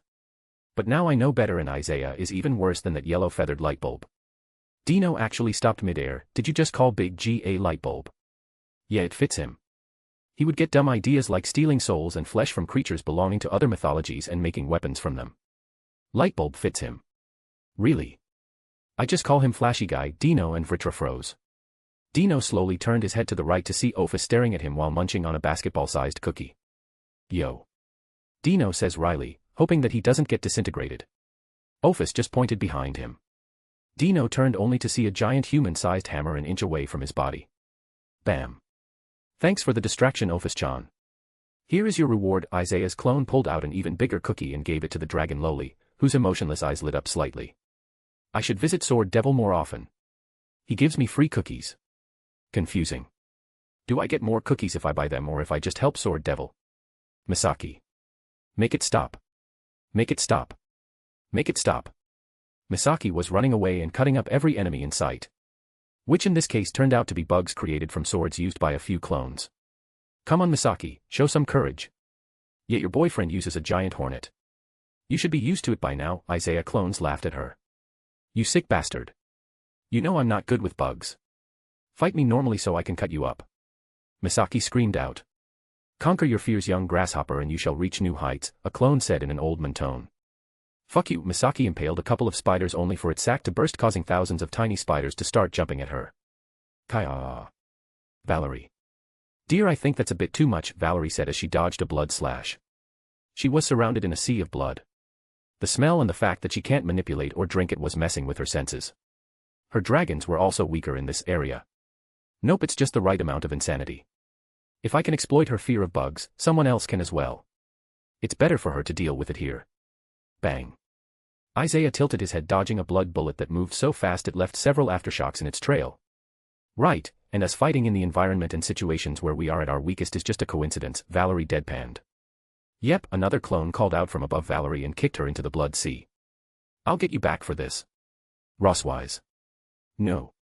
Rose summoned water spells trying to put out the fire, but it wasn't working. Tears were streaming down her eyes. Her favorite 100 yen shops being burned to the ground. Isaiah. Please stop and help me. Rose yelled out. Rose was dealing with illusions. And failing. In the real world, two Isaiah clones looked at each other. There was an awkward mood. She needs more training. The other clone sighed, yeah, falling for an illusion this week. Rose must really like those 100 yen stores. Injiveled. This is so bullshit, Injiveled panted, sweat rolling off her body before evaporating. There was a giant phoenix made out of fire. It was similar to Kurama or Isaiah's true forms. Don't lose focus, another clone yelled out, Ryujin Jaka, east. Damn it, Injiveled created a sea above her, but it was quickly evaporated. Oh come on, she gritted her teeth. And used more and more of her magic. A giant leviathan appeared and clashed with the phoenix, and countless other magical beasts made out of water bombarded the clones along with water spears and swords. I'm going to beat your swords. Then the original is going down. The clones chuckled, well, she has spirit, let's see if she can do it. After all, we clones have a limited amount of magic in us. Riser and Gloxinia Ice Domain. This is a bit unfair, NE. Gloxinia complained as he saw the landscape around them. A landscape that wasn't there in the dimensional gap a minute ago. He was in his armor form, defending himself from the environment. Shut it, Riser said as steam was coming out from him. They were surrounded by ice and snow. Riser felt like he had been shoved in a magical overpowered freezer. Life is unfair, a clone said as he wielded Hyarinmaru and another one wielding Sodi no Shirayuki. And to show how unfair it is, you are going to have to suffer a bit. What do YAHHH? Fuck. You. Riser screamed out as he fell to the ground. Riser. Gloxinia flew down and he saw a sword stabbed in Riser's thigh. It was dark red with spikes coming out of the sword. Pull it off, damn it. Gloxinia quickly did so. He looked at the sword with a wary look. Guilty thorn, it causes pain directly on the nerves. Riser's greatest weakness. And for you, Gloxinia, the clone swung his sword as ice shards started appearing in the air. What now? Gloxinia asked. Now, defend yourself. The shards burst apart creating an icy fog around the Fairy King. Gloxinia was confused before he felt something behind him. Bam. He was sent flying. You are an excellent fighter, Gloxinia, worthy of being the Fairy King. But you have very little experience in close combat. We are going to have to fix that. Gloxinia spread his senses but couldn't find anything in this ice mist/fog. It was interfering. Bam. Bam. Bam. Gloxinia was hit 3 more times, his armor cracked a tiny bit at his chest area. The Fairy King sighed, this is going to be very annoying, isn't it? Grr. Definitely, Riser growled in pain as another guilty thorn slashed him. Isaiah, what's the point of separating us? Wasn't this spar to push you further? Kurama asked as he slammed one of his tails against the original. Tiamat and Yasaka were right behind him. Yeah, but they have a few weak spots to fix. I'm just pointing it out. The clones should be running out of fuel soon. Then you can all attack me together again. They are going to be quite angry with you. Yasaka takes a swipe with her claws, but Isaiah parried it and punched her in the cheek. Even in his human form, he packs quite the punch. Karma reversal, Tiamat pointed at Isaiah, who suddenly stumbled and was sent flying by Kurama. Low blow Tia, Isaiah called out as he regained his bearing. The blue dragon laughed, no such thing in a fight. She opened her mouth, chaos breath. Blue fire flew at Isaiah, who created a red sword and brushed it past him, but he suddenly felt something pierce his leg. He looked down and saw a foot-long orange piece of hair. It had a subtle golden glow. Finally, Kurama released a sigh. I have been hiding and moving that thing for 5 minutes. It takes a lot of concentration to move something that small and with that much power in it. Isaiah chuckled, well done. I didn't sense a thing, and it had just enough power to pierce my skin. If it had a bit more power, I might have sensed it. Crack. The ice zone started cracking, the clones started to disperse. Most of them were defeated. The team looked pissed off and ready to attack Isaiah more ferociously. Which is exactly what they did. With their newfound rage, they fought more recklessly. Riser does multiple suicide attacks.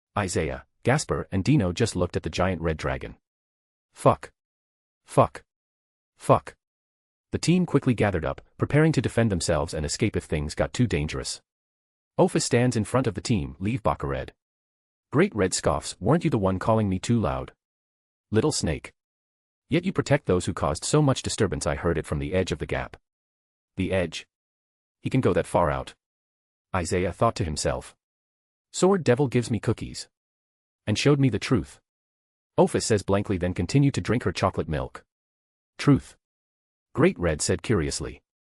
Isaiah quickly created a memory sword. This sword transfers memories. Ophis has already used it. It won't cause you any harm. And it would show you the future of this world. The giant eye turns to the lowly, who only gives a slight nod, completely ignoring the chocolate milk mustache on her lips. The sword floats up to Great Red, looking like a tiny splinter. The giant dragon opened his mouth. The sword, which was tiny compared to him, stuck him in the gum above his teeth. Then the memories quickly flowed through his mind. It took a few more seconds to completely comprehend everything and what it would mean to him. So that maniac really did release Trexia. And in doing so nearly caused the end of our world. Great Red's voice echoed. That's troublesome, even I can't defeat the strongest Evolus. The next step is simple. Prevent this from ever happening. I will be placing a barrier around this world so that we remain undetected.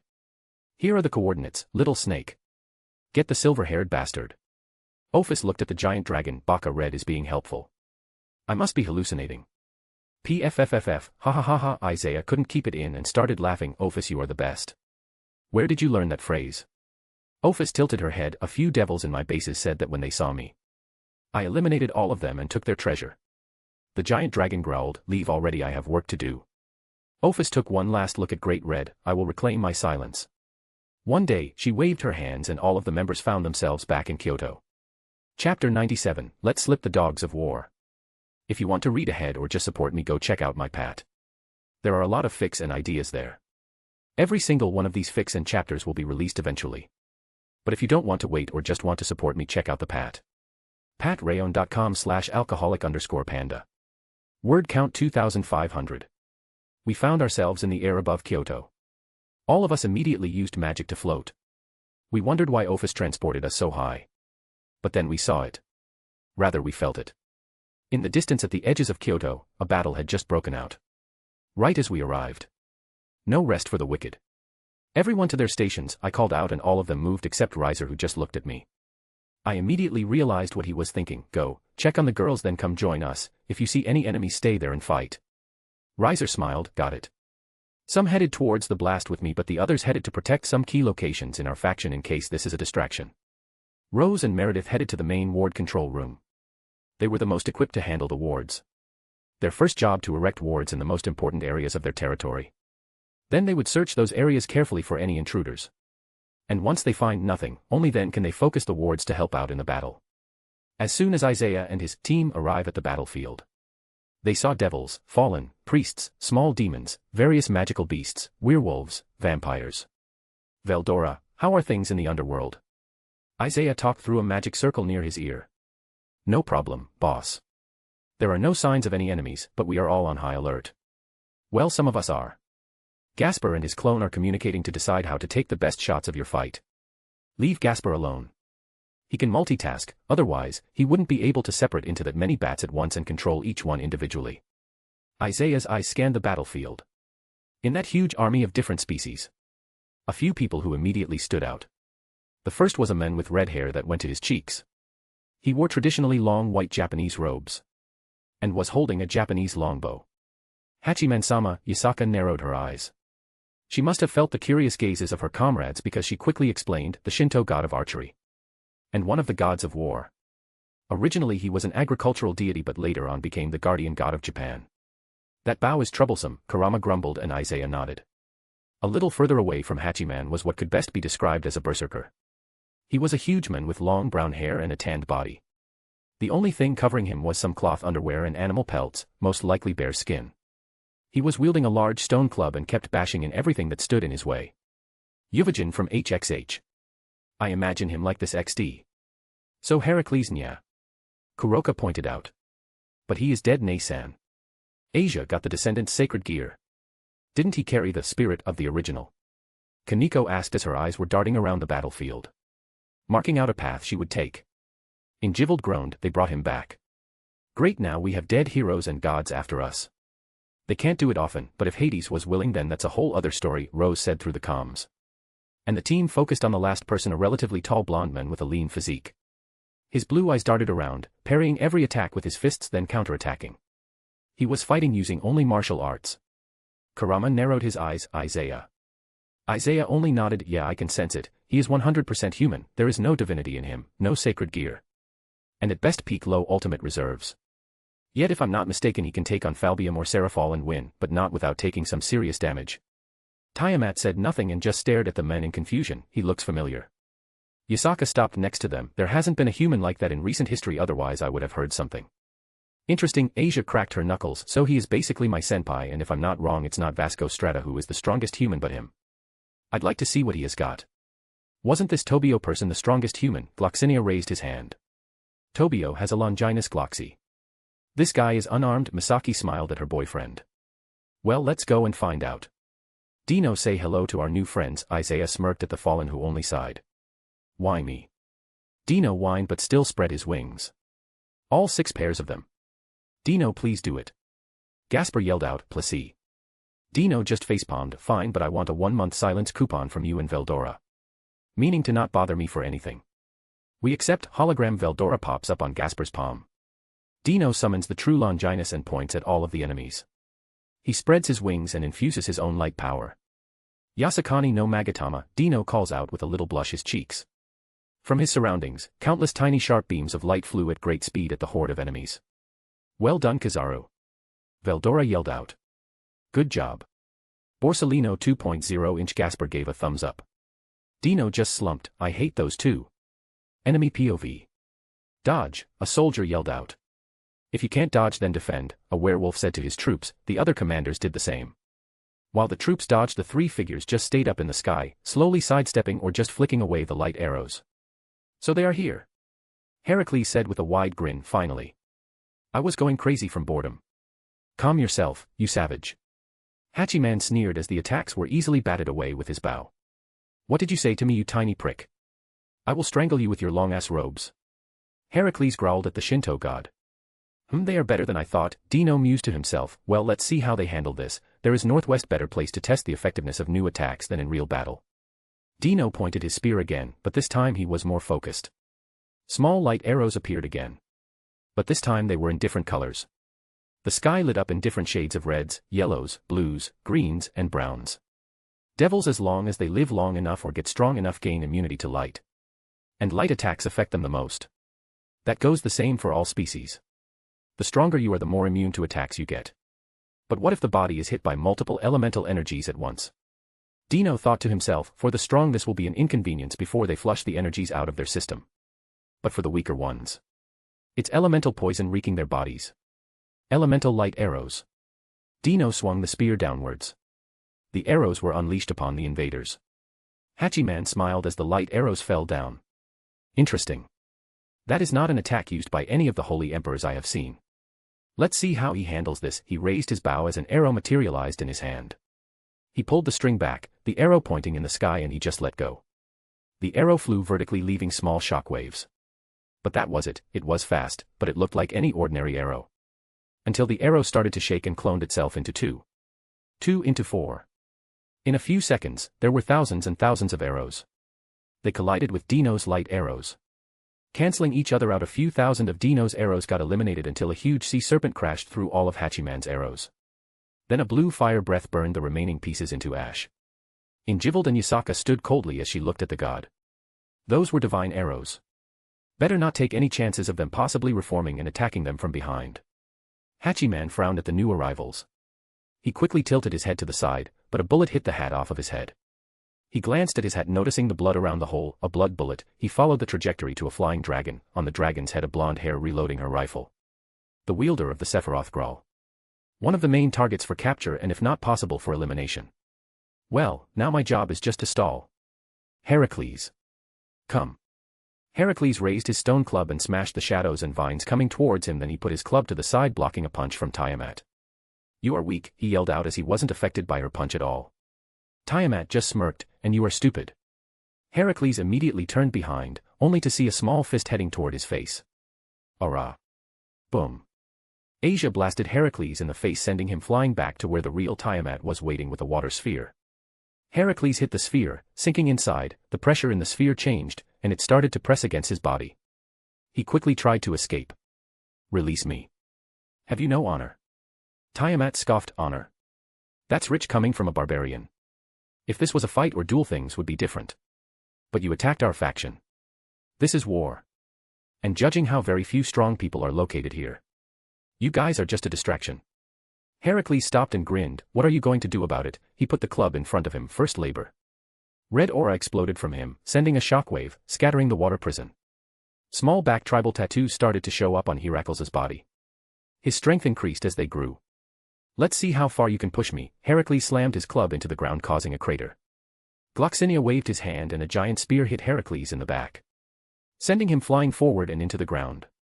He received little damage, showing his capabilities as the god of strength and heroes. But he was still pushed forward, where a half-formed Tiamat was waiting. She slammed her fist into his chest and sent him flying again. Gloxinia descended as he looked down at Heracles, who stood up but had a small red mark on his chest.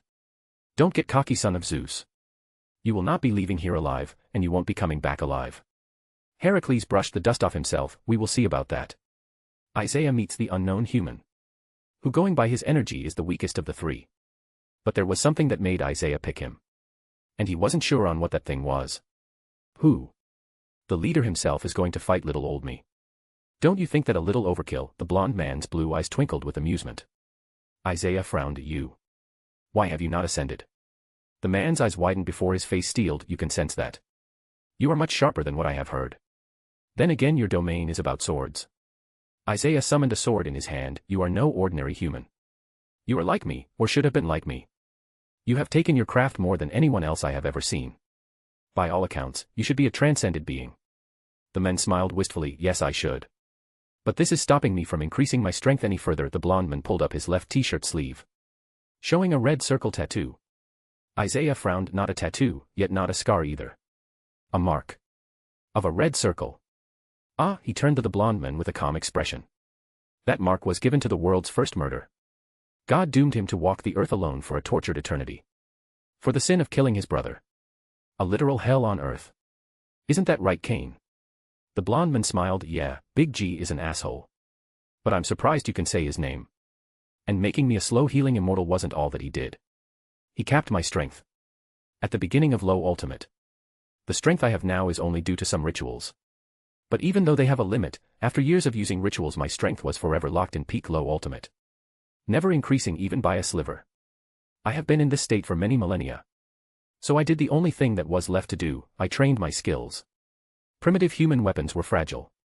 Their swords and spears would break after a few years. So I trained the only thing that would not fail me. My body. Isaiah nodded at his words. I can see it, the sheer amount of hard work you have put into it. God really did fuck you over. By now you could have ascended into a god and increased your power slowly until you transcended. I do feel pity for a man of your talents to be reduced to this. I heard God had somehow collected a sliver of Ophus's infinity and developed a curse as an experiment before he decided to focus on sacred gears. That is the core of your mark. Slowly heal, while feeling every bit of pain. Lose everything you love over and over again. Trying to commit suicide in every possible way, yet failing each time. But that's that and this is this. You attacked my faction. Which makes you an enemy of mine. Do you really think you can beat me just because you can't die? Cain shook his head while he raised his fist, an action so simple yet the space moved away from his arm. No. Not a chance. But I can keep you company for a while my allies attack. Isaiah lightly growled, his sword exploding as it was covered with his power. Cain jumped, the next moment his fist hit Isaiah's sword. Isaiah a transcendent who figured the way of the sword and created his domain. Cain a human immortal at peak low ultimate class, yet he comprehended the way of the fist to a level beyond most war and martial art gods. This was a clash of ideals. Of two different paths taken to their extremes. The attacks didn't hit. They stopped a foot away from each other. The force of their blows had collided. Boom. The following shockwave tore apart their surroundings, sending large chunks of the earth flying high in the air, ripping apart the enemy soldiers that couldn't get away in time, unlike the yokai who know better than to stay anywhere near the upper Elekhelon of Nexus.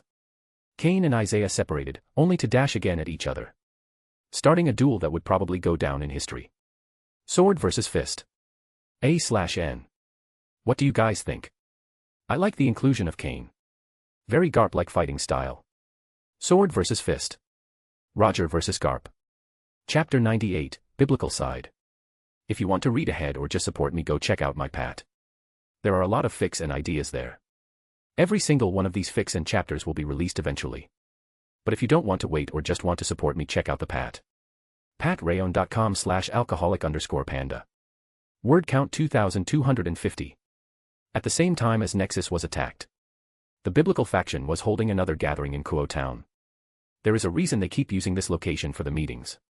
Devils and fallen can't enter heaven.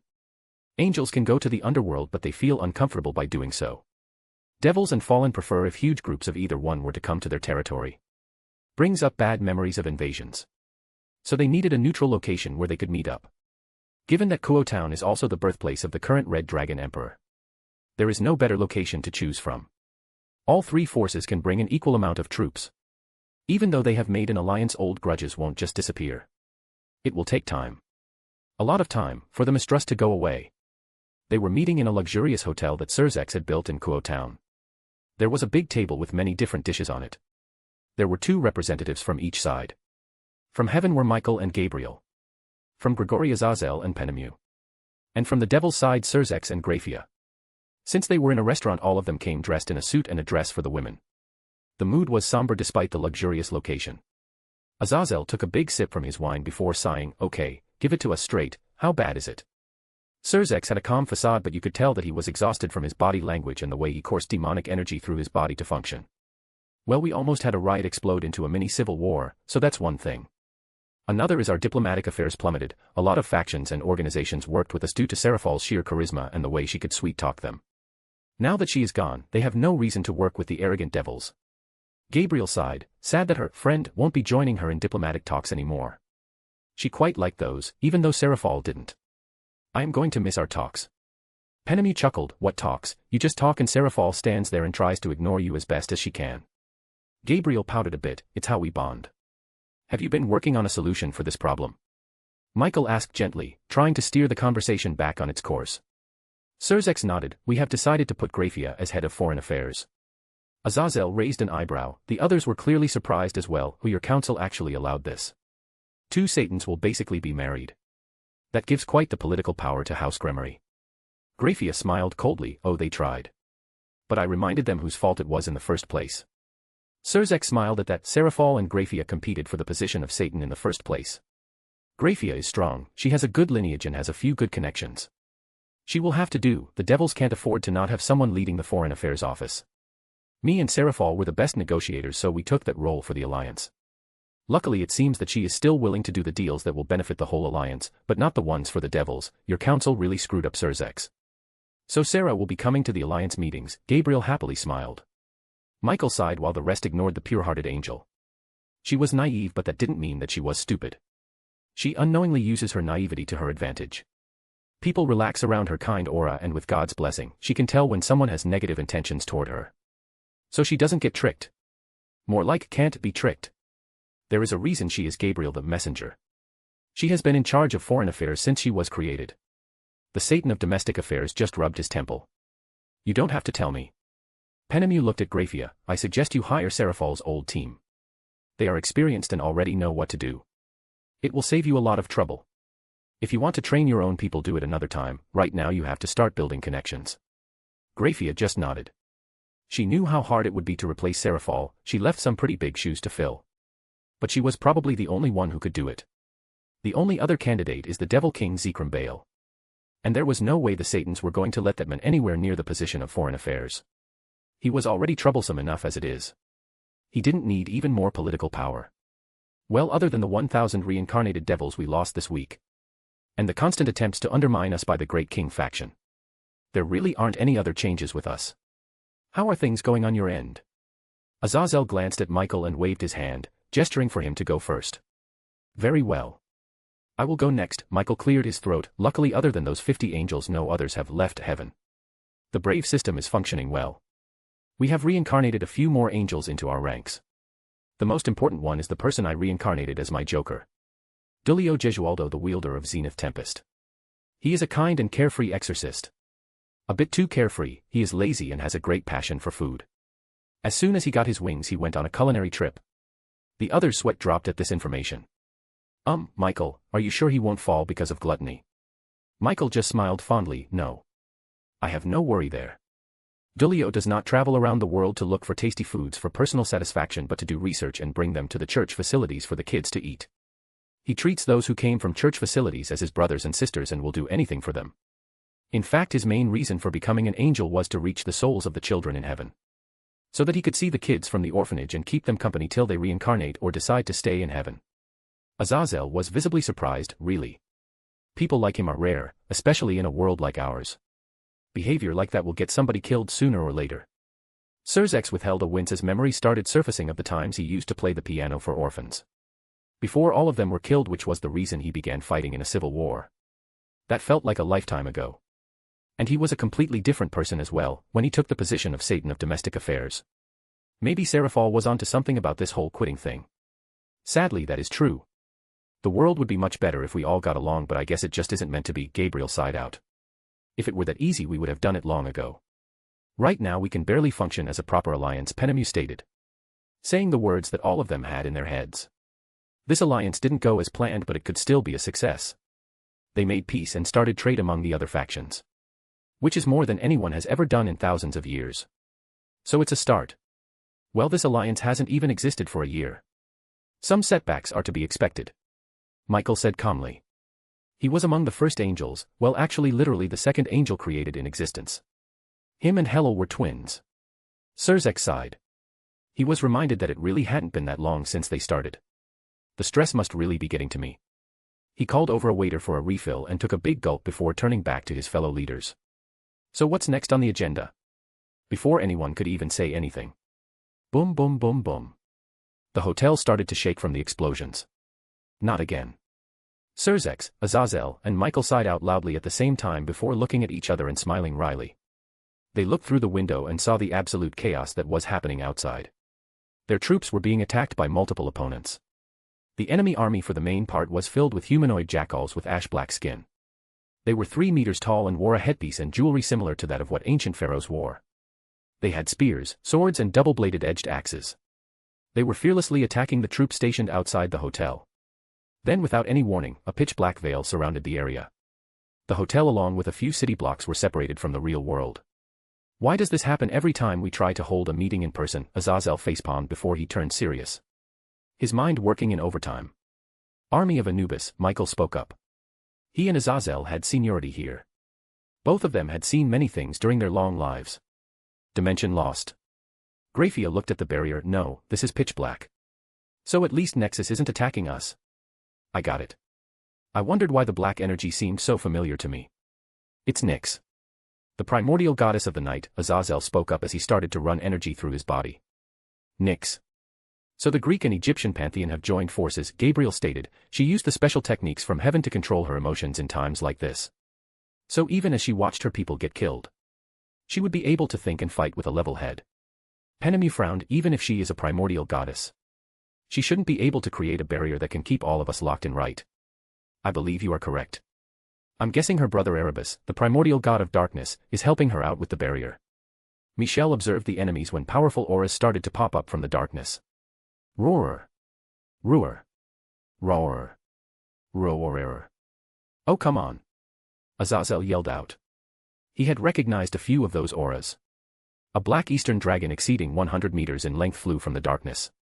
He had gems across his body that released a shimmering silvery glow. It has been a while. Azazel, Michael, the dragon greeted them. Apophis, a rare guest has appeared, Michael calmly said to the dragon, and you have brought friends, I see. A few more dragons came out of the dark barrier. They all had different shapes. The first one was a tree-like dragon with red eyes. The second was 15-meter tall western dragon with black scales, bright silver eyes, horns, wings, and thick limbs, uniquely being a bipedal dragon. A trait that he shared with Tannen. And the third was a giant dragon with 3 heads and 6 giant wings. He had very dark scales that were a distinct shade of purple. Layden, Grandel, and Azitahaka. Azazel said to inform Surzex and Graphia. Since they haven't met these dragons before.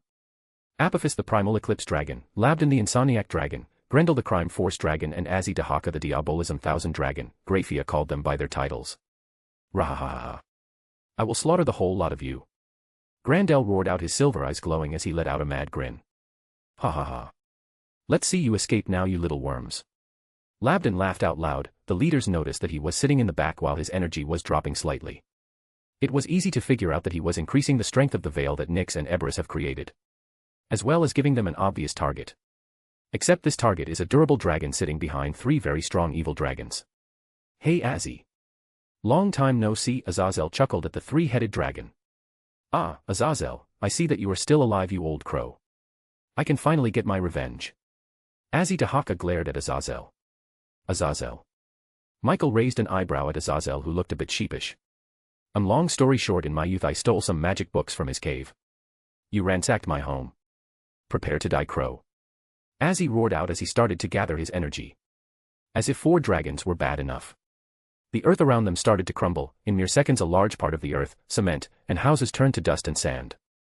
The sand started to stir. It slowly gathered to form a humanoid shape, who quickly became a real person. He had dark skin, and wore many gold ornaments as well as Egyptian garb. He also had traditional Egyptian makeup on. He looked like a pharaoh that had come back to life. Set, god of deserts, storms, disorder, violence, foreigners. Thunderstorms, eclipses, and earthquakes. He grinned at the alliance leaders. Let's get this party started, shall we? Seth flung his arms. And a tsunami of sand rushed at the hotel. This also started out the attacks from the dragons. And so, the war on this front began as well. Chapter 99, Guardian of Japan. If you want to read ahead or just support me, go check out my Pat. There are a lot of fics and ideas there. Every single one of these fics and chapters will be released eventually. But if you don't want to wait or just want to support me, check out the Pat. patrayon.com/alcoholic_panda. Word count 3,570. On the Nexus side of things, the fights had already started. Isaiah versus Cain. The 2 fighters were exchanging blows faster than any high class could see. Asterisk clang. Clang. Clang asterisk asterisk boom. Boom, boom asterisk. The only thing left behind them was the damage to the earth. Trenches and craters were left. Slash marks spanning hundreds of meters. Their clashes send large chunks of the earth flying high in the air. Despite how even the fight looked, it was Isaiah who was winning. Cain was keeping up. But he was struggling, mostly due to his reserves being locked at peak low ultimate. He was only able to stand in front of Isaiah due to his high comprehension of marital arts. And his other secret. His mark. Lacerate. Isaiah called out and a 10-centimeter long gash appeared on Cain's back. And he was hit by the effect of one of Isaiah's swords. Cain gasped at the feeling of poison running through his veins but steadied himself quickly. Poison doesn't work on me, he let out a punch that pushed me back a bit. Isaiah frowned. He is troublesome. I am holding back quite a bit and I am winning. That much is obvious. I have had the advantage from the start. Yet here is a normal human if we were to ignore his slow healing immortality. He was just a low ultimate human who used martial arts. Yet he is keeping me busy. His moves were graceful, with no wasted movement whatsoever. Cain swung his fist everything in the direction of the was getting destroyed. Swish. Isaiah slashed down, cutting the attack in half, and neutralizing it. Each time he threw a fist, space distorted around it. It was like Garp had transmigrated into DxD. Each punch could shatter mountains with minimal effort. His comprehension of his power is a lot better than mine. I have low mid to low high transcended level power and about the same level of comprehension, which I'm strengthening every day. He on the other hand just has low ultimate power but probably has around high transcended comprehension. That's the same level as the chief gods in terms of knowledge and skill about their respective powers. This is the first time I have seen someone as broken as him. After all, a low ultimate fighter is a scrub to the current me. Yet here he is keeping me busy somewhat. I'm only allowing this because I want to see his trump card. What's wrong? You aren't attacking. Cain yelled out as he started to jab the space in front of him at high speed. The attacks were so fast that the tail of the flying punch caught on fire because of the friction and the front bend space in front of it. Isaiah quickly countered. He snapped his fingers. A flurry of flying slash attacks formed out of nowhere and flew at Cain, hitting the flaming punches midair, canceling each other out. Lacerate. Another slash appeared on Cain. His weight doubled as he suddenly lost his balance and got sent flying by a sword slash. Oh. Man, that ability is such a cheat. Why don't you come closer, you coward? Cain yelled out as the wounds on his body slowly started to heal. And the sword effect was slowly going away until it stopped. Heh, as if I am that stupid. Nobody with even a shred of intelligence would face me in a head-on fight. He is hiding something. And if he really joined forces with the death gods, then he has access to the only thing that can cause serious damage to me. Samuel's poison. Even if Valerie decreased our dragon-slaying weakness to the point it doesn't even matter, the poison is still dangerous to us since it has a soul-corrupting element as well. I will just tire him out as I learn about his attack patterns. Sooner or later he will mess up. I don't plan on letting a chance like that slip by me. He really is troublesome to fight against. Immortal, slow healing and my various sword effects aren't working on him for some reason. But then again, he is like thousands of years old. And he is the son of Adam. So it's kind of expected to reach this level if he was constantly training. At least Kurama managed to slip away and not get caught up by these fools, since they are obviously stalling for time. He is quite sharp at noticing things like this. He can handle whatever plan they have got cooked up. Hachiman. In the initial landing zone, the Shinto god of archery Hachiman was facing off against Dino, Valerie, Yasaka, and Injivold. And surprisingly he was managing to keep them busy. Hachiman was kiting them and used dirty tactics. He was raining down arrows at them while using short bursts of speed to escape attacks. He even rained arrows upon the Nexus army, forcing the generals to cancel out his attacks. How troublesome, Dino sighed internally as he was trading arrows with the Shito god. Every once in a while he had to move his position as an especially powerful arrow was fired directly at him. I think this is called Kyudo in Japan. The art of archery. Total focus with each arrow shot. But he seems especially unwary of me. Well, you are the one with the god-killing spear, Vritra commented in a lazy tone. Oh right. Dino mused as Injivold and Yasaka were defending against Hachiman's barrage while occasionally taking shots at him. Ah. Why is he so annoying? Isn't he supposed to be some great guardian of Japan? How can he fight so dirty? She made a 5-meter thick ice wall filled with magic to stop a precise shot to her head from behind. And he is teleporting and curving his arrows. Yasaka smiled a bit as she roared out a sea of fox flames. You are expecting a god to play fair? A little naive ing-chan. They invented cheating before even the devils. Yasaka moved quickly and caught an arrow heading toward her nicely shaped butt. More specifically the base of her tails. See. No honor at all, she snapped the arrow in half. My fox form won't be any use here.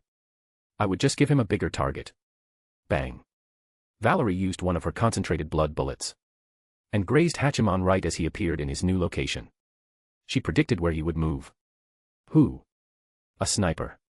This just got more interesting. And a damper at that, Hachiman smiled as he now realized that 2 out of his 4 opponents were weak to holy/light attacks. So that's exactly the kind of arrows he created. Hachiman smiled as he pointed his bow to the sky and shot 5 arrows at once, which was completely opposite of what Kyudo is about. Ha! Dino yelled out in a confused voice. Dino, focus. The 5 arrows in the air exploded as all of a sudden 100,000 arrows descended upon them and both the armies. Hachiman obviously didn't care about his troops. They were just there to keep the Nexus army busy.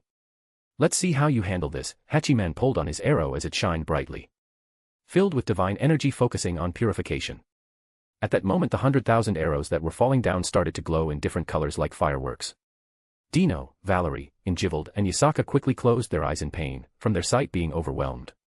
Phew. The arrow flew straight at Valerie, whose eyes widened in surprise, but she reacted quickly despite her blurry vision. Arise. A bunch of dark matter formed around her and started shaping. Suddenly a draconic hand appeared and blocked the shot. Some of the energy from the arrow still hit Valerie. Hachiman frowned. A dragon. The dragon moved its hand and showed Valerie glaring at her attacker. And the arrow had no effect. This should be impossible. With how weak the damper is compared to me, there is no way my arrows won't have any effect at all. Unless. I see, she is the one. The holder of Sephiroth Grawl. This does explain the dragon. She didn't summon it with ordinary means, she revived it. That means they have erased their weaknesses. Troublesome. Even though the fight just got more difficult, Hachiman felt no pressure. He was one of the strongest gods in the Shinto pantheon. That, and the fact that he cheats. Bastard, Dino got angry because of that cheap shot. His eyes were stinging a bit. Some of their army was hit, as yokai have sharp eyesight. Most of them relied on their other instinct to dodge, some weren't as lucky but the damage wasn't that big, the arrows themselves were made for a distraction. So they didn't contain a lot of power. He is stalling for time, Yasaka growled out. She had realized that they couldn't even leave. The next few minutes were just pure frustration for them. Injivold and Yasaka were spamming as much magic as they could. But they could not get past his arrow barrage. Yasaka tried many times to get into close combat with him as it was her strong point. But the god either ran away or just used some special arrows to keep her away. Valerie was using her blood magic and dragons. But each time she made a few dragons, an arrow would hit both eyes and destroy the dragon, forcing Valerie to use more mana to reanimate it. Injivold had tried to go back and deal with the enemy army. Since she is a Leviathan and she excels in AoE combat, her spells are best used against a large number of people. She had some success as she pushed back their army. But Hachiman would shoot his supercharged divine arrows at her, cutting her off when she tried to make some serious progress. But it was not like they did nothing. Hachiman was facing against 3 people with Longinus-class sacred gears as well as Yasaka. Even if he is the guardian of Japan, he can't keep this tempo for long. His clothes were damaged and burnt. His hair was out of place, he was sweating like crazy and he had shallow wounds all over his body. He was fighting them at 50% capacity. Even then things weren't going their way. Hachiman has a lot more experience than all of them combined. Yasaka might be old and powerful, but she hasn't been in that many battles in her lifetime. She inherited her position from her mother, so she only needed to defend her position. Hachiman has fought for millennia, and it showed in the way he fought. The only reason why Nexus hasn't gone all despite how weakened Hachiman is because of Isaiah's warning. Aw, that smirk on his face pisses me off. I need to do something or I will go crazy. Yo Valerie. You can bring me back even if I die, right? Dino yelled out. Valerie looked surprised but quickly composed herself. Yeah. Try not to overdo it. Oi, Dino. Remember Isaiah's warning? Injivold called out, but Dino just got a mad grin on his face. Isaiah's warning is the reason we are fighting so safely to begin with. Samuel's poison could possibly prevent Valerie from bringing us back or healing us. But I'm in dire need of sleep, so I'm going to ignore that. If I do get poisoned, I'll just cut off that limb or part and sleep while the others heal me. I'm going all out. Vritra. I'm going to skewer him and then cook him with your flames. Dino calmed down. Something isn't right, Vritra called out. You are normally not this aggressive. However, just as Vritra said that, Hachiman mockingly smirked at Dino, causing him to get even more frustrated. Balance break, holy draconic lancer, Dino yelled out, and the sky flashed white. Dino donned his draconic armor and raised his spear and charged with his increased speed. Sea Serpent of the End, Injivold called out. A huge water leviathan formed. Arise, blood magic. Increase dragon breath barrage. Valerie quickly revived some dragons and used her blood magic on them. Their veins started to glow red, so much so that you could see them through the scales. The dragons roared out blood red flames at the god. You young people are so impatient. Hachiman started firing off arrows at an even bigger pace, while trying to dodge. But all of the attacks were widespread, so there weren't many places for him to run. Dino slashed at most of the arrows, but a few grazed his armor. The scratched areas started to slowly sizzle and dissolve. Dino, the arrows are tipped with a diluted version of Samuel's poison, Vritra called out. So Isaiah was half right. No matter. I'll finish it before the poison reaches my skin. Dino shot dozens of light swords at Hachiman and teleported right in front of the direction the god dodged. The true Longinus is capable of killing gods and Buddhas. Now that Hachiman was in Dino's range, he wasn't going to escape that easily. Not to mention the other attacks have arrived. First was the water leviathan. But then Hachiman did something unthinkable. He threw his bow in the air and used his hands to grab the leviathan. I am a god of war. Don't underestimate me, you brats. Hachiman threw the water serpent into the blood-red fire tsunami, causing a steam explosion. Yasaka used this moment to use her senjutsu to quickly sneak up on Hachiman. She slashed at his back with her burning claws, but he sensed it, so he leaned forward. Hachiman got hit, but the wounds weren't so bad. They were shallow and the flame cauterized the wound. The ki that was left in his body was immediately dispelled with his divine energy. He grabbed his bow and turned, releasing an arrow that hit Yasaka in the stomach, sending her flying back. Got you, bitch. Dino yelled out, coming from behind Hachiman, who was horizontally positioned in midair since he dodged Yasaka. Dino swung his spear at him, and Hachiman was forced to block with his bow. And that's when he lost the initiative.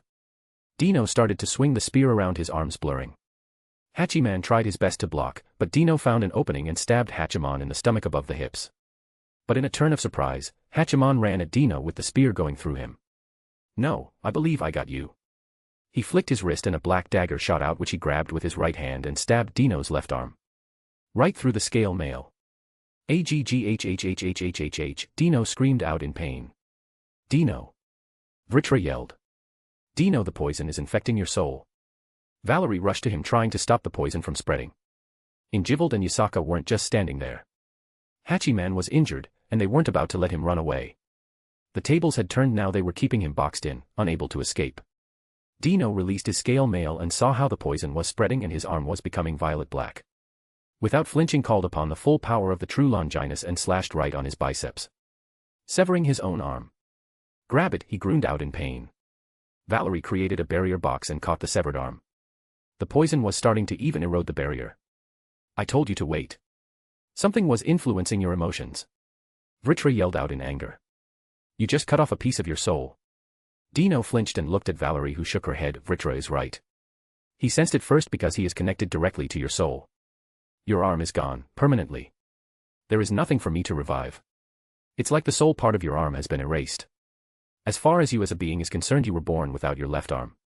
Ugh, how can you be so stupid? Even though Valerie was scolding him, she was already closing the wound on his arm, double-checking if there was any trace of poison in his soul. Dino looked at his arm before sighing. I see, thanks. I feel better, and more clear-headed. I can't believe I made such a stupid mistake. But still, I never noticed a thing. How did they manipulate me like that? I don't know. What is more frightening is that I didn't notice anything either. I just picked up the anomalies in your behavior. There was no energy signal. It makes sense. It must have been from the start of the fight. You haven't used a single ability of the true Longinus. I thought you were keeping them secret, but it appears you were manipulated into forgetting them. Dino clenched his hand around the spear. He was manipulated, like a puppet. Dino, I understand it's hard. But this isn't the time for this. Go finish off Hachiman. Dino looked at where Yasaka and Injivald were blasting Hachiman, who was on his last legs. Dino grunted as he stood up. His spear shining brightly, he slowly started to walk towards the god. Hachiman was barely standing. He was bloodied up and his legs trembled slightly to support his own weight.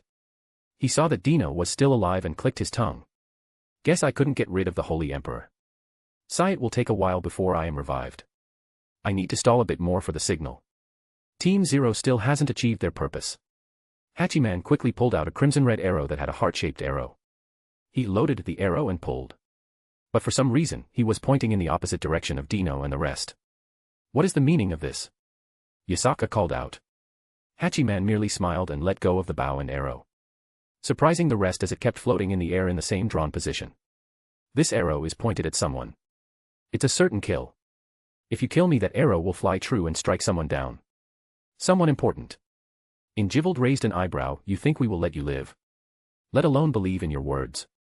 Hachiman spread his arms. I have no reason to lie. Yes, if I had the ability to just kill someone like this, we never would have gotten in this position, but that arrow isn't mine. It's the arrow that allows me to bargain with you like this. Now how abo dash. Whoosh poochie. Hachiman froze. He looked in disbelief as Dino pierced him in the throat with the true Longinus. He looked down at the god despite missing an arm. Like I care. If you think I'll allow you to go to hell and be resurrected by Izanami, you have another thing coming, pal. Dino took a deep breath. Oh, spear. The true holy spear which pierces through God. Suck the ambition of the king of domination sleeping within me and pierce through the gap of blessing and destruction. You. Announce the will, and turn into a glow. Truth idea. The true Longinus shone brightly. All of the light gathered at the tip and engulfed Hachiman, who froze as he felt something judging him. After a moment, which felt like an eternity, the feeling stopped and the white light started to break apart his body and soul. Everywhere it passed he was reduced to small white orbs that disappeared after a few seconds. Hachiman looked in horror as he was slowly getting erased. He knew there was no coming back from this. He took one final look at his enemies. I hope all of you have an even worse death than this. Nexus has grown too strong, too fast. You are going to be destroyed by your own achievements. Enjoy these last moments of peace. Too bad I won't be there to see the moment where you lose everything you have. Hachiman spat at them. They quietly stared at the god until his entire body turned into small white lights before disappearing completely. Never to be revived again. Ah, finally over. Man, that was such a pain.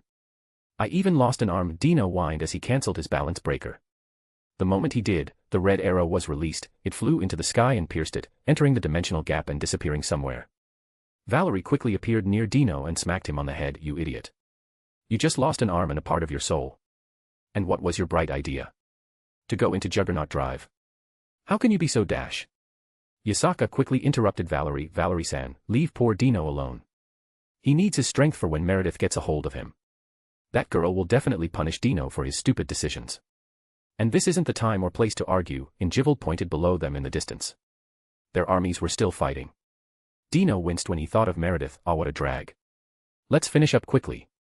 I have a feeling that I'm not going to get any sleep later, so I'd rather finish up here and go take a nap before the yelling starts. Dino flew to where the armies were fighting. Yasaka, Injivaled, and Valerie looked at each other before going after him. Hachiman, the god of archery and war.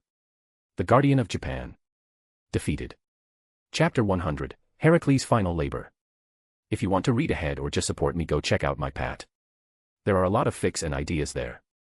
Every single one of these fics and chapters will be released eventually. But if you don't want to wait or just want to support me, check out the Pat. patrayon.com/alcoholic_panda. Word count 2270. Heracles vs. Asia, Gloxinia, and Tiamat. He is so annoying. Gloxinia frowned as he blocked a strike from Heracles with his spear. Heracles had 30% of his body covered in red markings. Tell me about it, Asia grumbled as she dodged the club and kicked Heracles in the chest, making him stumble. He is practically a zombie doing suicide techniques. Tiamat focused and created some draconic beasts to rush at Heracles, who smashed them with his club. Creating things feels weird. I was a simple dragon. Smash things with excessive force, burn things with my breath and destroy things with my spells. I only use karma to strike back at strong opponents, but that was it. Now I have this whole concept of water and life to work with. Asia snorted, oh how difficult it is to be you and gain a whole new concept plus push you into divinity. Tiamat gave her a blank stare. I wasn't complaining. Just saying it feels weird. Is this the time to be arguing? Gloxinia commented, causing Asia and Tiamat to look at each other before sighing. Tia, you stay back on this one and support me. You are more exposed, Asia whispered to Tiamat, who wasn't happy but she understood. Even as a goddess, she was still a dragon. Samuel's poison is very fatal to her. Spirit Spear Baskia's Form 4, Belladonna. The Spirit Spear transformed. It turned into a giant purple bell-like flower. On the inside of the flower the anther. The seed-like parts on the inside of the flower were sharp, like daggers, and were coated in a purple liquid. Belladonna has another name. Poisonous Nightshade. Gloxinia pointed with his hand at Heracles. Lock on. Fire. Asterisk boom. Boom. Boom. Boom. Boom, asterisk. The seeds flew out of the flower like a cannon.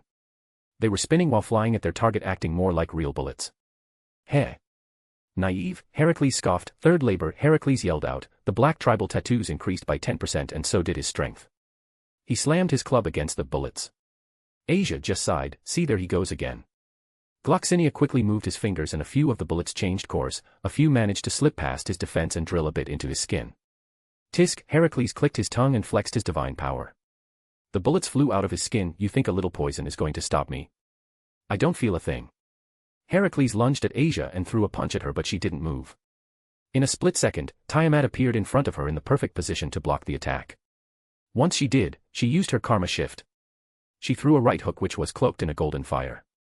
The combined force of the damage she took along with her own power. She slammed her fist into Heracles' chest. Gah, the god spit out as he was sent flying. Tia, what happened to playing support? Asia laughed, not at all mad. especially since they managed to get good hit in. Tiamat smirked, well I couldn't help myself. Especially when he set himself up like that. Spirit Spear Basquia's Form 9, Death Thorn. Gloxinia acted quickly. He spread out his vines filled with poisonous thorns where Heracles was going to hit. But it wasn't going to be that easy. While he was in midair, Heracles twisted himself and hit the air behind him with his club, creating enough pressure to stop himself. His stone club suddenly changed shape. The tip of the club started to sharpen, it slowly took the form of a beak, and the rest of the body also changed into that of a bird. It looked like Heracles was holding a statue of a bird. Take this. Fourth labor. More tattoos spread across his body and he threw the club at Gloxinia. Gloxinia raised his spear in front of him and transformed it into its octopus form to block the attack. But in mid-flight, the bird statue spread its wings and changed directions. The stone club cut one of the tentacles and hit Gloxinia in the arm with its wing. Gloxinia grabbed his arm in pain. The arm was bent and hung limply. Son of AB $. Tisk didn't cut it off completely. Heracles clicked his tongue and raised his hand, summoning the club back to him. But just as he did, he felt someone behind him. Asia punched the god in the face with her gauntlet. Boom. The explosion sent him tumbling. Well, more like flying. Gloxinia, you good? Asia looked at the fairy king. Yeah. He got me good. Spirit Spear Basquia's Form 7, Moon Rose. His spear transformed into a rose that started to bloom, droplet of life. A large drop fell on top of his head and his arm quickly regenerated, causing him to sigh out of relief. Let's kill him already. He was already dead to begin with. Tiamat flew down next to them. If it was that easy, we would have already done it. He is still a god, one that specializes in endurance at that. And he is fighting using suicide tactics. I'd rather not risk falling for a trap. Tiamat created a lot of monsters to keep Heracles busy. And to drain his strength. She also sneaked in a few monsters that explode when they are hit. Asterisk boom. Boom. Boom asterisk. You dragon bitch. BOOM. Tiamat just smiled, music to my ears. Fifth labor. Heracles yelled out, his tattoos spread even further, covering a half of his body. He started to rip apart the monsters. Are we just going to let him get stronger? Gloxinia frowned as he watched Heracles' power spike once again. No. Any more than this and he might just grab one of us and blow himself up. Take out someone with him. I'm going to see if I can damage him. Get ready to hit him once I send him flying, Asia said as she dashed. Heracles was getting irritated. No matter how many he kills, a new wave of monsters appears. He threw his club as it formed stone wings and started to fly, eliminating more monsters. Heracles grabbed a peculiar big monster by the shoulders and ripped it in half. But to his surprise, Asia appeared behind the monster. And now both of his arms were extended, leaving his chest wide open. Sixth labor. Heracles yelled out as he raised his left knee in hopes of hitting Isa or at least forcing her to reduce her momentum. He put most of his strength behind that knee strike. But due to the size comparison, his knee was heading directly towards her head. He had already summoned the club back at his hand. And swing it sideways at Asia. The swing carried immense force. But Asia didn't even slow down. She did something absolutely insane, especially considering who her opponent was. Asia in a daring move jumped and did a front flip. Her opponent had weapons in both hands. All he had to do was twist and fall to the ground and he could stab her or hit her with his club. The timing had to be perfect and it was. Heracles never saw it coming. One moment Asia was running and the next she landed perfectly on his extended knee. Heracles watched in slow motion as all of Asia's aura, her magic, her Ki, and the explosive energy of her sacred gear all fused on her fist and her spiked knuckle dusters that were connected to her gauntlets. Her head glowed a furious purple-blue. Asia took a deep breath, her thoughts going at insane speeds. She remembered her long hours of training, how focused she was, the reason she fights for, and put it all in her fist. Galaxy impact. She slammed her fist into the right side of the god's face as he could only helplessly watch. His face started to bend a bit just from the force coming at him, before the fist had even hit his face. And when it did, at the moment of impact, it exploded. Purple-blue energies blast out from her fist. She sheer force sent not only Heracles flying, but Asia as well. Her arm was bloodied up and her fist cracked and twisted. Yet despite the pain she had a joyful smile on her face. Take that, you shitey god. Heracles had no way to answer. The force and the explosion blew away his right cheek. You could see his cracked teeth and jaw, as blood and bone fragments fell off. He was very disoriented by that attack. If that wasn't an opening, Gloxinia didn't know what was. Spirit Spear Basquia's Form 1, Condense. The first form is just the spear in its giant form. But this time its huge size would be determinantal. So Gloxinia forced the spear to continue into something smaller. Until it was twice the size of an ordinary spear. Gloxinia grabbed the spear and poured all of his strength into it. The spear glowed in a bright golden color as the air around it started to shake. Go. Gloxinia threw the spear. Even though most of it was pushed by telekinesis, it was the action that mattered. The Fairy King poured all of his strength in this attack. Heracles, sensing something coming from behind him, increased strength again. 7th labor. 8th labor. His power increased again. And he focused most of the tattoo growth on his left hand. He was planning to block the attack with his elbow, so a lot of his power went into that location. Cling. Spear and elbow collided. Tzzzzzzzzzz. Sparks started to form at the impact point. Heracles pushed back with all he had. When he noticed a blue humanoid dragon coming at him from the corner of his eye. Finally, this bitch is approaching me. 9th labor. Shut it. Fall already. Gloxinia swung his arms and the spear was re-energized. Poochie, the spear tip pierced Heracles' skin. Little by little it started digging in until... Splat. The spear cut off his arm, but Heracles was ready. As the spear passed him, he quickly spun around and used his other arm to pull out a dagger and stab lightly into the fist that punched at him. Just enough to make a shallow mark on the fist before he continued and stabbed the dagger into Tiamat's stomach. Heracles enjoyed her surprised expression. Ha ha ha ha. Take that, bitch, I won, he yelled out in glee before he froze. Tiamat grabbed his wrist with both hands and started to shift and turn into black mud. It's a monster. Heracles quickly caught on and tried to pull out his hand, but he couldn't. This monster was different from the rest. It had an insane amount of magic. No. 10th labor. 11th labor. Heracles screamed out as he pulled with all of his might. But the monster stuck to him like glue and followed wherever he pulled it. The Tiamat doll in itself wasn't strong. But its composition made it very adhesive. It trapped Heracles' arm, rendering it useless. If he fought, he would only have to rely on his legs. And again his current opponents. It was a death sentence. Now. Tiamat spread her wings, and she quickly started to grow into her dragon form. Now that Heracles had lost his secret weapon, she didn't need to worry about making herself a bigger target. Tiamat focused inwards. Take all of my chaotic energy on the right, then turn all of the damage I took from Heracles into karma on the left. And combine both. The giant blue dragon opened its maw. Chaotic red and golden yellow energy started to twist in her mouth. Reminding the world once again why she carried the title of Chaos Karma Dragon King. Asterisk roar. Heracles watched as the attack approached him. 12th labo dash. He tried to activate the last labor, but the breath attack hit Heracles head on. Heracles, being very weak and disoriented from Asia's blow to his head, couldn't dodge. Only stared as a chaotic gold twister hit him. Damn you insects. I will return and kill every single one of you.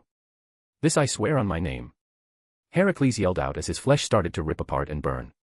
A few seconds later, nothing was left at all from the god of heroes and endurance. Tiamat shrunk to her human form and released a long sigh. Finally. Good work, Asia. You too, Gloxinia. That dagger really is a pain to deal with if you are a dragon. A single drop can cause catastrophic damage to us. No problem, at least is all over. Asia released her sacred gear and returned to normal. She slumped a little as she spent quite a while in that state along with using all of her power in that last attack. Why did it have to be an endurance freak? Anybody else I could have beaten on my own. Asia complained out loud. Ah, that freak of nature was too tough. He was like a cockroach. Gloxinia floated down. He was exhausted. Don't drop your guards just yet. You two can go to HQ and rest. I will help out our army and clear a bit of the grunts before returning. Tiamat spread her wings and flew down to where the two armies were fighting. But seeing as two of their commanders/leaders fell in combat, small groups started to leave one after another, lowering the morale of the remaining troops even further. Chapter 101, Team 0. If you want to read ahead or just support me, go check out my Pat. There are a lot of fics and ideas there. Every single one of these fics and chapters will be released eventually. But if you don't want to wait or just want to support me, check out the Pat. patrayon.com/alcoholic_panda. DxD, Kiba should be ending pretty soon. Word count 1,580. Meredith and Rossweiss were inside Nexus HQ managing the wards, searching for any and all enemies. It was highly likely that the full frontal attack was just a distraction. So they were being very thorough, checking for any anomalies in the area of the base. But even with them being on full alert, a cloaked figure was walking towards the center of Nexus. He was Artos, a very low-level Grim Reaper chosen to be part of a very secret and very elite unit under the death god Hades. Unit 0. A unit that is solely specialized in infiltration. Nothing like the Grim Reapers that Isaiah met when he was starting out. These Grim Reapers have zero fighting powers. Practically no mana at all, which means zero escape options as well. All of their training has been focused on being as undetectable as possible. The people chosen in this unit usually have almost no magic power. They just do infiltration exercises over and over again. For months, years, even decades. When a member of the Zero unit goes on a real mission, he is given the best replica of Hades' cap they have made. It completely eases their existence. Combined with their already extremely low strength and expert level skill in infiltration, they make for very excellent assassins. Even suicide soldiers. Artos was given a mission. Go to the center of Nexus and wait. Choose a good position where the upper echelon would probably meet, and once you don't move, stand in the corner and wait. Once the generals of Nexus arrive, detonate a bomb containing Samuel's poison along with Hades' special poison mix. That is very expensive to make and takes a few centuries for just a drop. After a while, he reached the castle. As he was walking through the hallways, but no matter how much he walked, the hallways seemed to stretch on forever. Did they make some space manipulation trap to extend the hallway? Artos stopped walking. This could be troublesome. In situations like this, there should be an exit point somewhere in this hallway. If it has some sort of passcode, I could be in trouble. While Artos was thinking, out of nowhere, he felt himself jerk forward, and then the pain started. Artos looked down to see a giant claw coming out of his stomach. No, not coming out, coming through. It pierced straight through him from the back. The attack knocked the cap off his head, revealing his existence to the world. Artos turns around to see a nail/claw and a finger coming out of the floor. A bit further away, he saw the floor shift as a giant red eye appeared, looking at him with malice. Cough. How did you find me? Kurama chuckled as he started to slowly separate himself from the floor, walls, and ceiling. I am a sage. Few people understand what that really means. I can do a lot of things that are considered impossible. Like becoming one with this entire castle. I knew someone would come, probably someone with invisibility or ghost powers. So I fused myself to the castle. But I must admit I couldn't sense you at all. But I felt you walk on me. At first, I thought it was my imagination. Your steps were the lightest and the most soundless I have sensed. But after you continued to walk, I realized that someone was really there. When you stopped, I saw my opportunity and took it. Cough. But you were outside fighting. Artos grunted out in pain as blood started to flood his lungs. Kurama grinned. Clone techniques are such a useful branch of magic. Now what to do with a little rat like you? At least I'm taking you down with me. Artos tried to detonate the bomb, but Kurama was faster. No, you are not. He quickly ripped a hole and spied straight into the dimensional gap and threw the Grim Reaper into it. The hole quickly closed afterward, but Kurama caught a glimpse of the explosion just as it was starting. It looked powerful. They really dodged a bullet there. In their relaxed state with no defense, that attack would have done a lot of damage and might have even killed a few of the weaker members. Kurama, are you okay? The wards show a breach. Rias contacted the sage. I'm fine, that was me. I threw a suicide bomber in the gap. Notify the rest to be careful. There are Grim Reapers inside the castle, wearing replicas of Hades' cap. Kurama looked at the floor where the cap was melting into a puddle and scoffed. I will return this to you threefold. Just you wait, Hades. You and your friends haven't seen anything yet. Kurama fused back with the castle and continued to search for intruders. On the battlefield where Isaiah and Cain were fighting, Cain's body was riddled with wounds, burn marks, and frost marks. It was harder to find a part of him that wasn't bloody or injured. But all of them were slowly healing. It's amazing that he discovered my weakness so fast, Cain thought to himself as he punched another sword slash, parrying it away. Isaiah had noticed that physical attacks were doing nothing to Cain, so he switched things up. Each time he used lacerate, he added a power that would do mental damage to Cain. And the results showed. Cain got slower. More lethargic. His body might be immortal and erase the mental attacks soon after they begin. But the mental damage continued to stack until Cain got tired. My one weakness is my mind. Getting sliced, diced, and killed over and over again causes a strain on my mind. And he keeps adding mental attacks on top of it. It's hard to see him as someone who has lived for 2 decades. If I didn't know any better, I would put him in the same age as me. A/N Cain is younger than the angels. Fallen and most gods. Cain stopped midair and turned to the castle. He then noticed that Heracles and Hachiman's aura had disappeared, causing the immortal to sigh. So we failed then, Cain said as he backed away. Isaiah on the other hand was a tiny bit pissed. I hate cheat characters. Hypocritical coming from me, but that's what he is. I have been dicing him for the last 15 minutes. Hitting him with lacerate when I can. This is not about martial arts anymore. No matter how skilled his billion-year-old ass is. He shouldn't be able to do this. The fuck did God make when he toyed around with a fragment of infinity? My best guess Cain is using the mark to strengthen his Tukey, especially putting emphasis on the muscles. You don't sound surprised, Isaiah commented. Cain shook his head. I'm not. You know, I kind of admire you. A reincarnated devil, a child. Reaching this level in a decade. I guarantee you. That has never happened in the history of the world. I should know, I have been around for a long time. Thanks for the compliment, but you have got me thinking. Is a man like you doing here? I understand your grudge against heaven. But Nexus has never done anything to you, Isaiah asked calmly. Cain just shrugged his shoulders. You are an enemy of my allies. I personally have nothing against you, but I need their help to gather the holy relics. Isaiah narrowed his eyes. What do you want those pieces of junk for? Cain's whole expression changed. His normally calm face was filled with rage. To bust open the gates of heaven. The combined energy I would get by sacrificing the holy relics would be enough to completely destroy the gates of heaven.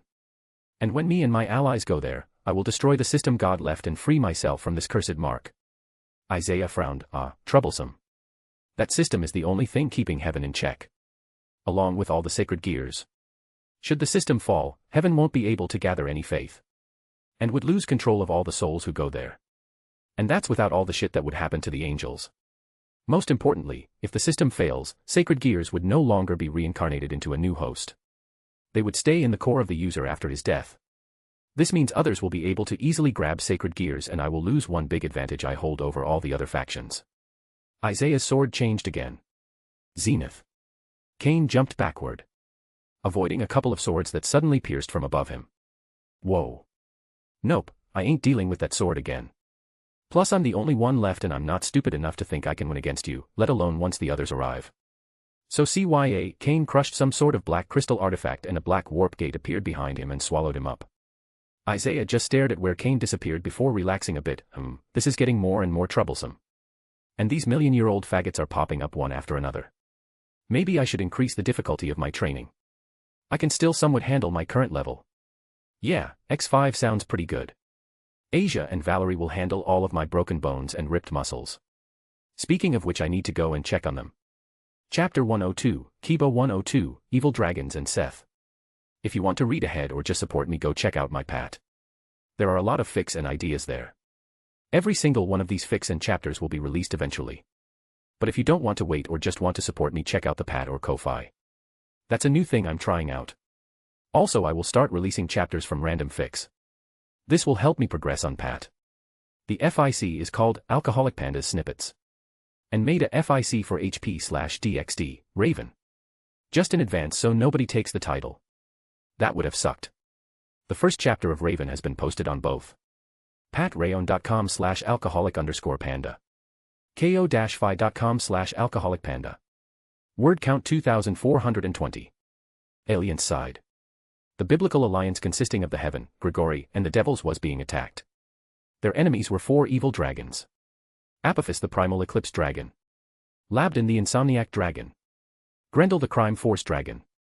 Azzy-Dahaka the diabolism thousand dragon. Together with the army of Anubis and the Egyptian god Seth, Set, god of deserts, storms, disorder, violence, foreigners. Thunderstorms, eclipses, and earthquakes. Assisting him by trapping the alliance in another dimension were Nyx, the primordial goddess of the night, and her brother Erebus, the primordial god of darkness. Let's get this party started, shall we? Seth created a tsunami of sand that headed toward the hotel. The army of humanoid jackals rushed straight ahead. They were monsters created for this purpose after all. Graphia summoned her magic and used ice magic on the sand tsunami, which started to be covered in blackish ice. But the force was too strong and the sand had divine energy which made it harder to freeze. Graphiel clicked her tongue. The sand has a massive amount of divinity in it. Since he can use it over and over again even if we destroy his creations, she flung her hands and sharp icebergs formed from the ground and impacted the tsunami, breaking it apart. Now that the force behind the tsunami was gone, Serzex appears in front of the falling sand and annihilates it before moving to one of the dragons that was arriving. Seth and Gabriel. Seth realized an eyebrow, they are a good team. And he surprisingly managed to erase most of the sand. Seth raised his fist as divinity engulfed it and he blocked an attack from Gabriel. Well, they won't let me create more that quickly, but I can still slowly do it. And time is on our side and backup will arrive shortly. What is the meaning of this? Why is the Egyptian pantheon working with evil dragons? Gabriel pointed her holy light spear at him. Seth chuckled. Why? It's quite obvious, isn't it? You formed an alliance and are recruiting new members. Now your enemies started to get nervous, so they made an alliance themselves. The Egyptian pantheon was invited and we accepted. But why? What could you possibly gain by attacking us? Gabriel asked. She was aware of the current situation of the Egyptian pantheon. They had lost a lot of believers and in turn a lot of faith. The less faith they have, the weaker the boost they get. It's more of what you have to lose than what we will gain. Seth smiled maliciously. So they want us, the biblical faction, to fall. That way they have a better chance of spreading their pantheon to gain more faith. I will not allow that to happen, Gabriel said resolutely. And you think you can defeat me all alone? Seth sneered. He was one of the more powerful gods in his pantheon. He wasn't going to fight against Michael since he was basically a chief god now, but if it was Uriel or Raphael he might be more on guard. Against Gabriel, the big tits airhead. No need to worry. Seth flung his hand and a chaotic energy sphere flew straight at Gabriel. Above her, a storm formed and below her sand started to rise. He was sure that Gabriel was either going to nullify his attack and back away from the trap he had set. But surprisingly the attack hit her, and then his vision blurred and he was sent flying. Then the pain on his cheek arrived, making him realize he had been hit. How? Seth looked at the spot where he stood in the air and Gabriel was there with her wings unfurled, and a holy aura gathered in her fist. He looked back to where his trap was and an illusion of Gabriel dissipated. I am Gabriel the messenger. The voice of God and the fastest angel in heaven. Prepare yourself, Seth of Egypt. Gabriel created holy spears and her figure blurred. Seth smirked as he stomped down, causing earthquakes and storms to appear. Sand started to rise from the cracks. He was changing the environment to suit his needs. It cost a bit from his reserves to do this, but he has the terrain advantage. That's more like it now. Let's see what you have got, little angel. Seth coated his arms in divine energy and clashed with Gabriel, sending shockwaves through their part of the battlefield. Aphosis versus Serzex. Come, let me see what the strongest Satan can do, Aphosis called out. He is the third strongest evil dragon after Crumb Crouch and Azzy Dahaka. But he requested to handle Serzex at the start to reveal some of his cards. Because unlike the rest of the evil dragons who were bloodthirsty barbarians, Aphosis has full control over his impulses and looks down on the others that don't. He was the dragon that was called the nemesis of Ra, Aphosis of the darkness. Aphosis roared out a fire attack. At the same time, he manipulated the shadows beneath him that formed from the brightness. Serzex looked at the beam of dark fire coming at him. He raised his hand and a beam of pod hit it and the attacks cancelled each other out. I don't know why he is fighting me alone, and currently, I don't care. We need to get to Landon so that we can find the location of the primordial siblings. The longer we stay here, the more danger Rias will be in. Serzex glances at where Rias was fighting. She was doing well, but he couldn't help but worry. I need to end this quickly. The Mao Lucifer gets serious as he flies towards Aphosis. Azzy Dahaka versus Azazel. Why me? Azazel sighed as he faced the three-headed giant dragon. Couldn't Serzex fight this one? Azzy Dahaka is the strongest enemy here. Now I will finally get my revenge, said the dragon. Oh, come on. It happened thousands of years ago.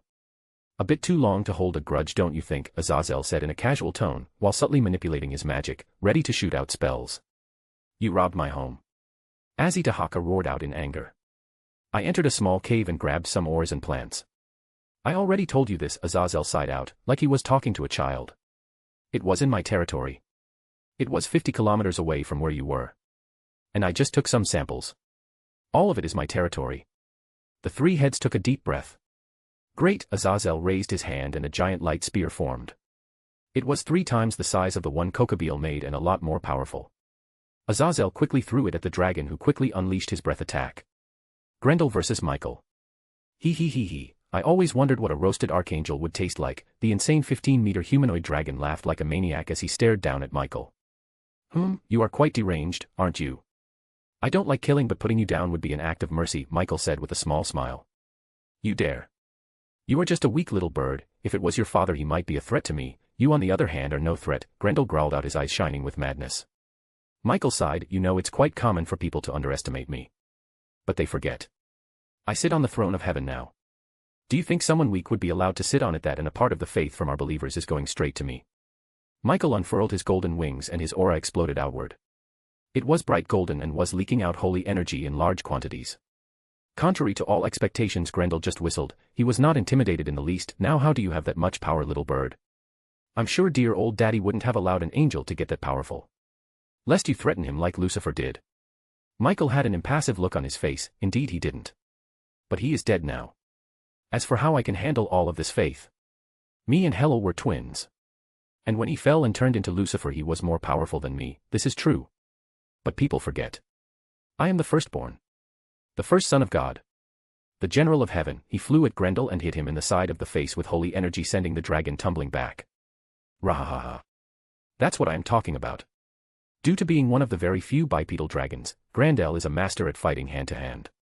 And prefers to duke it out with his enemies and hates tricks and traps. Because of this, most of his power is diverted into his strength, speed, and durability.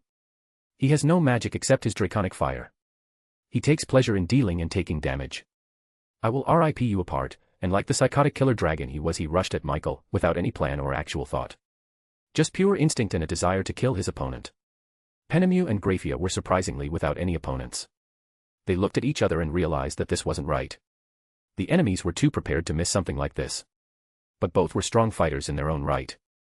They looked back in their armies and Rias's peerage was doing okay against the army of jackals. So both of them went to help out the rest and tried to get quickly to Landon. As he was boosting the strength of the barrier, helping the primordial siblings hide even better. They went to join Azazel.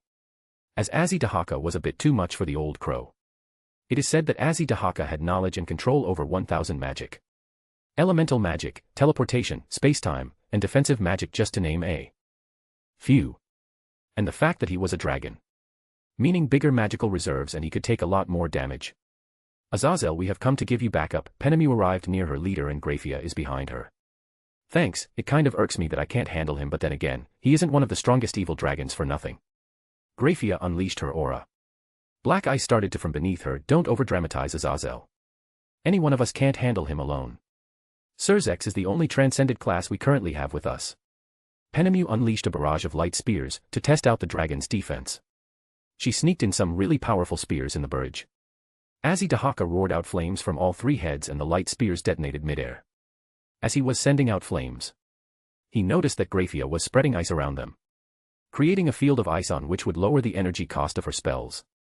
The dragon snorted and used earth elemental magic to shatter the ground around them, and the ice on it as well. But Grafia froze that as well. Fine, if that's how they want to play, I can do that as well. Purgatory flames. Azidahaka formed magic circles on his hands and mouth. As soon as he cast the spell, black flames with a bit of purple in them engulfed his opponents, who quickly backed away.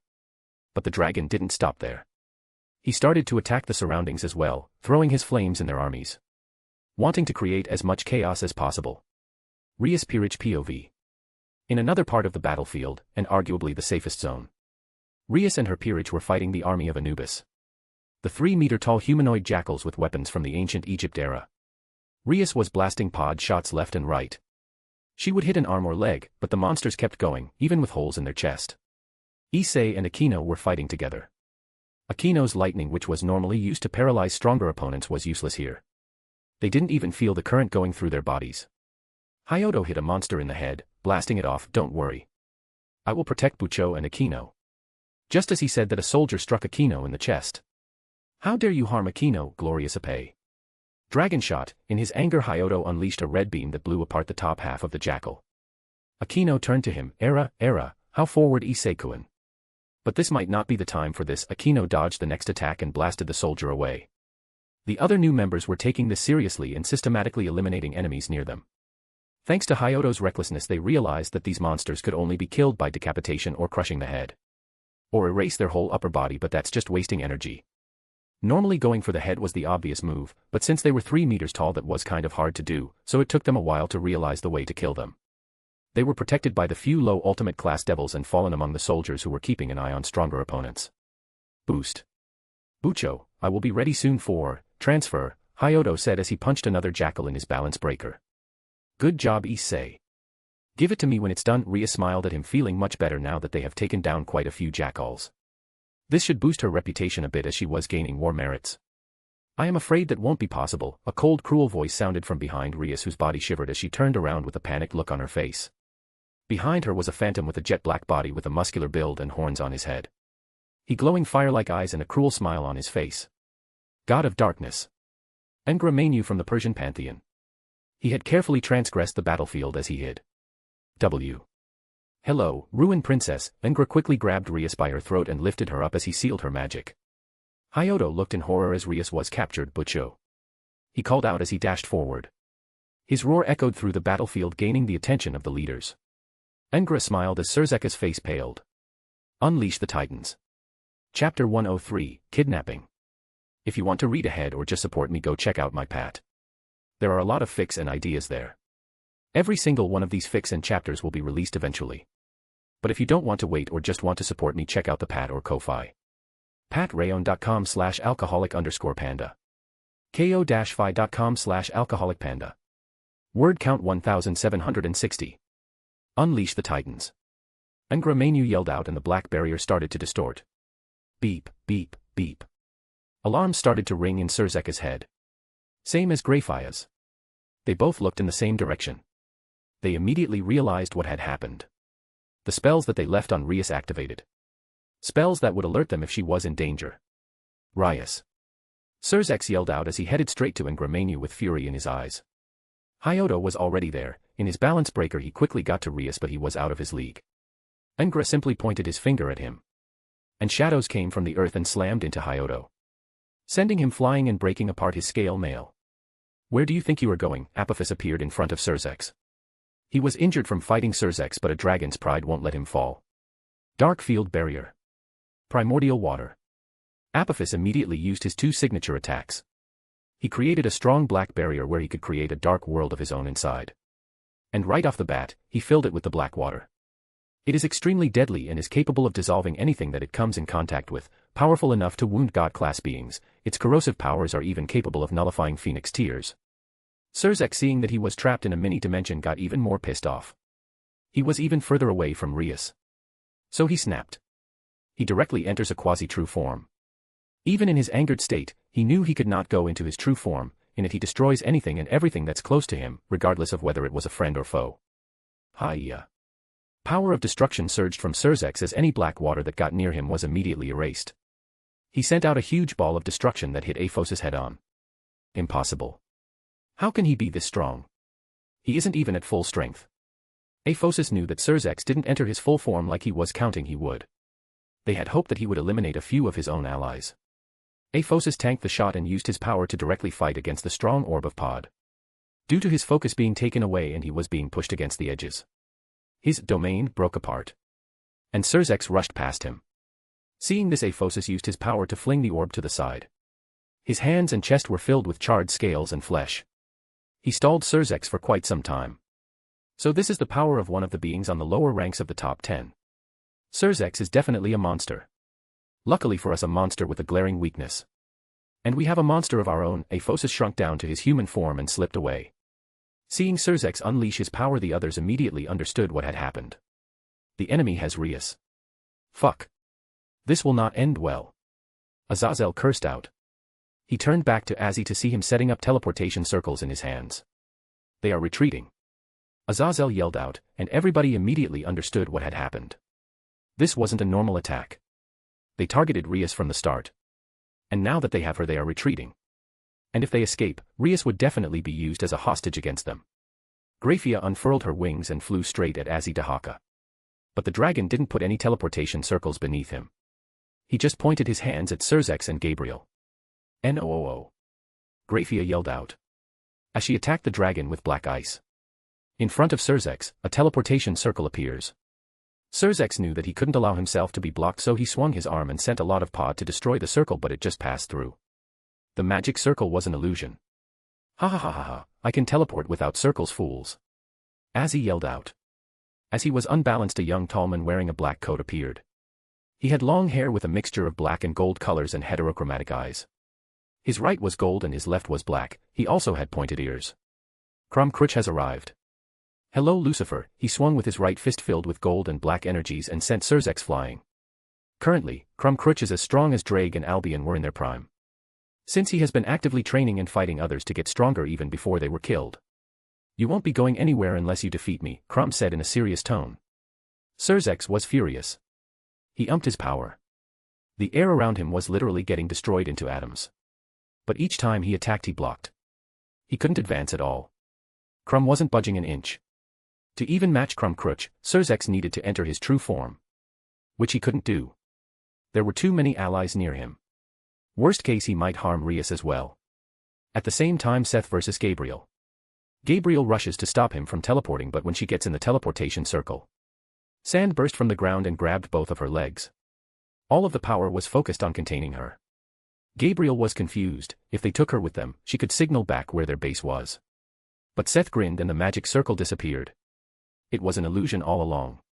Goodbye, Archangel Gabriel. A portal appeared right behind Gabriel. Such a thing was so unexpected that most of them froze for a moment to process what was going on. They were all keeping tabs on each other. Such a portal would take a lot of power to gather. Power that they would have felt if the enemy was gathering it. But since none of the enemies in front of them did so, it caught them off guard. And the next moment they realized that the speeding arrow was already halfway there to strike Gabriel. Sister! Michael yelled out. He completely abandoned his opponent and rushed toward her. Gabriel by sheer instinct managed to put a few barriers behind her, feeling danger from that direction. But the arrow pierced the barrier and lodged itself into her back. Ah! Gabriel's scream set off the battle again. Michael's golden wings spread as light erupted from him. Anything touched by that light would just burn away. He rushed toward his sister, but froze in front of her from shock. His face was paling by the second. Gabriel, one of the 4 archangels, the most beautiful woman in heaven, was falling. She had a flushed face and her eyes were glazed. Her wings were turning black. One by one. Like a virus. Michael quickly realized the cause, the arrow. He quickly yanked the arrow out of her back, not caring about how painful it was. Gabriel screamed out in pain. Michael quickly started to heal her. Fight it, sister. Fight the process. Tears were gathering in his eyes. One by one her glorious white feathers were turning black. The enchanted items that they carried to keep the negative emotions at bay and keep the positive ones working were failing. Gabriel gritted her teeth.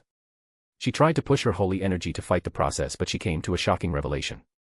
It's gone. She couldn't access her holy energy. She tried to feel her connection to heaven, but it was slowly fading away. This knowledge made her lose her fighting spirit. In barely 3 seconds, all of her feathers turned black. She felt the connection between her and heaven sever. No. Michael said in a horrified tone. Gabriel turned around. Tears were falling down her cheeks. Brother, sniff I fell. I'm locked sniff out of heaven. Wah, she started to cry. And so did Michael. He quickly pulled his sister in his arms. His words died in his throat. He didn't know what to say. What was there to say? No. No. No. Michael screamed out. His aura burst out of him. The lights in his wings started to dim, returning to their white color, and at the tip a little bit of gray appeared, slowly turning black. Gabriel realized what was happening. Michael was falling from rage. Brother NOO. Bam. A hard blow struck Michael on the back of his head, rendering him unconscious. Michael slumped forward, revealing Azazel behind him. He released a long breath that was too close for comfort. Gabriel. Azazel looked at the most beautiful woman in heaven with sad eyes. The 4 archangels were reduced down to 3. Almost 2 if he hadn't interfered. I am sorry, Gabriel. His words made her sob again. No. It's my fault. I wasn't paying attention and I was weak. No, you were strong. Says Seth from the other side. She and Azazel glared at the god. We could have shot that arrow at Michael. But we chose you. The reason is simple, you are a lot more popular than him. Oh, and that arrow, you can blame it on Nexus. That arrow could only be fired under certain conditions. If Nexus had allowed my ally to live, the arrow wouldn't be fired. Goodbye, Azazel, Gabriel. May we meet again on the battlefield. Seth smiled as he turned into sand and disappeared. All finally done, Landon stopped boosting the barrier, keeping this dimension. The primordial twins stopped as well.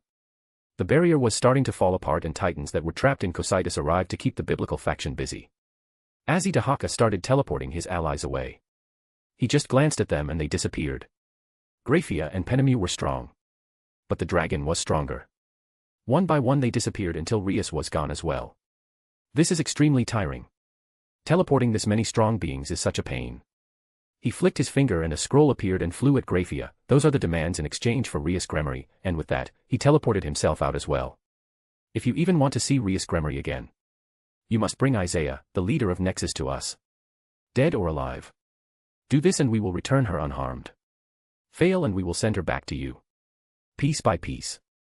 Chapter 104, Planning and Clash. If you want to read ahead or just support me, go check out my Pat.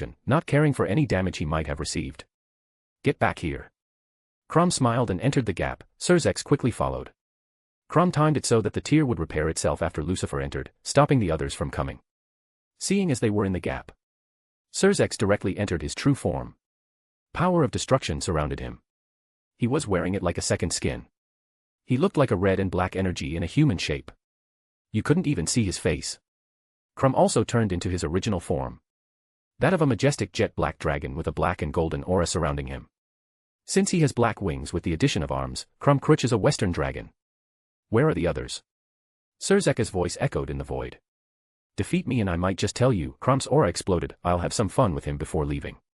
The others said they needed him to do something. Both transcended beings flew at each other, starting a clash that would shake the dimensional gap. Underworld. Realm of the dead. Well, that went well, Anubis smirked. They had attacked many targets at once. The aliens meeting. Nexus HQ. Many of the churches around the world. Key locations in the underworld that would cause serious damage to the devils and fallen. All in all, they had a successful attack. Even if they failed with Nexus. Crack. Amaterasu crushed her glass. Hachiman is dead. That didn't go well. So is Heracles, but you don't see me being stressed about him, Poseidon said calmly as he took a sip from his drink. But at least they died like men and didn't run away like a bitch. He turned to Cain, who only raised an eyebrow. Says the fish who didn't even go out to fight. Cain said mockingly, what's wrong? Scared that you really will get gutted? What did you say, you punk? Poseidon slammed his hand on the table and unleashed his power. Blue aura surrounded him. It was dense like a liquid. It clung to him and swirled like a real water. Cain also stood up. White golden colored aura exploded from him. Who are you calling punk? Fish breath. And if you think you can beat me, then you are delusional. Enough. Hades yelled out and his entire realm shook. We don't have time to bicker amongst ourselves. We have suffered losses, but we have also gained a valuable hostage. Rias Gremory, the little sister of Satan Lucifer. Amaterasu sneered, it seems like my faction suffered the biggest loss. Cain, why didn't you use Samuel's poison on Isaiah? The immortal human just sighed, you people are fools. Isaiah didn't become that strong without the skills to back it up. Honestly, that kid is terrifying. Even while fighting me he was still hiding some of his strength, and he still dominated the fight. I showed multiple openings but he never took them. He somehow knew about the poison beforehand. And instead, he used his time wisely to study me and learn my moves. If we fight again I'm definitely getting killed. Hell, while I was keeping him busy, he took his time to study me and decimate our armies which were below him. He tried to be subtle, but an attack that was aimed at me coincidentally hit our army right where it would hurt the most and destabilized our troops' formation. As expected of a dragon, Grendel grinned, I cannot wait to battle him. A straight-up death match between dragons. Ha ha ha ha. Hades pulls up a video feed of Rias lying on a bed in a cell with her magic sealed. You know. Now that I get a good look at her without that frown on her face. Her red hair is quite exotic. I think I'm going to bed her, should be a good way to kill some time. Poseidon had a lecherous expression. Scum, Amaterasu, Izanami, and Nyx commented. How unrefined, Loki sneered at the Greek god. Loki had been one of the people that went to the underworld to cause some chaos there. Bang, Hades slammed his skeletal hand on the table. Not a hair on her body will be harmed. What if Cersex chooses to attack us instead? She must be completely unharmed and untouched. Only after Isaiah is taken care of. You can do as you wish with her. Indra nodded, agreed. That brat is the real danger. In only a decade he has reached the level required to be on equal footing with the rest of us. What will happen if we give him another decade? A century? Wouldn't he gain enough strength to slaughter us? Inwardly Indra was worried about the visions he was getting. He was getting more and more visions of Isaiah defeating them. So we make Cersex take care of Isaiah for us. If he can't it will at least weaken both of them. Either way, Cersex's actions will affect the devil race as a whole. Perhaps incite another civil war. Apophis the primal eclipse dragon mused, now this is a plan I can agree to. Why waste time fighting like a maniac when we can get our enemies to do it? What is our next move? Cain asks Hades. We wait and see how they react. They have suffered losses as well. For now, we gather our forces and strike again when they least expect it. The biblical faction has more locations to hit. We will use this to lower their morale. Cersex and Crom are still battling in the dimensional gap. We need to wait until Cersex returns and goes to Nexus. We will base our next actions depending on the way their talk goes. Any objections? Hades looked at the people around the table. Seeing that nobody said anything, then this meeting is over. Till next time. Kyoto the next day. Ha! Why do I care? So what if Rias got kidnapped? It's none of my concern, Isaiah said over the phone. Then a long sigh came from the other side. Come now, you spent 10 years with her in her peerage. There has to be a tiny part of you that is worried about her. Nope. None. Doesn't exist. Azazel, might I remind you that I was forced into her peerage? And I didn't like her at all.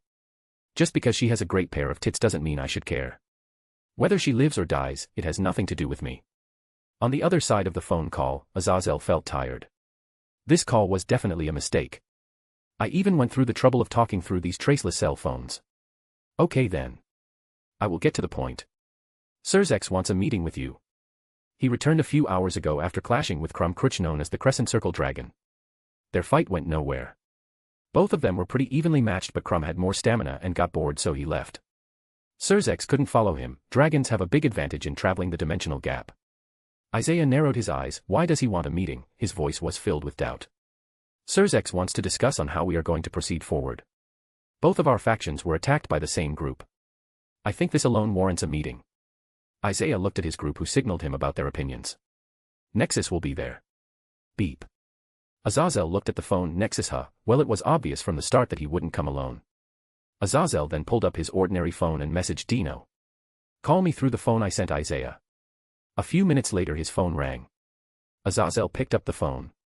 Yo, shitty dad, Dino called out, and inwardly Azazel let out a relieved sigh.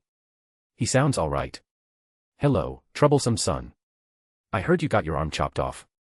Trying to imitate your dear old dad.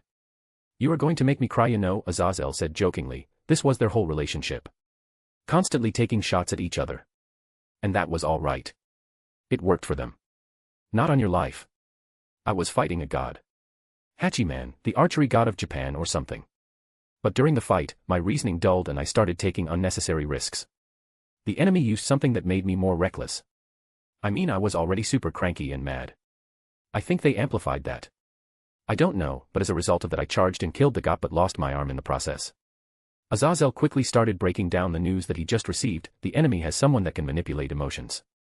Oh shit, Azazel just groaned. I need to tell the aliens about this. First that stupid arrow, and now someone can mess with emotions. We can't afford to lose any more angels. If heaven falls, things would get just that much more troublesome. Not to mention hotheads from all three factions and one Issei Hyoto who wants to charge in whatever enemy location and beat the information out of them. What? Dino asked. He definitely noticed the tone of his voice. It's nothing, faction trouble. I'm sure you have your fair share of work. Azazel was quickly typing on his second phone which had a secure line. Serafal. Ajuka, keep an eye on Surzex. Got some new info. The enemy has someone who can manipulate the emotions of ultimate class fighters. Possibly manipulate even stronger individuals. Dino lost an arm because of it. Then he pulled out a third one. This one was linked to all his trustworthy cadres. Instant group messaging. Mostly to tell them all that he is busy with an experiment when an idea pops into his head. He pulls out this phone and presses a few buttons and everybody knows not to disturb him. With that done, Azazel continued to talk to his son. Sraizex. Are you out of your goddamn mind? Serafal yelled at the great Satan Lucifer. I want to go alone. Surzex was firm, not flinching at the agitated Serafal. I don't care what you want. You are not meeting Isaiah and Nexus alone. You are too emotional right now. Serafal put her hands on her hips and glared at the men. Do you think I'm going to do something stupid? Surzex raised an eyebrow at her. Yes, Siral yelled at him like it was definitely going to happen. Ding. Serafal picked up her phone and saw the message from Azazel. Serafal. Ajuka. Keep an eye on Surzex. Got some new info. The enemy has someone who can manipulate the emotions of ultimate class fighters. Possibly manipulate even stronger individuals. Dino lost an arm because of it.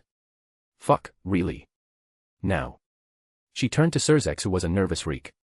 Damn it. He is more of a liability now than I thought. Serafal, Surzex looked at her and smiled. Everything will be fine. Serafal's sweat dropped. Why don't I believe that? Damn it. I regret ever coming back. But my Sotan called me. But all of this bullshit again. Next time I'll just kinda Sotan with me, that way she won't be in any danger. Yeah, that's a good plan. 2 days later. Isaiah and a few members of Nexus stood in a remote part of the underworld. Among those members were Riser, Veldora, Kaneko, Zenobia, and Asia. And just on time, the other party arrived. Surzex, Graphia, Serafal, and Rias's peerage. Issei, Aquino, and the 3 new members. Serafal. Didn't you leave on a vacation? Isaiah looked at the former Satan in Cyprios. This caused her to sigh. Let's just say that the situation demanded my involvement. Otherwise, I would be still enjoying my life somewhere on a beach. And I was just getting used to cocktails and massages. I even started to get a good tan. Pity. Well, that's a you problem. My suggestion is just grab Sona and head to Bali or something. Isaiah turned to Surzex. Now what do you want? If this is about Rias, then we can stop this thing right here. I don't care that she has been kidnapped. Issei stepped up and pointed his finger at him. You bastard. How can you say that? Issei was in a very bad mood. His precious Bucho was kidnapped right under his nose. And then when he wanted to charge in and get her back, the mouse stopped him, saying he wouldn't even know where to go. Charging in blindly will result in the enemy capturing him as well. And they couldn't afford to lose a Longinus right now. Isaiah raised an eyebrow quite easily. After all, I don't have anything to with that woman anymore. Rias saved your life, Surzex yelled out. Isaiah scored. No, you saved my life, because you wanted me to be a good little slave to your sister. I paid back that debt when I freed her from her horrid engagement. Riser, who was behind Isaiah, smirked, ironically. I got more out of breaking that engagement than her, so thanks for that. Brother, don't be so crude. Ravel, who was next to Riser, glared at him. Keep your mouth shut and follow the plan. Riser glanced at his sister before looking forward. I know. Surzex turns to Kaneko, who only raised her hand, stopping him before he even starts. You tricked me and my sister. Separated us, because I would make a nice little gift for Rias. A rare Nico show. You knew the truth the whole time, yet you never said anything. Don't expect any mercy from me when you haven't given me any. I do feel bad that Rias has to suffer because of your stupid mistakes. But that part of my life is over. I stand now with Isaiah and Nexus, Chiron said resolutely. Kaneko-chan, Issei sounded crushed. Serafal withheld a grim's, "Man, you really fucked up, Surzex." She knew that just a gifting Rias a peerage would come back to bite him in the ass. Especially people with rare races and high potential. Frankly, it's a miracle that Aquino is still staying here.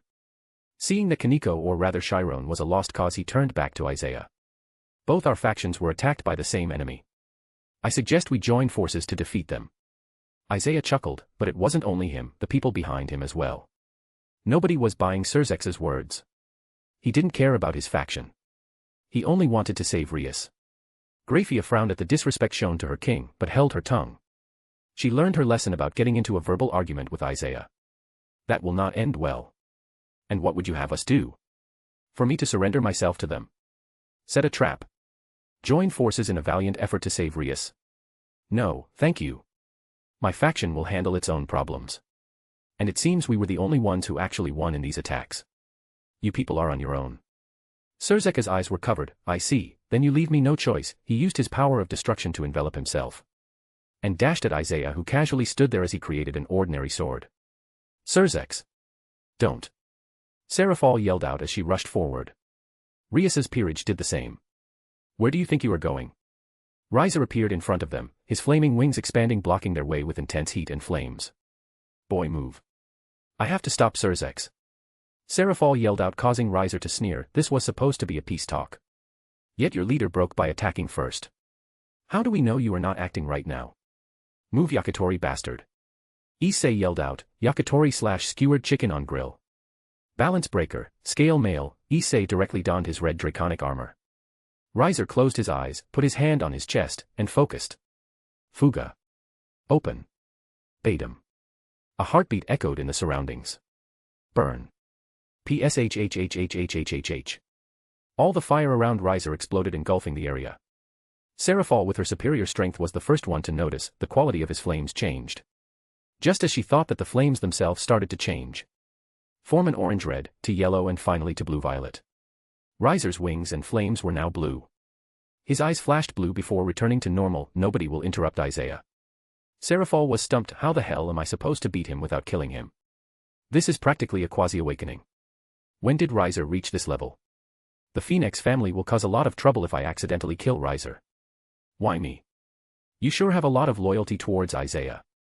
Riser scoffed at her and crossed his arms. Let's forget the things he has done and taught me. Do I need a reason to be loyal to my brother? She smiled at that. I guess not.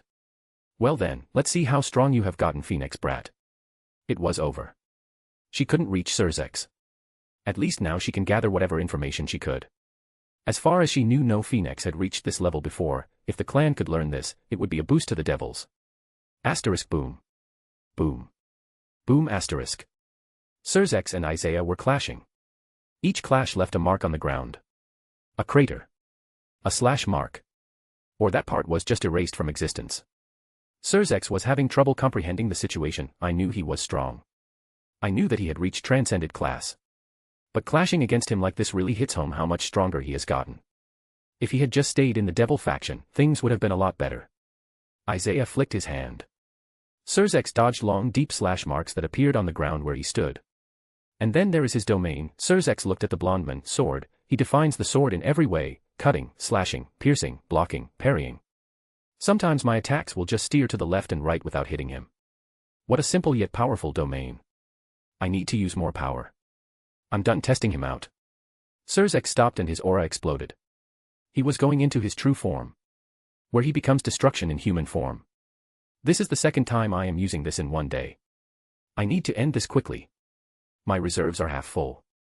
Damn that dragon. Isaiah frowned and was about to release his domain when he suddenly smiled and vanished his sword. Surzex was surprised at the action, but he was not ready for what followed. Isaiah raises his hand and a hologram appears of another Isaiah holding a small red-haired child. Father. Surzex freezes. Milikas. Chapter 105, Consequences. If you want to read ahead or just support me, go check out my Pat. There are a lot of fics and ideas there.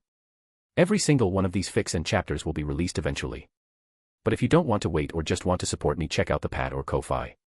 Patreon.com/alcoholic_panda. ko-fi.com/alcoholicpanda. Word count 1,500. Milikas. Surzex and Grafia yelled out. Serafal and the Rias's peerage weren't doing any better. This was something nobody expected. Kiba just smiled as he held the hologram. It couldn't have gone any better. All according to plan, which I honestly didn't expect to go this well. A few days ago. Nexus War Room.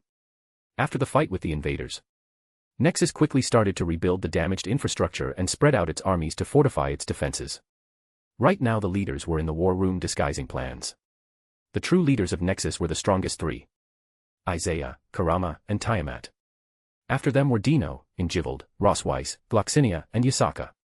Then Asia, Valerie, Meredith, Veldor, Gasper, Kuroka, and Riser. Misaki, Zenobia, Chiron were the weakest, including the newly joined Ravel, who was gaining up on Chiron in terms of strength. They had some casualties in their army. Some yokai, fallen and devils died. Dino lost an arm as well, which is the biggest hit in their strength. But overall they defeated the enemy leaders and wiped out a large portion of the army. They even captured some to extract intelligence from them. From those unfortunate souls, they learned some things. An example of that would be that there were many simultaneous attacks, looking to cause as much damage and chaos as possible. They also learned that Rias was kidnapped. And lo and behold, the Alliance contacted them and set up a meeting with Search's Lucifer. So what's the real plan? Veldora said suspiciously at Isaiah. The man never does anything without gaining something. Now he was going to a peace meeting with Lucifer, who would definitely go back on his word to save Rias. Because that's how big of a siscon he is. What makes you think that he has a plan? Gloxinia asks. He was still new, but this was a simple peace meeting. Oh right, yeah. He doesn't know about Surzeka's obsession with his sister Rias. Listen Gloxy-chan, that man would do anything in the world for his sister. That's why she is so spoiled, Kuroka informed the Fairy King, who had a look of realization. Oh. Kurama also scoffed, Isaiah doesn't do anything without getting something in return. So what are you going to do? Blackmail them. The blonde swordsman just smiled, bingo, but not in the way you think. This is a two-part plan. And the most important person to pull this off is you. Riser. Riser was shocked, he slowly pointed his finger at himself, me. Yep. You, Ravelmi, will be the only ones to really show up at that peace meeting. Me too, Isaiah-sama. Ravel was surprised as well, Isaiah nodded at the girl. And the others? Valerie raised her eyebrow, causing Isaiah to grin. We declared war, didn't we? It would be embarrassing if we didn't counterattack.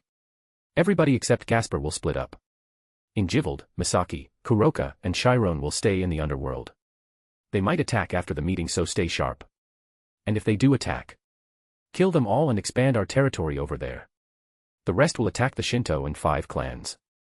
They attacked us, it's common courtesy to return the favor. Kill and capture as many of you can. Try to keep the wielders of the 5 sacred beasts alive. And me? Gasper asks.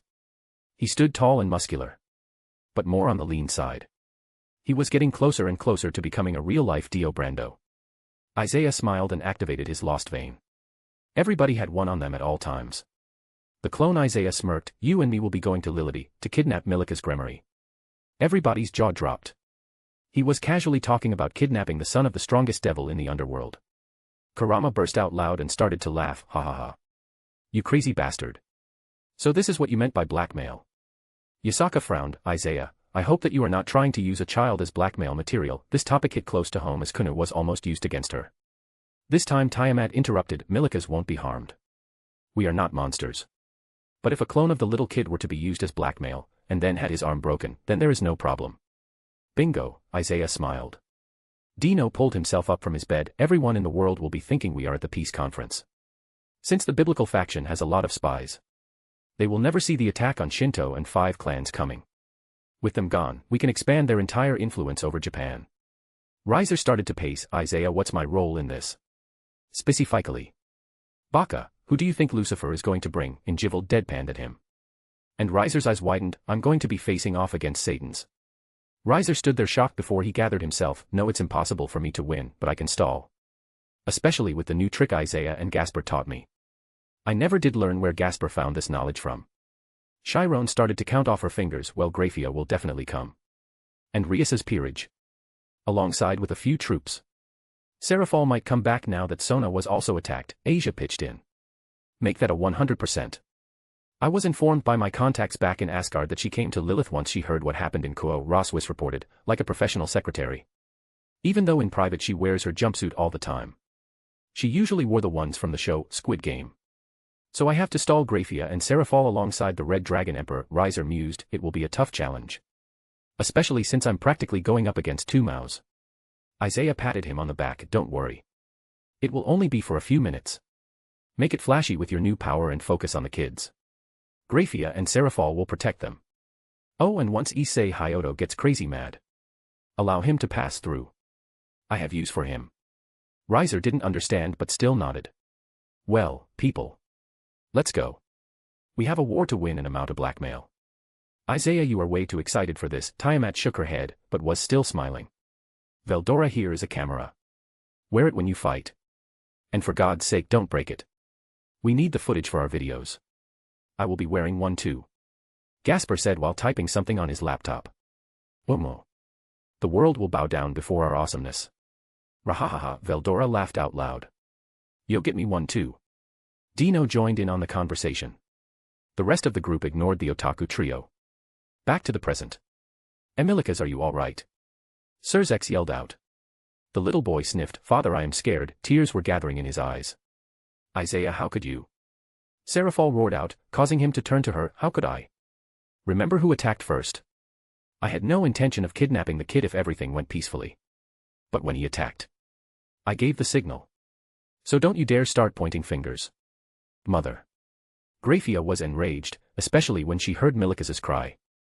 Serzex grit his teeth. What do you want? You bastard. Issei dashed at him. His aura engulfing his scale mail. He had totally lost his reasoning. Issei no. Akino yelled out, but he was too enraged to listen. Dragon shot. Hyoto yelled out. Isaiah just sighed and flicked his fingers. The dragon shot was cut in half and Hyoto got a slash mark across his chest. Ah! Issei screamed out in pain but didn't stop. Boost. Boost. Boost. You dare touch my Bucus family. Hyoto's mechanical voice sounded out through the scale mail. Boost. Boost. Boost. Boost. Boost. Boost. Isaiah raised an eyebrow at that. Such a simpleton and such a stupidly powerful gear. Say what you will about God, the boosted gear reacts to emotions. In true context, Hyoto is the perfect host if he wasn't so weak. Hevala said the same thing. Albion smirked. What exactly are you trying to achieve here, Isaiah? Wait and see. Isaiah swung his hand, causing a few more cuts to land on Hyoto, who boosted even further, completely lost in his anger. We have to stop that kid before he gets himself killed, Serafall commented, but Rias stood in front of all of them. He was sweating. This was an extremely consuming state. And not to mention he was stalling the former and current Satan Leviathan. Heh. I truly have come a long way, Rias thought to himself as he caused more flames to appear. But I really hope Isaiah hurries up. I am not liking my odds against these monsters. No matter how immortal I am. A/N. Sorry for taking so long. Kiba Chapter 114 was a pain in the ass to write. Had to rewrite the fight scene like 6 times. I was honestly stuck on it. But we are good now. Chapter 106, Consequences 2. If you want to read ahead or just support me, go check out my Pat. There are a lot of fics and ideas there. Every single one of these fics and chapters will be released eventually. But if you don't want to wait or just want to support me, check out the Pat or Ko-Fi. Patreon.com/alcoholic_panda. ko-fi.com/alcoholicpanda. Word count 1700. Serzek's mind worked as fast as possible. He was making plan after plan, thinking of anything that could help him in this situation. His son and sister have been kidnapped and are being held hostage. The enemies want Isaiah's head in exchange for Rias. Yet Isaiah now holds his son. And standing before him was the son of the Phoenix family. Doesn't matter if Rias left or not. If he gets serious, he would kill the kid by accident. And that would mean losing the support of the wealthiest family in the underworld. I need someone from Nexus to exchange for my son. Damn it, to think I would have to resort to getting a hostage. The moment Issei hit his peak boosts, Serzex moved. His power exploded. He entered a quasi-true form. He didn't need power right now, he needed speed. Entering his true form would take time and destroy his surroundings. None of those would save his son. Serzex appeared in a moment in front of the generals of Nexus. Just as Issei was charging up his attack. The moment Serzex grabbed someone, he noticed something wrong. He felt contact with their skin, but his hand went through their flesh. He watched as they disappeared into thin air. Illusions, clones. His mind froze. He didn't know what to do. Dragon Blaster. Hyodo called out, snapping Surzex out of it. Right, Riser is still here. He was just about to go after him when he felt an enormous attack behind him. Say. Surzex's eyes widened as the attack him right in the back, sending him flying. Gah, he gritted his teeth. Due to his surprise, he wasn't able to destroy all of the power in the attack with pod, as he didn't expect it at all. Isaiah smirked. Lacerate. A gash appeared on Surzex's arm. Divide, and his power got stolen from him. But that wasn't his focus. He turned to Isaiah, who was standing next to Hyodo with a katana in his hand. Hyodo pointed his hand at Surzex. Kiba. Let go of Bucho's nephew. This froze Surzex, Grafia, and Serafal on the spot. He is being mind-contorted. Isaiah created another sword. The Sacred Gear Extractor. Soul Reaper. And stabbed Hyodo the back. Gah, he gaped in pain. His head turned downwards to see a sword sticking out of his chest. Blood was pooling from his chest. Wadash. Asterisk crack. Crash, asterisk. His scale mail broke into countless fragments. His gauntlet disappeared as well. Isekuin. Akino screamed out and was about to fly to him when Serafal grabbed her and threw her behind her. Get a grip, girl. Things just took a turn for the worst. Why does this shit always happen to me? Serafal screamed inside her head. Reap. Isaiah pulled an enormous amount of power in the sword. When he pulled out the sword, there was a glowing red orb in the circular sword in the middle of the blade. He threw Hyodo at the group. He is still alive. Now, in case you haven't forgotten, I have the kid as a hostage. So if you want him to live, I suggest you stop resisting. And have a civilized conversation. Civilized? You are holding my child hostage, Surzex called out. What the hell do you want? Calm down, and as for what I want. Let's start with some info. How did you break the contract you and I made before I left? Isaiah asked Surzex, who glared daggers at him. I used my true form to destroy the concept of the contract from my side. Isaiah just snored. Heh. Ironically, you are even worse than the original Lucifer. At least he kept his word and honored the deals he made. Isaiah, enough games. You hold the upper hand. What is it that you want in exchange for Milikas? Serafal stepped in before things got even worse. Man, I hate this kid. He is provoking Surzex even more, so he slips up and he gains more from this hostage situation. Isaiah had a thoughtful expression. Well, what could I want? Surzex has already shown that he is more than willing to break a magical contract, let alone a deal like this. What guarantee do I have that he won't do it again? Me. Grafia stepped up. I will put my life on the line. Grafia. Surzex was shocked. Grafia just glared at him. This is on you, Surzex. I will not let him harm my son. I am willing to make a magical contract. That if Surzex breaks this deal, my life is forfeit if you wish for it. Serafal facepalmed. Grafia. You are Satan Leviathan now. You can't do shit like this. Hell, you didn't even last a few months before you flipped. Grafia looked at Serafal and Surzex with a cold look. He is my son. I couldn't care less about the Satan position or devil kind. Isaiah whistled. Who? So let me get this straight. You are willing to stake your own life on the fact that Surzex and the devil faction will honor the agreement we make. And if it doesn't, you will take your son's place. That's so stupid, though. She is basically just giving herself up as an extra hostage. Grafia nodded. As long as my son is safe, I don't care. Then again, with how incompetent the devils are. She might just want to watch out for Milikas by herself. That part one kinda get. Huh. Well, I doubt you are powerful enough to destroy a magical contract like fake Lucifer over there. Like, dude. You are the devil. The big honcho. What does it say if you break deals left and right? Is honestly pathetic. Surzex growled. What do you want? Isaiah kept silent for a while. He was communicating with Yasaka. She was giving him the exact amount of rare materials they needed from the devils. Here you go. Isaiah passed them a list of demands and a magical contract with Grafia. Along with a dagger. You will be doing a double contract. Seeing as you devils have already broken your word before. This is the only way I will agree to this. Serafal read through the list of demands. Are you serious? Do you know how much you are asking? Isaiah just shrugged. Not my problem. And that should be within your limits. It was a carefully chosen sum. There will be no negotiations. He points at Graifa. That contract basically states that if Surzex and the devils break their word, Grafia will become a slave to Nexus. And will guard the HQ till the end of her life. In return, she will have her magic sealed and will go meet Milikas right now. Neither will be harmed, and once the deal is completed they will be let go. How do we know you will keep your part of the deal? Serafal was worried that Nexus was going to screw them over. They were literally going to have their Nust Satan as a hostage. Heh. Because unlike you people, I am a demonic dragon of my word. You have 24 hours to gather the needed materials. Surzex reluctantly nodded. Grafia signed the contract and stabbed the dagger in her arm. Activating the magic. She started at Izia, "Take me to my son." The blonde devil just sighed, "You know, I always hated how much of a stuck-up bitch you were. But now I can't even find the will to insult you. You did something rare among devils. Sacrificed yourself for your child. I can respect that. Riser, let's go." Freaking finally. Riser stopped his blue flames and returned to normal. His whole body was covered in sweat. He felt like he was going to pass out, but he calmly walked over to Isaiah and tried to show no weakness. "See you soon." Isaiah waved his hand as all of them disappeared with a teleportation circle. Surzex fell on his knees. Fuck. He punched the ground, causing a giant explosion to happen. Power of destruction spread out, destroying anything in the vicinity. Seraphal jumped in the air before Surzex started to blow shit up. "Get a grip, Surzex."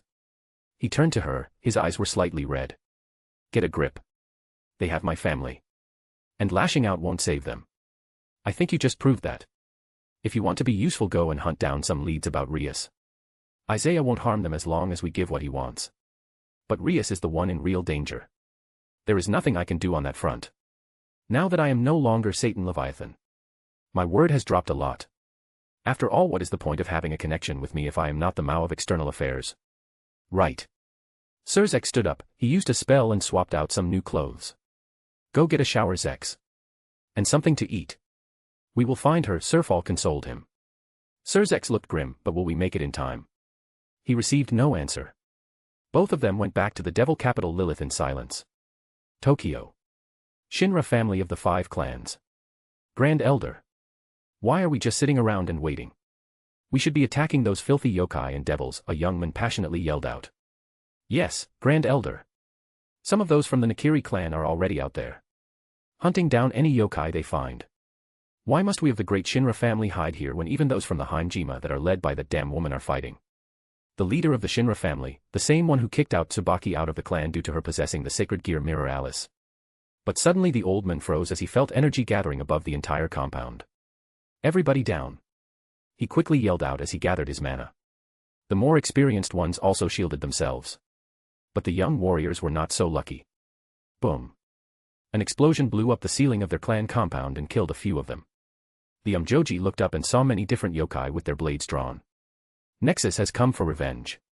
Chapter 107, Payback. If you want to read ahead or just support me, go check out my Pat. There are a lot of fics and ideas there. Every single one of these fics and chapters will be released eventually. But if you don't want to wait or just want to support me, check out the Pat or Ko-Fi. Patreon.com/alcoholic_panda. ko-fi.com/alcoholicpanda. Word count 2150. The Shinra clan of the 5 clans wasn't the only one that was attacked. Nexus took their revenge seriously. But what's the point if they gain nothing in return? The solution was simple. Expand. They were going to attack the Shinto faction and all of its underlings and take over. The Nakiri, Harem, Kushihashi, and Duman clans weren't any better. Nexus forces were pushing to kill the exorcists and capture high-value targets. Pushing the 5 clans to use their sacred beasts. The Shinto faction wasn't handling it any better. Due to the scheme Isaiah made up when he went to face up against Surzex with his officers. The Shinto faction weren't prepared for an attack like this. Ebisu Shrine. Damn you savages. Ebisu, the god of fishing and commerce, yelled out. He was a very famous god in the Shinto mythology. Meaning he was taking in loads of faith. But sadly his strength didn't lie in fighting. He handled the money in the Shinto faction. Due to his faith level, he was in the middle of the low ultimate class. Not bad for someone who doesn't train or fight at all. Most gods were actually in the low to mid ultimate class. Unless you count the Hindu mythology. Many of them were just peak high class. Sadly for him, not having any fighting skills came to bite him in the ass. He was currently fighting Kuroka and her unit. The attack was so unexpected that he just got ganged up. Kuroka alone could have beaten him. Together with her personal team. She beat the crap of the god.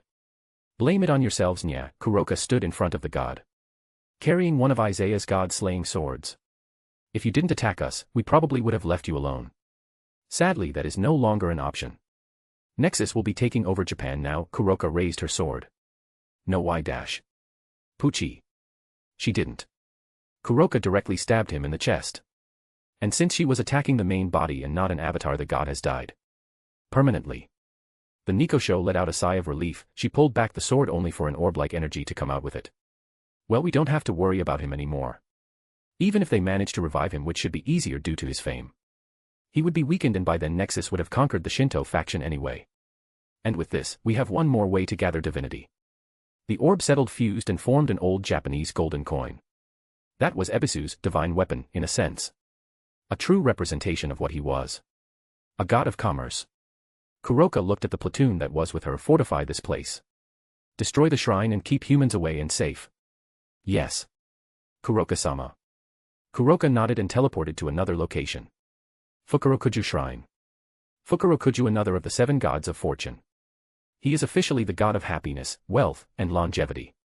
Fukurokuju appears to be in his late 50s to 70s, with a gray bob cut and mustache.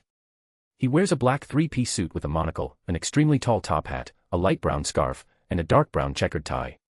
Sadly for him, his classy appearance was ruined by the white-haired Nikosho raining down punches at him. His face was filled with bruises and his clothes were ruined. Chiron used her white flames on her punches. Growling, "Stop, you filthy beast. I am a god. You are just some yokai that turned into a devi, gah." Fukurokuju looked in disbelief as Chiron stuck a sword in his chest. Ironically, the two sisters finished off both gods in the same way. "Move out," she ordered.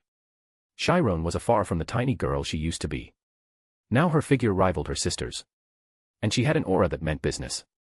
Her sister fights more with magic. But she has always been an up-close and personal fighter. Now under Isaiah's teachings and his sword she could fight and kill gods. It was mostly thanks to the boost sword. The ability to double their fighting power is priceless. And since it didn't occupy any space in their souls, they had space for any sacred gears that they find in the future. Chiron got a ping through one of the swords. "Ne-sama has finished and is heading out to the next target. I should start moving too." She pulled out a sword and the orb of divinity with it. Like Ebisu, the orb quickly formed an old golden coin. "Let's go." "Hi. As you command, Taicho." Kagutsuchi, the god of fire and volcanoes. Kagutsuchi is an adult god who appears to be in his early 20s. He has short wavy black hair often resembling flame-like shapes. Asterisk boom. Boom. Boom asterisk. He was not having a good time. Clash. "Yasaka, damn you. You traitorous fox," he threw a magma punch at the blonde vixen. Yasaka threw out her foxfire, blocking the magma punch. "Why did I have to get him?" Yasaka complained in her mind. Kagutsuchi is a pain in the ass to fight against. Yasaka silently used the boost sword to raise her strength. These things are such cheats. But when you are the one using them, they are great. A/N I mean, I get her. The dude is like a Kainu and Ace fused together with a big control over those concepts. And has lived for thousands of years. Ha. You called me a traitor. But you putting the yokai and onmyoji against each other to maintain some sort of balance in Japan isn't betraying us, who have sworn to serve you. Yasaka yelled out. She was a Miko, priestess, for the sun goddess Amaterasu. You should have kept quiet and maintained the balance, Kagutsuchi sneered as he raised his katana. The sword looked like it was alive, a living magma. It constantly pulsed and flames came out of it. Maintain this. Yasaka focused her ki and mana into her claws as they were set ablaze by blue flames. She took a swipe at him, her opponent blocked her strike and was pushed back. Nice try, little fox.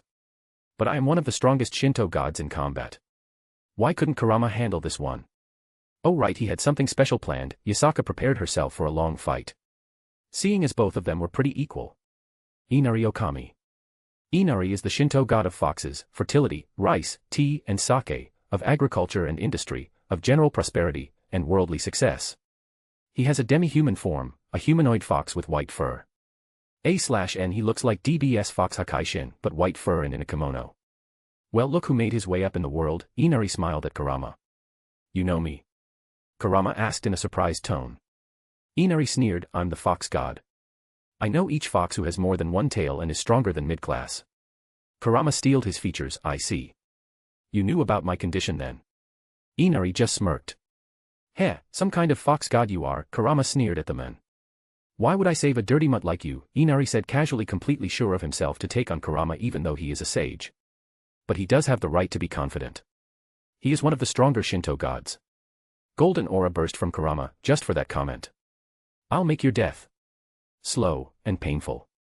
I will say those words back to you. This is the first time I get to kill a sage. You are quite the prize. I think I will mount your head on my wall, Inari followed up as divine energy released from him. The air shook. The earth cracked. Space itself was ripping apart between them, just from their auras clashing. Then they moved. Asterisk boom. Asterisk. Bishamontan, also known as Vaisravana or Bishamon, is one of the 7 gods of fortune. She is a recognized goddess of war and warriors even though she is officially a god of fortune. Bishamon is a goddess who appears to be in her early 20s with extremely long blonde hair that reaches her feet where it is curly at the end with bangs swept to the right side, purple eyes that has slit-like pupils, dark pink lips. Veena, or Bisha as she is called by her close friends, was having a bit of a tough time. Boom. A blonde figure was slammed into the ground creating a small crater. The blonde goddess stood up and spat out some blood. Not bad. Holy Emperor, she looked to the sky. Dino had donned his scale mail and was looking down at Bishamon. The surprising thing about him was his left arm. It wasn't covered by the scale mail. Instead, it was a deep metallic gray color. Almost black. But it still held a similar shape to his right arm. Heh, my old man did a pretty good job with this. It even matched my right arm when I put on scale mail. I agree. It functions even better than expected. And you can channel mana through it so it will be durable in combat. Azazel has outdone himself, Vritra commented. Dino looked at the blonde woman. You are wrong about one thing. It's the Holy Prison Emperor. Remember that. Come. Bishamon yelled out as she stretched her hand. A giant cleaver-like sword appeared and she grasped it. There it is again, Dino frowned. That's the 3rd time she has changed her weapon. Is it a multiform weapon, or is she just carrying an entire armory? Dino glanced at his left arm. I won't make stupid decisions, even while I am under effect from enemies. They have used my laziness and irritation against me, causing me to lose my arm. I need to remain calm and collected at all times. Dino spreads out his wings covered in black draconic armor along the top of the wings. He pointed the true Longinus at his enemy. Yasakani no Magatama. Countless of tiny sharp beams of light rushed at Bishamon at incredible speed. Ha! She kept doing and slashing the blades in front of her while flying in the air. She was quickly approaching Dino, who shifted his pose and grabbed the spear with both hands. Extend, he commanded. Bzzzzzzz, the spear extended. Bishamon blocked it with her cleaver but was pushed down to the ground causing a dust cloud. Asterisk bang. Bang. Bang. Bang, asterisk. Suddenly divine bullets came out of the dust cloud and hit Dino, pushing him back and doing some damage to his armor. The dust cloud cleared, showing Bishamon holding 2 large guns. One of the guns glowed before it disappeared and in its place was a whip, which she used to strike at Dino, who dodged the attack. But just as it did, the whip seemingly had a mind of its own. It twisted in midair and tied around his ankle. Well, that answers the question about her power. Vritra mused. Yeah, now it's confirmed that she has an entire armory. Well, let's go, no need to drag this out any further. He held his spear in front of him. Balance break, Holy Draconic Lancer. Dino entered his 2nd stage balance breaker. He usually avoids going into the true Longinus balance breaker due to how energy consuming it is. But his enemies this time weren't the type that Cloud be faced with half the effort. That's more like it. Bishamon yelled out as she changed her weapons again. She summoned a Bicento, Whitebeard's weapon. Sorry, Dino spoke out loud. His action confused his enemy. Itheratana, a white light glowed and Bishamon felt herself go weaker. What did you do? She screamed out at him. Perhaps one of the more absurd abilities of the balance breaker subspecies. Also known as the female treasure, it completely stops the special ability of women for a short time. Asaratana. Dino teleported right beside Bishamon. Kakaratana. Dino slammed his spear into her Bicento, completely shattering it. The spear continued on and pierced her stomach. Ah! Dino didn't let up, and flooded her system with holy energy, causing the god to pass out. It's weird how much better I'm fighting right now. Did that emotion control really make me that much weaker? We need to find the guy who was doing that. It's a dangerous ability to remain on the battlefield. It's too early for you to die, Dino spoke out, and a second later a teleportation circle appeared beneath the goddess, teleporting her to Nexus HQ. The result of the battle. Bishamontan, one of the 7 gods of fortune, was captured. Chapter 108, Payback 2. If you want to read ahead or just support me, go check out my Pat. There are a lot of fics and ideas there. Every single one of these fics and chapters will be released eventually. But if you don't want to wait or just want to support me, check out the Pat or Ko-Fi. Patreon.com/alcoholic_panda. ko-fi.com/alcoholicpanda. Word count 1520. Sorry. I was having a bit of a writer's block. I always do when the end of the FIC is coming near. Takamikazuchi is a god of thunder. He is also sometimes identified as a god of swords. His hairstyle and clothes were strictly matched to the ones worn in old Japan. Where is Isaiah? The god strangely completely ignored the yokai who were attacking his shrine as well as Zenobia and Misaki. The swordswoman duo. He is currently busy, Zenobia raised Durandal at the god. But we are here to fight you, Misaki stared at the god as shadows started to move around her. How insulting. I have no time to play with little girls, Takamikazuchi sneered. ZZZZZPBOOOM. A lightning bolt hit the god and he disappeared. Zenobia and Misaki along with the yokai stared speechlessly at the scorched pavement. I did not see that coming, Zenobia mumbled. I was supposed to keep him busy. I need to report this. Did that bitch really run away? Misaki was furious. She trained hard, not to be some backup member that everybody forgets is there, but to prove herself as a real general. And this bitch of a god ran away. I'll get him like a fish. The shadows around her darkened and spread, and little hands and tendrils started to form the shadows. Right. Zenobia quickly pulled out her phone and sent a message to Gasper. Takamikazuchi ran away. Misaki is close to losing it. Find him or some other target. Fast. Tenjin, the god of learning. Tenjin appears to be a middle-aged man in his late 50s, with gray hair that his shoulder length went down. He is normally seen wearing Sokutai Sagata, a very formal outfit worn by courtiers at the Imperial Japanese court in the Heian and subsequent periods. He is one of the most well-known gods in Japan. And surprisingly quite strong. He has mastered many magics. But is the foremost expert in kanji runes. How interesting. I never imagined I would face off against a mere Valkyrie. Even if you possess a Longinus. It's quite insulting actually. Tenjin looked down at the silver-haired Valkyrie. Ross Weiss remained calm. The purple mist started appearing from her and messing with the space around them. I am Ross Weiss. A Valkyrie from the Norse. Now I stand with Nexus as the defense general. For your transgressions against my faction. I will deliver judgment upon you. Tenjin laughed hearty at that. Deliver judgment upon a god.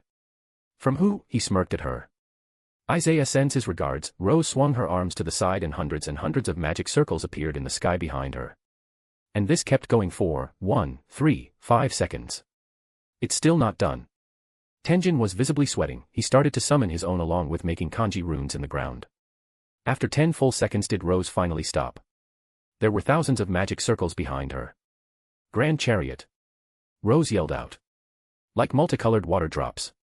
The attacks rained down upon Tenjin. Shit, he cursed out as he swiftly defended and counterattacked. Asterisk boom. Boom. Boom. Boom. Boom. Boom. Boom. Boom, asterisk. Riser and Isaiah arrived back at Nexus HQ. Riser just slumped on the couches. I'm so freaking tired. I can't believe I managed to pull that off. Isaiah smirked. Take a good rest. You did well today. I was impressed. So what are you going to do with the boosted gear? Riser asked Isaiah as he took out a bottle of wine. Isaiah poured a drink for himself as well. He was going to rest up a bit before going out to join the fights. I don't know. Probably give it to one of our own. Yeah. But still, what shitty luck for Rias. Things just haven't been going her way. I mean, despite what she did to me. She didn't deserve to be kidnapped by those maniacs. Then again, if she was stronger she wouldn't have been kidnapped so easily. Riser sighed. Well, not like it would have done her any good. She was taken right under Surzeka's nose. No amount of training could have prepared her against a god specializing in stealth. True. I just hope we are far away from the impact when Surzek learns what has happened to his little sister. He might just literally explode. Riser shivered from the thought of being anywhere near him. I wonder. Isaiah mused with a crazy grin which got wider by the second. Isaiah. Homie. You are scaring me, Riser said with a nervous smile. He has that look on his face again. When he is about to do something crazy.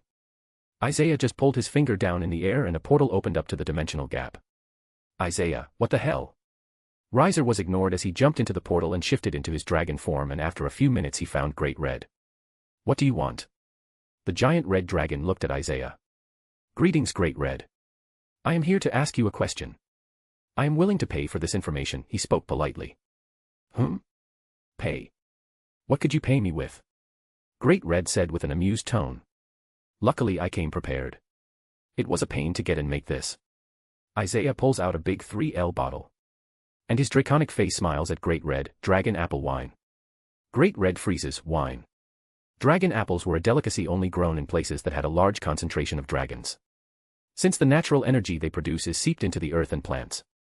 Naturally, they love their apples and protect them to the point of laying down their lives for the apples. So much so that even Isaiah was hurting to part with this wine. It was extremely hard to get this. And as a dragon himself he felt like he was giving away his entire treasury. These dragon instincts are something else. What do you want to know? What is the current situation of Rias Gremory? Isaiah asked. This question was very unlike him. After all, he doesn't care at all about her. Great Red also knew this, but dragon wine was more important than his curiosity. He kept quiet for a while. Searching through the dreams. It appears she is in Greece. In one of Poseidon's penthouses. Looks like he is about to rape her. Typical of Greek gods.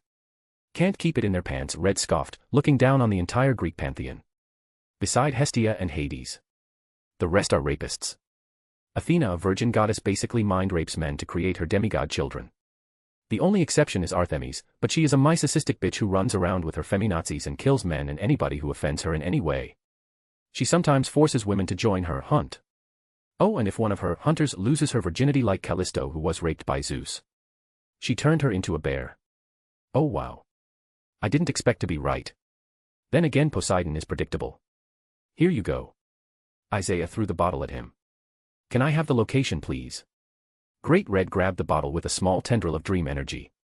What do you hope to accomplish with this? Red asked as he telepathically sent the location to Isaiah, who only smirked.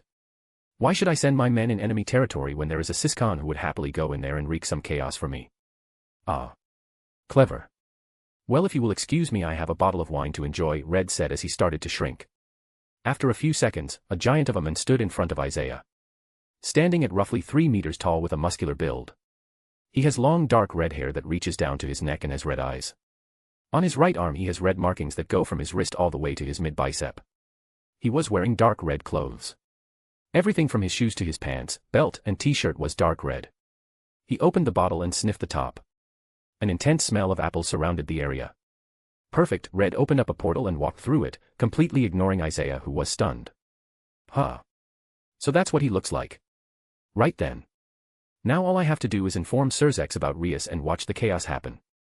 In the meantime, I'd better say hi to Amaterasu. We don't want her to get lonely up there away from the battlefield. Greece. In a certain hotel where the penthouse belonged to Poseidon. Cerzex has failed to deliver Isaiah. Before they follow through their original intent of sending parts of Rias to him. Poseidon wanted a taste of Lucifer's sister. Despite her personality, Rias was a very beautiful girl. She is one of the most beautiful devils in the underworld. She was currently tied up in the bed with a look of fear in her eyes. As she watched Poseidon undress. He. Let's see how you compare to the other devil slaves I have.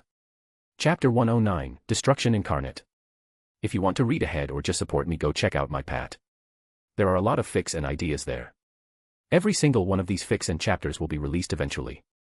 But if you don't want to wait or just want to support me, check out the Pat or Ko-Fi.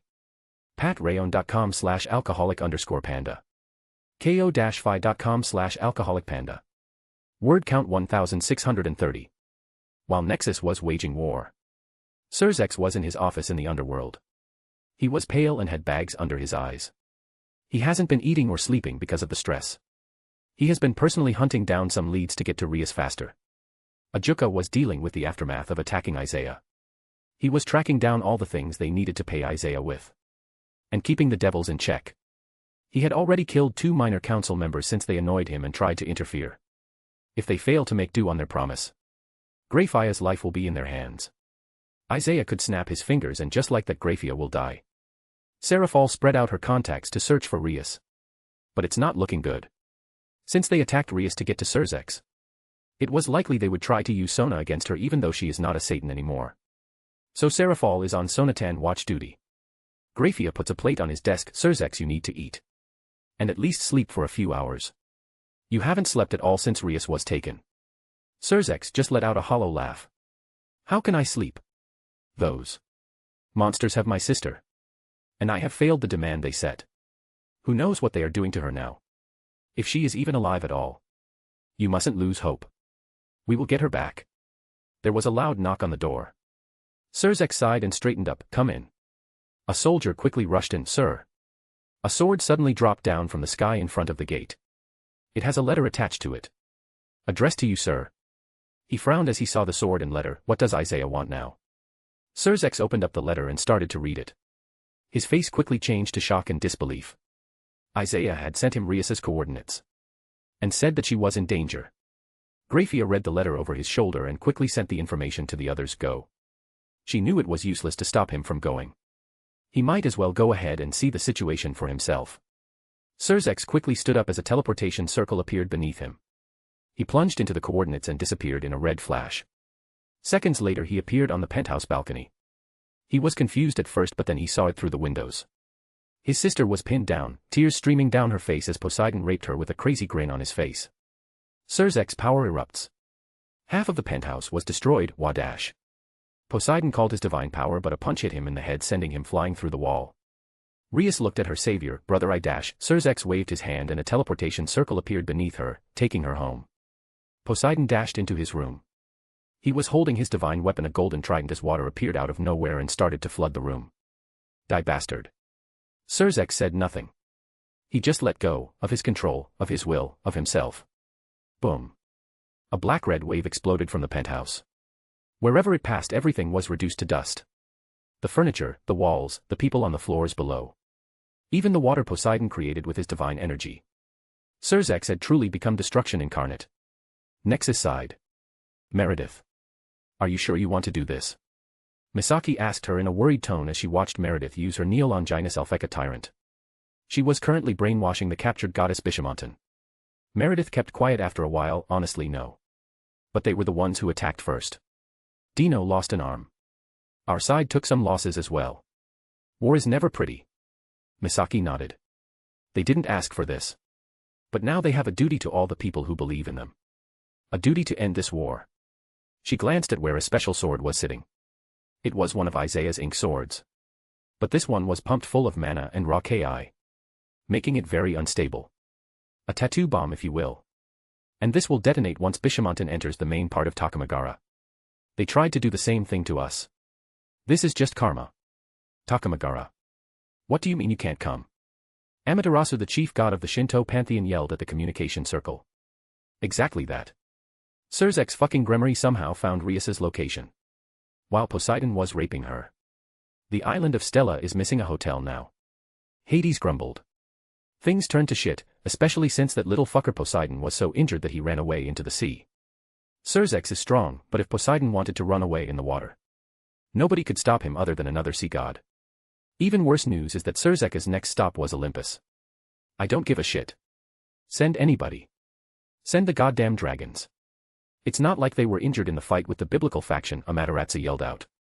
Hades just sighed as he rubbed his temples. Fine. I'll cut them loose. Don't blame me when Japan is burning. The reason why the attack on the biblical faction worked is because Anubis lent us his army. They are undead. Their souls are bound to his realm. It will just take a few decades for all of them to reform. Amaterasu scowled. I can rebuild Japan. What I can't do is take on Nexus alone. Hades nodded. Things were a mess. Their main plan was to use Sirzex against Isaiah to weaken each other. Not only had that failed, they managed to piss off both sides. But who could have known the location of Rias and Poseidon? Even he didn't know that Poseidon had taken Rias to have some fun against his orders. That fool couldn't wait a few days. A Grim Reaper rushed in. Sir. Poseidon has entered our realm. It appears that he is running from someone. Shit. Hades stood up. Someone brings me my fucking dagger. Hades summoned his divine weapon. A helmet. The helmet of invisibility. At least that fool will be a useful distraction. Samuel's poison might not work so well on someone like Sirzex. But it's still the strongest poison in the world. Strongest devil or not. He is going to feel this 1 foot. Hades quickly ended the call. Amaterasu seemed frustrated. Damn those fools. I hope those blasted dragons arrive quickly. Suddenly Amaterasu looked toward the entrance of Takamagara. Sigh, at least Bishamontan has returned. She turned to one of her servants. Notify her to come and meet me. I want a report directly from her about her fight. Hi, Amaterasu-sama, the female servant bowed as he headed off to inform Bishamontan. She arrived in minutes in front of the goddess. Bishamontan-sama. Amaterasu-sama has called for you. She wishes to hear a report directly from you. Bishamontan simply nods. The servant turns around and starts walking. Bishamon-sama is acting strange. It appears the fight has affected her. She must have lost. Otherwise, she would have been telling people about her victory to everyone she meets. As they got near the palace, Tsukuyomi, brother of Amaterasu, was waiting for them. Bishamon, hurry up. We need your report so we can make a plan. What was keeping you? You usually arrive right away. Bishamon started to shake. Her movements got weird, she was struggling to move. Blood started to come out of her eyes, then her ears and nose. Bishamon. Tsukuyomi quickly got near the blonde goddess. She quickly swallowed down the blood in her mouth. She barely managed to mumble it out before the light in her eyes faded. Tsukuyomi's eyes widened before he jumped backward while forming a barrier around Bishamon, but it was too late. Just as the barrier started to form around him, a bright white light engulfed everything around it. Boom. An enormous explosion engulfed the entrance of the palace. The explosion was so big that it shook the whole realm. Takamagara was shaking. Nexus branch location.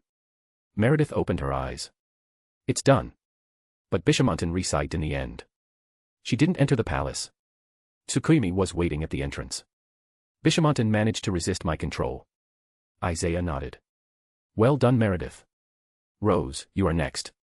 The Valkyrie gave a small nod and closed her eyes to focus. As soon as Bishamon exploded, it destabilized the space in Takamagara. Clone Roswis will use Dimension Lost to force open a breach in the realm. Usually, that would be very difficult. But with all the chaos currently happening in Takamagara, its defenses are down. So much so that a clone is enough to cause a breach.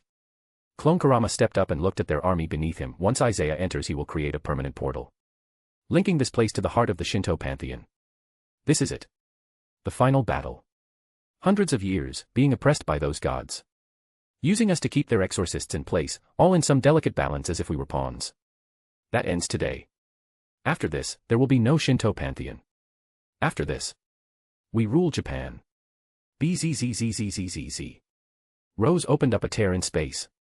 Isaiah wasted no time entering. After a few moments, the tear started to crackle. An insane amount of magic was poured into it. Rose helped with stabilizing it on their end. Then it started to expand. More and more. The image on the other side became clearer. Clouds and houses were seen everywhere. Isaiah took out a sword and pointed at the castle. Everyone, charge. His words were engulfed by roars and howls as the yokai rushed. The siege on Takamagara has begun. Chapter 110, Siege. This story is over on Pat. If you want to read ahead to the end or just support me, go check it out. There are a lot of fics and ideas there. Every single one of these fics and chapters will be released eventually. But if you don't want to wait or just want to support me, check out the Pat or Ko-Fi. Patreon.com/alcoholic_panda. ko-fi.com/alcoholicpanda. Word count 2120. As soon as the explosion happened on Takamagara, all the gods who were fighting Nexus paled. Many had different reactions, but all of them had one thing in common. Fear and panic. Never in their long history has this happened. Their home, the core of their pantheon, was being attacked. Kurama versus Inari. Both god and sage were clashing in their human form, or in Inari's case his demi-human form. Kurama knew how stupid it was for him to go in his giant fox form. Why the hell would he give an enemy an even bigger target to hit? Suddenly Kurama smirked. Isaiah sent the signal. Seeing this, Inari the god of foxes frowned. What are you smirking at? I have the advantage. And he did somewhat. Inari was among the main reasons why Yasaka was kept in check. He has a major advantage against foxes. It's like a sea creature trying to fight Poseidon. His divinity suppresses them. Inari froze. He had a panicked expression on his face and screamed out, "No!" He unconsciously turned to Takamagara. Which proved to be a really big mistake. Kurama acted the exact same moment that Inari screamed out and started to turn. His hand and claws gained a golden color. The senjutsu energy was so condensed he could feel the strain it was making on his muscles. In a burst of speed, he appeared in front of Inari, who gathered himself and realized he had left himself wide open. Inari yelled out as he raised his arm to guard himself, his divinity washing over Kurama, who immediately felt strained and weakened, but he pushed through. Kurama threw his arm forward like a lance. His hand broke through his guard and stabbed Inari in the left side of his middle torso. The fox god screamed out in pain as the senjutsu energy blasted him from within. Sage energy was much more pure and dangerous to mess with. Inari punched Kurama in the face, sending him flying back. before kneeling over and coughing out blood. Kurama spat out a little blood and grinned. That was a major win for him. He was being stalled and pressured the entire fight. And things had finally turned around. He specifically asked for this opinion, knowing that Inari is the hardest counter possible for him. Beating him and taking his divinity will result in a monumental change. That's why Kurama asked to fight him. And his chance finally appeared. Kurama dashed. He didn't want to give Inari any chance of getting away and healing. Inari gritted his teeth as they both fought. Inari, as the only god in the Shinto pantheon who could use senjutsu, had an advantage in close combat. But now he had a hole in the left side of his middle torso, right where the left of the diaphragm was. The diaphragm was an important muscle that helps you breathe. And now, with that muscle working at half capacity, he was fighting a sage set on killing him. Both fighters increased the Ki they were receiving from nature, giving them even more strength, speed, and durability. They strengthened their bodies and intended to beat the other to death. But this also resulted in increased strain on the body. Seeing that Inari was getting sluggish and tired, Kurama smirked and took out a red dagger from his clothing. The green gem on the dagger shined green. Boost. Kurama's fighting power doubled in an instant. What?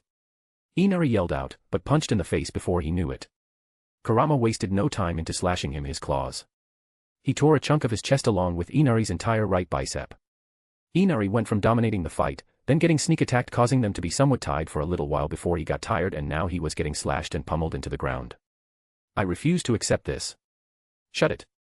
Kurama grabbed his face and swung him into the ground. B-O-O-O-O-O-M-M-M-M. Ga, Inari coughed out before he saw Kurama right above him. Boom. Kurama landed directly on him. One of his feet was on Inari's good left arm and the other was on his chest. It's over, Kurama growled out. Inari glared at the sage with loathing. The Shinto will not fall. They will kill all of you bastards. Kurama grinned at him with malice oozing out of him. They can try. But they will all soon share the same fate as you. Kurama lifted his right hand, his claws extending in under the wide eyes of Inari the fox god, slashed his throat, nearly completely decapitating the head. Kurama quickly pulled out another dagger and stabbed Inari's heart. And smiled when he saw the dagger slowly start absorbing all of Inari's divinity. This should make me stronger. A lot stronger. Isaiah said that there hasn't been any sage in history that was also a god. There are two paths to ascending: becoming a sage or becoming a god. One is through the earth's blessing and Ki. The other through the gathering of faith. What would happen if you give a sage a whole lot of faith? I can't wait to find out. Ha ha ha ha ha. Inari vs. Kurama. Winner. Sage Kurama, leader of the yokai in Japan. And soon. The new fox god of Nexus. Tenjin, the god of learning vs. Rosweiss. Tenjin, a god said to know all the magic and runes possible in the Shinto pantheon, was dirty, bloody, and battered. Rose was the same. Her armor was cracked and she had dirt and bruises on her body. Both of them were locked in what could be said a true mage battle. Asterisk boom. Boom. Boom. Boom asterisk. Fire roared, only to be quenched by ice. Earth rose from the ground to be destroyed by lightning. Tornadoes coming from the sky are pierced by pressurized water. Dozens of attacks fired each second. Hundreds and hundreds of moves exchanged each minute. The area around them was like a scene from an apocalypse. And Rose was whining. She fired twice as many spells at the same time as Tenjin, who was surviving due to the knowledge and experience he has accumulated over millennia. But Rose was also a wielder of a Longinus. Dimension Lost can do more than just create and enter dimensions. Its purple fog can block any attack, especially magical ones. In the original DxD world, the magician Gregor used it to block an attack from Chief God Odin. There was purple fog all around Rosweiss. She purposely didn't block some of the attacks with her spells just so more of them could be used to attack Tenjin. The purple fog was more than enough to protect her. Damn this Valkyrie, Tenjin was getting frustrated. The Longinus weren't called god killers for nothing. Just fighting one made a person feel hopeless. They were such absurd cheats, and now he was getting a first-hand experience. It's not over yet.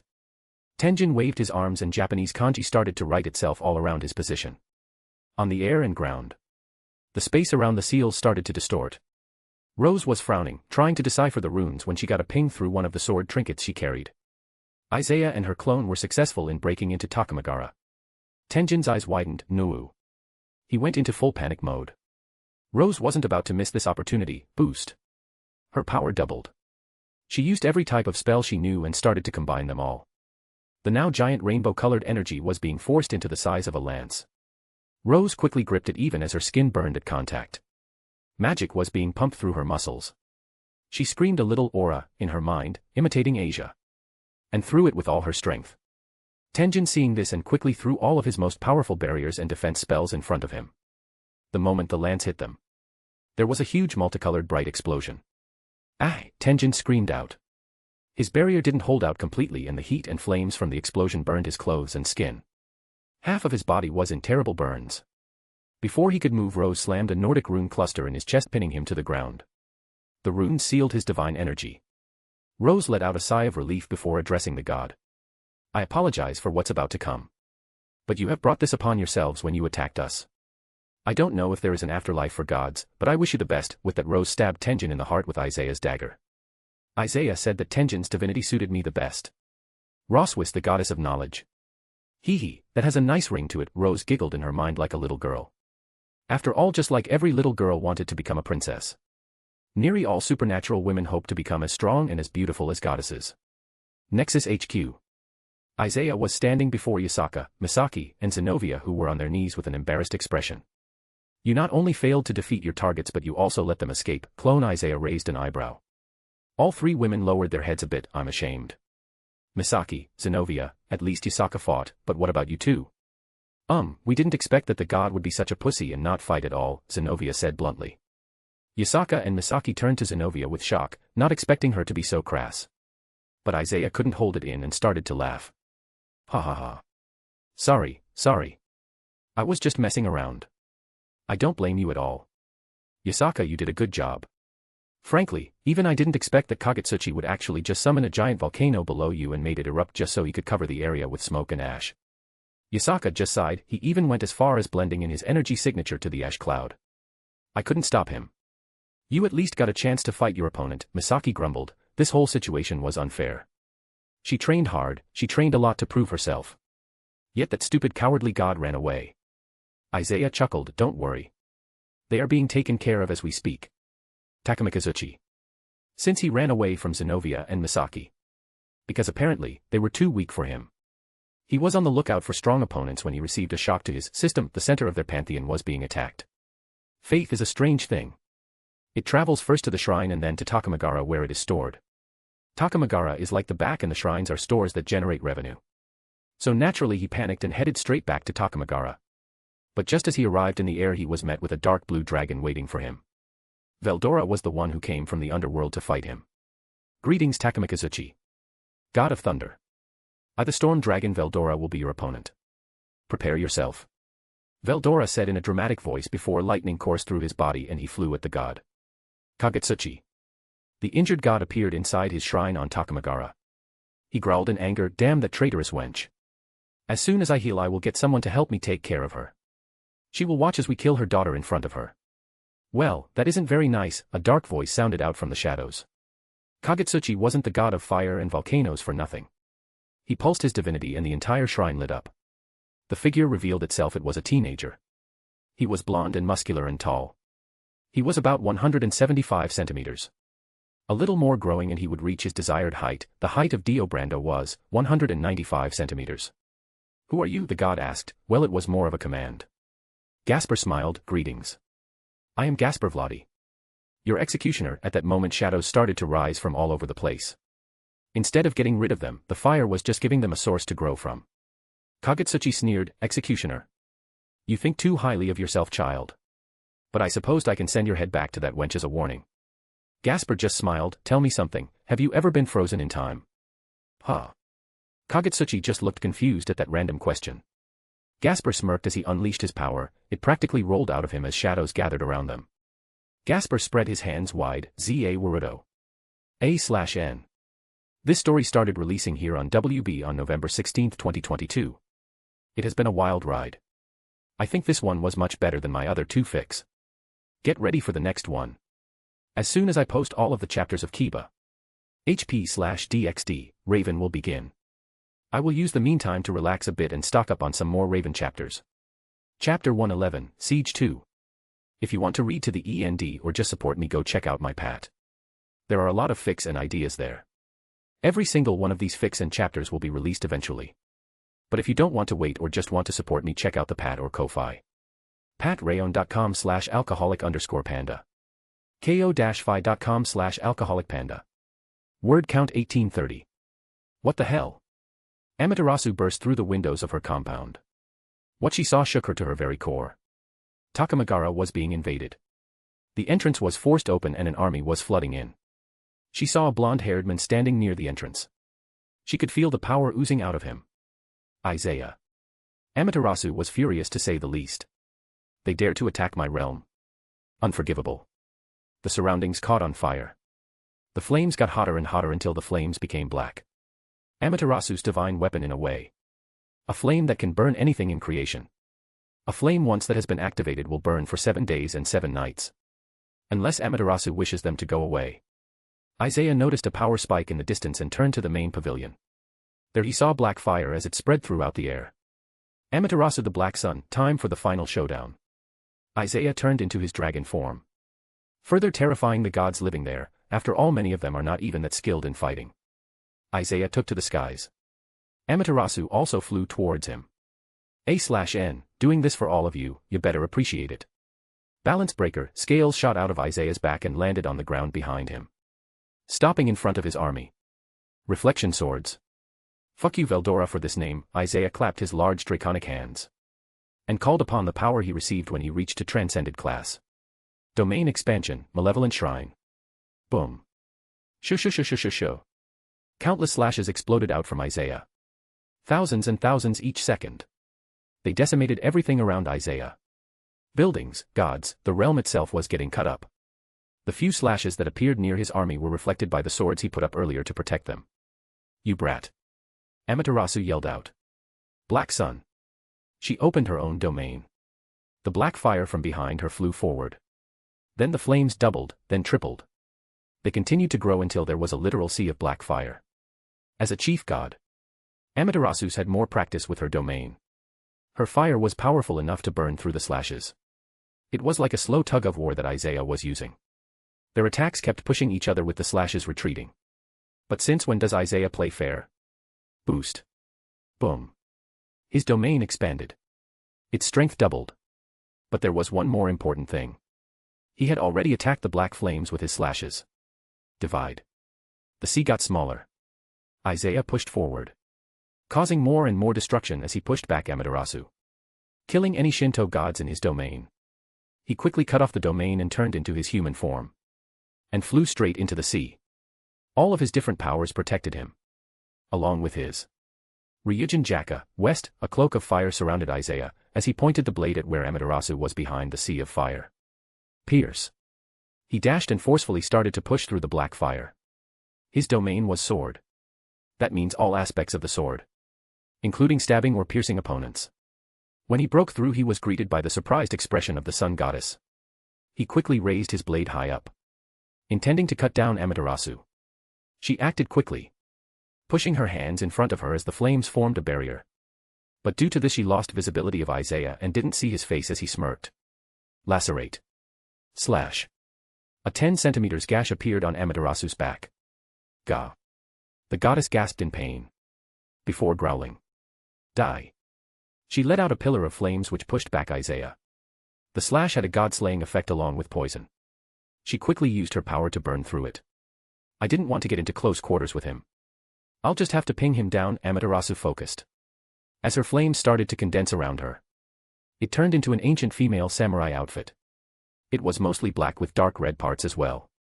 A/N, something like this: https://storage.googleapis.com/pi-images/6521d619f1cb42098d5b72ff579c9f.jpg. The Black Sea receded and it started to separate and condense into fire javelins, birds, and all sorts of beasts and weapons. Looks like she has finally calmed down. Took her long enough. Then again, she did see her entire realm getting invaded and destroyed, so I kind of get it. But her mistake allowed me to use Lacerate on her. Now I can directly use Divide on her as I have landed a blow. Honestly, both those effects are just cheating. One guarantees a hit, and the other can only activate if you have hit the target. Amaterasu, despite being a chief god, she has no training in marital arts or any weapons. She has relied on one thing to keep everybody in Japan in line and keep enemies away. Her flames.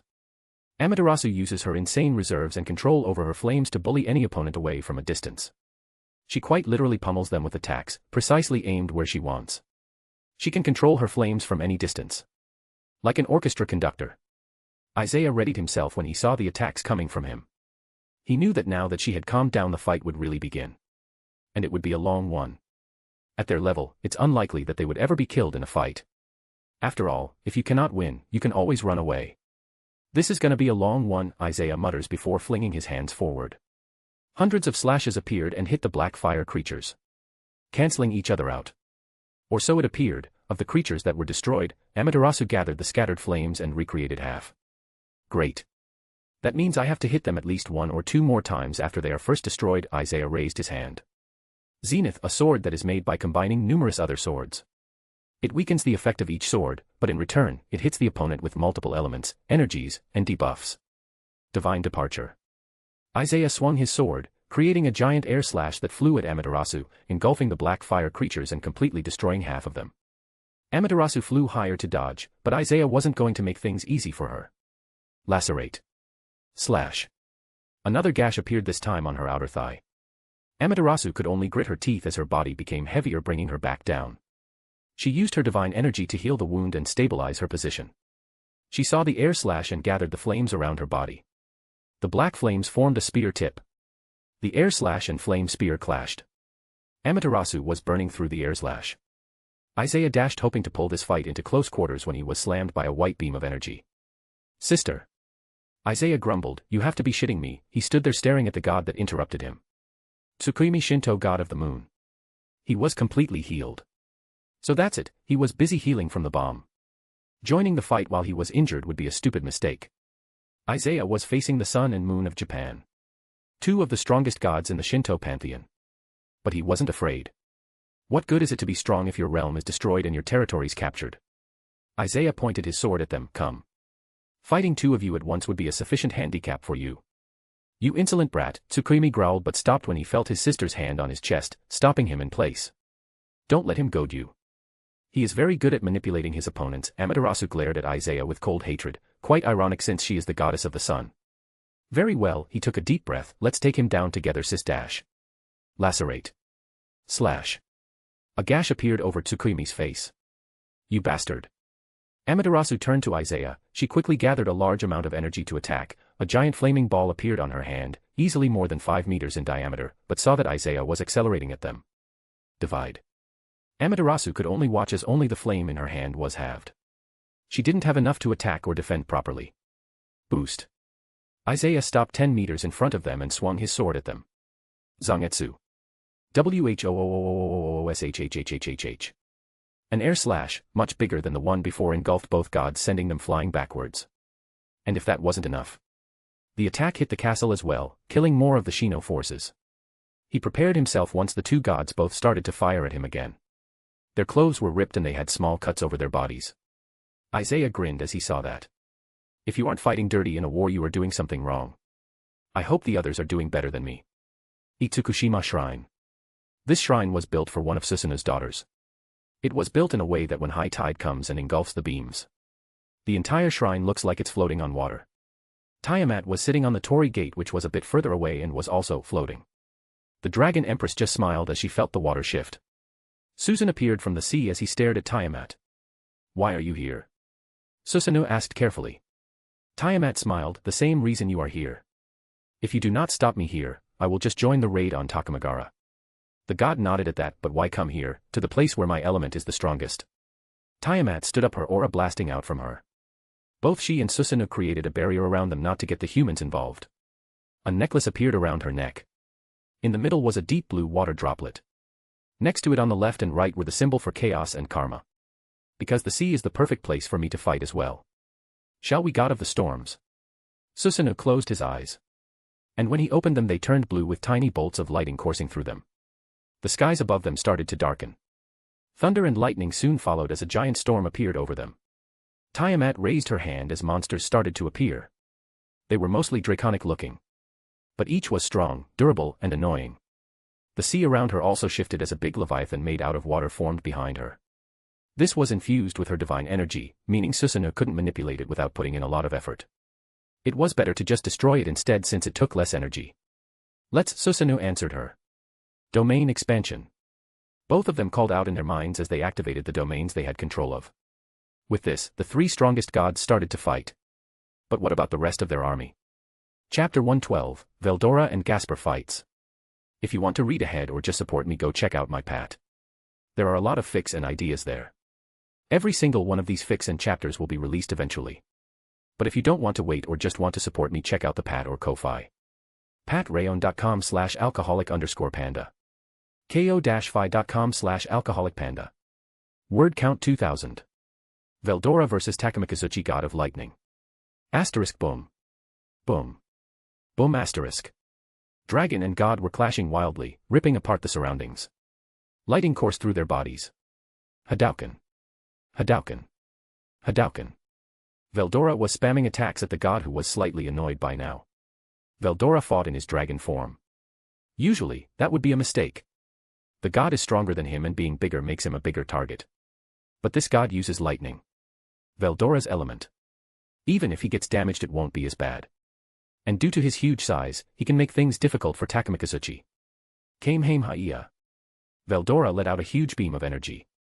The god frowned at Veldora as lighting coursed through the katana in his hands. He flashed and appeared in front of Veldora, slashing multiple times with his increased speed. White lines appeared on his scales. Some went deeper. But most of the lightning in those attacks was useless. Veldora raised his hand. Takamikazuchi pointed his palm at it, creating a beam of lightning that pushed it away, before Veldora could put any force in it. But then he felt himself get slammed from the side. He quickly turned his head to see what hit him. His tail. Veldora had smacked him to the side with his tail.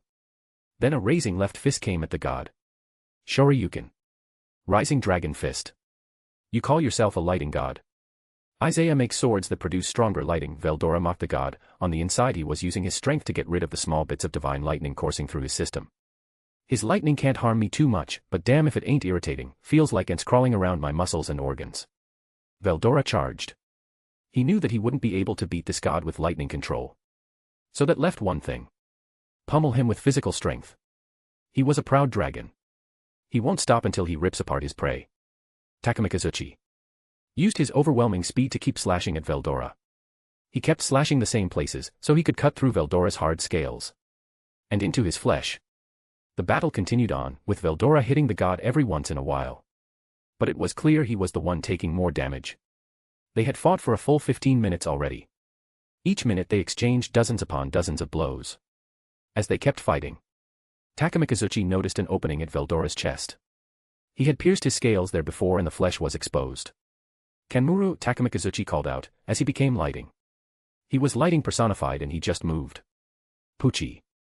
Takamikazuchi pierced the scales around his heart and pierced his flesh, but due to the heart being so far away, he used his lighting to extend his reach and attack Veldora's heart. I win. Takamikazuchi said, Merci Elsie. No, you didn't. Puchi. Claws vertically pierced through him. Veldora was standing behind him, charging up a roar. The Veldora clone started to speak, the original was speaking through him. As a user of lighting, I am more than aware of the weaknesses. When you enter top speed your vision blurs a bit. The brain just can't process fast enough. So when I saw you enter your top speed I knew I had my chance. I created lighting around me to hide my surroundings and a clone in front of me. You might survive a lighting roar, but what about fire? Veldora's mouth was filled with flames. Boost. And just to make sure, he used his ace. And doubled his power, he directly roared out on the god trapped in his claws. Asterisk roarer. Asterisk. The attack lasted a few seconds, leaving only a charred corpse. Ow, ow, ow, hot, hot, hot. Veldora wildly swung his hand trying to cool it off. Stupid, so fucking stupid. To think that I, the storm dragon Veldora, would have to resort to cheap tricks. Ugh, why did I get him? Takamikazuchi and Susanoo completely counter me. Isaiah, not cool, man. Veldora just sighed and slumped as he turned into his human form. And stabbed the charred corpse with a sword. But this should make things worth it, Veldora smiled as he saw the sword start absorbing the fallen god's divinity. Rahaha. This will make me the lightning dragon god Veldora-sama. It sounds weird. Storm dragon god Veldora. Veldora the storm dragon god. Omo. That sounds much better. I need to talk with the old hag. Maybe I can get Susanoo's storm domain from her. Veldora vs Takamikazuchi. Velora won via a cheap shot. A/N I'm not happy with this fight. Feels weird.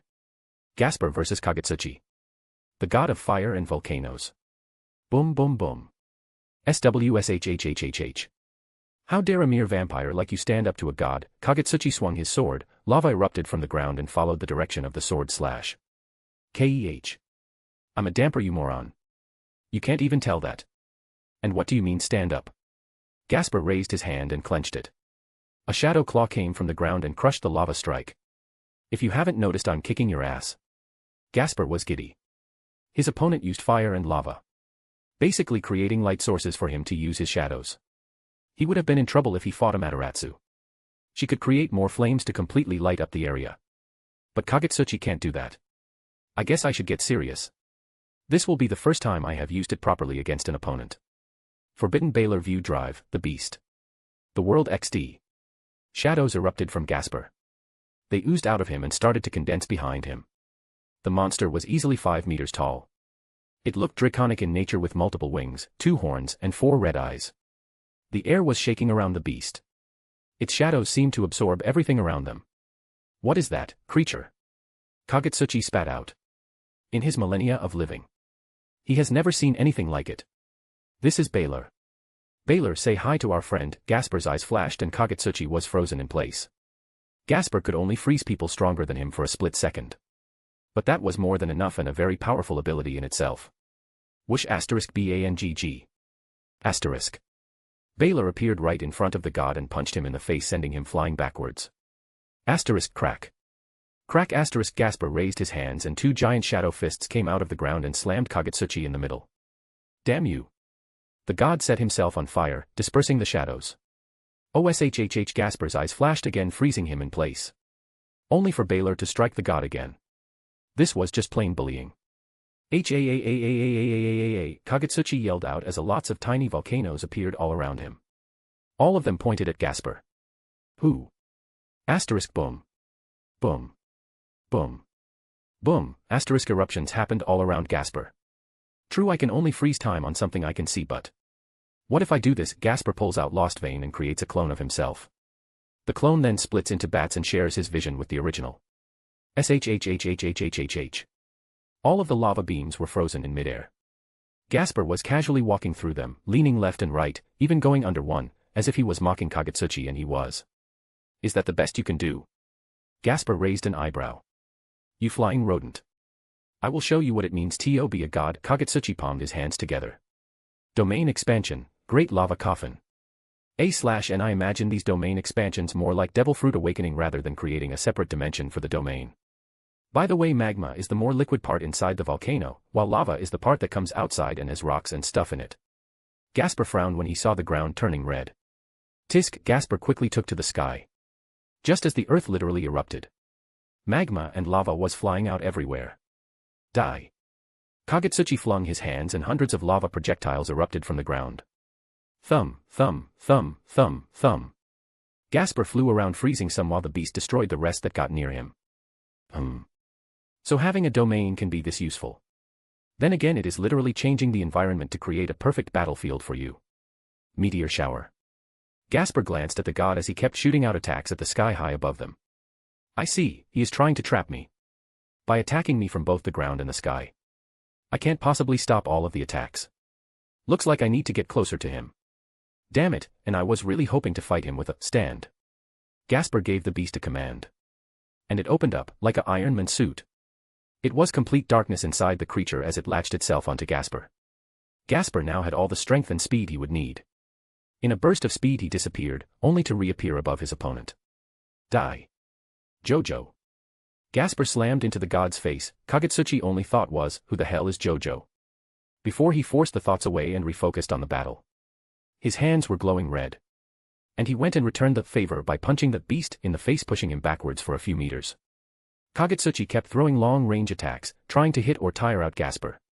But the time-stopping vampire just kept going. Gasper punched him through some buildings. Kagutsuchi threw him into one and made a volcano erupt beneath it. This went back and forth. The domain kept spreading. But the ground was uneven from all the volcanoes. There were enough shadows created by the light from the lava to allow Gasper to fight in any way he wants. Gasper used the shadows to block the god from running away. He stabbed him with shadow weapons and kept annoying him with the bats and time stop. But it was clear that Kagutsuchi was losing and he wasn't about to let that happen. He summons lava, and shoots lava beams at Gasper. But he doesn't stop. While he is inside his drive, he gains tremendous strength and durability along with being able to stop him for even 1 second. Was enough to completely dominate this fight. Boost. The words echoed in the surroundings. Hearing that the god knew he had ran out of time. He quickly kneed to the ground. Great eruption. The domain starting to shake. One giant volcano formed. Survive this. The volcano, shockwave, and ash clouds pulsed through the domain. Rias. Kagutsuchi slammed his palms together as 2 lava hands picked up 2 buildings and slammed Gasper in the middle. The lava was coiling around him and cooling off. Trapped Gasper in his drive form. Mijio, Kagutsuchi called out as his arm started to glow red hot. His entire arm looked like it was made out of magma that flowed below the earth. Asterisk Puchi. Asterisk. Kagutsuchi pushed his hand through the beast's chest. Completely burning everything his arm touched. You lost. And your friends will be joining you soon, he smiled maliciously as the shadows that made the beast started to disappear. Once the draconic head disappeared, Kagutsuchi's eyes went wide as the inside of the armor was empty. Asterisk slash. Asterisk. Shadow swords pierced the god's back and went out through his chest. How? I was watching carefully. I had heard that you use tricks, Kagutsuchi yelled at Gasper. I switched with a clone to enter the beast before you even used that great eruption of yours. Filling the space with ash clouds wasn't the smartest move. Those mini volcanoes produced just enough, and I stopped time to switch when you thought I was just attacking you. You also couldn't know where that boost came from. You assumed it was from the monster. But I actually used boost on the shadows. It's been fun, but I have work to do. Gasper clenched his hand and the shadows crushed the god's heart. He watched silently as the light faded from his eyes and his body fell forward and down on the ground. Gasper takes out the sword Isaiah gave him to take the god's divinity, but he stopped just before he even took the first step towards the god's corpse. He waved his hand and shadows decapitated his head and cut off his arms and legs. Seeing his work, Gasper nodded. I will not be making the same mistake as the great god Dio. I am 1 step closer to surpassing him. Ha ha ha ha ha. Gasper laughed like a maniac in the midst of what could best be described as lava hell. And the Damfer was practicing his villain laugh, not knowing that a clone of Isaiah record everything. Love the last scene.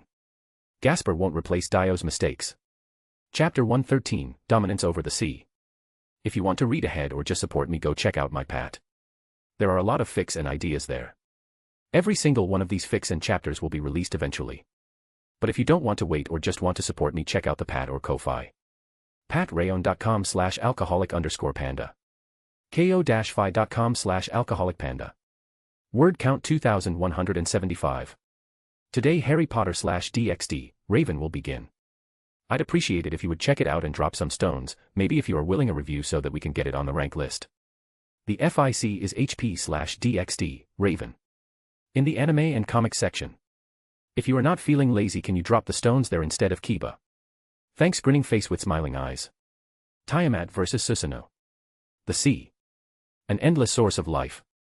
Humans have relied on the sea for a constant source of food. That source of life was currently upside down, in the entire region around the shrine.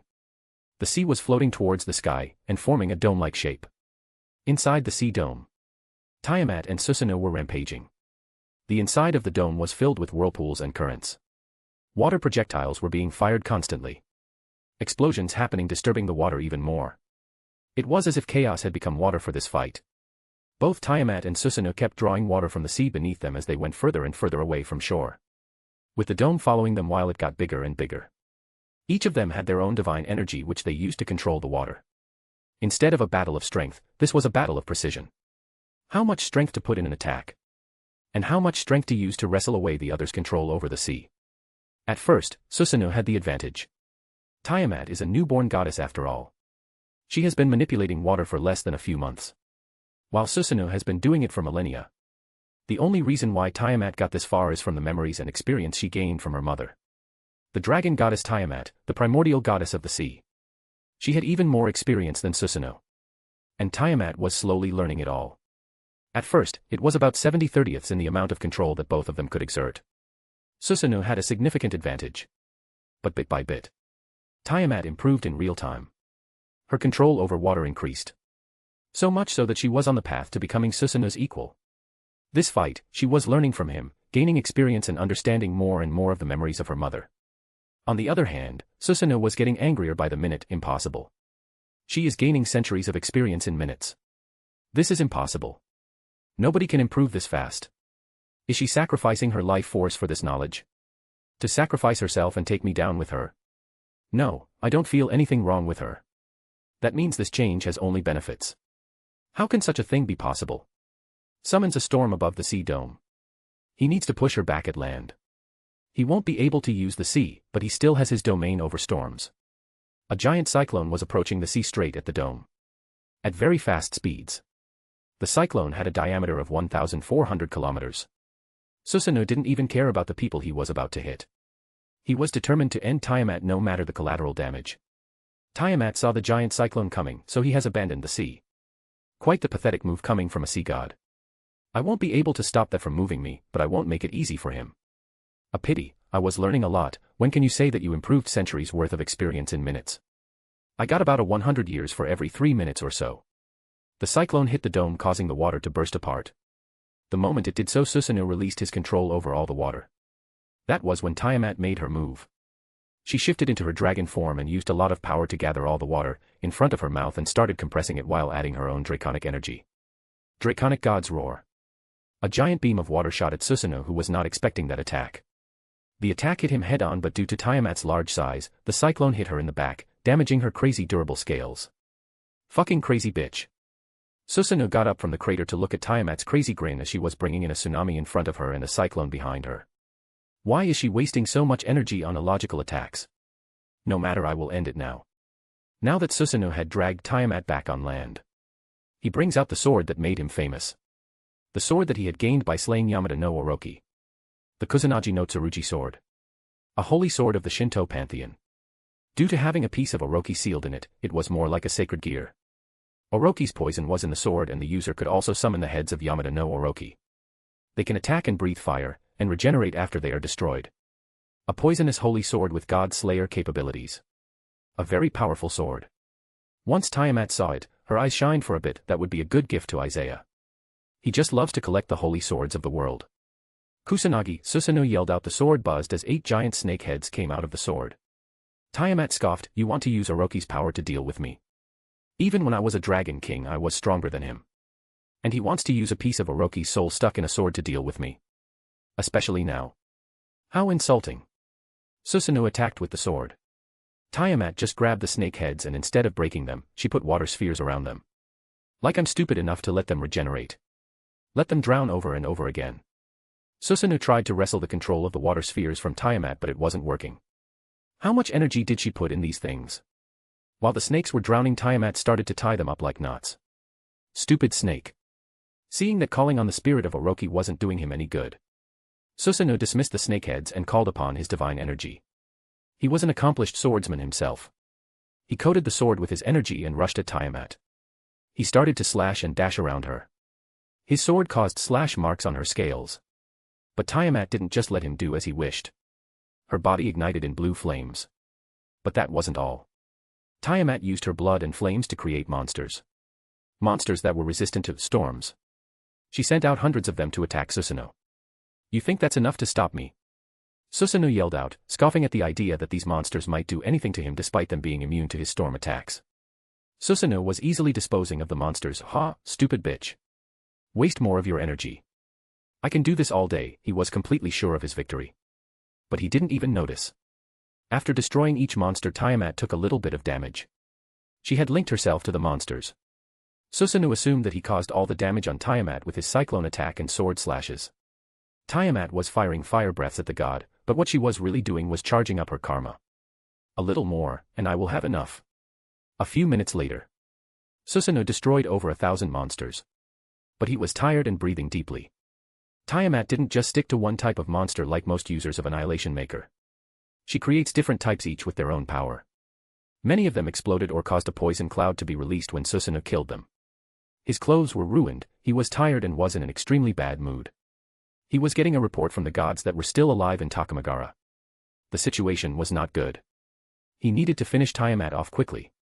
And if possible capture her to use her as a hostage. She is a draconic goddess after all. She shouldn't die that easily. Fall down already. Susanoo rushed at Tiamat, his sword shining brightly as he was getting energy from the huge storm above them. Everything was perfect. Tiamat was far away from her sea domain. That affected him as well, but he was still gaining power from the storm. He had done plenty of damage with the God Slayer sword and drained her of her energy by defeating her monsters. He was the winner. He slashed downwards, but at that moment Tiamat quickly raised her fist, engulfed in a bright golden flame. The flame was so big that it even went to her elbow. Karma strike. Tiamat roared out as she let out a devastating punch. The fist and the sword clashed. What? Susanoo was surprised but quickly grabbed the sword with both hands. Take back all of the pain you have inflicted at me, her flames roared out, engulfing Susanoo as her punch pushed further and further. The energy in the sword dimmed. No. It can't be. I am Susanoo no Mikoto. God of the storms and seas. The third strongest god in Japan. I can't lose to some dragon. Stop whining and die like a man. Tiamat opened her mouth and channeled all of her power into her chaos domain. She unleashed a breath of pure chaotic energy. A red and black beam engulfed Susanoo. Ah!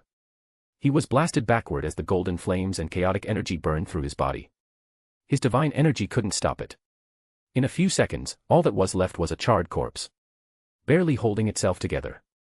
Tiamat let out a sigh. I'm tired of fighting these gods. But I can't say it wasn't worth it, my control over water has increased so much. But I'd better get ready for a few decades of just refining what I have before trying to increase any more of my water control. Now I need to go back to Nexus and take a nice bath while the sword extracts this guy's divinity. Tiamat used magic to make sure the corpse didn't fall apart and teleported herself back to HQ. Susanoo, god of the seas and storms. Defeated. Isaiah was getting pushed back by the two gods. But the smile on his face never left. This infuriated Amaterasu and Tsukumi. They both had cool heads, but they couldn't help but feel anger in this situation. A child was facing both of them alone. And he was holding his own. If anybody found out about this, the humiliation would be insufferable. He was facing the two strongest gods in the Shinto pantheon. And he was only losing slightly. He was maneuvering the gods exactly where he wanted them. The sun and the moon are opposites. It's like using fire and ice attacks at once. Without proper timing and synchronization, the attacks would cancel each other out. He has divide and never has to worry about losing energy. Every 10 seconds he regains some energy or just divides the attack of an opponent. He timed it so, lacerate, and divide, are 5 seconds apart. Each has a 10-second pause between attacks. So he uses lacerate and causes a debuff on one of the gods. Waits 5 seconds, then uses divide on one of them. 5 seconds later he uses lacerate again. This was just pure bullying. He also uses clones. His clones could not reach the same level as him, but they were useful in distracting the two gods by using suicide attacks. And then there was the overblade. For others, he could only create one boost. But for himself, he could use a lot more. Lacerate. Slash, a gash appeared right above Tsukumi's eye.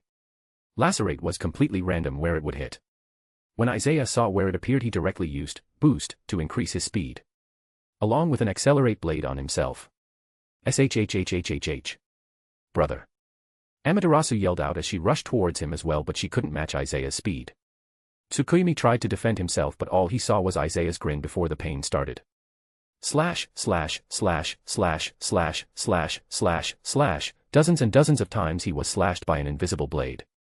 Boom! Isaiah was blasted backward by Amaterasu. Brother. She quickly went to his side and tried to heal him, but found out that she couldn't. Something in the wounds was preventing her from doing so. Bastard, she turned to Isaiah, who was smiling as took off his ruined shirt. He didn't even bother to defend. His scales were hard enough to make sure he wasn't killed instantly. What's wrong? Feeling regret yet? Remember you attacked us first. And even the two of you at once can't handle me alone. A big part of that is that if you unleashed your power at your maximum you would kill all the remaining gods here. I will admit that much. But how would you handle it if I wasn't fighting alone? Bzzzzzzzzz. Roar. A giant nine-tailed fox appeared through the portal Isaiah created. His very presence shook the realm. He was blasting his sage aura at its fullest. The golden spots on his fur shined brightly. Kurama, the leader of the yokai, the fox sage, and Isaiah's right hand has appeared. Chapter 114, spoiler title. If you want to read ahead or just support me, go check out my pat. There are a lot of fics and ideas there. Every single one of these fics and chapters will be released eventually. But if you don't want to wait or just want to support me, check out the Pat or Ko-Fi. Patreon.com/alcoholic_panda. ko-fi.com/alcoholicpanda. Word count 3160. Opinion on the fight scene. Please. I rewrote that thing like 6 times. It's been like a week and a half since I was stuck on this chapter. Please tell me what you think about the fight. Is it bad? Should I rewrite it? And if so, what can be changed? Kurama had arrived to aid Isaiah. The rest of Nexus was cleaning up the battlefields. Various gods and shrines across Japan were either captured or destroyed. Susanoo, one of the big 3, was killed by Tiamat. The 5 clans were neutralized and their sacred beasts captured. The Shinto pantheon was done for. Even if Amaterasu and Tsukuyomi survived, they wouldn't be able to rebuild. Hurry up. Gather the prisoners. We have to get this done before the generals come back. The army of Nexus was running left and right, getting things under control. But there were large smiles on their faces. They had done it. Nexus has taken over Japan. The only thing that was left was defeating the top gods from the Shinto pantheon. And they had absolute trust that their leader would succeed. Isaiah was the man who created this organization. A paradise, formed in such a cruel world. Different races living together in peace. Tiamat-sama has returned. Dino-sama as well. Well, what are you standing here for? Go welcome them. Hi, Capitan. This was happening all over Japan. The army was busy containing every piece of captured territory or prisoner. It was actually stretching them thin. The generals have deployed as many clones as they can to a certain level of strength to go across Japan. But their original bodies were going back to HQ. With Isaiah's new swords, they could switch with any clone instantaneously. They were expecting someone to come and attack them now that all of the fights are over and they were tired. This way they can travel in groups to the location that was attacked by switching with one clone. It's too quiet, Roswai said as she was looking at a big screen. On it was the entire territory of Japan. They have hijacked the Shinto pantheon's wards and added their own. Hers and Meredith's clones were working in overtime. Both of them were exhausted. Creating even a basic ward scheme over that large of a territory and rewriting existing wards has drained both of them. Nobody is coming. Meredith raised an eyebrow. No, it's more likely that they will go and attack Isaiah rather than us. After all, he is the biggest threat, Riser said as he was resting. He was still not recovered from his clash with the former and current Satan Leviathan. He took some serious damage that needed to be regenerated, leaving him exhausted for the next few days. That does make sense, Veldora walked into the room. Fools, then they are going to come all this way to die. Senpai dissected them. Bats appeared in the room from the shadows and formed a tall muscular blonde man. Veldora clicked his tongue, show off. And how is Gasper putting on that much muscle mass? Is he using steroids? Veldora wondered. Gasper caught that and smirked. I'm in puberty, do you think I would ruin my body with steroids? This body is a fucking temple. Gasper pointed at his muscles. Hi, you two can argue about your looks later. Now we need to get to work. Rossweiss turned to the two of them. Both of them turned to each other. Smash Brothers tournament later. They nodded, making an agreement without ever saying a word before they left the room. Weirdos, Rose shook her head at their antics. Riser sweat dropped. Rose-san. I don't think you have the right to say anything. Especially with your love of 100 yen shops. Tiamat entered the room. Why did I just see Veldora and Gasper running at full strength in the same direction? No comment. Back on Takamagara. Kurama, it took you a while to get here, Isaiah smirked as he saw both gods frown. Oh shut it, it's not like you didn't have things under control here. Oh, and we are almost done. Susanoo has fallen. What? Amaterasu and Tsukuyomi yelled out, just as the realm shook. Susanoo's shrine started to fall apart. Those shrines were their respawn point in a way. If they were ever killed they would be reborn there. But if a shrine falls apart, that means the god is permanently dead. Hey, didn't you notice this when we were fighting? Isaiah mocked them for not noticing that their brother had died. But in reality, they couldn't lose focus. Not against someone like Isaiah. He is the type of guy who will abuse any opening he will see. ROARRRRRRR, X4. Reinforcements have arrived. Hades had sent the dragons. The scum of the dragon race have arrived. How does it feel to be someone's lapdog? Isaiah smirked at the dragons. Apophis, Labdon, Grendel, Azidahaka. The 4 evil dragons that just days before attacked the alliance meeting. Who are you calling a lapdog, you runt? Azidahaka and Grendel roared out. Can't a dragon get some rest? Apophis sighed out. Seriously, let a guy get some sleep, Labdin agreed. It was ironic since he was called the Insomniac Dragon. He had been forced to spend a lot of time staying awake protecting the golden apples of Hesperides before he was killed by Heracles. Now he just wants to get some well-deserved sleep to make up for lost time. You are an embarrassment, Apophis. We dragons are made to fight and kill. Grendel yelled out, showing his psychotic personality. He was truly only interested in fighting and killing. Even by dragon standards he was unnatural. It was a dragon's instinct to find a lair and find a suitable mate. You are too eager, Grendel, but I do agree on the killing part. Azidahaka smiled maliciously with his 3 heads. Amaterasu suddenly smiled. It took you long enough to get here. Mother. A greenish-black portal appeared. A tall pale woman with long black hair appeared. Izanami, the goddess of death and the mother of Amaterasu, and Tsukuyomi had also arrived to fight. Sorry. I was preoccupied, the death goddess frowned.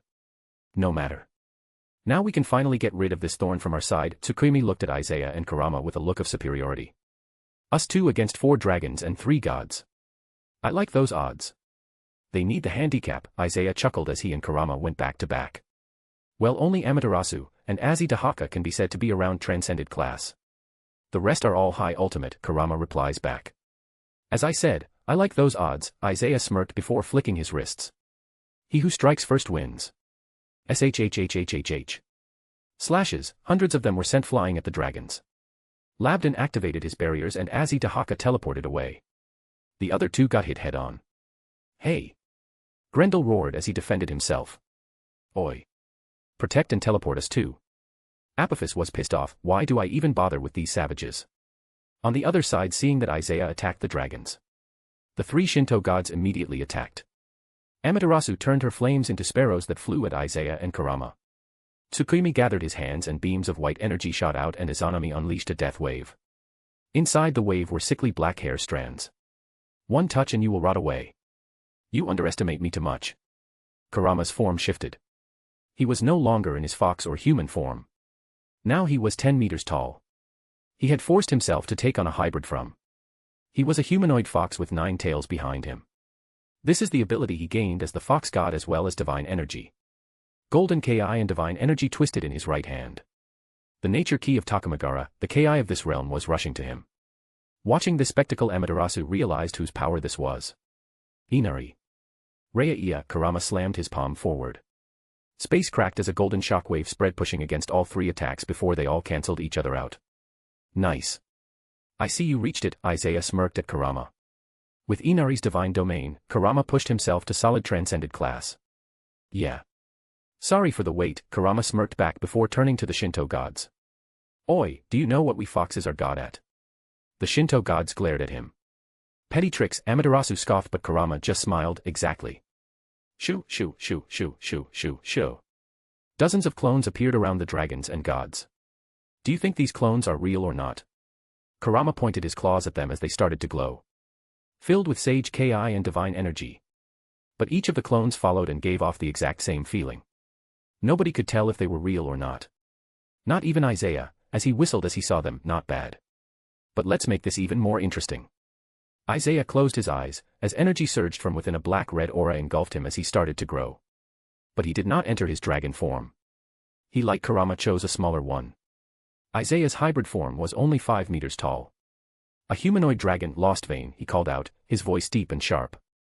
Shoo, shoo, shoo, shoo, shoo, shoo, shoo. Clones of Isaiah also appeared. Each of them carrying a different type of katana and tattoos across their bodies. Kurama, your illusions could hold things if I remember correctly, Isaiah smirked as Kurama's eyes widened before he burst out in laughter. You want to do this now? Ha ha ha ha. Isaiah said nothing but waved his hand. A small dagger appeared on the wrist of each Kurama clone and tied itself around it. Let's start this, shall we? Isaiah's clones raised their katanas in front of themselves. WHOOSHHH. You think we are just going to let you do as you please? Grendel flew at the nearest Kurama clone. The other dragons and gods also attacked. Apophis used his primordial water to attack. Azidahaka used elemental magic to attack. He made the projectiles scatter so that they hit each clone. To see which was an illusion and which was real. Ban-Kai. The clones erupted with power as the katana's forms changed. A few of them quickly threw their swords in the air. Asterisk boom. Boom. Boom, asterisk. The swords exploded and sent hundreds of marked daggers around the area. Just as Grendel was about to attack one of Kurama's clones. Clap. Hush. Yo, Isaiah switched with the clone and smirked at Grendel, who was punching the area above Isaiah. He completely missed due to the size difference between Isaiah and Kurama. Isaiah was 5 meters tall while Kurama was 10. Shit, Grendel tried to force his arm to go downwards. But Isaiah was faster. He jumped and put his palm on Grendel's scales around his diaphragm. Asterisk slash. Slash. Slash. Slash. Slash. Slash. Slash. Slash. Slash, asterisk. Grendel roared out in pain as the slashes cut deep into his skin, tearing some muscles. Lacerate. Slash. A cut appeared on Landon's arm and the dragon felt his weight triple. Bullshit. Landon roared out, he was the insomniac dragon, his barriers were practically impenetrable. Ryujin Jakazanka no Tachi, south, Isaiah's clone called out, and the ground cracked apart as corpses came out. These were all of the Emery slayed by Isaiah. You dare use necromancy against me? Izanami screeched out, this was as humiliating as it was going to get for a death god. Minazuki blood C. SHHHHUUUUU. The ground beneath them instantly flooded with blood. The clone simply dived down, so that he couldn't be attacked. That clone had only one purpose. To maintain the blood sea and mess with the KI of the enemies. He was directly linked to the real Isaiah and continually received mana.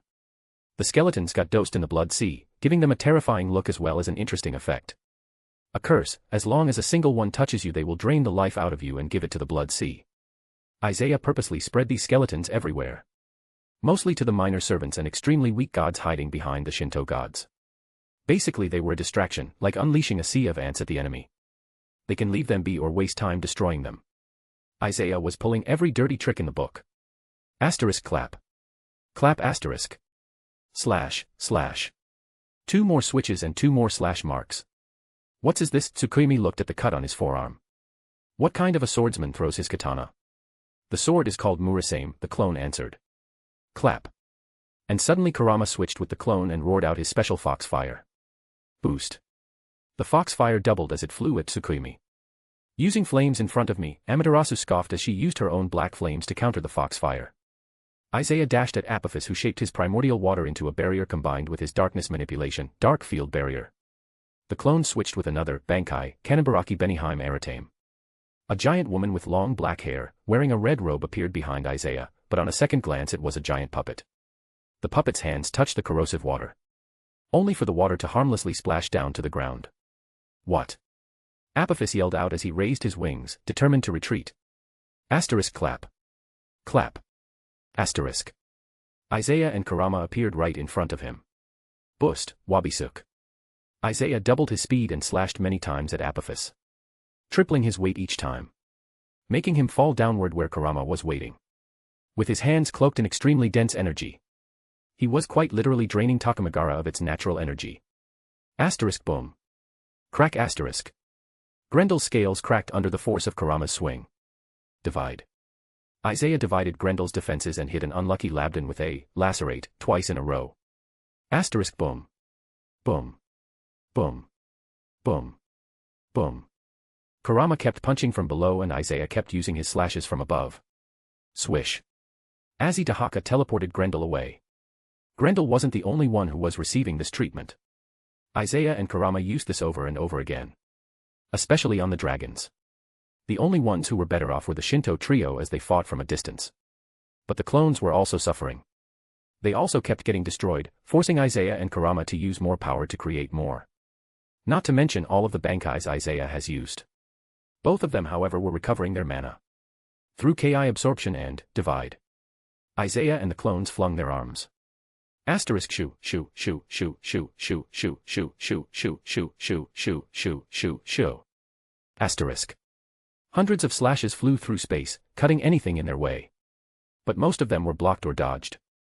This kept going on for 10 minutes straight. Kurama and Isaiah jumping on one opponent, doing as much damage until they were blasted away. The clones debuting the enemies as much as possible. Using poison, obstacles, and even rushing in and exploding themselves. Safe to say that the enemies were sick of it.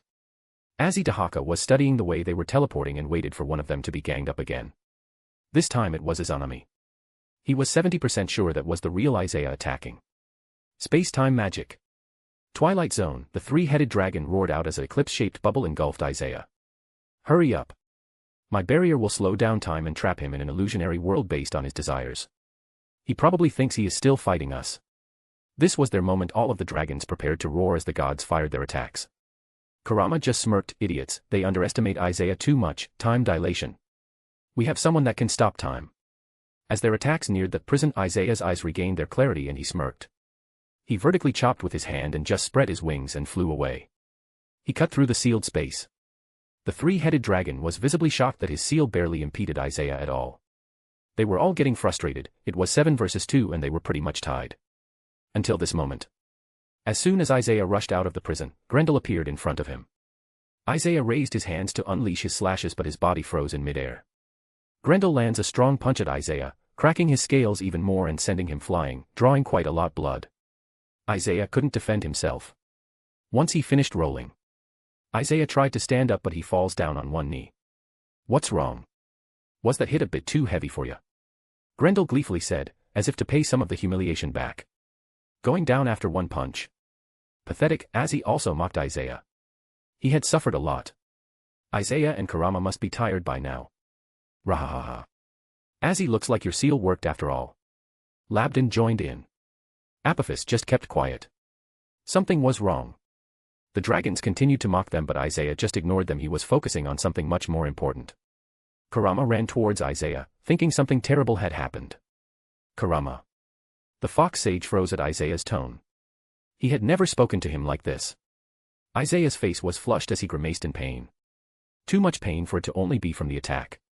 But despite being in pain, Isaiah had this insane look on his face. It was at that moment that Kurama used his sage powers to probe what was wrong with Isaiah. What he found made him shiver to his bones. Without even thinking, he started to back away. Run! Isaiah's voice reached his ears. Nexus. Full retreat. Kurama dashed to army. Move it. If any of you want to see the light of day again, I suggest you run. The enemy watched in surprise at this unexpected show of cowardice before turning to Isaiah as they felt his power rising. Yep, just as I expected, he grits his teeth in pain. This has got to be one of the stupidest things I have ever done. I agree, Albion's voice sounded in his head. Isaiah. You are the most insane person I have met in my millennia of existence. Another voice made itself known, causing Albion to chuckle. I have been telling him that since he put the divine dividing in his soul. Welcome to the party. Drag. Isaiah raised his head and started to laugh. A creepy, insane laugh. Causing the gods and dragons to shiver. Something was terribly wrong. Let's end this, shall we? Isaiah roared out. White metallic wings spread behind his back and a red gauntlet appeared on his right hand. Boost. Boost. Boost. Boost. Boost. Boost. Boost. Boost. Divide. Divide. Divide. Divide. Divide. Divide. Divide. Divide. Impossible. Amaterasu yelled out. Attack him. Hurry. Izanami called upon her powers as a death god. But it was too late. They could only watch as Isaiah clasped his hands together. Domain expansion, Great Malevolent Shrine. A/N. Obviously the title is Great Malevolent Shrine XD. Chapter 115, Hidden Title. If you want to read ahead or just support me, go check out my pat. There are a lot of fics and ideas there. Every single one of these fics and chapters will be released eventually. But if you don't want to wait or just want to support me, check out the Pat or Ko-Fi. Patreon.com/alcoholic_panda. ko-fi.com/alcoholicpanda. Word count 1750. At. Domain expansion, Great Malevolent Shrine. BOOM.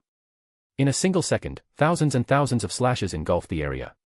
Due to Isaiah boosting and stealing the power from the gods and dragons. The domain's range increased to 2 kilometers. Both the dragons and gods yelled out in pain as they used their power to defend themselves as much as they can.